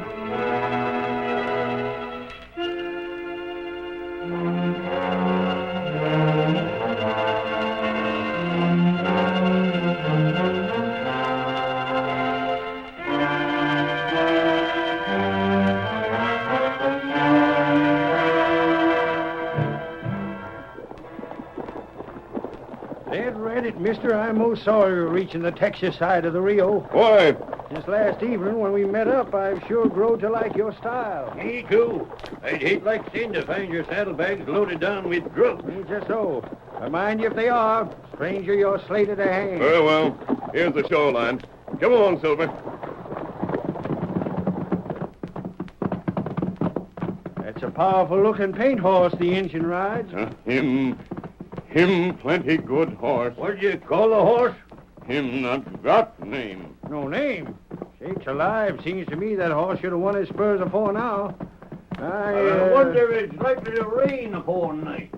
I don't know. Them clouds off to the west look heavy. Yeah, you sure do. Sam, study that formation of clouds east of here. Yeah, the sky's sort of gray looking. Dad, rat they ain't taking their chance to break loose. Why didn't you highball it while we were just studying the paint horse in the sky and not looking at you? Why should I? Blast you. We thunk up that scheme, figuring if you broke loose, we'd be able to drill you and know that you was in the smuggling gang. Someone else thinks I'm in the gang, too. Yeah? Look south. There comes the sheriff. Sure enough. Buck Wilson, a couple other men with him. Now you can wait until they close in, and you'll have help in searching for the dope. Help in splitting the reward if we find the dope. I don't think you'll have to split any reward. Why not? Let's wait for the others. Oh, Silver. Why won't we have to split no reward? Is it because you ain't got anything for us to find? Oh, the reward, I'm sure, will be paid. But wait just a minute. Other fellers close now. Yeah. There, deputies. Hold them, we're coming. We're waiting for you, Sheriff. Well, mister, so we meet again, eh? Yes, Buck, we do. Steady, paint horse. What's the matter with that horse? Down, paint horse. Hold your horse in, Tonto. What ails that critter? Here, I'll help. Down there. Down, paint horse. Steady, boy. Buck, that horse doesn't like you. You have any idea why? Now, hold on. Never mind that horse. We're here for a showdown. You just hoist your hands, mister, and stand for a search. You needn't search me, Sheriff. Search yourself. What's that? The sheriff? You're the one who's smuggling dope. That's a downright lie. Wait. You brought dope over the border every time you crossed. That's why you were given all those false leads. Blast you for that, I never did. Wait. The sheriff didn't know he brought the dope over. He always used a room on the first floor of that hotel in San Sebastian. While you were asleep, one of the gang stole your wooden leg, which was hollow. It was replaced by one which was filled with the dope. My leg? If that's the truth, Let me see. You'll find that the bottom unscrews. Here, give me a hand. Sam, you take a look at the peg. I sure will. And when you got back to your home, the leg was taken and replaced by another hollow one. You were given another false lead to follow. Look, here's the stuff. Well, Sheriff, I darn to think that my own boss was I didn't know nothing about it. Now, look here. Wait till I finish, Sheriff. There's the dope all right enough. This trip was to end the smuggling for a while. It will end it for all time. The crooks wanted to bring a big load of dope across the border this trip. Wanted to pack their saddlebags with it. Who? That's why they wanted to travel in your protection. No one would search the men who were with you. Sheriff, we can back what he says. We was with him all night. We figured he was just pulling wool over our eyes when he let us travel with him to stand watch over your room. And we still ain't sure that he ain't the smuggler. No more am I. Maybe he's trying to frame me. Frame you? To clear yourself. Just what we hanker to find out, Sheriff. He maybe let us see part of the smuggling game to throw us off of suspecting him. You men were with me when that half-breed switched peg legs. Yeah, but You know that I had no chance to touch the saddlebags of Buck Wilson and Scar Granger. All right, Scarry's wise. The guns. Cover. So you're the crook. Yeah, but you won't live to make an arrest. Paint horse, that horse! No, cover the Hands up. Down, paint horse! Down! Down, paint horse! Down! Steady! He's tore the saddlebag loose. Look, he's stopping at that saddlebag. He split it open. Get your horse away. He's pound that saddlebag to dust. It's full of that white stuff. Down, paint horse! Down! There, Sheriff. That saddlebag is evidence against Buck Wilson. So it was him that arranged them false leads. And we vouch for the masked man, Sheriff. Wilson's the smuggler. Yeah. What about it, Wilson? Don't let that devil horse at me. Tie him up, boys. The half-breed is already in custody in Mexico. Gosh, I wonder what made that horse act loco. He probably scented the drug when Buck Wilson lashed him, and he associated the scent with something he learned to hate. Horse has more sense than some people. But how'd you know about Wilson? Wilson didn't bother to trail the man who tossed a silver bullet. Your deputies did. Stranger, that Injun's horse has sure saved us. If it hadn't been for him, we'd have... Ain't horse plenty good. Injun, he's sure enough won his spurs. By thunder, that horse is a sure enough good scout. Good scout. That good. Tonto Lake scout. Hi-yo, Silver! Get him up, scout.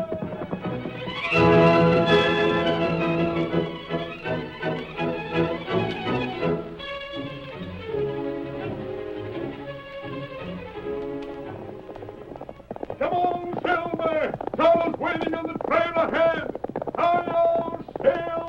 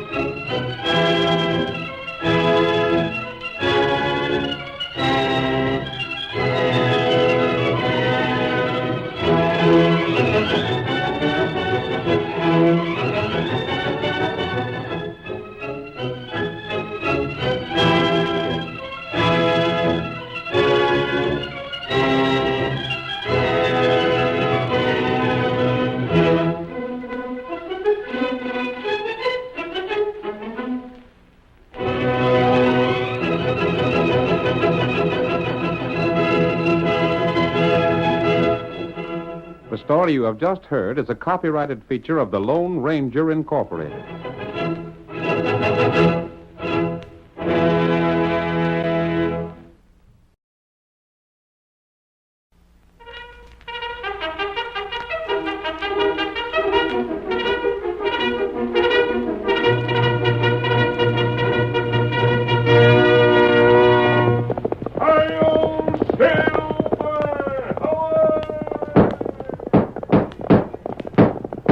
Up fiery horse with the speed of light, a cloud of dust, and a hearty hi-yo Silver, the Lone Ranger.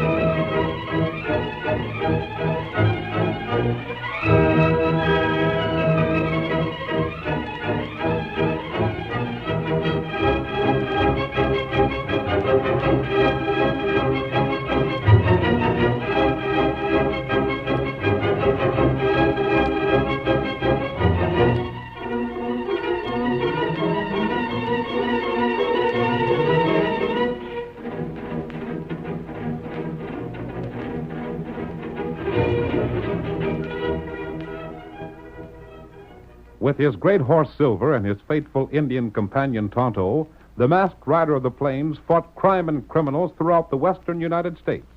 It was he, more than any other man, who brought law and order to the new territory, and the memory of his deeds will remain with us as long as the memory of the early West itself. Now return with us to those thrilling days when adventure lay at the end of every trail. The Lone Ranger rides again. Come on, Silver! We're heading for Cottonwood River. Tonto's waiting for us. Hi-yo, Silver!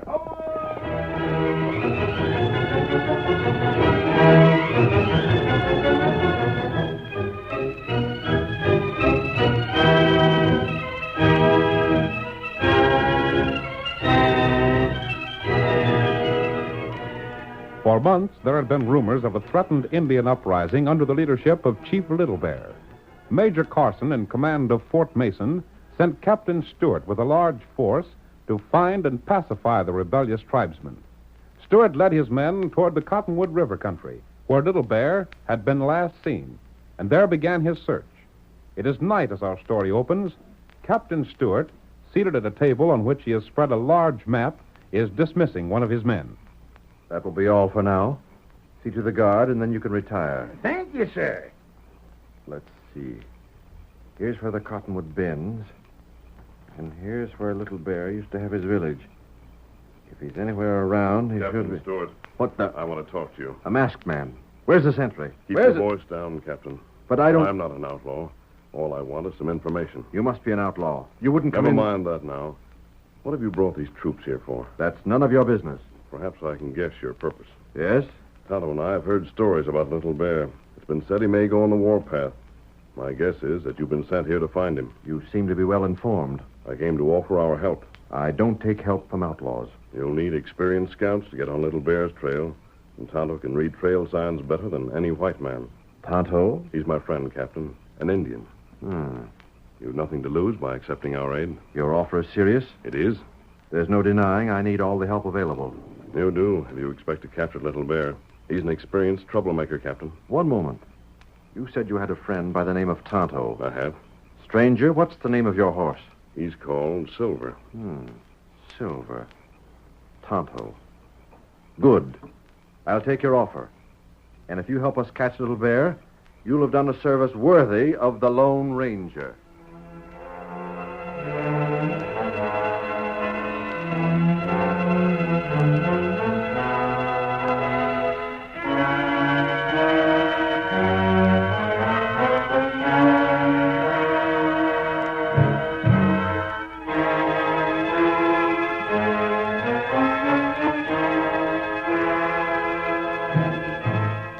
But Chief Little Bear, informed of Captain Stewart's expedition, had already left the Cottonwood River country and one day appeared at the very walls of distant Fort Mason.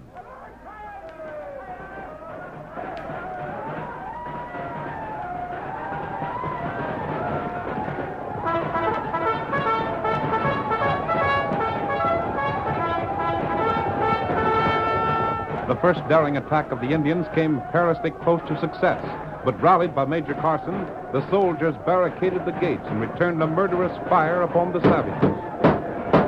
Every man to his post. Fire at will. Major Carson. What is it, man? Lieutenant Price reports that the Indians are withdrawing on his side of the fort, sir. Good. That means the first attack is probably over. Yes, sir. We'll have time to organize our defenses. Any orders, Major? None for the present. They are falling back. If you'd excuse me, sir, Lieutenant Price asked me to report back. Wait. Yes, sir. Tell the lieutenant I wish to see you in battalion quarters. Summon all the officers. This may develop into a siege. We'd better take counsel now while we have the opportunity.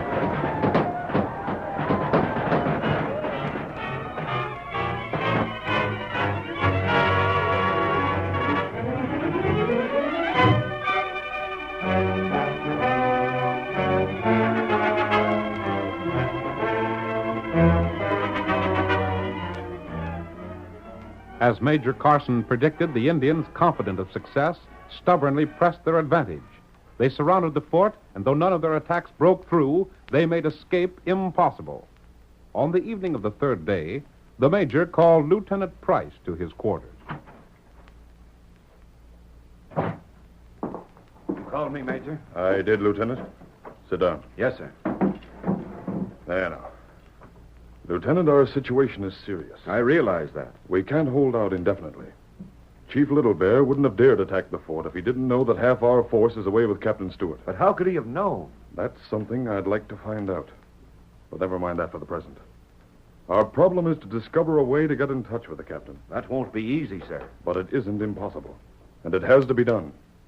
For one thing, our supplies are running low. Yes? We have ammunition for a week at most.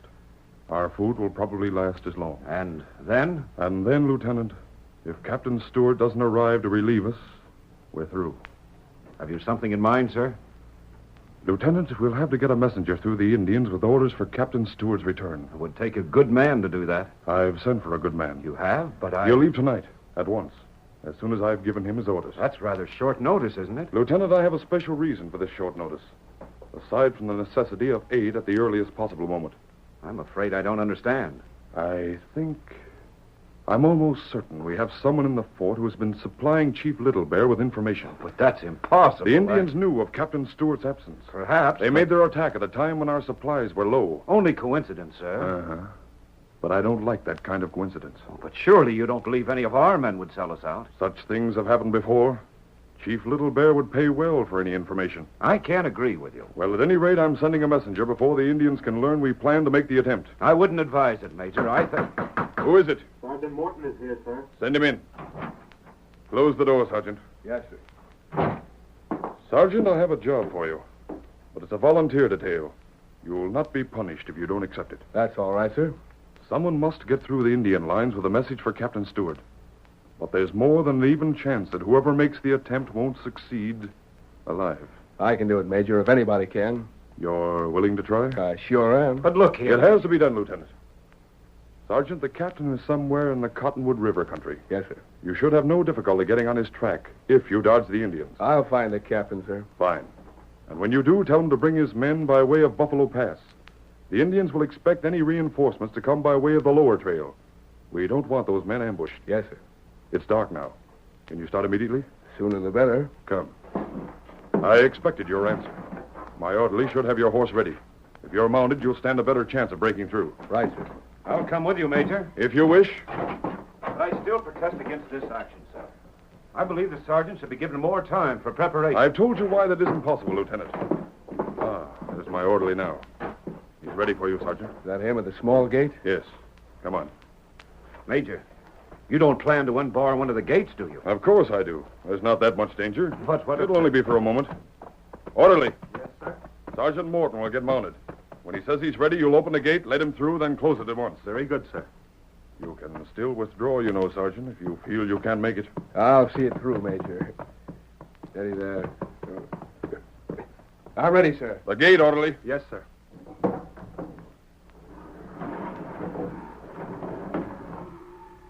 And, Sergeant, the best of luck. Thank you kindly, sir, but I won't... You fool. Put out that mask, Lieutenant. If that light was seen. I'm sorry, sir. I just wasn't thinking. It seems not. Sergeant, you better be on your way before anything's noticed. I'm going, sir. Get up there, boy. Come on. Get up now. Come on, boy. There. He's gone. We can only pray you'll make it now. Close the gate, orderly. Yes, sir.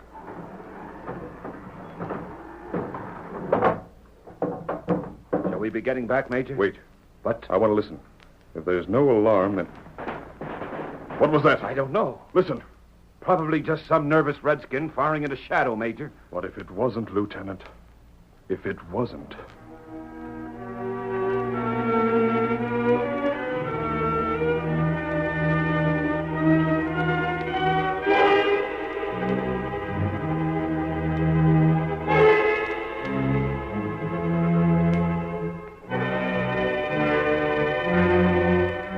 In the meantime, Captain Stewart, alarmed by his failure to find a sign of the Indians he'd been sent to locate, was undecided what course to pursue. We see him now as he stands outside his tent, watching the approach of a lone horseman. I wonder. Yes, it is the masked man. Come on, Silver! I hope he has news. Oh, Silver, old fellow. Oh, boy, steady there. Oh. You found Chief Little Bear? Not a sign of him, Captain. I was afraid of that. Has Tonto returned yet? He came back an hour ago. He found nothing either. And I believe there's only one thing you can do, Captain. Yes? Return to the fort. Chief Little Bear isn't in this district. But to return without accomplishing my mission, or without orders from Major Carson... The fort itself may be in danger. That's what worries me. Chief Little Bear is clever, and it'd be like him to attack the fort in your absence. If there were only some way of knowing. You can't return without orders? Only in case of necessity. The Major made that plain when he sent me out. We were to continue until we found those Indians. I have a suggestion to make, Captain. Yes? Tonto and I have done all that we can for you here. Let us ride to the fort and find out the situation. You'd be willing to do that? Of course. But I could send one of my own men. We could make the journey faster. And if the fort is in danger, you'll want to know it as soon as possible. You've already done more than I have a right to ask. Captain, if Little Bear's uprising succeeds, the life of every white man for 200 miles around will be in danger. I know. I'll get Tonto at once. Steady, Silver. You mean you ride now, after being in the saddle all day? There's no time to waste, Captain. I can't object. I need your help too badly. You'll hear from us as soon as possible. Come on, Silver.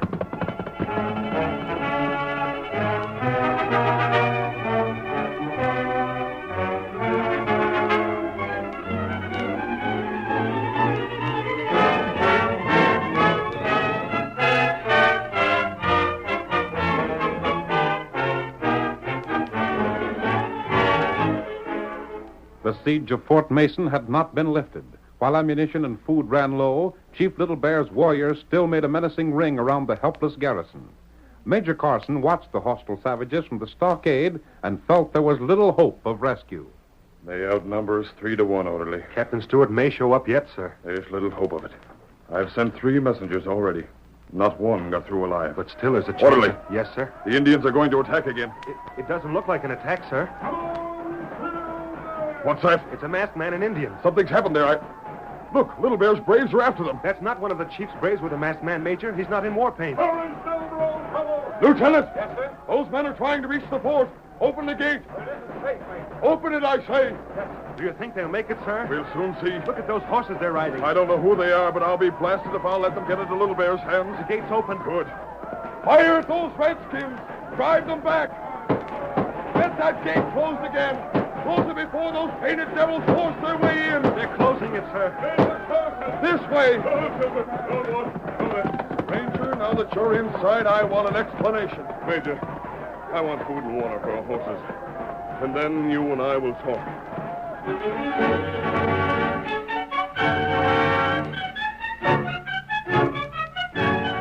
The curtain falls on the first act of our thrilling Lone Ranger drama. Before the next exciting scenes, please permit us to pause for just a few moments.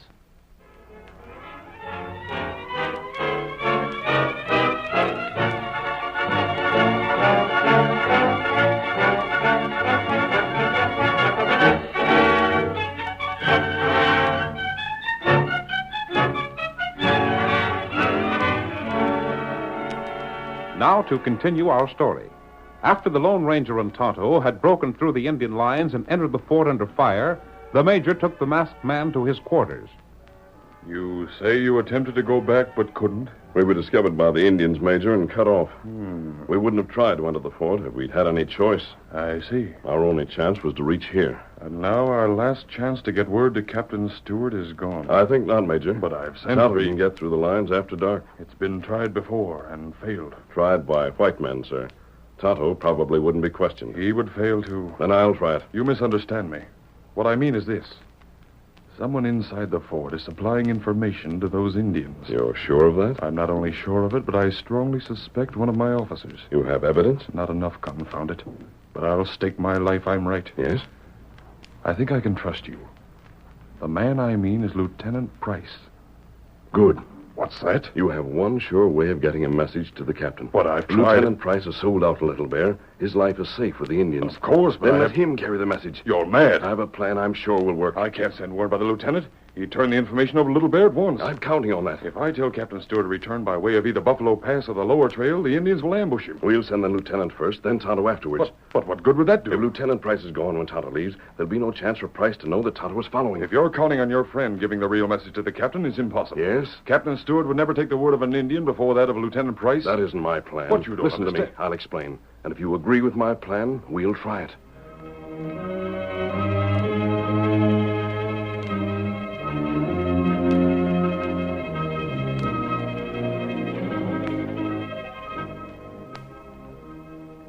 Major Carson listened to the plan of the masked man and agreed that it had a good chance of success.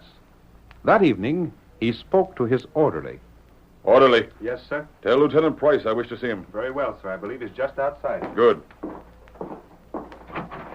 Lieutenant Price, Major Carson wishes to speak to you, sir. Right. Come in, Lieutenant. Close the door, orderly, and wait outside. Yes, sir. What is it, Major? You're making the next attempt to reach Captain Stewart, Lieutenant. Me, sir? It has to be done. And I think you're the man for the job. But why I won't ask the enlisted men to do what their officers refuse. I'm not refusing, sir. I was only thinking that you had decided a man couldn't get through the Indian lines. The others failed. I hope you won't. Yes, sir. You'll start at once. Very well. Come. It's quite dark now, but you'd better be on your way before the moon rises. And what are my orders, sir? Captain Stewart has returned with all speed. Tell him to bring his men by way of Buffalo Pass. Buffalo Pass? I think that's best. Little Bear will probably expect any reinforcements to come by way of the lower trail. I see. There was something I wish to ask you, sir. Yes? Who is this masked man who came to the fort? I'm afraid I can't tell you that, Lieutenant. Here we are. Steady there. Steady. I'm ready, sir. You understand my orders? I do, sir. And you're not afraid? Of course not, sir. Very well. The gate is open. Something tells me you'll get through safely. I feel the same way about it, Major. Get up there. Get up, boy.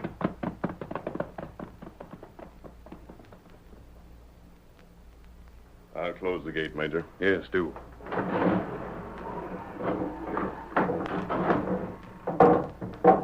There. A rotten traitor.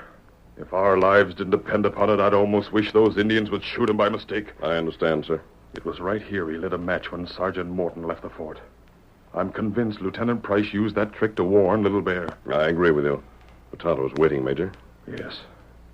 You're sure that he won't be risking his life? Yes. If he were, I'd prefer to go in his place. Of course, the lieutenant is gone. There's no one to let Little Bear know Tonto is leaving. And Tonto can move as silently as any man alive. Come, Major. We'll tell him it's time for him to go.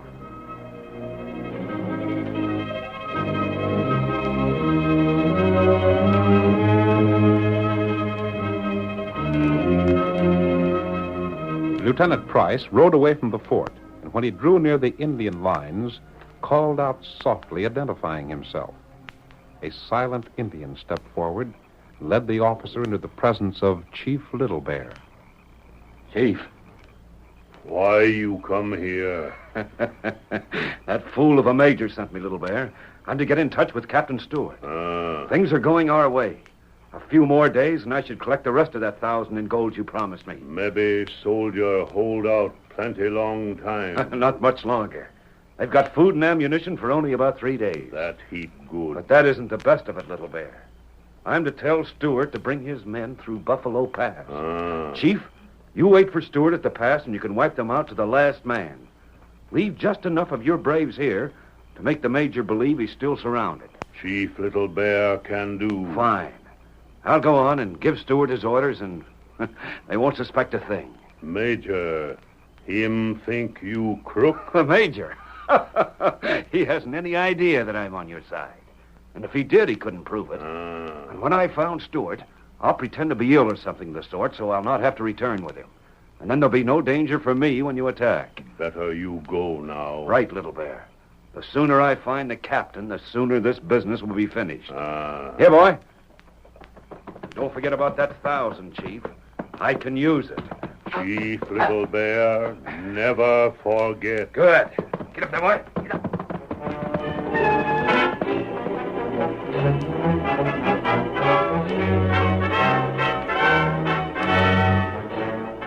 Captain Stewart waited anxiously for word from either the masked man or his superior, Major Carson.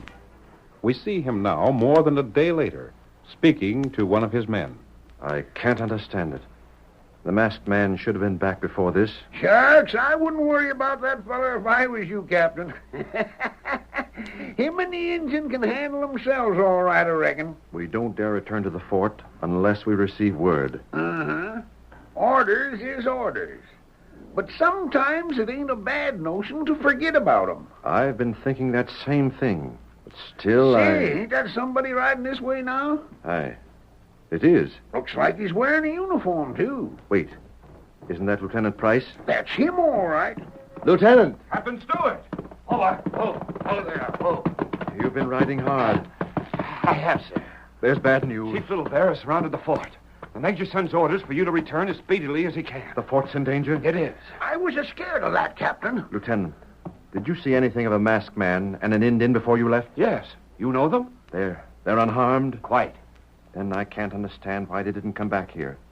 There was no need for them to enter the fort once they discovered the situation. Little Bear had them cut off before they knew it, sir. They had no choice but to ride for the fort. I'm glad to hear it. I couldn't believe they wouldn't have returned if it was possible. You'll order your men out? At once. Sims, tell the bugler to sound assembly. Sure thing, Captain. Well, there's one more thing, sir. Yes? You're to return through Buffalo Pass. Those are Major Carson's orders also. But why did he... He suspects that the Indians may be watching for you by the lower trail. Very well. Who's that? That horse. It's Tonto. The Indian with the masked man. That's the one. But what's he doing here? We'll soon find out. And in the meantime, we'll be getting started.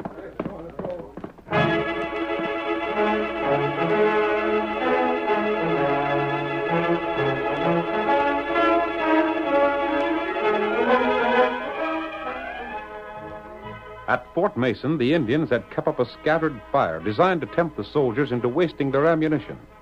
Major Carson, however, had given the command to fire only in case of necessity.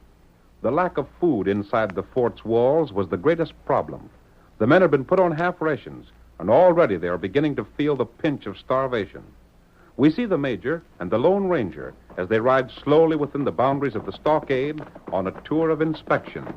Men are looking tired, Major. They are. If help doesn't arrive soon... Don't give up hope, sir. Captain Stewart should have been here by now. I didn't look for them this soon. If reinforcements don't come, it'll prove I've made a serious mistake in judgment. Yes? I may have sent Lieutenant Price to his death also. You're worried only because the strain of waiting has been hard on you. There's little doubt but what Price was a traitor supplying Little Bear with his information. I suppose so. The Indians are firing again. But we won't reply unless it's necessary. But wait. Oh, Silver. What is it? Those shots weren't fired at the fort. But I thought they're firing at something beyond that hill. By heavens, I think you're right. Orderly. Yes, Major. Can you see what's beyond that hill? I'll find out, sir. It won't be necessary, Major. Listen, cavalry, Captain Stewart. It is Captain Stewart, sir. Major, we should leave the fort and attack. Attack? There's no better time. While Captain Stewart engages them from the other side, we'll attack from this. It might work. We'll give them no time to resist. Orderly, tell the men to mount. I want them assembled here ready to charge in 5 minutes. Yes, sir. We're going to strike and strike hard.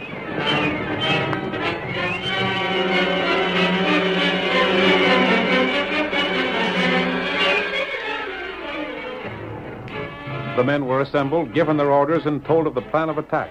Meanwhile, the sound of battle outside increased as Captain Stewart led his men forward. Major Carson shouted a command. The gates were thrown open. With the masked man heading the charge, the troopers raced forward. Forward, men! Come on,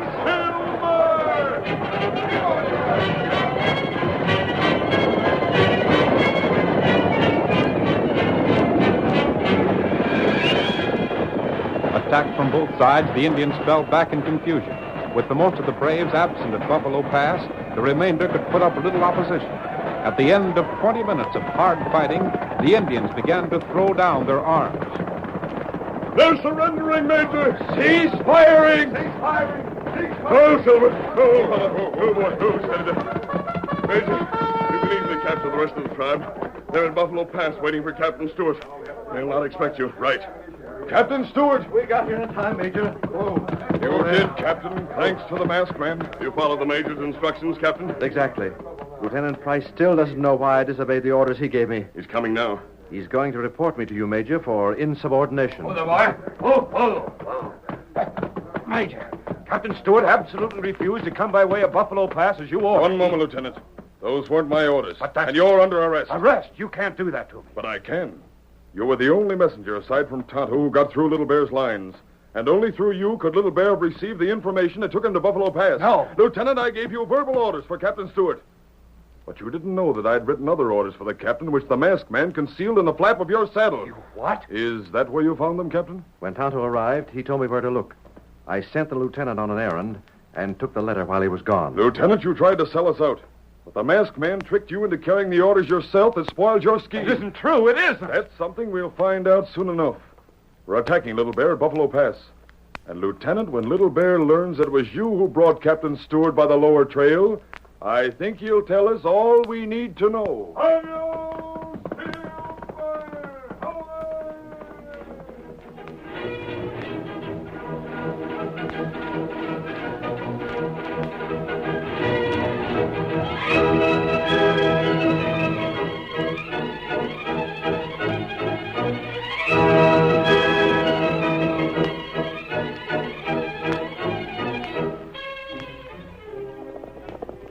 Come on, Silver! We're heading for Crow Valley! Someone's waiting for us! Hi-yo,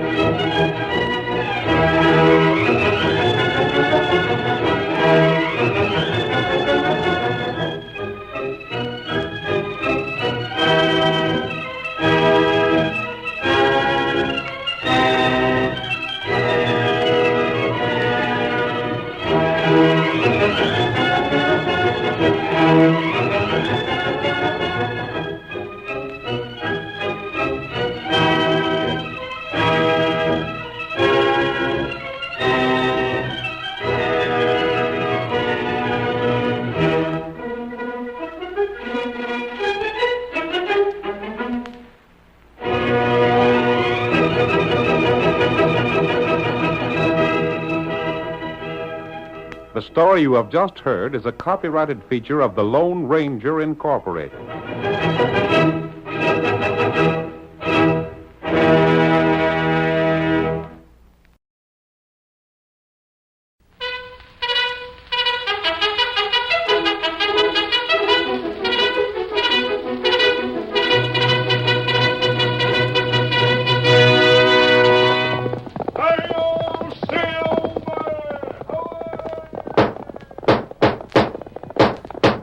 Up fiery horse with the speed of light, a cloud of dust, and a hearty hi-yo Silver, the Lone Ranger.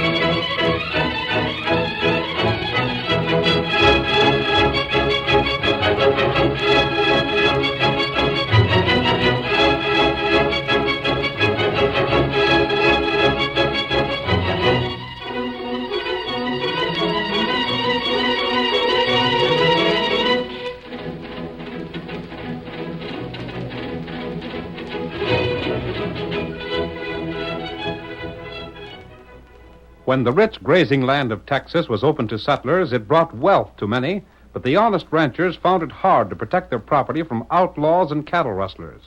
It was then that the masked rider of the plains rode in the cause of justice.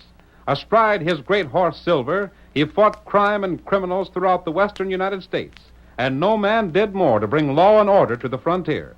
And now return with us to those thrilling days when the West was young. From out of the past come the thundering hoofbeats of Silver. The Lone Ranger rides again. Come on, Silver! Someone's waiting for us in Crow Valley. Hi-yo, Silver!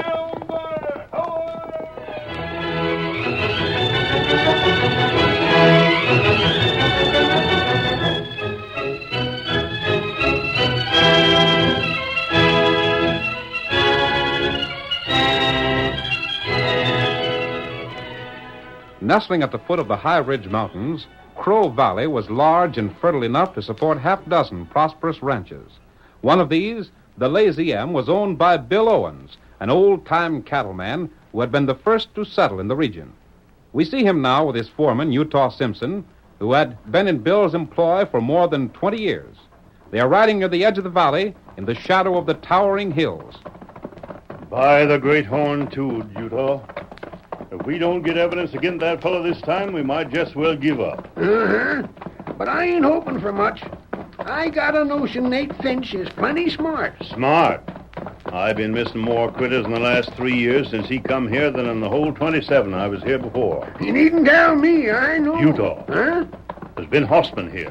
Whoa there, Whoa, hold it. Take a look there. And over there. By golly, someone was here, sure enough. Them pits weren't made by Injuns' ponies, neither. The horses made 'em was plenty hefty. Oh, wait. Yeah? Them tracks lead over to them trees, and they're mighty fresh. Maybe... We're going to take a look-see. Get up there. Get up. Get along.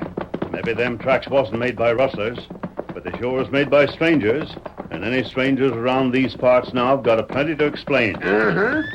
Hey, did you hear that, Bill? A horse and close by. Keep your 6-gun loose. Come on, boy. Get up. There they are. A masked man. And a redskin. Hey there! Yes? Hoist your hands, mister. You too, Injun. Put down those guns, Bill Owens. Whoa there. Whoa. Ah. Say, just how come you know my handle? I've been expecting you. What's that? I heard about the meeting the sheriff's called, I knew you'd be coming this way, so we waited for you. Well, I'll be doggone. Maybe you was, stranger, but you ain't going to get nothing, 'cause we got the drop on you. I'm not an outlaw, and I didn't plan to hold you up. Yeah? All we want is some information. Well, information comes cheap enough. Just what kind you hankering after. You've been losing cattle, haven't you? You didn't have to come to me to learn that. Everybody knows it. And everybody knows I ain't the only one losing cattle, neither. Yes? There's Mike Pearson, Judd Braley, and all of us having critters stole. Except Nate Finch. And you think Nate is responsible for your losses, is that it? I wouldn't put nothing past that low-down blowhard. It stands to reason he's got something to do with it. There wasn't nothing missing till he bought out the Circle G 3 years ago. And out of the 6 outfits in the valley, his is the only one that ain't been bothered. You've told him you suspect him? We've told him aplenty, and all he does is laugh at us. He says if we can't prove nothing, to leave him alone. The ornery coyote. I can't understand why, if you suspect him, you can't prove your suspicions. We've sure tried hard enough. He's just too slick for us, I reckon. If he's taking your cattle, what do you suppose he does with them? The fellow that can answer that question can write his own ticket. Yes? There ain't but one way for cows to be took from the valley, and that's by way of Stovepipe Pass. There's no other possible way? None at all, mister. And we've had the pass watched so blame careful, them critters would have to sprout wings and fly across to get by without our seeing them. Couldn't they be taken through the mountains? Sure they could. And by the time you got through, you'd have 1 cow out of 10 left.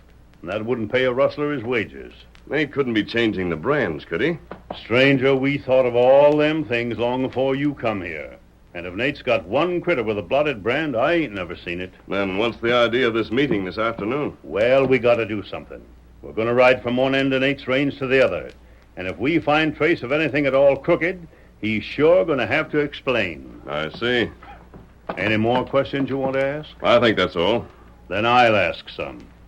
What's the idea of that mask? I can't explain that. You don't talk like no outlaw.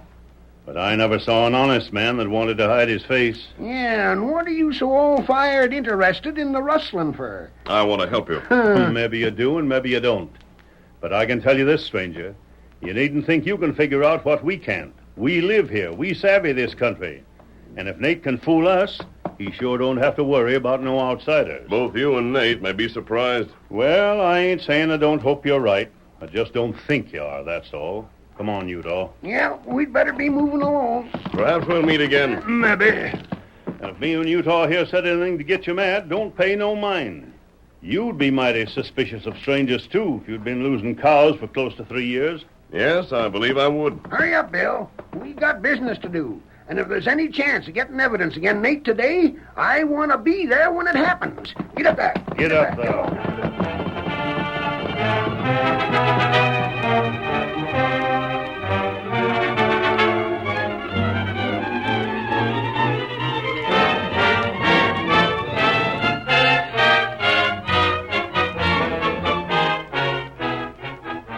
Bill Owens and Utah Simpson joined the sheriff and their friends, and a systematic search was made of Nate Finch's range. Men had been stationed at the pass to make it impossible for Nate to move stolen cattle while the hunt was going on. But still, they had little hope that they would be successful. See any sign of a blotted brand in that bunch, Mike? Not a sign, Sheriff. Nate never used nothing but a stamp brand on them critters. And if they ever wore any other brand but the Circle G, I ain't able to find it. I reckon be this way. Anybody that gets the best of Nate has got to be plenty good. Then let's get on with it. We ain't done yet by a blame sight. Get up there. Get up.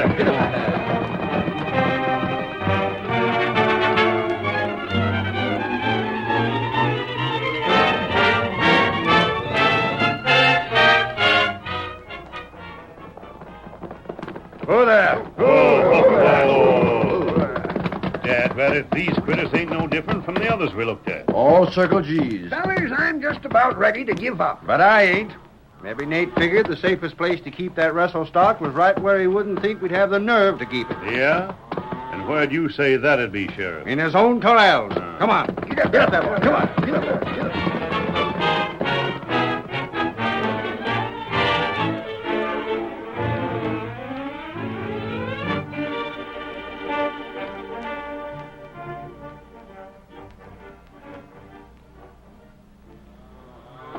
Well, Sheriff, looks like that guess of yours was wrong, too.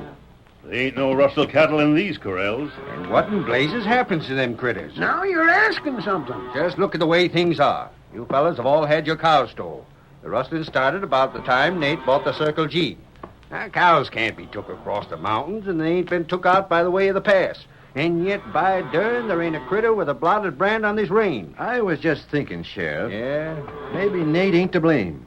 Maybe somebody else. One of us right here started stealing when Nate came, figuring he'd be the one that'd be suspicion. That might be. You're loco. I know every one of you fellers, and there ain't a one of you I wouldn't take my oath for straight. I'd have said the same, Bill, but I don't know. Here comes Nate now. Wants to know what we're doing here, I bet. Who gave you fellas permission to come on my place? Now, look here, Nate. I'm asking you a question. I want a straight answer. I can tell you what they're doing, boss. They're looking for the cows they think we stole. Is that it? And what if it is? Just this. I'm getting tired of you fellas saying I'm crooked. If I'm crooked, prove it. If you can't prove it, keep your mouth shut. Why, you... And that goes for you, Bill Owens, like the others here. And maybe a bit more. Yeah? You're the one that's been doing most of the talking. And I ain't standing for it. I'll say what I please when I please. You do, and you'll stop late. Why, you blasted polecat. I'm twice your age. But I'm still twice the man you'll ever be. You'll do what? He got a gun on you, Bill. I'm the law here, and you... And you'll take your parts and get out of here. And you won't come back less than I tells you to. Put the inmail, keep him covered, boss. Now get. You're going too far, Nate. And right now, you're going fast. We might as well, Sheriff.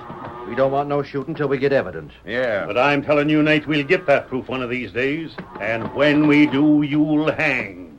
Come on, Utah. Get up there. Get up there. Get up there. Still can't figure it out, eh? Boss, we got 'em fooled, and they'll stay fooled. There ain't no one of them fellas that'll ever savvy that scheme you thought up, Nate. I'm wondering. What about? They'd have give up by now if it hadn't been for that old fool of a Bill Owens. He's the one that's been keeping them stirred up, all right. But there ain't nothing we can do about that. There ain't. Thought of something, boss? I was just thinking it might do some good to have Bill jailed. Jailed? Jailed. And if I ain't figured mighty wrong, I know just the way to do it. Listen here, fellas. I'll tell you what I got in mind.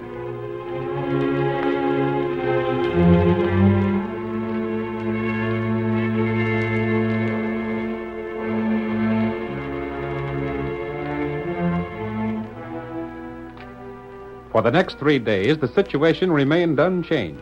The ranchers, disappointed in their final effort to place the blame for the rustling on Nate Finch, went back to their work. On the 4th day, old Bill Owens sat in the Lazy M bunkhouse talking with his foreman. I reckon we're licked, Utah. That's what I've been thinking right along. When rustlers get too slick for a couple of old hands like you and me, it's about time we quit calling ourselves cattlemen and start the sheep raising business. Yeah. I've always said that... Sounds like we got company. Wonder who in blazes 'tis. Looks from here like it might be the sheriff. The sheriff? Say, you don't suppose he's found out anything, do you? Not a chance. They probably just stopped by for grub. Howdy, Sheriff. Howdy, Mike. Come on in. I don't want no trouble, Bill. Huh? Gee, you fellas look like you just lost your best friend. What's ailing you? I'm arresting you both. You're loco. I never thought you'd turn crooked, Bill. Crooked? You call Bill crooked? Why, you must be crazy in a breed on marijuana. I'm arresting you for rustling. Now, look here, a joke's a joke. This ain't no joke. Now... We just found 20 of my cows with your brand on them. They'd been worked over with a running iron. No. I reckon we don't have to tell you about it, Bill. But I don't savvy this. I got it figured out now. There wasn't a fella in this valley that was more trusted than you. You could take critters with blotted brands out of the valley, and nobody would look 'em over close enough to find it out. They was too busy suspicioning Nate Finch. Where'd you find them cows you say we stole? Right on your range. And you fellers allus claim to be my friends. It's the other way around, Bill. It was you that had us fooled. Come along, Bill. You too, Utah. You dang idiot. I ain't gonna argue. You can't arrest Bill. Take me if you wanna, but there ain't a square fella in this valley than him. We're taking you both. Why, Never mind, Utah. We'll go along. Well, when folks that have been your friends for years quit trusting you, then it don't matter much whether you're in jail or out. We're going with you, Sheriff. But someday you will find out this is the biggest mistake you ever made.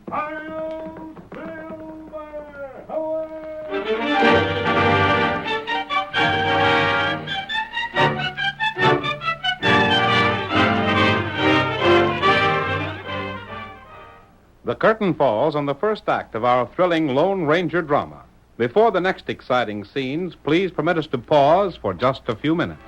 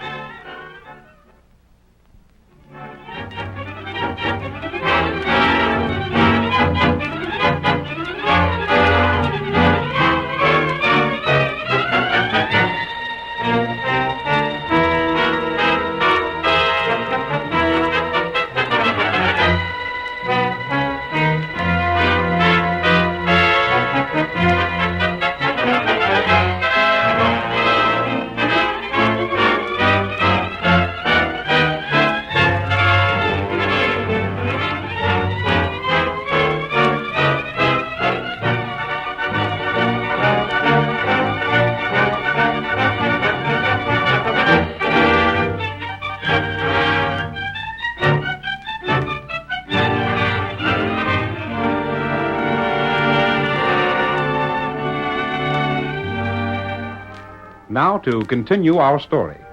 Bill Owens and Utah Simpson, who had been accused of cattle rustling, were arrested by the sheriff and taken to the county jail. We see them in their cell that same evening. Utah, when the sheriff say court's going to set? He looks for the judge to be here in about 3 weeks or so. Golly. Who would have thought that 30 years of honest ranching could land a feller in jail? Uh-huh. And who'd have thought that folks who was your friends for most of that time would be the ones to jail you? You sound like you're forgetting you're in jail just as sure as I am. I ain't forgetting nothing. And mostly I ain't forgetting that you've been my pard and boss both for a blame long spell. Well, we've had our share of good luck, Utah. And we'll show 'em we ain't afeard to take the bad. What is that? I didn't hear nothing. Reckon I just imagined it. Now I heard it. Come from the window. Let's have a look. Yeah. Anybody out there? Remember me? It's the masked man again. Where'd you come from? I was at your ranch when you were arrested, Bill. Say, was it you that called your horse Silver? Yes. By golly, you wouldn't be... Oh, but shucks, I reckon that ain't possible. Who wouldn't he be, Bill? I was just thinking of another fella that's got a horse called Silver. Bill, I may be able to get you out of jail. Yeah. You mean break us out? That wouldn't help you. I will if everything else fails. But I think there's another way. I don't know what it'd be. To prove you innocent. Innocent? You ain't got a chance. Them cows of Mike Pearson's that was found on my place is all the proof the law's looking for. When I spoke to you before, I asked you some questions. And a fine lot of good they done you. I have another to ask you. Stranger, me and Utah sure appreciate what you're trying to do. But you're up against a proposition that's too blame tough for you. But answer the question anyhow. Well, if it'll please you, it won't hurt us. Have you or any of the other ranchers ever searched the valleys and the mountains for your stolen cattle? Why would we look there? Of course we ain't. I told you there ain't no way to get cattle out except through the pass. You could hide 1,000,000 cows in them mountains, but they wouldn't do you no good till you got 'em to market. I think you've overlooked something. Yeah? What's that? I won't tell you now in case I'm mistaken, but I'll soon put it to the proof. You talk like maybe you got some scheme. Perhaps I have. Bill, is there anyone among the other ranchers who still believes in you? That's a funny question to ask. I have to get in touch with someone who'll be willing to help you out. Well, I don't know. Bill, how about Mike Pearson? Mike? Why, it's his cows that I'm supposed to have stole. Uh-huh. But I got a notion that nobody'd be more pleased to find out it wasn't so than Mike would himself. But he... Look here, Bill. Mike did what he figured he had to do. You'd have done the same, maybe, if you'd have been in his boots. Well, maybe. But if the masked feller can go to him and show him where you could be proved honest, I bet Mike would jump at the chance to help. Utah, I think you have it. You're darn right I have. Here, Silver.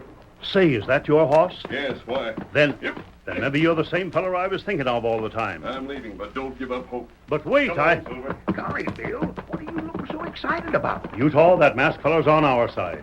And I'll bet the lazy am in my saddle to boot that the sheriff ain't got no chance of convicting us now, no more than you have of being good looking.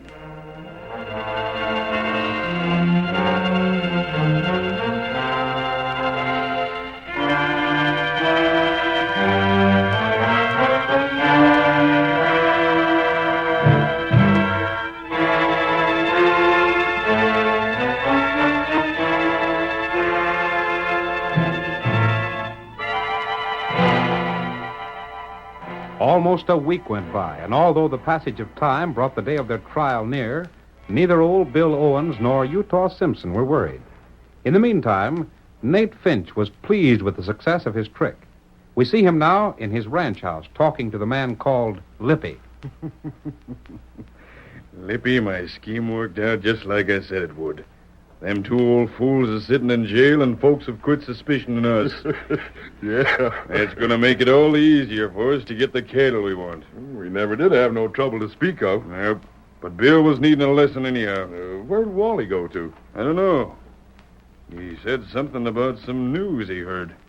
He wouldn't say what it was till he'd made sure. Yeah, he told me the same thing. He ought to be along pretty soon. Where are the rest of the boys? Playing cards in the bunkhouse. Uh-huh. Well, in the morning they... Boss, just listen to this. What's the matter? There ain't nothing the matter. Listen, you calls good news something to worry about. Yeah? Mike Pearson just bought some purebred cows. He did? I heard he bought some, but he didn't want to say anything till they got here. Purebred cows, eh? Just a second, Nate. Huh? You ain't going to steal them, are you? And why not? But look here. You do that, and folks are going to figure that Bill and Utah wasn't the rustlers after all. Shucks, what do we care what they figure? Them cows are just what we need. But I Hold tell on, you... Lippy. Yeah, Wally's right. We can use them cows. And even if we do rustle them, that don't prove Bill and Utah didn't run their brands on them other critters. Maybe not. But it's going to make folks do some thinking. Well, we weren't planning on quitting, was we? No, but... Anyhow, the blazes with them fellas sitting in jail. If we can lay our hands on some purebreds, a judge can let them go 100 times, and I won't give a darn. Boss, they're on the Pearson place now. Then we're riding tonight. Tonight? Sure. When you want something, take it before the fellow that's got it can get set to keep it. My system's to strike hard and sudden. And I say the same. Then let's go. Wally, you bring the horses around. Right. Lippy, you rouse the boys out of the bunkhouse. Well, if you figure we are... We ought and we are. Now get moving. I'll give the orders and you'll take them.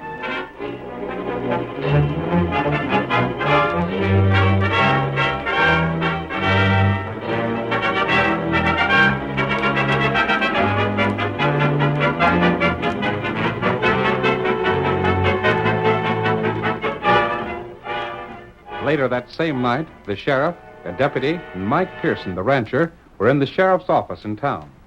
Mike, who claimed to have dropped in only to exchange gossip, seemed strangely nervous. What time's it getting to be, Sheriff? Doggone it, Mike. I wish you'd go on home. I'm getting calluses on my hand reaching for my watch. But what time is it? It's near 11 o'clock, and it's time I was locking up and going home. Wait, there's no hurry. What's got into you, anyhow? Mike, you're jumping around like you were sitting in a frying pan. Why, I just feel like company tonight, I reckon. Then find your company somewhere else. I'm needing my sleep. Oh, but Sheriff, you I don't... can talk all you want. Can't keep me here any longer. I reckon it'll be all right for me to go home, too, won't it, Sheriff? Yeah, run along. Doggone it, you can't do this. You don't You need got to go... something on your mind? No, it's only Then that we're leaving. Well, I sure we should stay a while longer. Can't be done, Mike. We're going to go... What the... I was afraid you'd be gone. And I was darn scared you wouldn't be getting here. No, man. Never mind that. Say, what is Hey, this? just a second, Sheriff. Stranger, did it work? It did. Bring all the men you can get and come with me. Mike, what do you got to do with an outlaw? This fella ain't no crook. And it was on account of him that I was keeping you fellas here. Sheriff, tonight you're going to learn who the real rustlers in the valley have been. Huh? What's more, I think you'll learn why the stolen cattle were never discovered before. Is this fella talking sense, Mike? You do what he said. Don't waste time. We have to hurry. Well, Are you going to do as I say? How about Bill and Utah? There ain't two sets of rustlers in the valley, is there? They never stole anything, and tonight will prove it. You sure of that? I am. Then come on. The hardest thing I ever done was jail them fellas. And if I can find the reason for letting them out again, I'm going to do it. Sheriff, I got a notion the masked fella is going to show us we made blame big fools out of ourselves. If he can, that suits me. Hey. Yeah? The cafe's still open. You go down there and tell them fellas I want everybody along that can ride a horse. Sure thing, Sheriff. And go a-running. I'm on my way. And tell them to fill their gun belts with cartridges. If we're meeting rustlers, we're going to need them.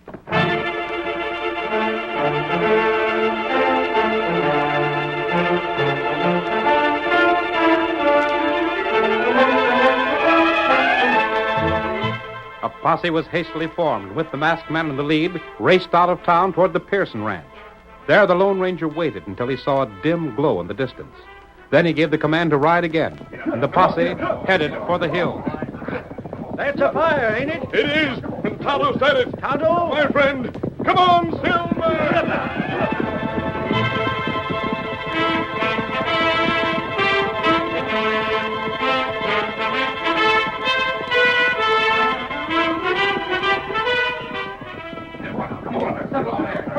another fire up ahead. Ain't we getting pretty deep in them hills? I don't know how far we have to go, but these fires will mark the way. That Indian sure knew how to make them. They're built so they can be seen only from one direction. I noticed that. It's the only way we can blaze a trail at night. And I got a notion it's going to blaze some low-down polecats right into jail.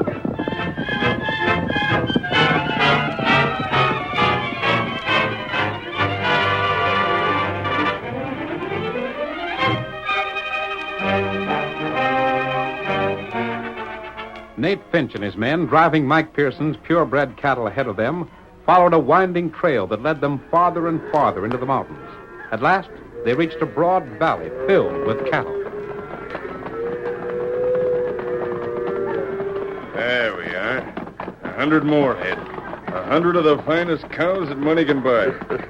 Only we didn't pay no cash. We'll let them pay us cash. There ain't nothing more to do, is there, boss? Whoa there. I reckon not. Them cows ain't gonna leave the valley now. Then let's be getting back. We can just make it before sunup. Yeah. Boss, what's that? You see something? I ain't sure. Seemed like I seen a light, but it was gone before I could be sure. Almost justly like some fireflies. Maybe. All right, fellas. We're heading for home. All right. I'm so doggone tired I could sleep in the saddle. But we... What the? We've been followed. What in blazes? Ain't that a fella on a white horse? And there's more riders with him. Fire at him. Too blame dark to see good. Give up or we'll shoot the bunch of you down. We can't fight all of them. Fire, I tell you. Watch out for the injured. Hey, he's roped me. He'll have the catch. You blasted polecat. You're the skunks that framed Bill in Utah. They try anything, shoot him down. Take that rope off of me. Let me loose. You ain't getting loose till you're in jail. We give up. Don't shoot, fellas. Don't Sheriff, I think they should prove who the real rustlers are. You're doggone right it does. Hog time, boys. We're starting back for town right away. Look at all them cattle in the valley. Except for those that have died, you should find every cow that's ever been stolen from you. I can't figure this out, stranger. Why in blazes should these fellas steal cows and leave them here where they can't be sold? Because they was doing just like the masked fella figured they must have. Yeah? They kept the stolen cows here, then took the calves each season and put their brand on them. Huh? That way they wasn't running no risk. The calves didn't have no brands but what they put on them. And they never tried to sell the cows that had our brand. That's the slickest thing I ever heard of. That's why the masked man had me get purebred cows. He figured as long as calves was what they wanted, they'd jump at the chance to steal purebred stuff to improve the breed. And they fell for it. That redskin trailed him here. Well, thanks to the masked man, this is one stunt the rustlers won't be trying around here for a long time to come.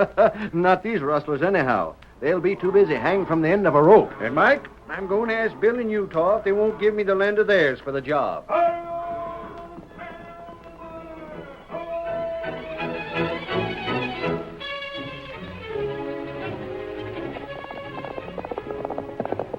Come on, Silver, old fellow. We're heading for Baker City. Someone's waiting for us. Hello, Silver! Away!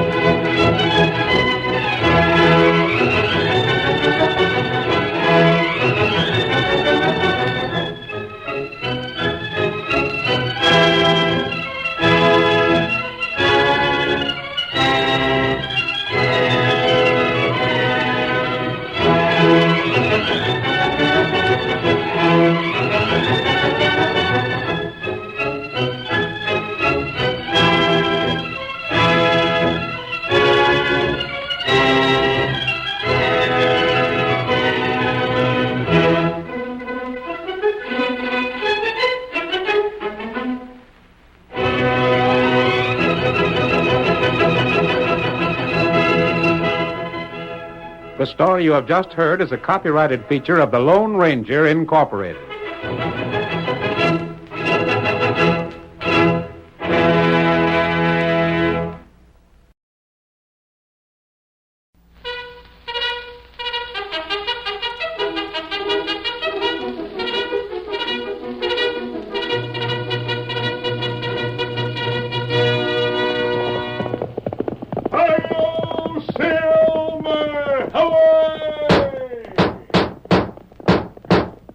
fiery horse with the speed of light, a cloud of dust, and a hearty Hi-Yo Silver, the Lone Ranger.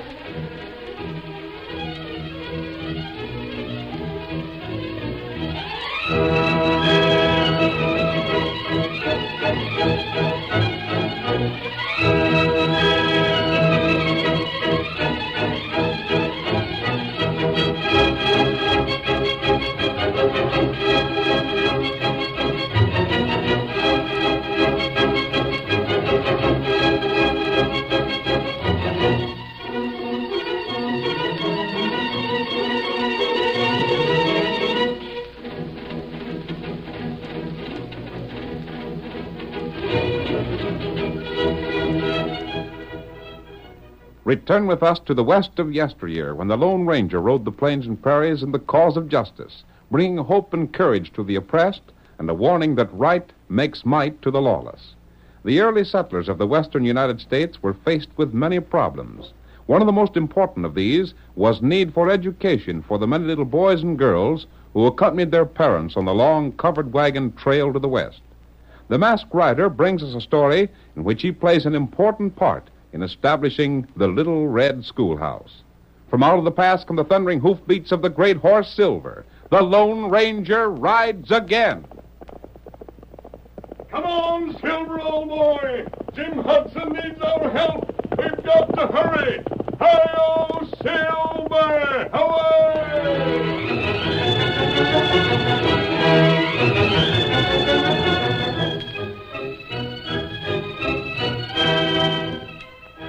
Jim Hudson had come from the east and had settled in the cattle country. He'd worked hard to build his log house, construct his line fences, and at last the little spread which he owned began to pay expenses and a modest income. Our story opens early one morning in Jim's small ranch house. The young man bounces out of bed with a smile on his face and calls to his companion. Wake up, Dan. Get yourself out of bed there. This is the day that Mary gets here. Oh, yeah, that's so. I'll have the coffee and bacon going in just a minute. Get up and give me a hand. I gotta wash up the buckboard and curry old Ned. This is the day my girl's coming west. I don't know why you're so head up about it, Jim. Well, I haven't seen her since I left the east. Yeah, but she ain't said she'd marry you. Just you wait. She's coming here because you wrote and told her she wouldn't be the schoolmarm. Now what are you going to tell her? Gosh, that's right. Don't blame Will that none of the young'uns from town will go to school. Now, give me that towel. Just a minute. There. Dan, what makes old Silas Markheim so blasted ornery? He wants this land of yours because of the water on it. That's easy, Dan. But what's that got to do with the school? Well, he knows you built the school almost single-handed. Done so just to get a job for Mary Stevens, so as you could get her to come out here. What's wrong with that? She's a blame good school teacher, and the kids in town sure as blazes need some schooling. Uh-huh. Only they won't get it while you got any hand in it. Markheim's a blame fool.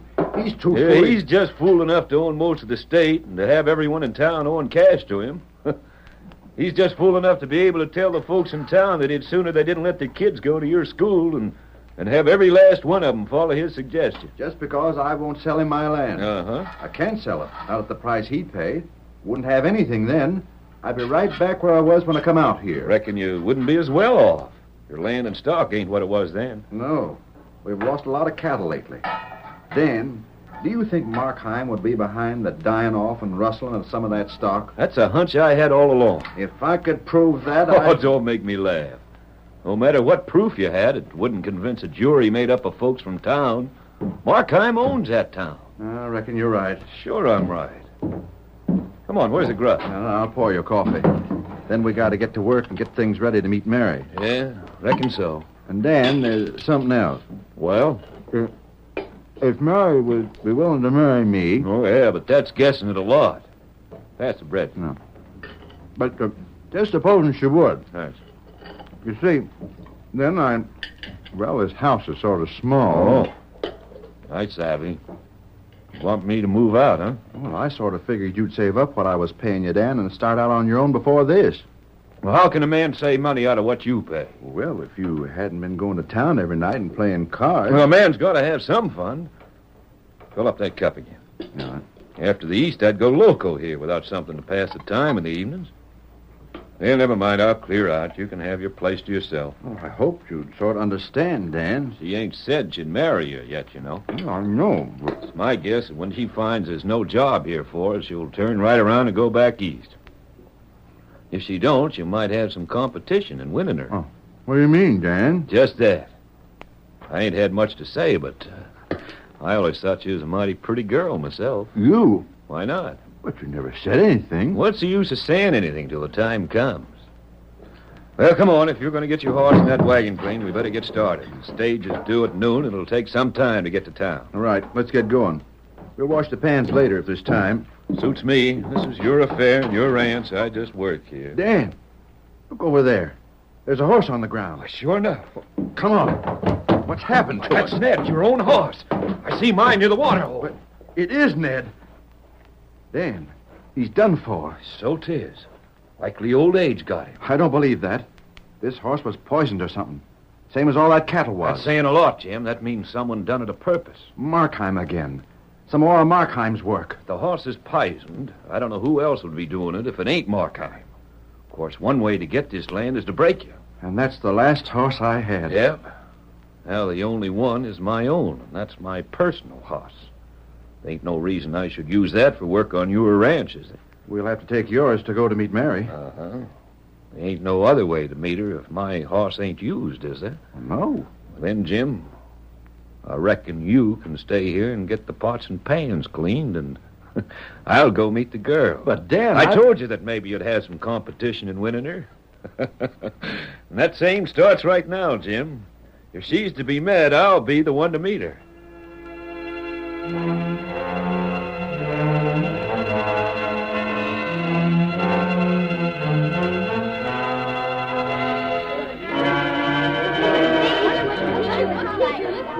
There comes the stage. There she comes. Quiet down, you blame fool. All of you, quiet down. Don't you make no rousing welcome for that she-male friend of Jim Hudson's if you know what's good for you. Why not? Because Silas Markheim says not to. She comes here figuring to teach the school, and Markheim says there ain't to be no school. Now, break up the crowd and go on about your business.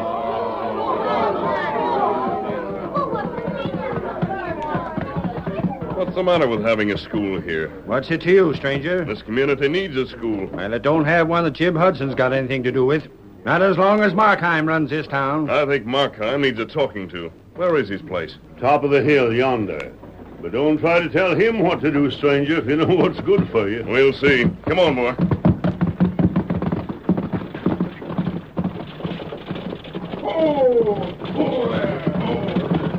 Pull up there. Oh, stop there. Pull up there. Hi, Mary. Oh, hello there. Give me the bag, driver. I'll put it in the wagon here. Here you are. I'll help you down, Mary. You're sure looking right fine. My, what a nice compliment after such a dusty trip. Help me down with So this is the town. That's right. Now jump. There. Is that what... But where's Jim? That's sort of a longish story, Mary. I'll tell you while we're riding. Is he hurt? Oh, no, he ain't hurt none. Is he all right? Why wasn't he here to meet me? I reckon because he was ashamed to come. Ashamed? I don't understand. You will. When a man's lies find him out, he's in a sort of bad spot. Lies? Bad spot? Dan, what are you talking about? Are you the schoolmarm? Oh, yes, I'm the new teacher.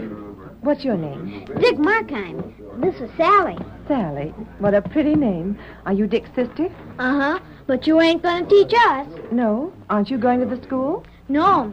Gosh, we wanted to go, but we can't. Pa says there ain't going to be no school. Guess you'll go back east, huh? Dan, what do the children mean? She's pretty, ain't she? Well, come on, Mary. I'll tell you all about Well, it. she Let me was help you to the going to be our buckboard. teacher. School? Up you go. There. That's it. Now we get started. It's a long ways to the ranch, and I'll go slow because you may not want to go there when you hear about it. Well, tell me. Get up there. Get on. There's a place in town where you can put up and stay with a middle-aged widow. Maybe that'd be the best thing, being as I aim to leave Jim my own self with the ornery trick he done. Dan, tell me what it is this instant. Well, it's kind of a long story.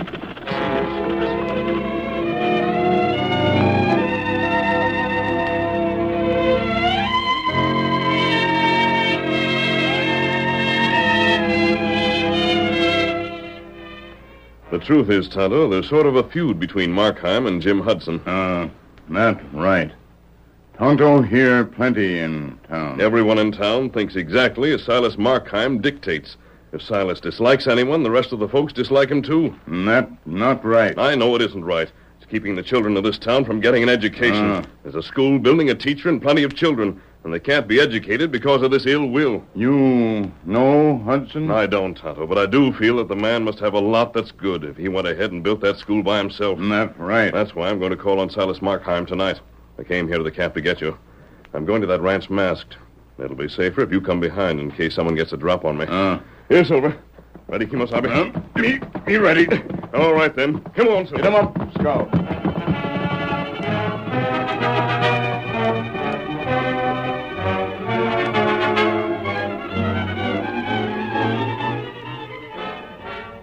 How'd you get in here in the first place? Your guards aren't very alert, Markheim. Well, if you want to leave alive, put down them guns. We'll have a talk first. What's your main objection to the school? None of your business. I've heard that it's simply because you dislike the man who built it. So you're a friend of his, eh? Perhaps I am. He's just the kind to have a masked man for a friend. I'll see you hung for throwing a gun on me. Steady, Markheim. Don't edge near that table. You go tell Hudson that I'm sick and tired of having him blame everything that happens at his ranch on me. Tell him I don't have to poison cattle and cut line fences. Did that happen to him? If you're his friend, you ought to know it. What's he mean by sending his man here to accuse me of all them things? I'll learn him. He's the one that needs a sight of teaching, not these kids in town.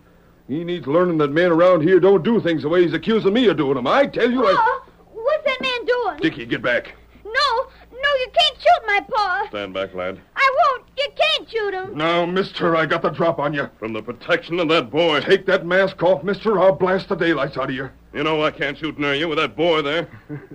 So what do you do about it? That boy's not near the light. The lamp, blast you. Get out of the way, son. Get that lamp in the next room. All right, Pa. I'll get him. I'll fix him. I'll Silver! You blasted. Right. An easy chance to drill one of Hudson's friends, and I missed him. Here's the lamp, Pa. Missed him cold. Put the lamp on the table there, Dick, where the other one was. He didn't hit you, did he? No, son. But listen here. The next time you see your old man in trouble, don't you come mixing in, savvy? But I thought... Dick, man to man, it's a downright insult for one man to mix into another man's fight. Do you know what you done? What? Why, shucks. You just the same as told that hombre with a mask that you didn't think your pa was able to take care of himself. Don't you see? But, Pa... You made it an unfair fight. They was 2-1. And that ain't right now, is it? I reckon it ain't. Now, the next time when you see something like that, you just keep out of it. And I'll do the same when you're meeting someone man to man. Savvy? All right, Pa. I'll remember. What you got there? Nothing but a cartridge. I picked it off on the table when I set the lamp down. They ain't playthings, son. Let me see it. I didn't think I'd left none laying around loose. I never seen one like this. It's sort of bright. Tain't like the ones we use. Curious. Dead redded curious. Wonder where it come from. Oh, it looks like silver. What are you biting it for? By thunder, it is silver. Silver. The stranger left it. The mask, the horse. Pa, what is it? Son, you and your pa was teamed up again, the Lone Ranger.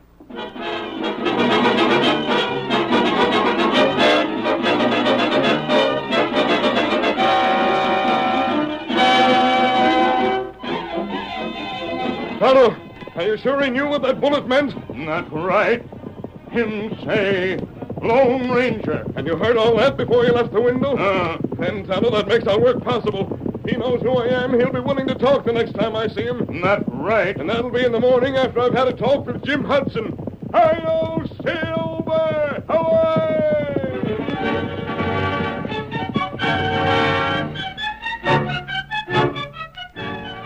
The curtain falls on the first act of our thrilling Lone Ranger drama. Before the next exciting scenes, please permit us to pause for just a few moments.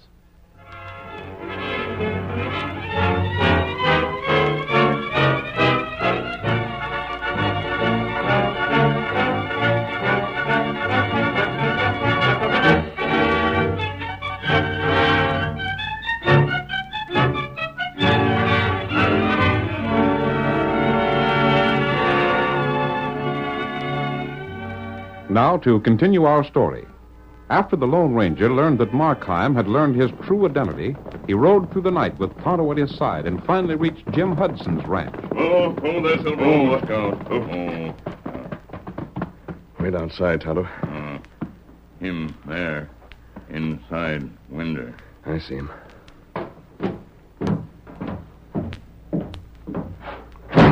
Dan, what in the... Well, you ain't Dan. No, take it easy. Don't slap leather. Mask. What do you want? Who in the world... Sit down again, Hudson. So Markheim sent you to get me now, huh? No, he didn't send me. Was it Dan? He wouldn't have no reason to go that far. He might, mightn't he? For what?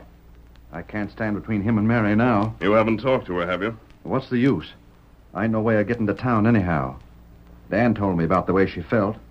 I suppose she thinks I could have let her know Markheim wouldn't tolerate the school. But I just found out about it myself a few days ago, and there wasn't any way to tell her not to come here. No? I don't know why she won't give me the chance to explain. Jim, why did you accuse Silas Markheim of poisoning your cattle? I didn't. I should have, but what's the use? I couldn't prove anything. You didn't? Well, no. But what are you here for, anyhow? Who are you? Didn't you send your partner to call on Markheim? Dan wasn't my partner. He worked for me. You came out here together, didn't you? Yes, but he lost his cash, so I gave him a job. Couldn't afford it, but he was my friend. I see. But he's left now. And you didn't send him to call on Silas? No. Why should I? What made you think your cattle had been poisoned? Well, I could tell. Find any footprints? No, the ground was all torn up from the cattle hoofs. Footprints of anyone that rode in wouldn't show. What else was done to you? Line fences was cut. When did all this start? A couple of weeks ago. Then when Silas sent a man to try and buy me out and I wouldn't sell, he got madder than ever. Said he wouldn't let no one come to the school my girl was coming here to teach. I see. Then yesterday, my last horse was killed. But I won't sell to that polecat. I'll stay here till I starve. He ain't gonna get my land. Have you ever talked to Silas Markheim? No, I ain't. Now, look here, mister. I answered all your questions. Suppose you tell me a few things. Who sent you here? I came here directly from Silas Markheim. But you denied that. I denied that he sent me here to shoot you. Jim, suppose Silas had no part in the things that have happened here. But he did. Suppose he did not. Well, they happened anyhow. He won't stand for the school, and Mary won't speak to me. You haven't tried to speak to her. I can't get to town. Yes, you can. You're riding to town with me. I ain't leaving this house. Yes, you are, Hudson, and we're leaving right now. I'm Come not... on. Take your hands off me. On your way, or I'll have to rope you and throw you across the saddle. All right, I'll go. But if you're aiming to kill me, why not do it right here? I'm not aiming to kill you. Quite the reverse. What? I'm trying to help you live.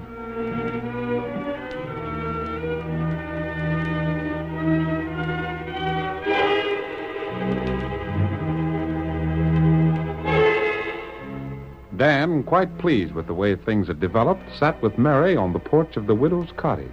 You'll have to leave now, Dan. It's terribly late. I reckon so, Mary, but I'll see you tomorrow, won't I? I'll be right here if you come by. That'll be fine.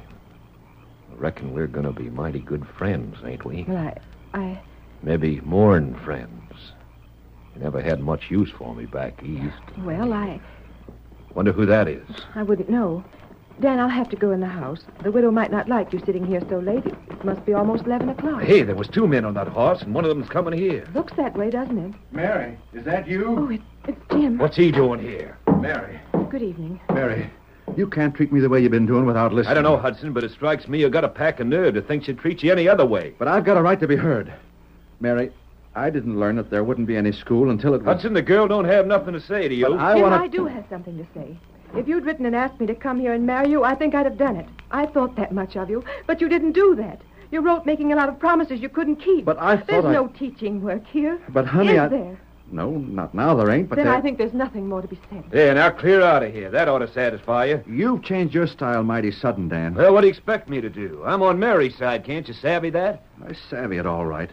I wish I knew what sort of things you've been telling her. I'm going in the house now. Good evening, Dan. Good evening, honey. I'll be around tomorrow. Mary. Seems you're mighty slow in understanding that she don't want anything more to do with you. Look here, Dan Lenham. You met her at the stage and had a chance to tell her a lot of things. Did you make her think that I knew all along that the school wasn't to be used? Why don't you ask her and see if she'll talk to you? He won't need to. Why, what We're the- all going to make a call. Who are you? Come on, let him into that saddle. You're going with us. Keep him with you, Tonto. How do do that? You get inside. Let go of me. You get up. Stop that. Up. What are you trying to do, knife me? Yep. You let me go. You ride with me again, Jim. We'll go and have a talk with Silas Markheim. Hi-yo, Silver!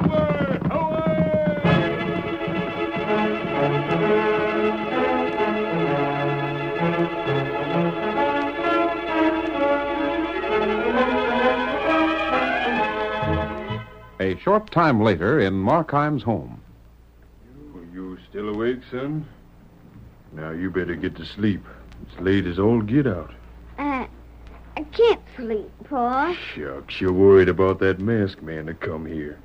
I told you some stories about him. There ain't nothing to worry about. He's on the level, same as you and me. I know it, Pa. Now get to sleep so you'll grow up big and strong like he is. Come on, close your eyes, cowboy. Pa, Yeah, son? I wish we was going to school in the morning. Now, never you mind about that. Someday we'll have a school here. I ain't no use for Hudson, but he did have a good idea. Maybe I'll follow it up. The teacher looked right nice. We'll talk it over in the morning. Good night.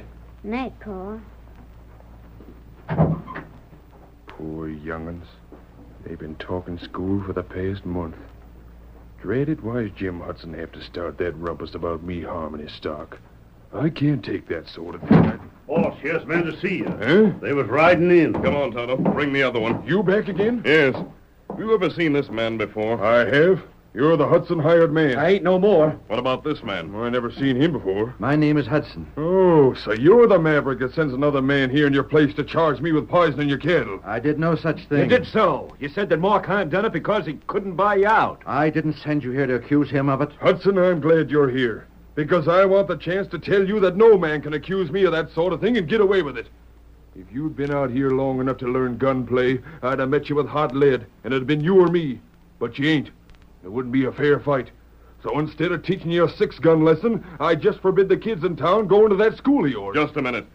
Hudson, what made you think that Markheim was behind the poisoning? Dan figured it that way. You needn't blame me for it. I ain't working for you no more. You can settle your own rows. I'm leaving. Not just yet.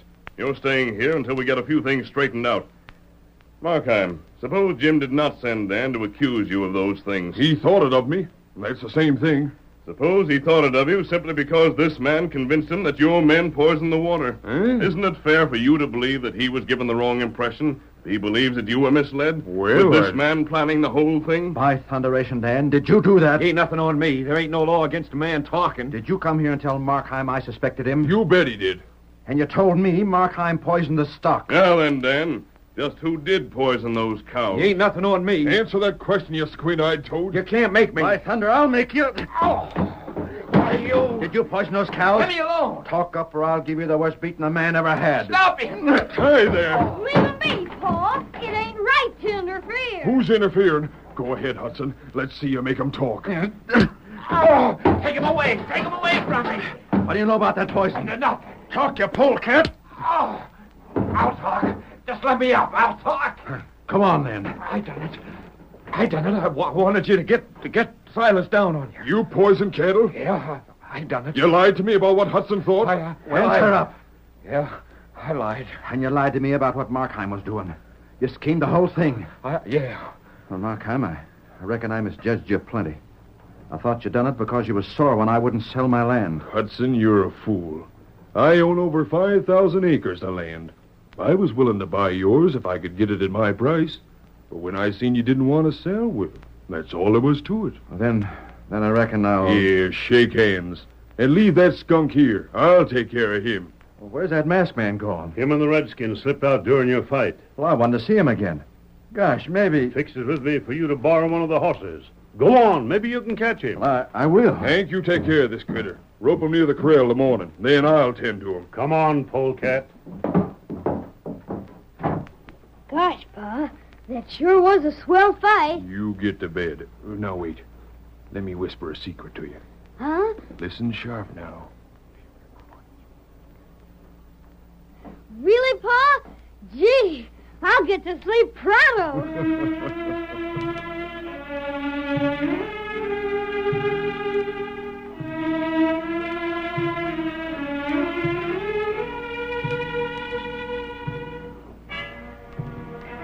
The next morning, Jim finally found the masked man.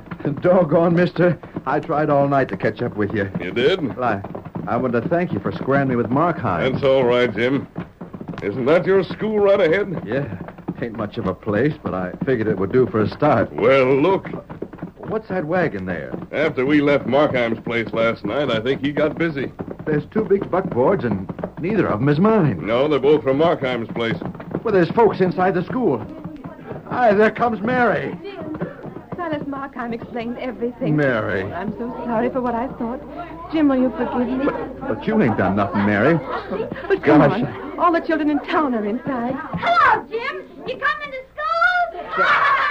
The kid. Yes. And Silas brought Dan all tied up, and he's making him sit there, too. Hey, Jim. Come on and see your school. Markheim. You're going to use it? I'll jail the man that don't send his youngsters here. And my girls to have her job? Why not? We've got to have a school marm, ain't we? Here, stand aside, Jim. Let me be the first to ring that bell. Ring away. The first school in the county. Watch me call the young uns in.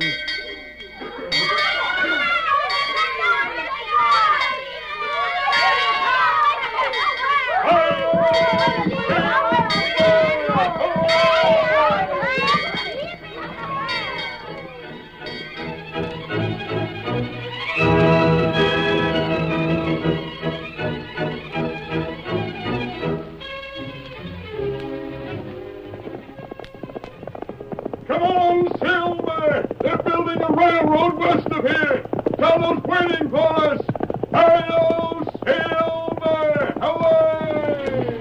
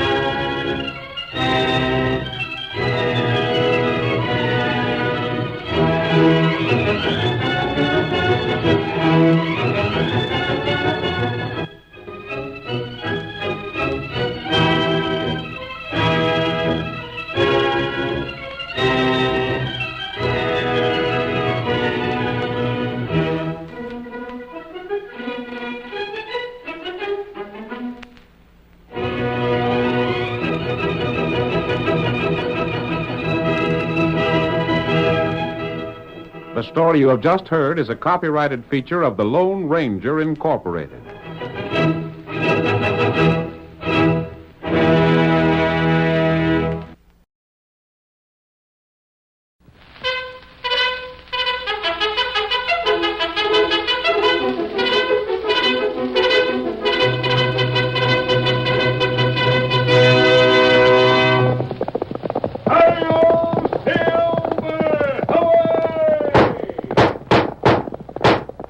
A fiery horse with the speed of light, a cloud of dust, and a hearty hi-yo Silver, the Lone Ranger.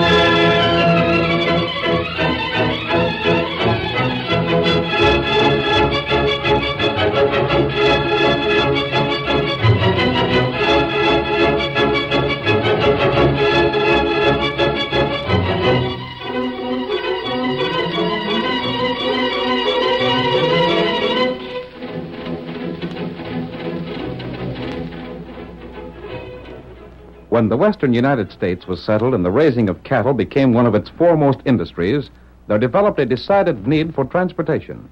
Railroad companies hurried to extend their lines into the cattle country, and many ranchers became rich selling their spreads to the railroad representatives. Advance information on which way the trains would travel was invaluable. The possibility of making huge sums of money attracted the lawless, and the need for law and order in this new country increased. It was then the Lone Ranger rode in the cause of justice. He fought crime and criminals throughout the length and breadth of 7 states, and the memory of his deeds will remain as long as the memory of the early West itself. Return with us to those thrilling days of yesteryear. From out of the past come the thundering hoofbeats of the great horse Silver. The Lone Ranger rides again. Come on, Silver! Fellow signaling from the railroad camp. Hi-yo, Silver!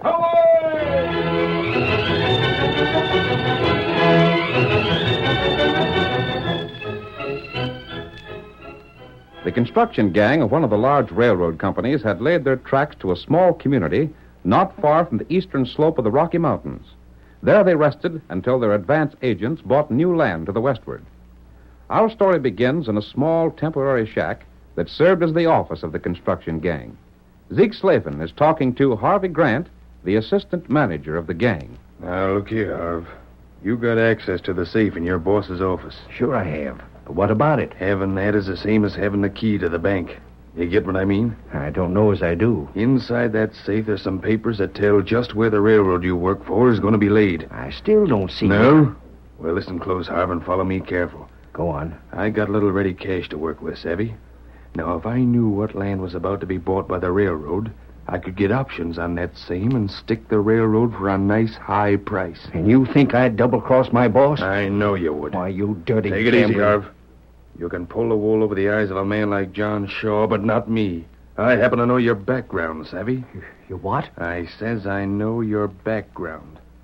I know that before you come here, you went by the handle of Jim Patterson in Washoe. And Jim Patterson was a crook. You... Now, maybe we can talk sense. Look here, Zeke. You look here. I want them plans. You and me can both make us a little easy cash without costing anyone but the railroad money. It won't go. Why? There ain't but 2 men has the combination to that safe. One's John Shaw and the other's me.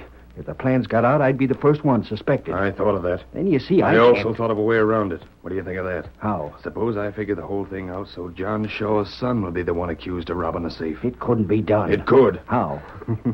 Listen, Harv. See if there's anything wrong with this. Jack Shaw likes to play poker. Yes? I can get him in a game. Get him to lose cash and borrow from me on his IOUs. That won't be hard because the kid thinks he's a first-class poker player.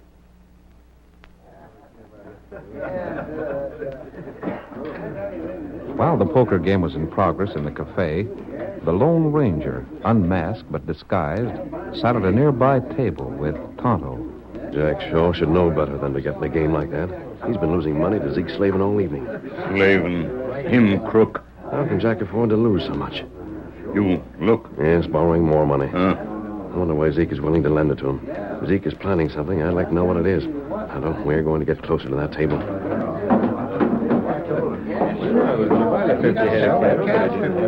It's just between the two of us, Jack. I'll call you. What have you got? Full house, queens and tens. Take a look at these. 4 of a kind. You're sure holding them tonight, Zeke. I reckon that about finishes you, don't it, Jack? Now, look. Lend me some more money, will you? I know my luck will change. I know it will. I've let you have about 1,000 already. I know, but just give me a chance. I got your IOUs for $1,000. That's as far as I want to go. I'll pay you back. How can you? Look, just lend me $100. That's all I ask you. Just 100. Well, I don't know. Give me a piece of paper. I'll write you another IOU. You'll write nothing. I don't savvy. I don't want your note. But there's something you can get that I might be willing to pay for. Oh, what's that? You hombres can mosey along now. I want to talk to Jack private. I'd forget about what you owed me if you got it. Well, what is it? If there's anything I can do, Your pa's in charge of this here railroad. Oh, yeah, but... I hear there's plans to build a branch line to the south. And if a fella knowed just what land the railroad is figuring on buying, he might stand to make himself some cash. You can get that information for me. But I couldn't. Why not? Well, Pa keeps the plans in his safe. I can't steal from my own father. So you're going to welch, huh? I see the whole thing now. You cheated me to get me in debt to you. What's that? I'll bet you fixed the card so you get me in debt to you. Why, you little... You did cheat. I'll teach you. I'll kill you for that. Oh, wait. I ain't armed, Zeke. I'll show you, you ornery. Drop that gun. What the... Keep out of this, stranger. Drop your gun. Keep your hands up. Jack, you come with me. I'll get you for this. Stand back. I'll shoot the man who moves. Come on, Jack. I never thought you'd be low enough to draw me when I wasn't packing a gun. Watch them, Tonto. Tonto, watch him. Blast you, stranger. I'll teach you. You wait. Outside, Jack. Yeah. Where's your horse? Over there. Come on. Here, Silver. What are you going to do, stranger? Steady, fellow. Jack, I heard what you said in there. You go home and stay there. Yes, sir. Get up there. Get him up, Scout. Come on, Silver.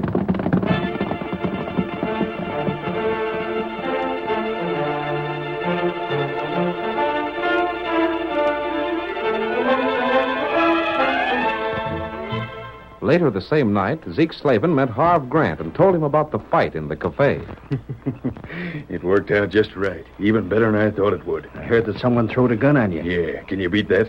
All I wanted to do was to stir up enough commotion so as everyone would know I held IOUs for the kid. What was you aiming to do if that hombre hadn't interfered? I had a dead cartridge in my gun. I'd have snapped the hammer and there wouldn't have been no shot. Then I'd have slammed the kid in the jaw and left.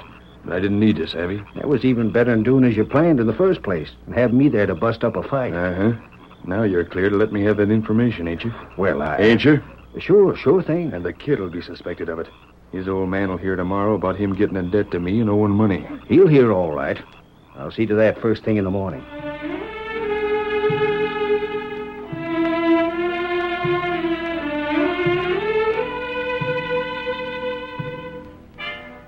Harv, are you sure of your facts? I'm just telling you what I heard, that's all, boss.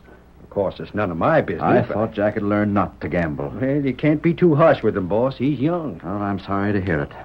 Sorry to hear it. It's bad business, gambling. Gosh, if I'd known it was going to affect you that way, boss, I wouldn't have said anything about it. I'm glad you did. I'll have a talk with him.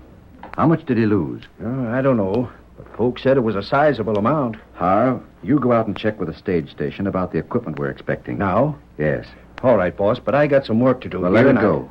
Jack will be in a little while, and I want to have a talk with him alone. Whatever you say. Approval of the plans I send east should be in on the next mail. You can watch for them. Oh, that'll be what... Huh? That'll verify everything so we can go ahead, won't it? Yes. Well, I'll see you later, boss.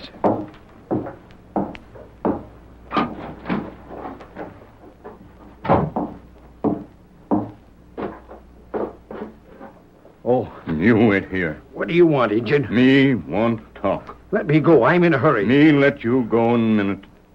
You just talk about game last night. You've been listening at the window. That right. All right, what of it? Ain't any of your business, is it? How you know about game? What do you mean? Why shouldn't I know about it? It's all over town this morning. That right. But you not in town.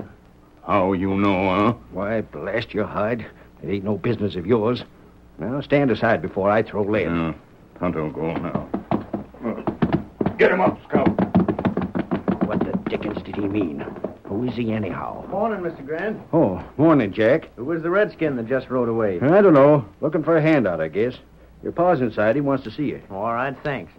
You going in? I'm going to town. I'll be back by and by. So long. Bye.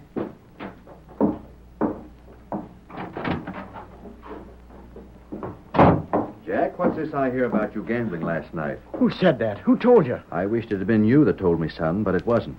What's the matter? Don't you trust me? Well, You let everyone in the cafe know you're a pal of gamblers, but you won't let me know it. Did you think I wouldn't find it out somehow? Things get around. I guess they do. Oh, gosh, Paul, How much did you lose? Well, I lost all I had. Your savings? Yeah. That was a lot of money. Almost $100. I know it. Still, I can't imagine a professional gambler being interested. That wouldn't be much to him. Well, I Go on, Jack. I lost more than that. More? How could you lose more? You didn't have any more. He took my IOUs. Well, what good are they? How do you figure you'll be able to pay him off? Paul, I don't have to pay him off. He cheated. Did you tell him that? Yes, I did. And I won't pay him what I owe him. He drew a gun and he was going to shoot me. Then another man stepped in and stopped him. Pretty lucky for you, wasn't it? Oh, but then maybe it wasn't. If he had shot you, you wouldn't have it hanging over your head. Well, what do you mean? He'll want you to make those IOUs good somehow. I don't know how you're to do it, son. But he cheated, That Paul. don't matter. If you knew he cheated or was likely to cheat, you shouldn't have played. Too bad, Jack, but I'm afraid you're in sort of a tough spot. And you're old enough to get out of it yourself. I'm not asking for your help. It wouldn't do you any good, Jack, because I can't help. I don't have any money to pay off your gambling debts. I know you don't. You'll have to figure some way to pay that gambler. And that's going to call for a lot of figuring.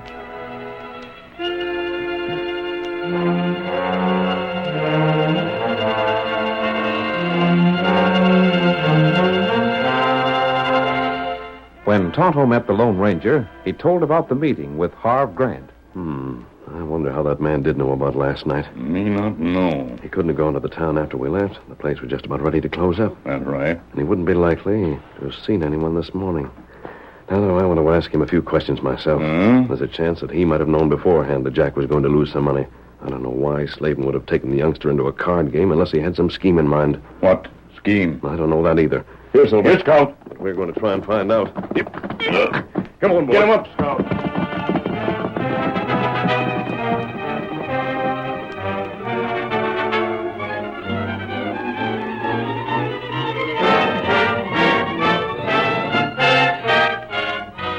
Around noon, Harv returned from town, and the Lone Ranger and Tonto arrived at the office a few moments later. Go, Scout. Go, Silver. Go, boy.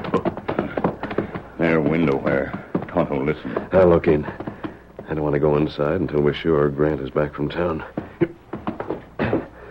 Stay there with the horses, Tonto. Tonto, wait. That's what I told him, Grant. And it'll give him something to think about. It sure will. I'd be downright worried, boss, if I had given a gambler IOUs without a chance to pay 'em off. Now, here's what I plan, Harv. Yeah? I'll help Jack out.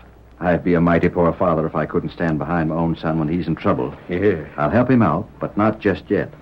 I want him to worry about this long enough to get a good lesson. That's a good idea. But I don't want the gambler to try and shoot him again. No, sir. I want someone I can trust to keep an eye on Jack. You're a Westerner and pretty handy with a gun. I can hold my own. I'll attend to your work for a time, and you keep an eye on Jack. Trail him? Yes. Whatever you say, boss. Don't let him know you're watching him. And don't interfere with anything he does. But just stick close enough to help him in case that gambler makes... Sure thing. You can count on me. Tonto, I'm not going to speak to Grant. No? No. He's been given a job by Jack's father. He's going to watch Jack. And instead of speaking to him about last night, we'll follow him. I think we'll learn more that way.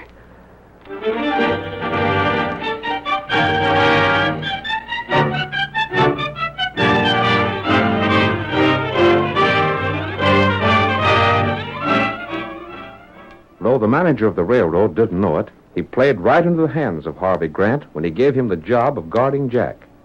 Before the next exciting scenes, please permit us to pause for just a few moments.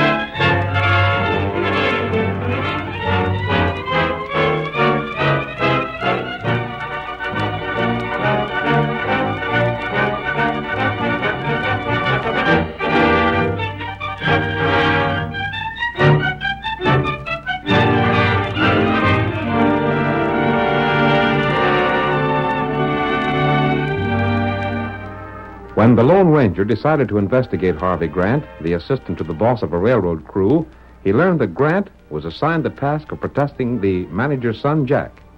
As our story continues, Zeke Slavin meets Harvey Grant late at night. Right over there is where you live, ain't it, Harv? You know it is. Living right with your boss and his son. That makes it just swell. Now, look here, Zeke. You got to keep me out in this thing. If it's ever found out that I'm the critter that takes the information from the safe... It won't be learned, no fear for that. The kid'll take the blame for it. He'd better. And the fact that you're watching him makes it a cinch for you to tell John Shaw plenty of suspicious things. Yeah. Tonight's as good a time as any to open that safe. You go get me the information I want. Now? Sure, why not now? If I find out tonight where the railroad's going to run, I can start out first thing in the morning to get options on that land. Now, Zeke, you've got to be sure and keep me in the clear. You needn't worry about that. Come on, I'll go with you. But Jack is... He's in a house, ain't he? Yeah. Good place for him. He'll stay there for the night. He might not. Sure he will. Keep moving now. Shack's just over here a ways. I'm worried about this thing, Zeke. If John Shaw ever found out the truth about me... He won't unless you double-cross me. Then he'll hear a plenty. Wait. What's the matter with you? Thought I seen something move in that dark shadow ahead of us. You're seeing things. Come on. You're sure that after you get the options on the land, Shaw can't do nothing to you? What can he do? We make him think his son squared the IOUs by giving me that information, and he won't start no trouble. There. Huh? Thought I saw that shadow again. Zeke, there's someone heading for that shack. I ain't seen nothing. My eyes are sharp in the dark. There's someone there. You're just trying to back down. Now keep going. If anyone's there, he ain't no right to be there, so we'll drill him for it. Shaw's back in the house with his kid. Here. And he's the only one with the right to be in the shack. There's the shack. We won't make no more light than we have to when you open the safe. Come on, Silver. There's Zeke. See him now? There he goes, riding that white horse. Who's that? The horse was just beyond the shack. That's all right, then, as long as he keeps riding. Let's go in now. Zeke, the door is open. It was closed when I left this afternoon. Well, it's open now, and that saves us the trouble opening it. Come on in. Keep your shooting iron handy, Zeke. Stop being so yellow. Get that safe. There, you stand watch. Sure. And hold the light for me. I will. I'll get it open and find that paper. I'll read it and note what land will be the best investment. And you can close the safe and we'll clear out. I'm worried about that man that rid away from here. I wonder who he was. Get the safe open. You'll for sure arrange so Jack will get the blame. I told you I would, and I will. The first thing in the morning. As soon as I get my land options.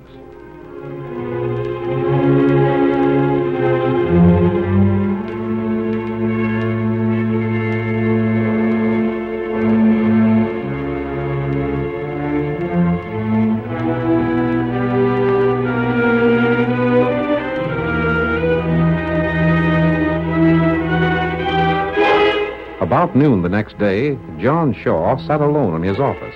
He looked up when the door opened and saw one of the townsmen standing there.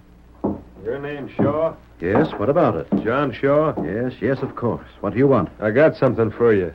Zeke Slavin sent him. Who? Zeke Slavin. Reckon you know who he is, don't you? What did he send me? These here papers. Said to tell you that everything was square, and he's much obliged. IOUs? Uh-huh. He sent these to me. Ain't that your name on him? I don't know nothing more than that. Said he was much obliged. Huh? I delivered them, and that's all I know. All right, thanks.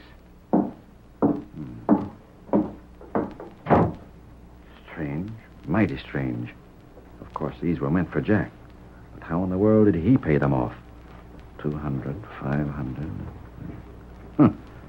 Total of $1,000. Hello, Pa. Oh, Jack, I want to speak to you. Howdy, boss. Hello. Jack, a man just came in and brought some papers. He thought they were for me. Yeah? They were signed by John Shaw. But it was you who signed them, not me. What were they? Here. Why, those are the IOUs. That's it, exactly. Well, what did he send these back for? That's what I'd like to know. Why, without these, he can't collect from me. From what was said, I thought he'd already collected. Well, how could he? I ain't seen Zeke Slavin since he beat me out of the money. No. Jack, I wouldn't try to lie to you, Paul. He ain't took in very easy. What do you mean, Grant? I've been watching you. Watching me? Sure, your pa asked me to keep an eye on you so you wouldn't get into more trouble. Pa, did you do that? Well, son, I sort of thought that Having maybe... me shadowed, huh? All right, then. I'm having you shadowed. And from the look of things, you can stand a lot of watching. Harv, did he see Zeke Slavin? Yeah, him and Zeke had a confab yesterday afternoon, late. That's a lie. I didn't hear all that was said, but he told Zeke a lot of things. Then they shook hands and left. What did you give him for these IOUs? I didn't give He him didn't anything. see nothing change hands, boss. Must have been something Jack told him. I don't know what sort of information he would sell that'd be worth $1,000. That's a but pack of lies. I never saw Slavin yesterday afternoon. And if you claim you saw me talking to him, it ain't true. I can understand how you try and keep yourself in the clear, Stop Jack, it. but... The more you say, the worse you make me look. Jack, listen to me. But I said to listen. I'll do the talking for a change. Now, there'd be no reason for Harv to say you was talking with Zeke if you weren't, would there? I don't know. It's all wrong. Quiet. Let's suppose that you did talk to him. What did you say? But, Paul, I'd like to believe that Harv Grant's not telling the truth, son. But it looks as if you've done something that Zeke appreciated so much, he sent back these IOUs. All right, then. If that's what you think, there's nothing more for me to say. Son, I have always been on the level with you. Why can't you trust me? I told you, Paul. I've always stuck with you. I've always... What do you think? Bart, what are you doing around here? I thought you... I had to come in. We've been double-crossed. What's that? I started dealing with the owners on the first piece of land and found that they'd sold an option on it to Zeke Slavin. Slavin? An option? That means he'll stick us for a high price for that land. And that ain't all, boss. When I heard that, I checked on the next ranch, and Zeke had already been there, too. He's taken options on all the land we want to buy. Why, that dirty underhanded... Boss, that looks awful bad. Jack's able to open your safe, ain't he? I didn't touch that safe. If he told Zeke Slavin where the land was going to be bought up, it would be well worth Slavin's while to give back the IOUs. Paul, you can't believe that of me. I didn't do anything of the sort. Licked by my own son. Jack, why do you have to fight against your father? Paul, I didn't do anything of the sort. Not a thing we can do about it. There's no law to stop Slavin from getting options on that land. That's all legal. No law to stop him, and nothing we can do but buy the land at his price if the railroad wants it. Well, that washes me up with the company. Let me go. Who asked you for this? Let me go. What the? That's Zeke Slavin. You blast in there. Mask. Look at the way he shoved Slavin across the room. Steady, all of you. Don't reach for a gun. That voice. Philip, arrest him. I wouldn't advise anyone to move too fast. You, Slavin, stand right there against the wall. We're going to talk things over. See here, stranger. What do you mean by throwing that rat in here and then holding guns on the rest of us? The rat you speak of, Shaw, was buying up options on the land your railroad needs. That's what I told you, boss. And what's it to you? I have an idea that you're going to accuse the wrong man of making this work possible. He is. I remember the voice now. You saved my neck at the cafe. What's that, Jack? I told you, Paul. That's the man that kept Slavin from drilling me after that card game. I suppose I should be grateful to you for saving my son's life. I don't want your gratitude, Shaw. Then money? No. Nothing but a square deal for a man who's been framed. That's me, Paul. I told you. Hold the law. Have that masked man thrown into jail. He ain't no right to handle me like he done. We'll have the law here soon enough, Zeke, and you'll be the one to get thrown into jail. You needn't worry about your land, Shaw. Needn't worry. Slavin has bought some options, but... All right, Shaw, he's right. I did buy options. And spend my last dime to get them. But you'll pay up plenty to get the land you want now. What's more, if you don't let me get out of here, I'll double the price. How did you know what land we wanted? I told you that, That's boss. my business. 1 minute. I'm glad you spent your last dime for those options, Slavin. Because when you don't take them up, you'll lose all your cash. Yeah? Only I won't lose, savvy? I'll sell them to the railroad. If you want that land, Shaw, I'm the one you gotta deal with. He's right, boss. The law can't touch him for buying the options. You forget that when the end of the term on the options is reached, Shaw can buy the land at the same price you plan to buy it. Yeah? Well, it won't lapse, see? I'll take up them options. You can't do that if you're in jail. Jail? What am I to go to jail for? I ain't broke no laws. That's where you're wrong. You and Harv Grant came to this office last night. You opened that safe and stole the information you used. Stranger, are you sure of that? It ain't so. That's what happened, Paul. That must have been it. He's loco. Zeke and I weren't in this office last night. When you came here, you saw me. I was just ahead of you, Grant. Oh, that... He's trying to make us admit something, Harv. He can't prove no such story as this. Do you know what was done when I was in this office just before you? What? Suppose someone put a powder that is known as magenta in that safe just before you came here last night. Do you know what magenta does? Well, what? I ain't interested. What's it do? It doesn't show at the time, but later, when your hands are dipped in water, it turns red. Oh, that's red? And that red color will find the crooks. Tonto, bring in the water. Lawman outside now. Lawman? The sheriff. My friend brought him to make some arrests. Put the water there, Tonto. Jack, you're accused of opening that safe. Dip your hands in the water. I didn't touch the safe. Then dip your hands. See? They ain't turned red at all. I've told you that Zeke and Harv were here. Now let's have a look at their hands. Come on, Harv. I don't have to. I don't believe a word you say. Grab his hands, Tonto. Douse them in that water. Sure, I'll do it. I washed my hands this morning. They didn't turn red. Perhaps it takes time for the powder to work. Put a hand in water now. Put it. There. They're red. You can't hold me. Listen, You're the one that gave the plans away. Boss, let me talk. Slavin made me do it. I didn't have no choice. Trying to get me in it. Why, you dirty rat, you. I won't let no one double-cross me. You're wanted for crimes, and I'm squealing on you. That's all that's needed. Come on and get them, Sheriff. And they'll talk a plenty before we're done. You squeal on me, Zeke, and I'll tell a few things. You cheated Jack in that card game, and Who'll I'll... take the word of a crook like you? Come on your way, boys. I reckon we better get all this loose talk down and right. You'll be right handy at the trial. Paul, that puts me in the clear. It does, son. And I guess you've learned a lesson. I have. And so have I. I won't mistrust you again. But, stranger, wait a minute. Yes, sure. I don't understand. How did you get into the safe last night? And if his hands didn't turn red when he washed them this morning, why did they turn red now? I didn't open the safe. Tonto rubbed the powder on when he grabbed his hands to soak them. Grant's guilty conscience did the rest. But wait. Thanks. Jack, it all goes to show what a guilty conscience will do to a man.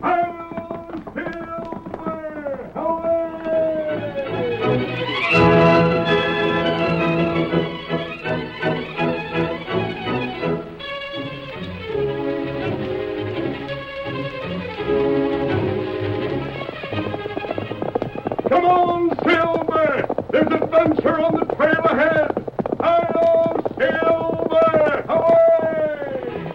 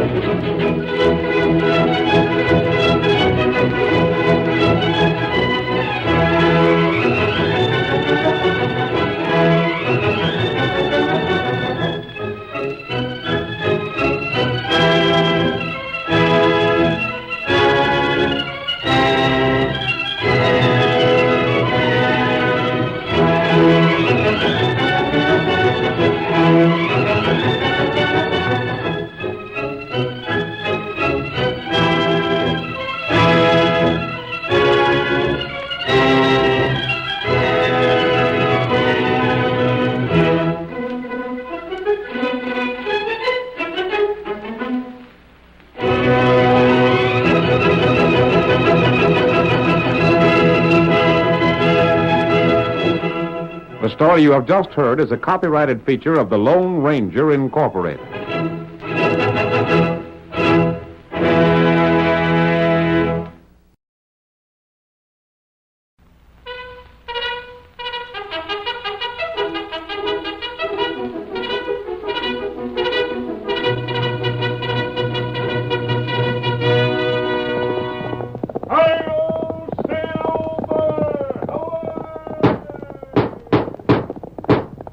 A fiery horse with the speed of light, a cloud of dust, and a hearty hi-yo Silver, the Lone Ranger.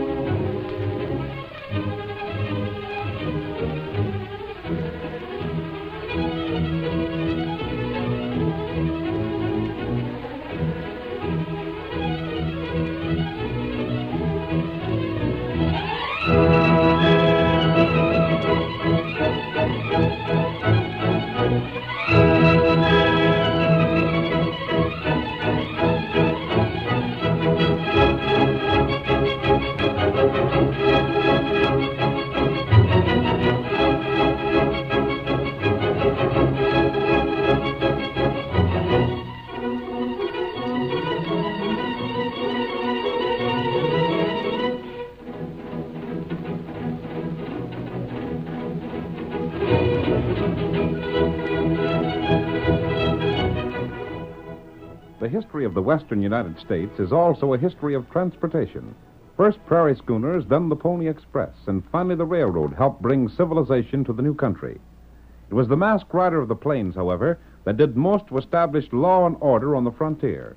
He fought crime and criminals throughout the length and breadth of 7 states, and the memory of his deeds will remain as long as the memory of the early West itself. Now return with us to those thrilling days of yesteryear. From out of the past come the thundering hoofbeats of the great horse Silver. The Lone Ranger rides again. Come on, Silver! We're riding east to the railroad. Tunnel's waiting for us. Hi-yo, Silver!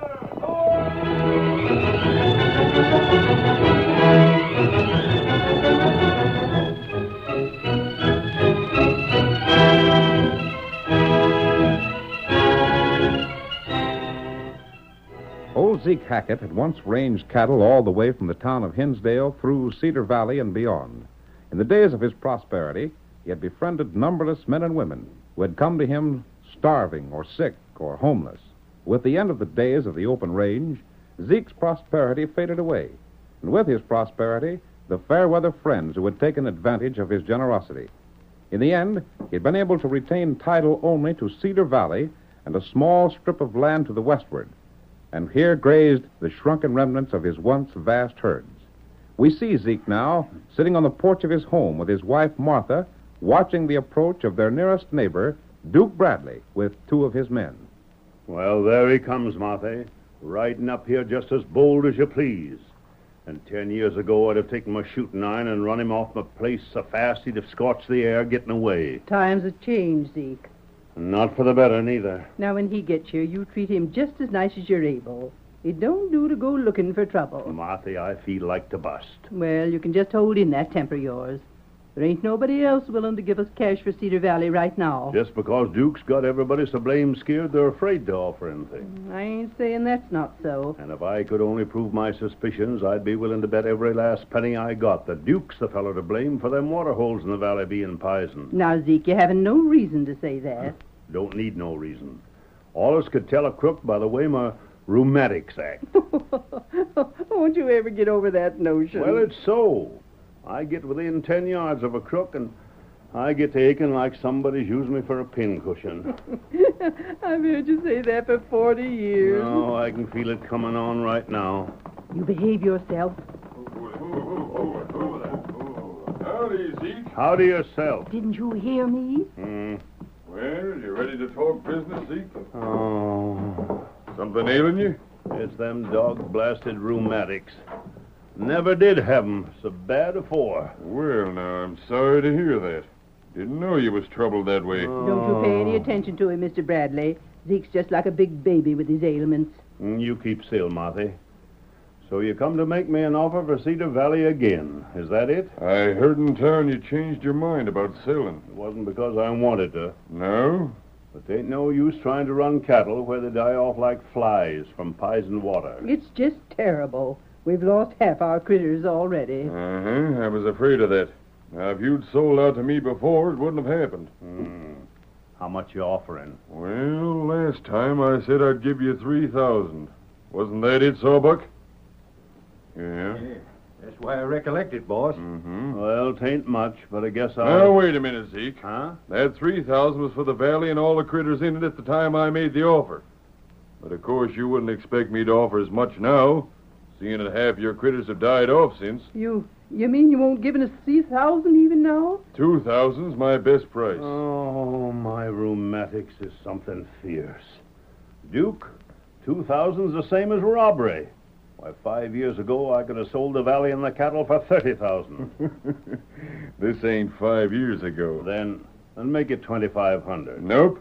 I just give you my first and last price. I ought to... You ought to what? I ought to tell you Zeke, to... don't say anything you'll be sorry for. We need that money mighty bad. But, Martha, to have nothing left but that strip of land over westward and a little handful of cash, after all we used to have. Oh, it's hard. But we can't hold out longer. You're a real sensible woman, ma'am. And I just wished I wasn't. Oh, but at our age... There, honey. I'll take the offer, I reckon. That's fine, Zeke. But I just wish I could figure out why you're so anxious to get the Valley Duke. Them water holes will be poisoned no matter who owns them. Well, you see, Zeke, I got it figured this way. Most likely it's something underground seeping in and poisoning the springs. Maybe in time it'll all be washed away. Maybe. You can't afford to wait, of course, but I can. You're sure it ain't something else poisoning the water? Meaning? Well, never mind. I said I'd sell, and having no choice, I'll keep the bargain all right. Your romantics ain't so bad you can't get to town this afternoon to sign the papers, are they? Oh, I reckon I can make it. Then come on, fellas. I'll be expecting you at Lawyer Winton's office about 3. I'll be there. And don't you forget the 2,000. Oh, these rheumatics will be the death of me yet. That old fool and his rheumatics. All right, fellas, get to your saddles. We're riding to town. Something underground poisoning the springs, eh? Zeke can't prove no different, can he? Shut your mouth, you two. Come on, get up there. Get up.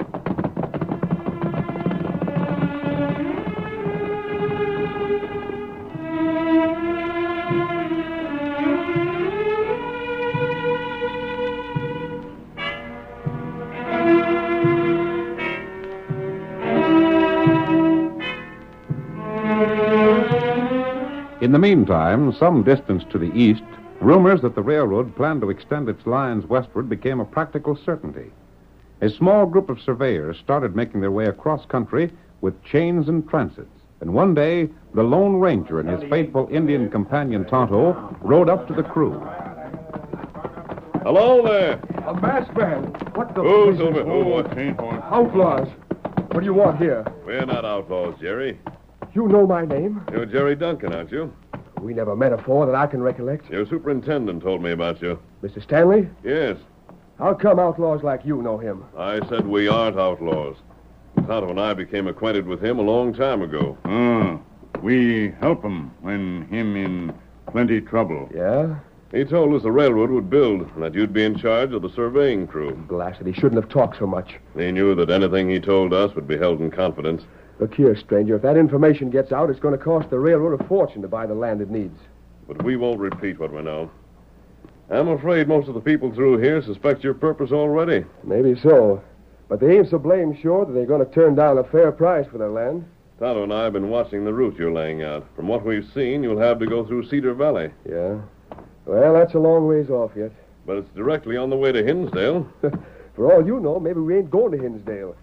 Maybe we're going to Perryville instead. Stanley said that Hinsdale had been definitely decided upon. Mister, you know too blame much. Either you're an awful good friend of Mr. Stanley's, or you've blackmailed him into saying a lot of things he shouldn't have. Which do you believe? Well, I ain't so sure. You're wearing a mask like an outlaw right enough, but somehow I got a feeling you're different from what you seem to be. Thanks, Jerry. I give you my word that we're to be trusted. But what makes you so interested in where the railroad's going? Everybody's interested in that. But I particularly wanted it to go through Cedar Valley. Why, you watch out. Careful, Jerry. Put down that gun. I see it now, you dirty crooks. Coming here with your smooth talking. I don't understand. What's wrong? Don't know what's wrong, huh?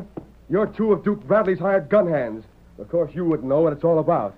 Duke Bradley? Who, him? Playing innocent, huh? But I don't know. All you did was cheat the best fella that ever lived out of that valley. Zeke Hackett owns Cedar Valley, doesn't he? You know, blame well he don't. Your boss found out about where the railroad is going and bought it from Zeke for almost nothing. Feller named Duke by Valley? All this talk of yours about Mr. Stanley telling you the things you knowed. Blast you got your information straight from Duke Bradley. How did he find out about the railroad? The way he always finds out things, by cheating and bribing and dirty gunplay. You'll have to believe me, Jerry. This is the first we knew about it. Yeah? We hoped the railroad would go through Cedar Valley because we thought Zeke owned it. If the railroad bought from him, he'd have a chance to rebuild his fortune. You ain't pulling the wool over my eyes. Wait. You polecats. Zeke put me through school when I never had a cent to my name. Put down that gun. And right now I'm paying back part of what I owe him. Men, grab these fellas. Come on. You not get out. Come on, Tonto. Missed them. Look at him traveling. We scared him off anyhow. Blasted crooks. All right, men. There ain't no use chasing them. We'll settle them fellas later on.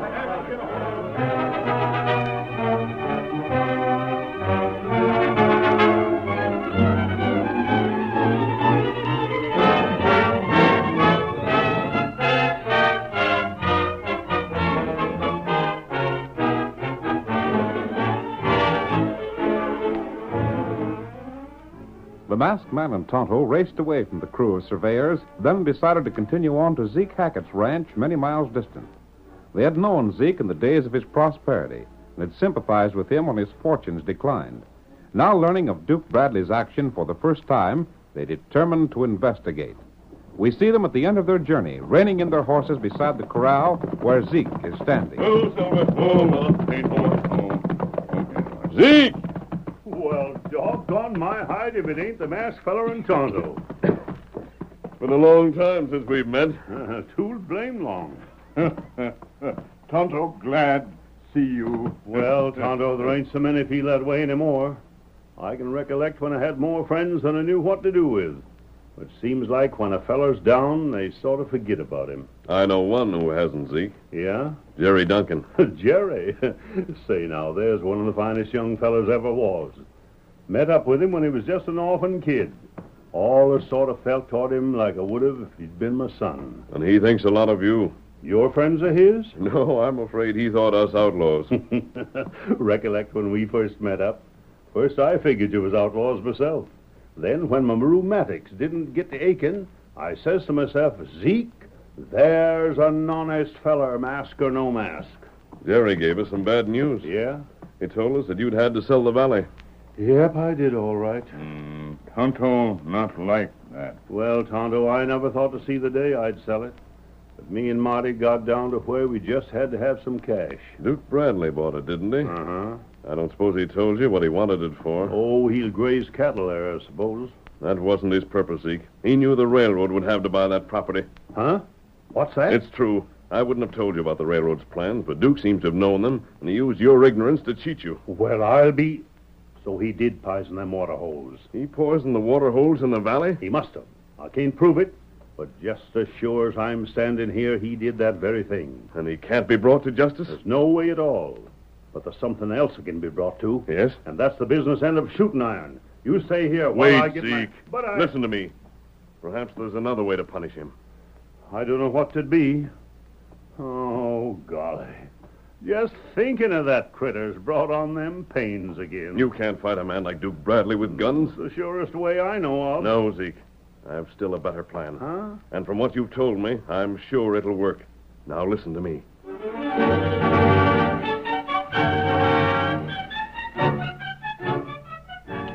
The curtain falls on the first act of our thrilling Lone Ranger drama. Before the next exciting scenes, please permit us to pause for just a few moments.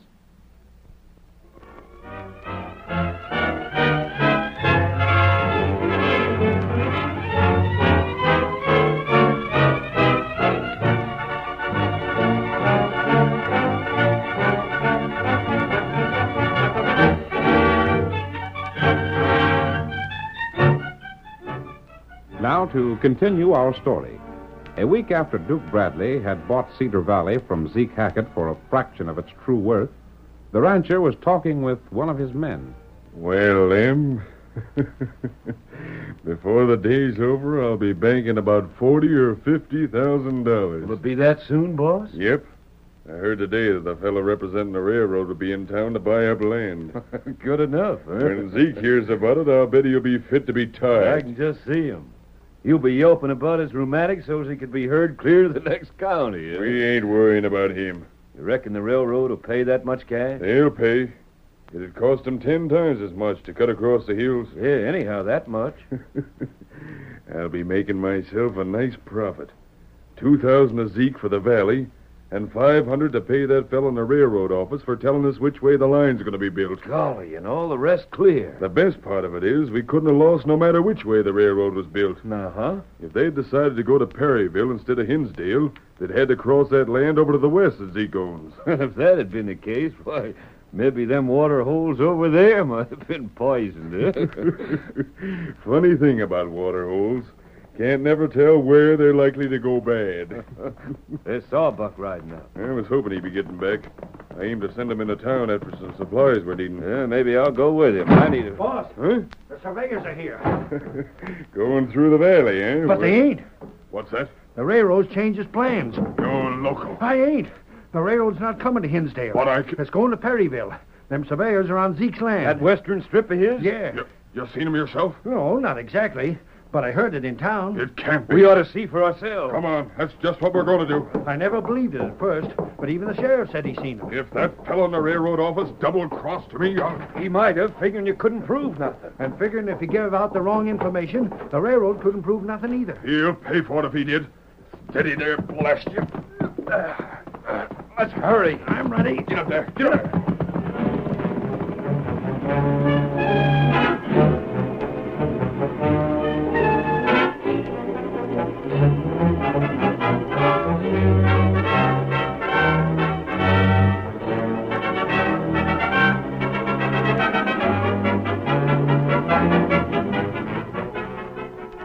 At almost the same time, the Lone Ranger rode swiftly into town on his great horse Silver, reined in before the sheriff's office, and hurried inside.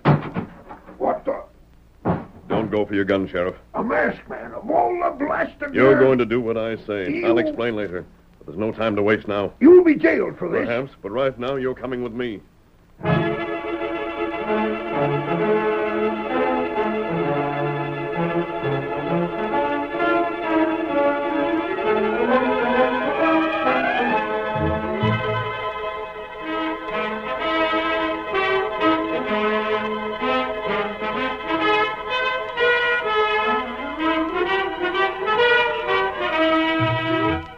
Duke Bradley led his men at a swift gallop toward the narrow stretch of land which Zeke Hackett still owned.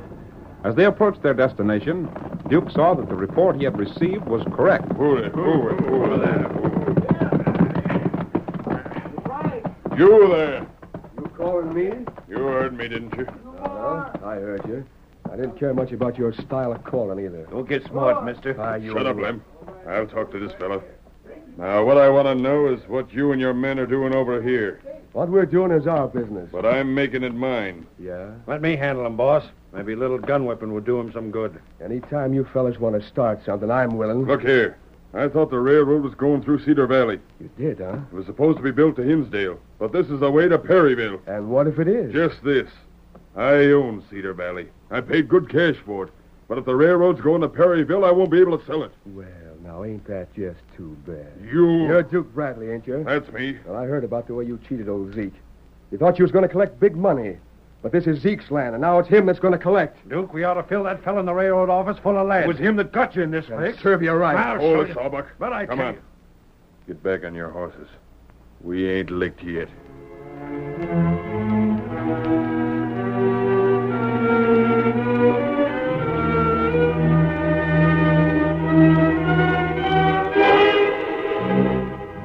Ever since the day Zeke Hackett had spoken to the Lone Ranger, his bitter mood had passed, and his puzzled wife frequently observed the old man chuckling to himself. When questioned, he refused to give his reason, and Martha found her curiosity increasing. We see the elderly couple in the living room of their home. For pity's sake, Zeke, quit your laughing to yourself. I declare sometimes I think you're losing what little sense you ever had. Do you now, Martha? I do. Oh, now, Zeke, you tell me what it is you're keeping to yourself this way. It hasn't got anything to do with the valley, has it? You'll find out all in good time. But why can't you tell me? But right now, all the talking and begging in the world won't make me say a word. I give my promise to the masked man, and I ain't going back on it. Oh, you're still just as stubborn as when you was courting me. Uh-huh. That's how I got you, wasn't it? For heaven's sake, Zeke, now what ails you? Just look outside. Why, it's Duke Bradley with them two no-count gun hands of his. The polecats. Come in, blast ya. Oh, them rheumatics. They're at it again. Zeke, I changed my mind. Yeah? I don't want the valley no more. Don't want the valley? Kind of late in deciding, ain't you? Maybe, but not too late. You want we should give you back the $2,000 you paid us? Well, if that's it, we can't do it. Most of it's spent. I don't want the cash. But you... I'm here to make a trade. A trade? I got the papers here for you to sign and everything. Them and Sawbuck can be the witnesses. Why, you ain't even said what you want to trade for yet. I'll give you back the valley for the lands you got over west. Oh, so that's it. You're getting all the best of the deal. Like blazes I am. You seen them surveyors over there, and you want that land to sell to the railroad. Well, Duke Bradley, you listen to me. That land's mine, and I ain't selling it or trading it or giving it away. And that's flat. Yeah? Now you can get out of here, because we can't do business. I reckon we will. I said get out of here. Please, Zeke, don't fight with him. I'll... Sit down. Oh, you shoved him. Blast you, I'll... You'll trade me that land, that's what you'll do. You can't make me. Yeah? That's what you think. I ain't got the time to waste on you like I did before. So we're getting this over with right now. The land's mine, and I'm keeping it. Maybe you'll change your mind after I tell you a few things. First off, how do you think them water holes in the valley got poisoned? I got a blame good notion. Uh-huh. It was me and the boys done it. That was when we figured it was the valley the railroad wanted. You beast. Maybe that'll show you we ain't to be fooled with. Go ahead and poison all the water holes you want to. That don't make no difference now. It's too late for that. It wouldn't make no difference now if we did. But there's other ways of changing your mind. Ways you maybe wouldn't like. I ain't afraid. Show 'em, Sawbuck. Sure.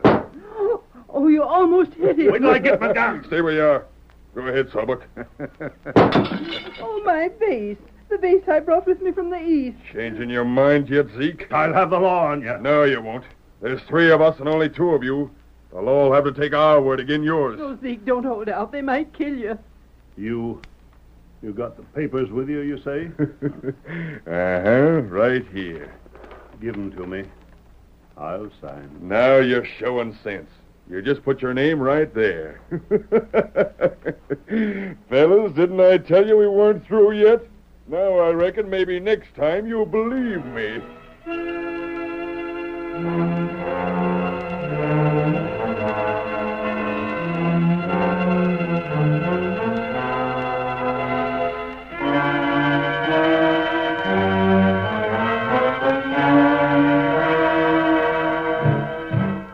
At the point of a gun, Zeke was forced to sign the papers which returned him Cedar Valley in exchange for the strip of land where the surveyors were active. This done, he accompanied Duke and his men to town where the papers were notarized. But Zeke did not return to his home. Instead, he remained in town until evening. We see him now in the cafe, watching the approach of Jerry Duncan and the second man. Howdy, Jerry. I've been waiting for you. Gosh, it's good to see you again, Zeke. Shake hands with Mr. Stanley. Glad to meet you, Mr. Stanley. It's a pleasure. Mr. Stanley's our superintendent. Sit down, won't you? Yeah, thanks. Look, Zeke, there's Duke Bradley and them 2 men of his. They're right where they can hear everything that's said. Let them. That's what I want. I understand you're the owner of Cedar Valley, Mr. Hackett. That I am. Would you be interested in selling? Not for no $2,000. What's that? That's all right, Mr. Stanley.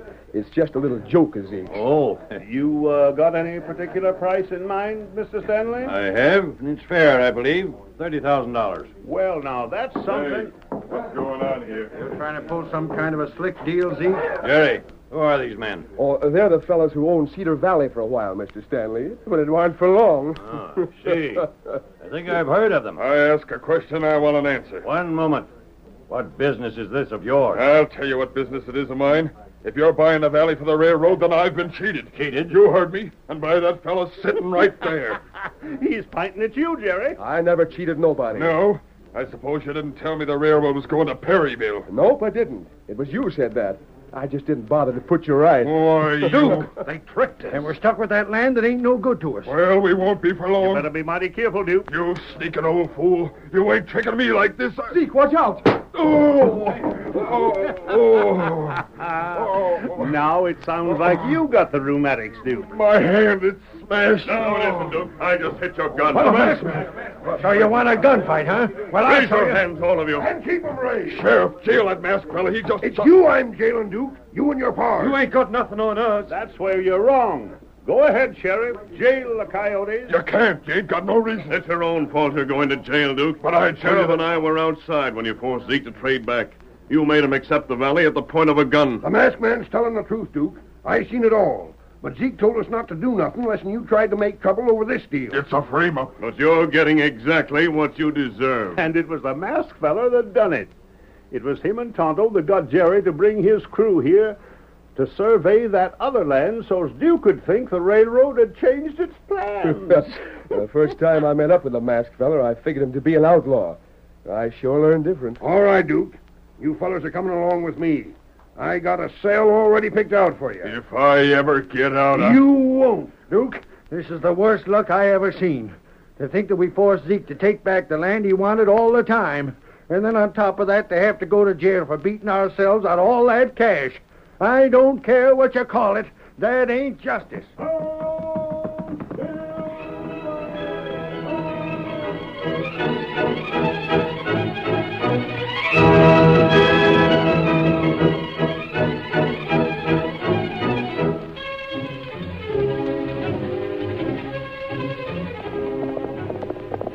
Come on, Silver! We're heading for the Rio Grande!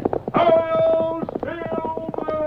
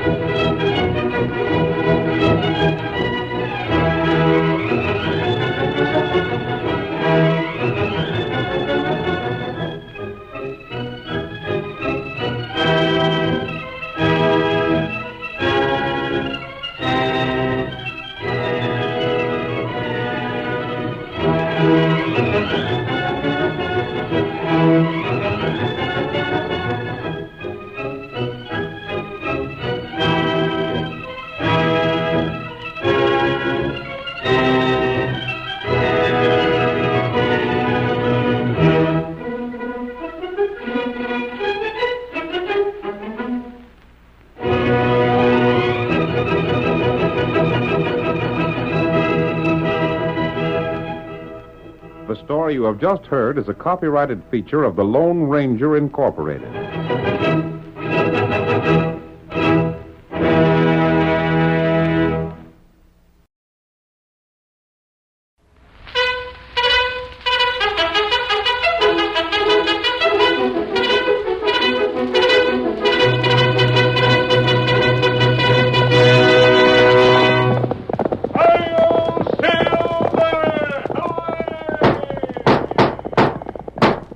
A fiery horse with the speed of light, a cloud of dust, and a hearty hi-yo Silver, the Lone Ranger.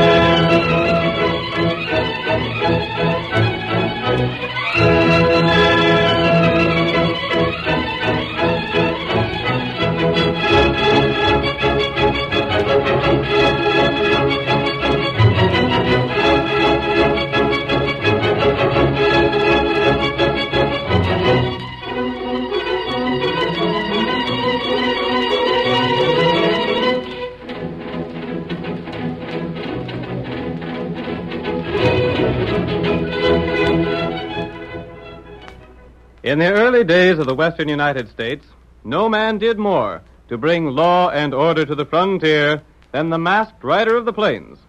With his great horse Silver and his faithful Indian companion Tonto, he fought crime and criminals in 7 states. Although history does not record his deeds, his name will never be forgotten. Now let us return once more to those thrilling days of yesteryear. From out of the past come the thundering hoofbeats of Silver. The Lone Ranger rides again. Come on, Silver! Tunnel's win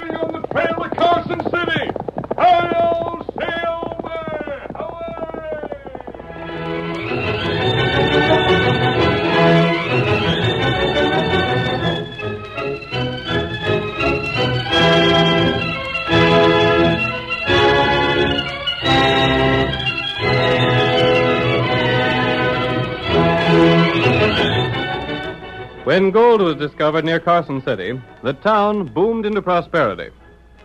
Dozens of gold strikes brought new money into circulation, and the town bank was forced to keep its doors open from shortly after sunrise till sundown.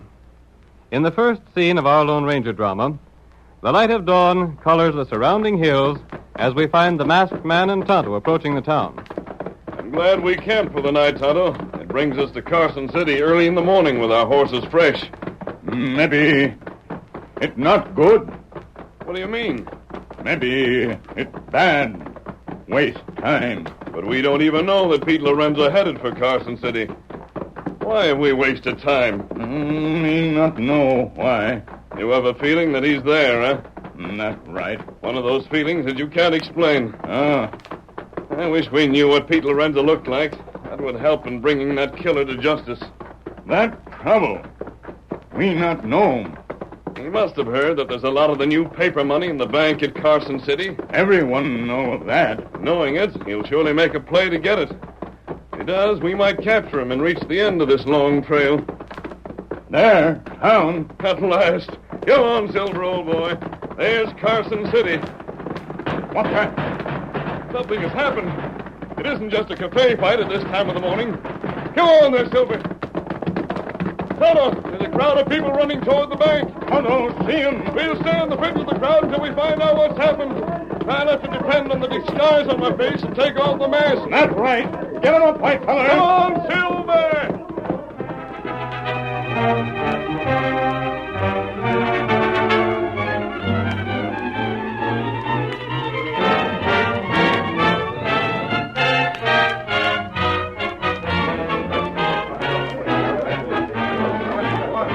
Dead as a doornail. Just when he was opening the bank. Anyone see the thief? How much was stole? Where's the sheriff? Somebody get the law. It's robbery and murder. Hey, queer there. Let me through. What's going on here at the crack of dawn? Sheriff, the banker was shot. Yes, and killed. Who seen it? Who done it? How'd it happen? Come on, one of you speak up. Must be someone knows something about it. Sheriff, that's my boss. I see that, Clem. What about the money? Was it stolen? He's took as much folding money as a man can carry. A whole stack of it. Thousands of dollars. Who did? I don't know. All I know is that the cash is gone and the banker's dead. Quiet down. All of you, hush up. Now, what was you saying? I just got to Carson City a few weeks ago, Sheriff Conard. I know. Your name's Felden. Yeah. Well, what about it? Do you know anything about this? I can help you. Well? You see, Sheriff, I was a witness to the murder. What? Yeah. I was coming this way when I heard the shots and seen the killer riding away. Which way did he go? To the east. What did he look like? Did you see enough of him to get a description? Yeah. I can describe him and I can name him. But there ain't no use trying to get him. What kind of talk is that? You gotta get him. He killed my boss. What's the reason it won't do no good to describe him? Because, Sheriff, the critter's name is Pete Lorenzo. Pete Lorenzo? You mean to say you know that killer? Yeah. I'm one of the few men that's seen him and lived to tell about it. Who's Pete Lorenzo? Pete Lorenzo. If he's done this, we'll never get him. Who is he? Can't you tell me who he is? There ain't a worse killer in the whole of the West. Lorenzo stole land and cattle, bullion and folding money. And he's killed any man that's got to see him close enough to identify him. He ain't killed me. And I'm here to tell you what he looks like. Well, go on. Describe him. He's a man about my size, but his hair's long and straight. It straggles down from under his hat. He carries a bullet in his leg, and it makes him walk with a limp. What sort of horse is he riding? A chestnut. Do you hear that, boys? Well, what are you wasting time here for? If you know who you're looking for, why don't you go and get him? There's one of the best men in Carson City, laying dead. Ain't you going to do anything about it? We're going to do plenty about it, Clem. Let me ride in your posse, Sheriff. Every man that can pack a gun and ride a horse will ride. We'll get that killer if we have to go from here to Kingdom Come. Count me in, Sheriff. You're in, Felden. I'm going to need you to identify the coyote. Take me along. All of you boys, go home and get your horses. Load up your 6 guns and fetch your rifles. Bring food enough to last for several days. We ain't coming back until we bring Pete Lorenzo with us. All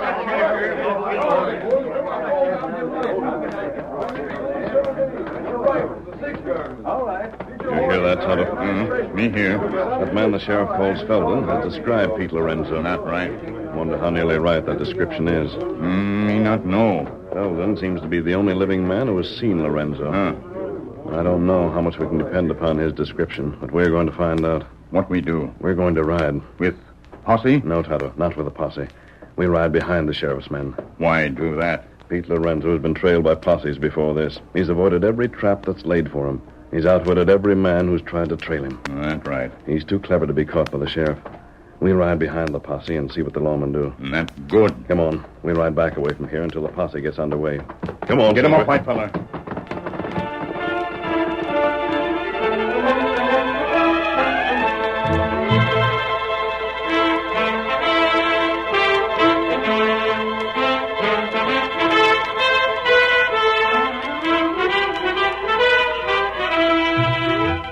The sheriff's posse was soon organized and thundered out of the town.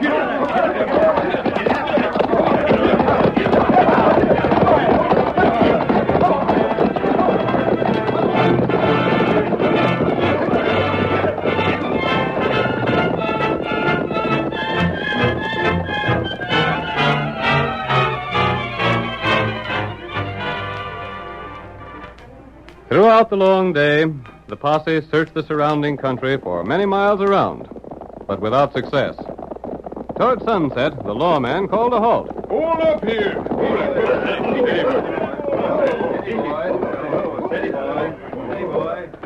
Boys, we ain't found no sign of betrayal yet. Now, that ain't going to discourage us none. We still got some daylight left, Sheriff. We're splitting up. Hank, Pete, Lem, Jake. Each of you take 4 men and make a unit. We'll fan out and go to dark. Then camp for the night and start early in the morning. Go to Lamar this time. If you ain't found Pete Lorenzo, head back for Carson. We can't give up the hunt, Sheriff. We just got to One of us will find him before tomorrow night. Helen, you ride with me. Clem and Biff, come along with us. Right, Sheriff. Great. Now get moving and ride. Get up there. Get up.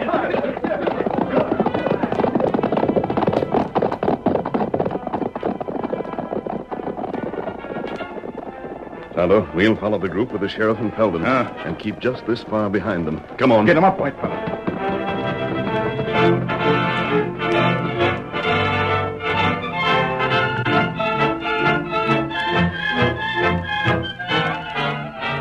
Late the next afternoon, Felden found a trail. And instead of turning back at sunset, the group of 4 riders kept following the dim tracks of a single rider.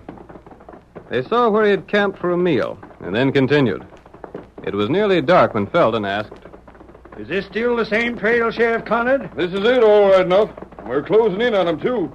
That place where he built a fire wasn't cold yet. Then we ought to come on him right soon. Reckon so, Felden. Sheriff, I want the personal privilege of putting a bullet in that critter. None of that, Felden. We take him back alive and string him up in public as a warning to other crooks. I aim to show folks that not even Pete Lorenzo can get away from the law. He's a clever critter, Sheriff. There ain't many men have seen him and lived to tell about it. I reckon there ain't. Sheriff, look over there. A campfire. Sure enough. Come on, surround that camp. Get up there. Get up there, boy. Get up there.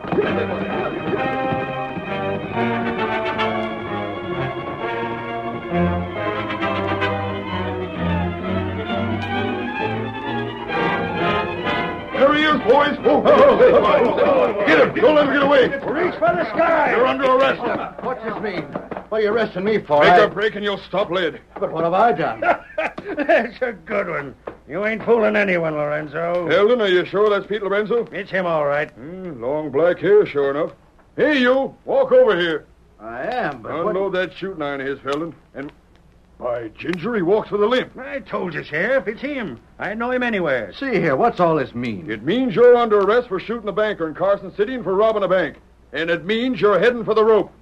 Search him, Felden. Sure thing. Hold on. I ain't Pete Lorenzo. I'm hunting for that varmint. I'm trailing him same as you are. Likely story. Did you find anything, Felden? He's hid the money somewhere, Sheriff. It ain't on him now. No matter. We got him, and that's enough. We'll make him talk. You can't do this. If you think I'm Pete Lorenzo, you're crazy. I told you I'm hunting for him. Trailing him, eh? Trying to. Well, we trail him from Carson City. And that trail ends right here at your fire. Ain't it so, boys? Right here, Sheriff. Well, like as not, it was me you trailed. He admits it, Sheriff. I don't admit nothing. I lost Lorenzo's trail the other side of Carson City, so I just kept on in the same general direction, hoping to pick it up again. Some yarn, that is. It's true, darn ya. If you ain't Lorenzo, who are you? My name's Pete Atwell. Pete, eh? Sure. I come from the mountains to Carson. I seen the whole robbery and holdup. And when Lorenzo let out, I went after him. What'd he look like? Well, I don't know. His face was covered with a hood of some sort. Maybe you can prove you're Pete Atwell. Yeah, sure I can. Here's a couple of letters. Read 'em. You can see their address to me. I'll do that same. Pass them over. I wouldn't take no stock in them letters, Sheriff. Like as not stolen from somebody. You didn't find no money on them, did you, Felden? No. Pete Atwell, huh? Well, that name's on these letters, all right. But that don't prove nothing. You might have found them. I didn't. Them letters are mine. And I'm not going to let you frame Shut them. up! You say your name's Pete Atwell, but you got long black hair like this fellow Lorenzo, and you limp. And what's more, that horse you got tethered over there is a chestnut. Sheriff, I ain't him. I've been trailing him. Swear me in as a deputy and let me go along with you to hunt him. The hunt is ended right here and now. We can't get back to Carson tonight, Sheriff. What are you aiming to do? This is a likely place to camp. We may as well stay here till morning. Tie this fellow good and tight, Felden. Hands and feet both. And then lace him to that tree over yonder. I will. But wait. Don't you see, Sheriff? If you take me and stop the hunt now, the real Pete Lorenzo will get away and you... I'm willing to take a chance on it. I got an idea we got the man we want right now. But you ain't. Them letters tells who I am. You probably stole him. Tie him up, Felden. We'll hold him till morning. And then take him to town to hang.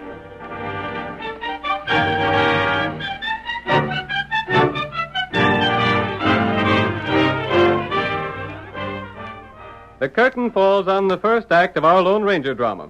Before the next exciting scenes, please permit us to pause for just a few moments.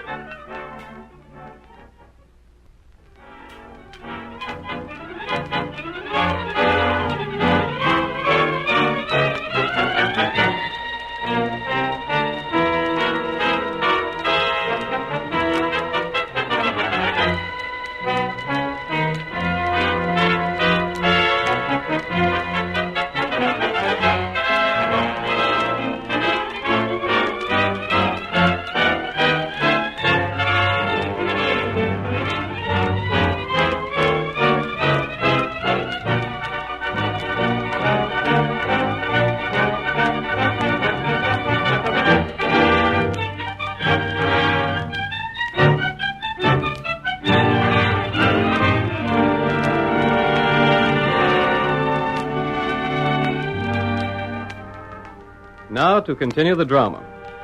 You will recall that a murder started the sheriff's men on the trail of Pete Lorenzo, a killer who never left survivors to identify him. A newcomer in Carson City named Felden claimed to have seen Lorenzo. He described the outlaw and led the way to capture him. The Lone Ranger, riding behind the sheriff and his men, saw them make a prisoner of a lone camper. The posse bound him, disregarding his pleas of innocence, and roped him to a tree until morning. The Lone Ranger and Tonto were not very far distant. We'll stay right here. The horses will be all right where we left them, Tonto. We can keep a close watch on the prisoner. That's right. I doubt if he's Pete Lorenzo, though. No. Camp's pretty quiet now. I might slip over and help the man get free. I don't want to see him taken back to town just yet. I want the chance to talk to him. You, wait. What is it? Feller, neat campfire. I see him. Go to tree. The prisoner. Can you see who it is? That feller, named Felden. Come on, Tonto.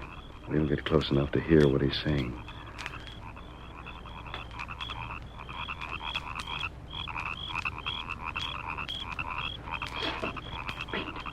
Huh? Shh, keep it soft. I wanted to make sure you was awake. Of course I'm awake.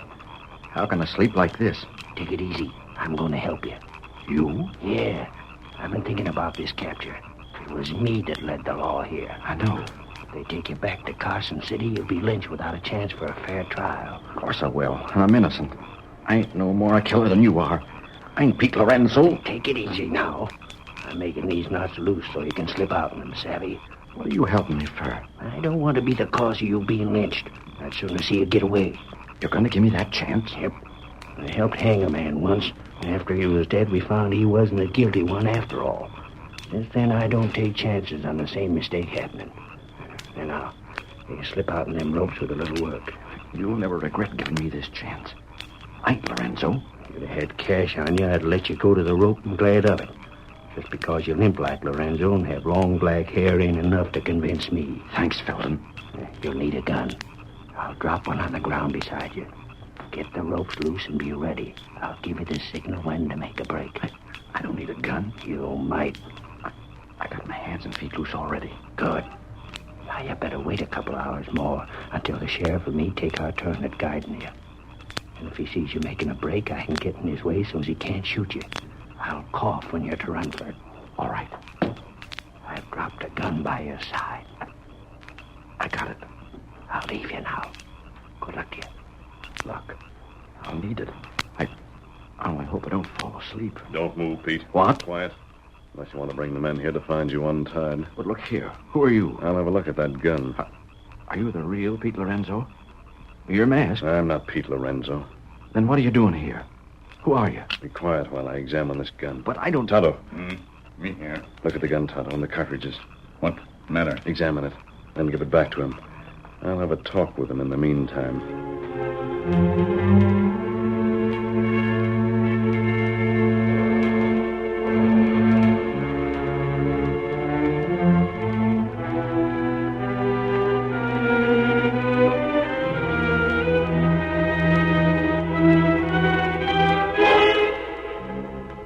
2 hours later, the camp was quiet.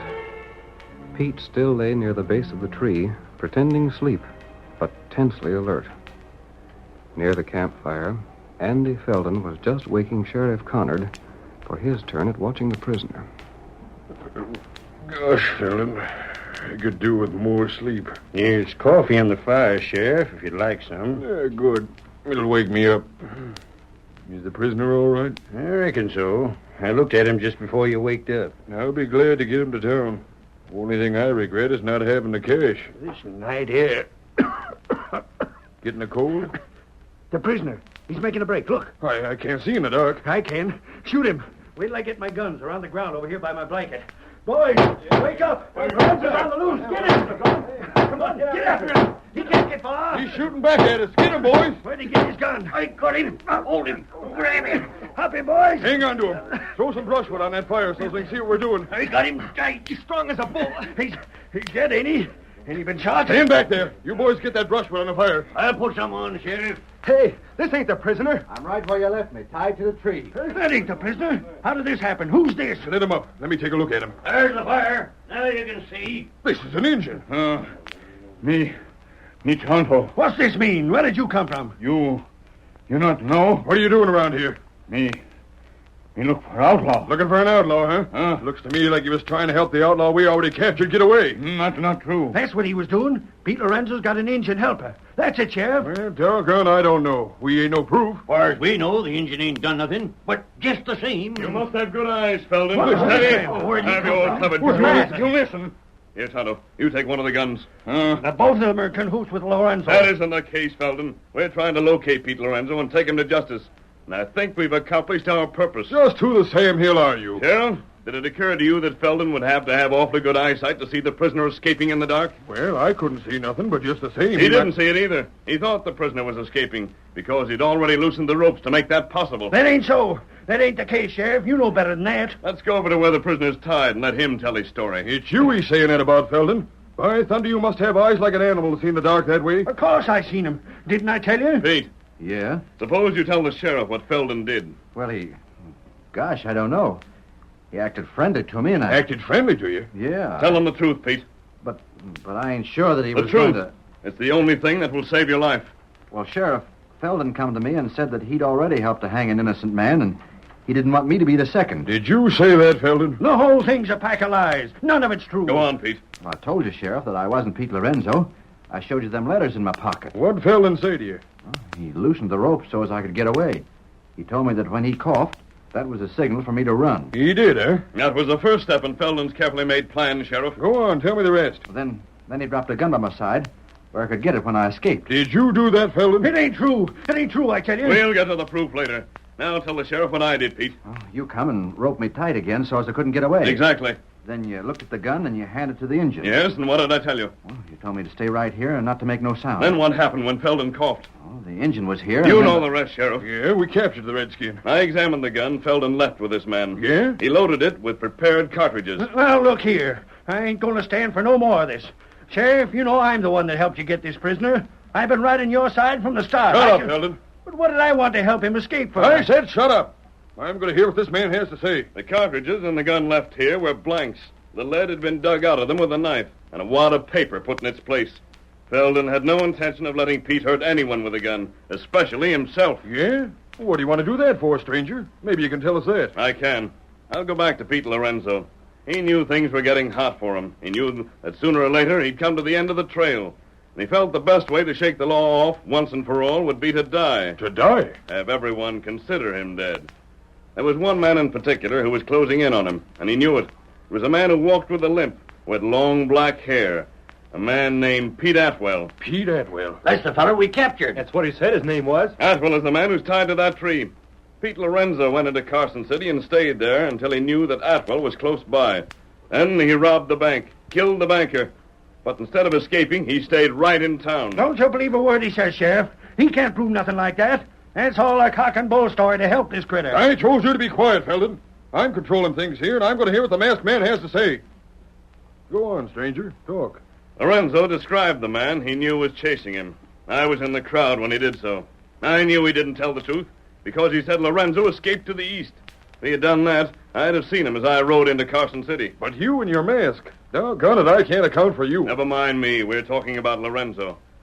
Lorenzo led you on the trail. He circled until he came on the footprints of the man he knew was following him, Pete Atwell.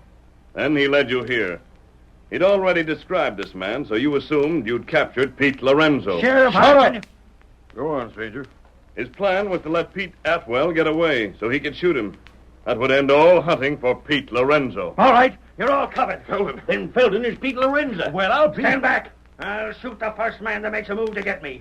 You think you're pretty smart, eh, stranger? Well, I'm just a little too fast for you. So you're confessing, you dirty rat? I'm Pete Lorenzo, and I still ain't going to be taken by the law. I got the drop on you, every one of you, including the masked man. Thought you were smart, eh? Well, you're just smart enough to die right here on the spot. You'll probably find the stolen money in his saddlebag, Sheriff. Yeah, but... Look here, Lorenzo. You'll get a fair trial. I ain't taking a chance on no trial. Dead men don't talk. I got 12 bullets in this brace of guns. Then why don't you use them? I'm a-going to. And I'll still be felling to everyone in town. Boy, you... Stand back, all of you. I'll go back with the yarn about how Lorenzo shot the bunch of us up. I was the only one to survive. How do you like that, Sheriff? The critter at the tree there will still be Pete Lorenzo. Savvy? Lorenzo, I'm coming to take those guns away from you. Stand back, unless you want to be the first one to be drilled. Put down those guns, Lorenzo. Stand back, I tell you. Put down those guns. You're under arrest for murder. He'll drill you. He'll drill you, stranger. Why don't you shoot? I will. I swear I will. Go on, shoot. I'll show you. That's all that's needed. Now I'll take those guns. Let go my wrist. Here's one of his guns, Sheriff. Great Scott. Here's the other. Let go me. Let go me, I tell you. Get a rope on him. Me hold him. You ain't human. You ain't human. I fired point blank at you. Got him, Tonto. Me got him. I'll show you. You can't hold me. I'll kill every last one of you. Holy mackerel. That make him quiet. Did you see that Indian wallop him? Now you can tie him easier, Sheriff. But gosh, all fish hooks. Stranger, I seen him. He shot point blank at you. He shot twice. He had a good idea, Sheriff, in framing Pete Atwell. It was such a good idea that I used it myself. Yeah, but I don't savvy. Don't bullets hurt you? The wads of paper stung, but my shirt is thick. Wads of paper? Call our horses, Tonto. You're white, fella. You see, Sheriff, I took the gun he left for Pete Atwell to use and left it with one of his own guns. I took the lead out of the cartridges of his other gun. Well, how in blazes could you do that while we was all a-guarding? You were guarding Pete Atwell. None of you saw Tonto slip up and put the fixed guns in Pete Lorenzo's holsters that were lying on the ground near his blanket. The real Pete Lorenzo. By thunder, and there he is, stretched out on the ground, knocked out by a redskin. Boys, untie Pete Atwell. Untie him and take him into town with us. He's to share in all the rewards. And the masked man The here... masked man doesn't want rewards. Yep.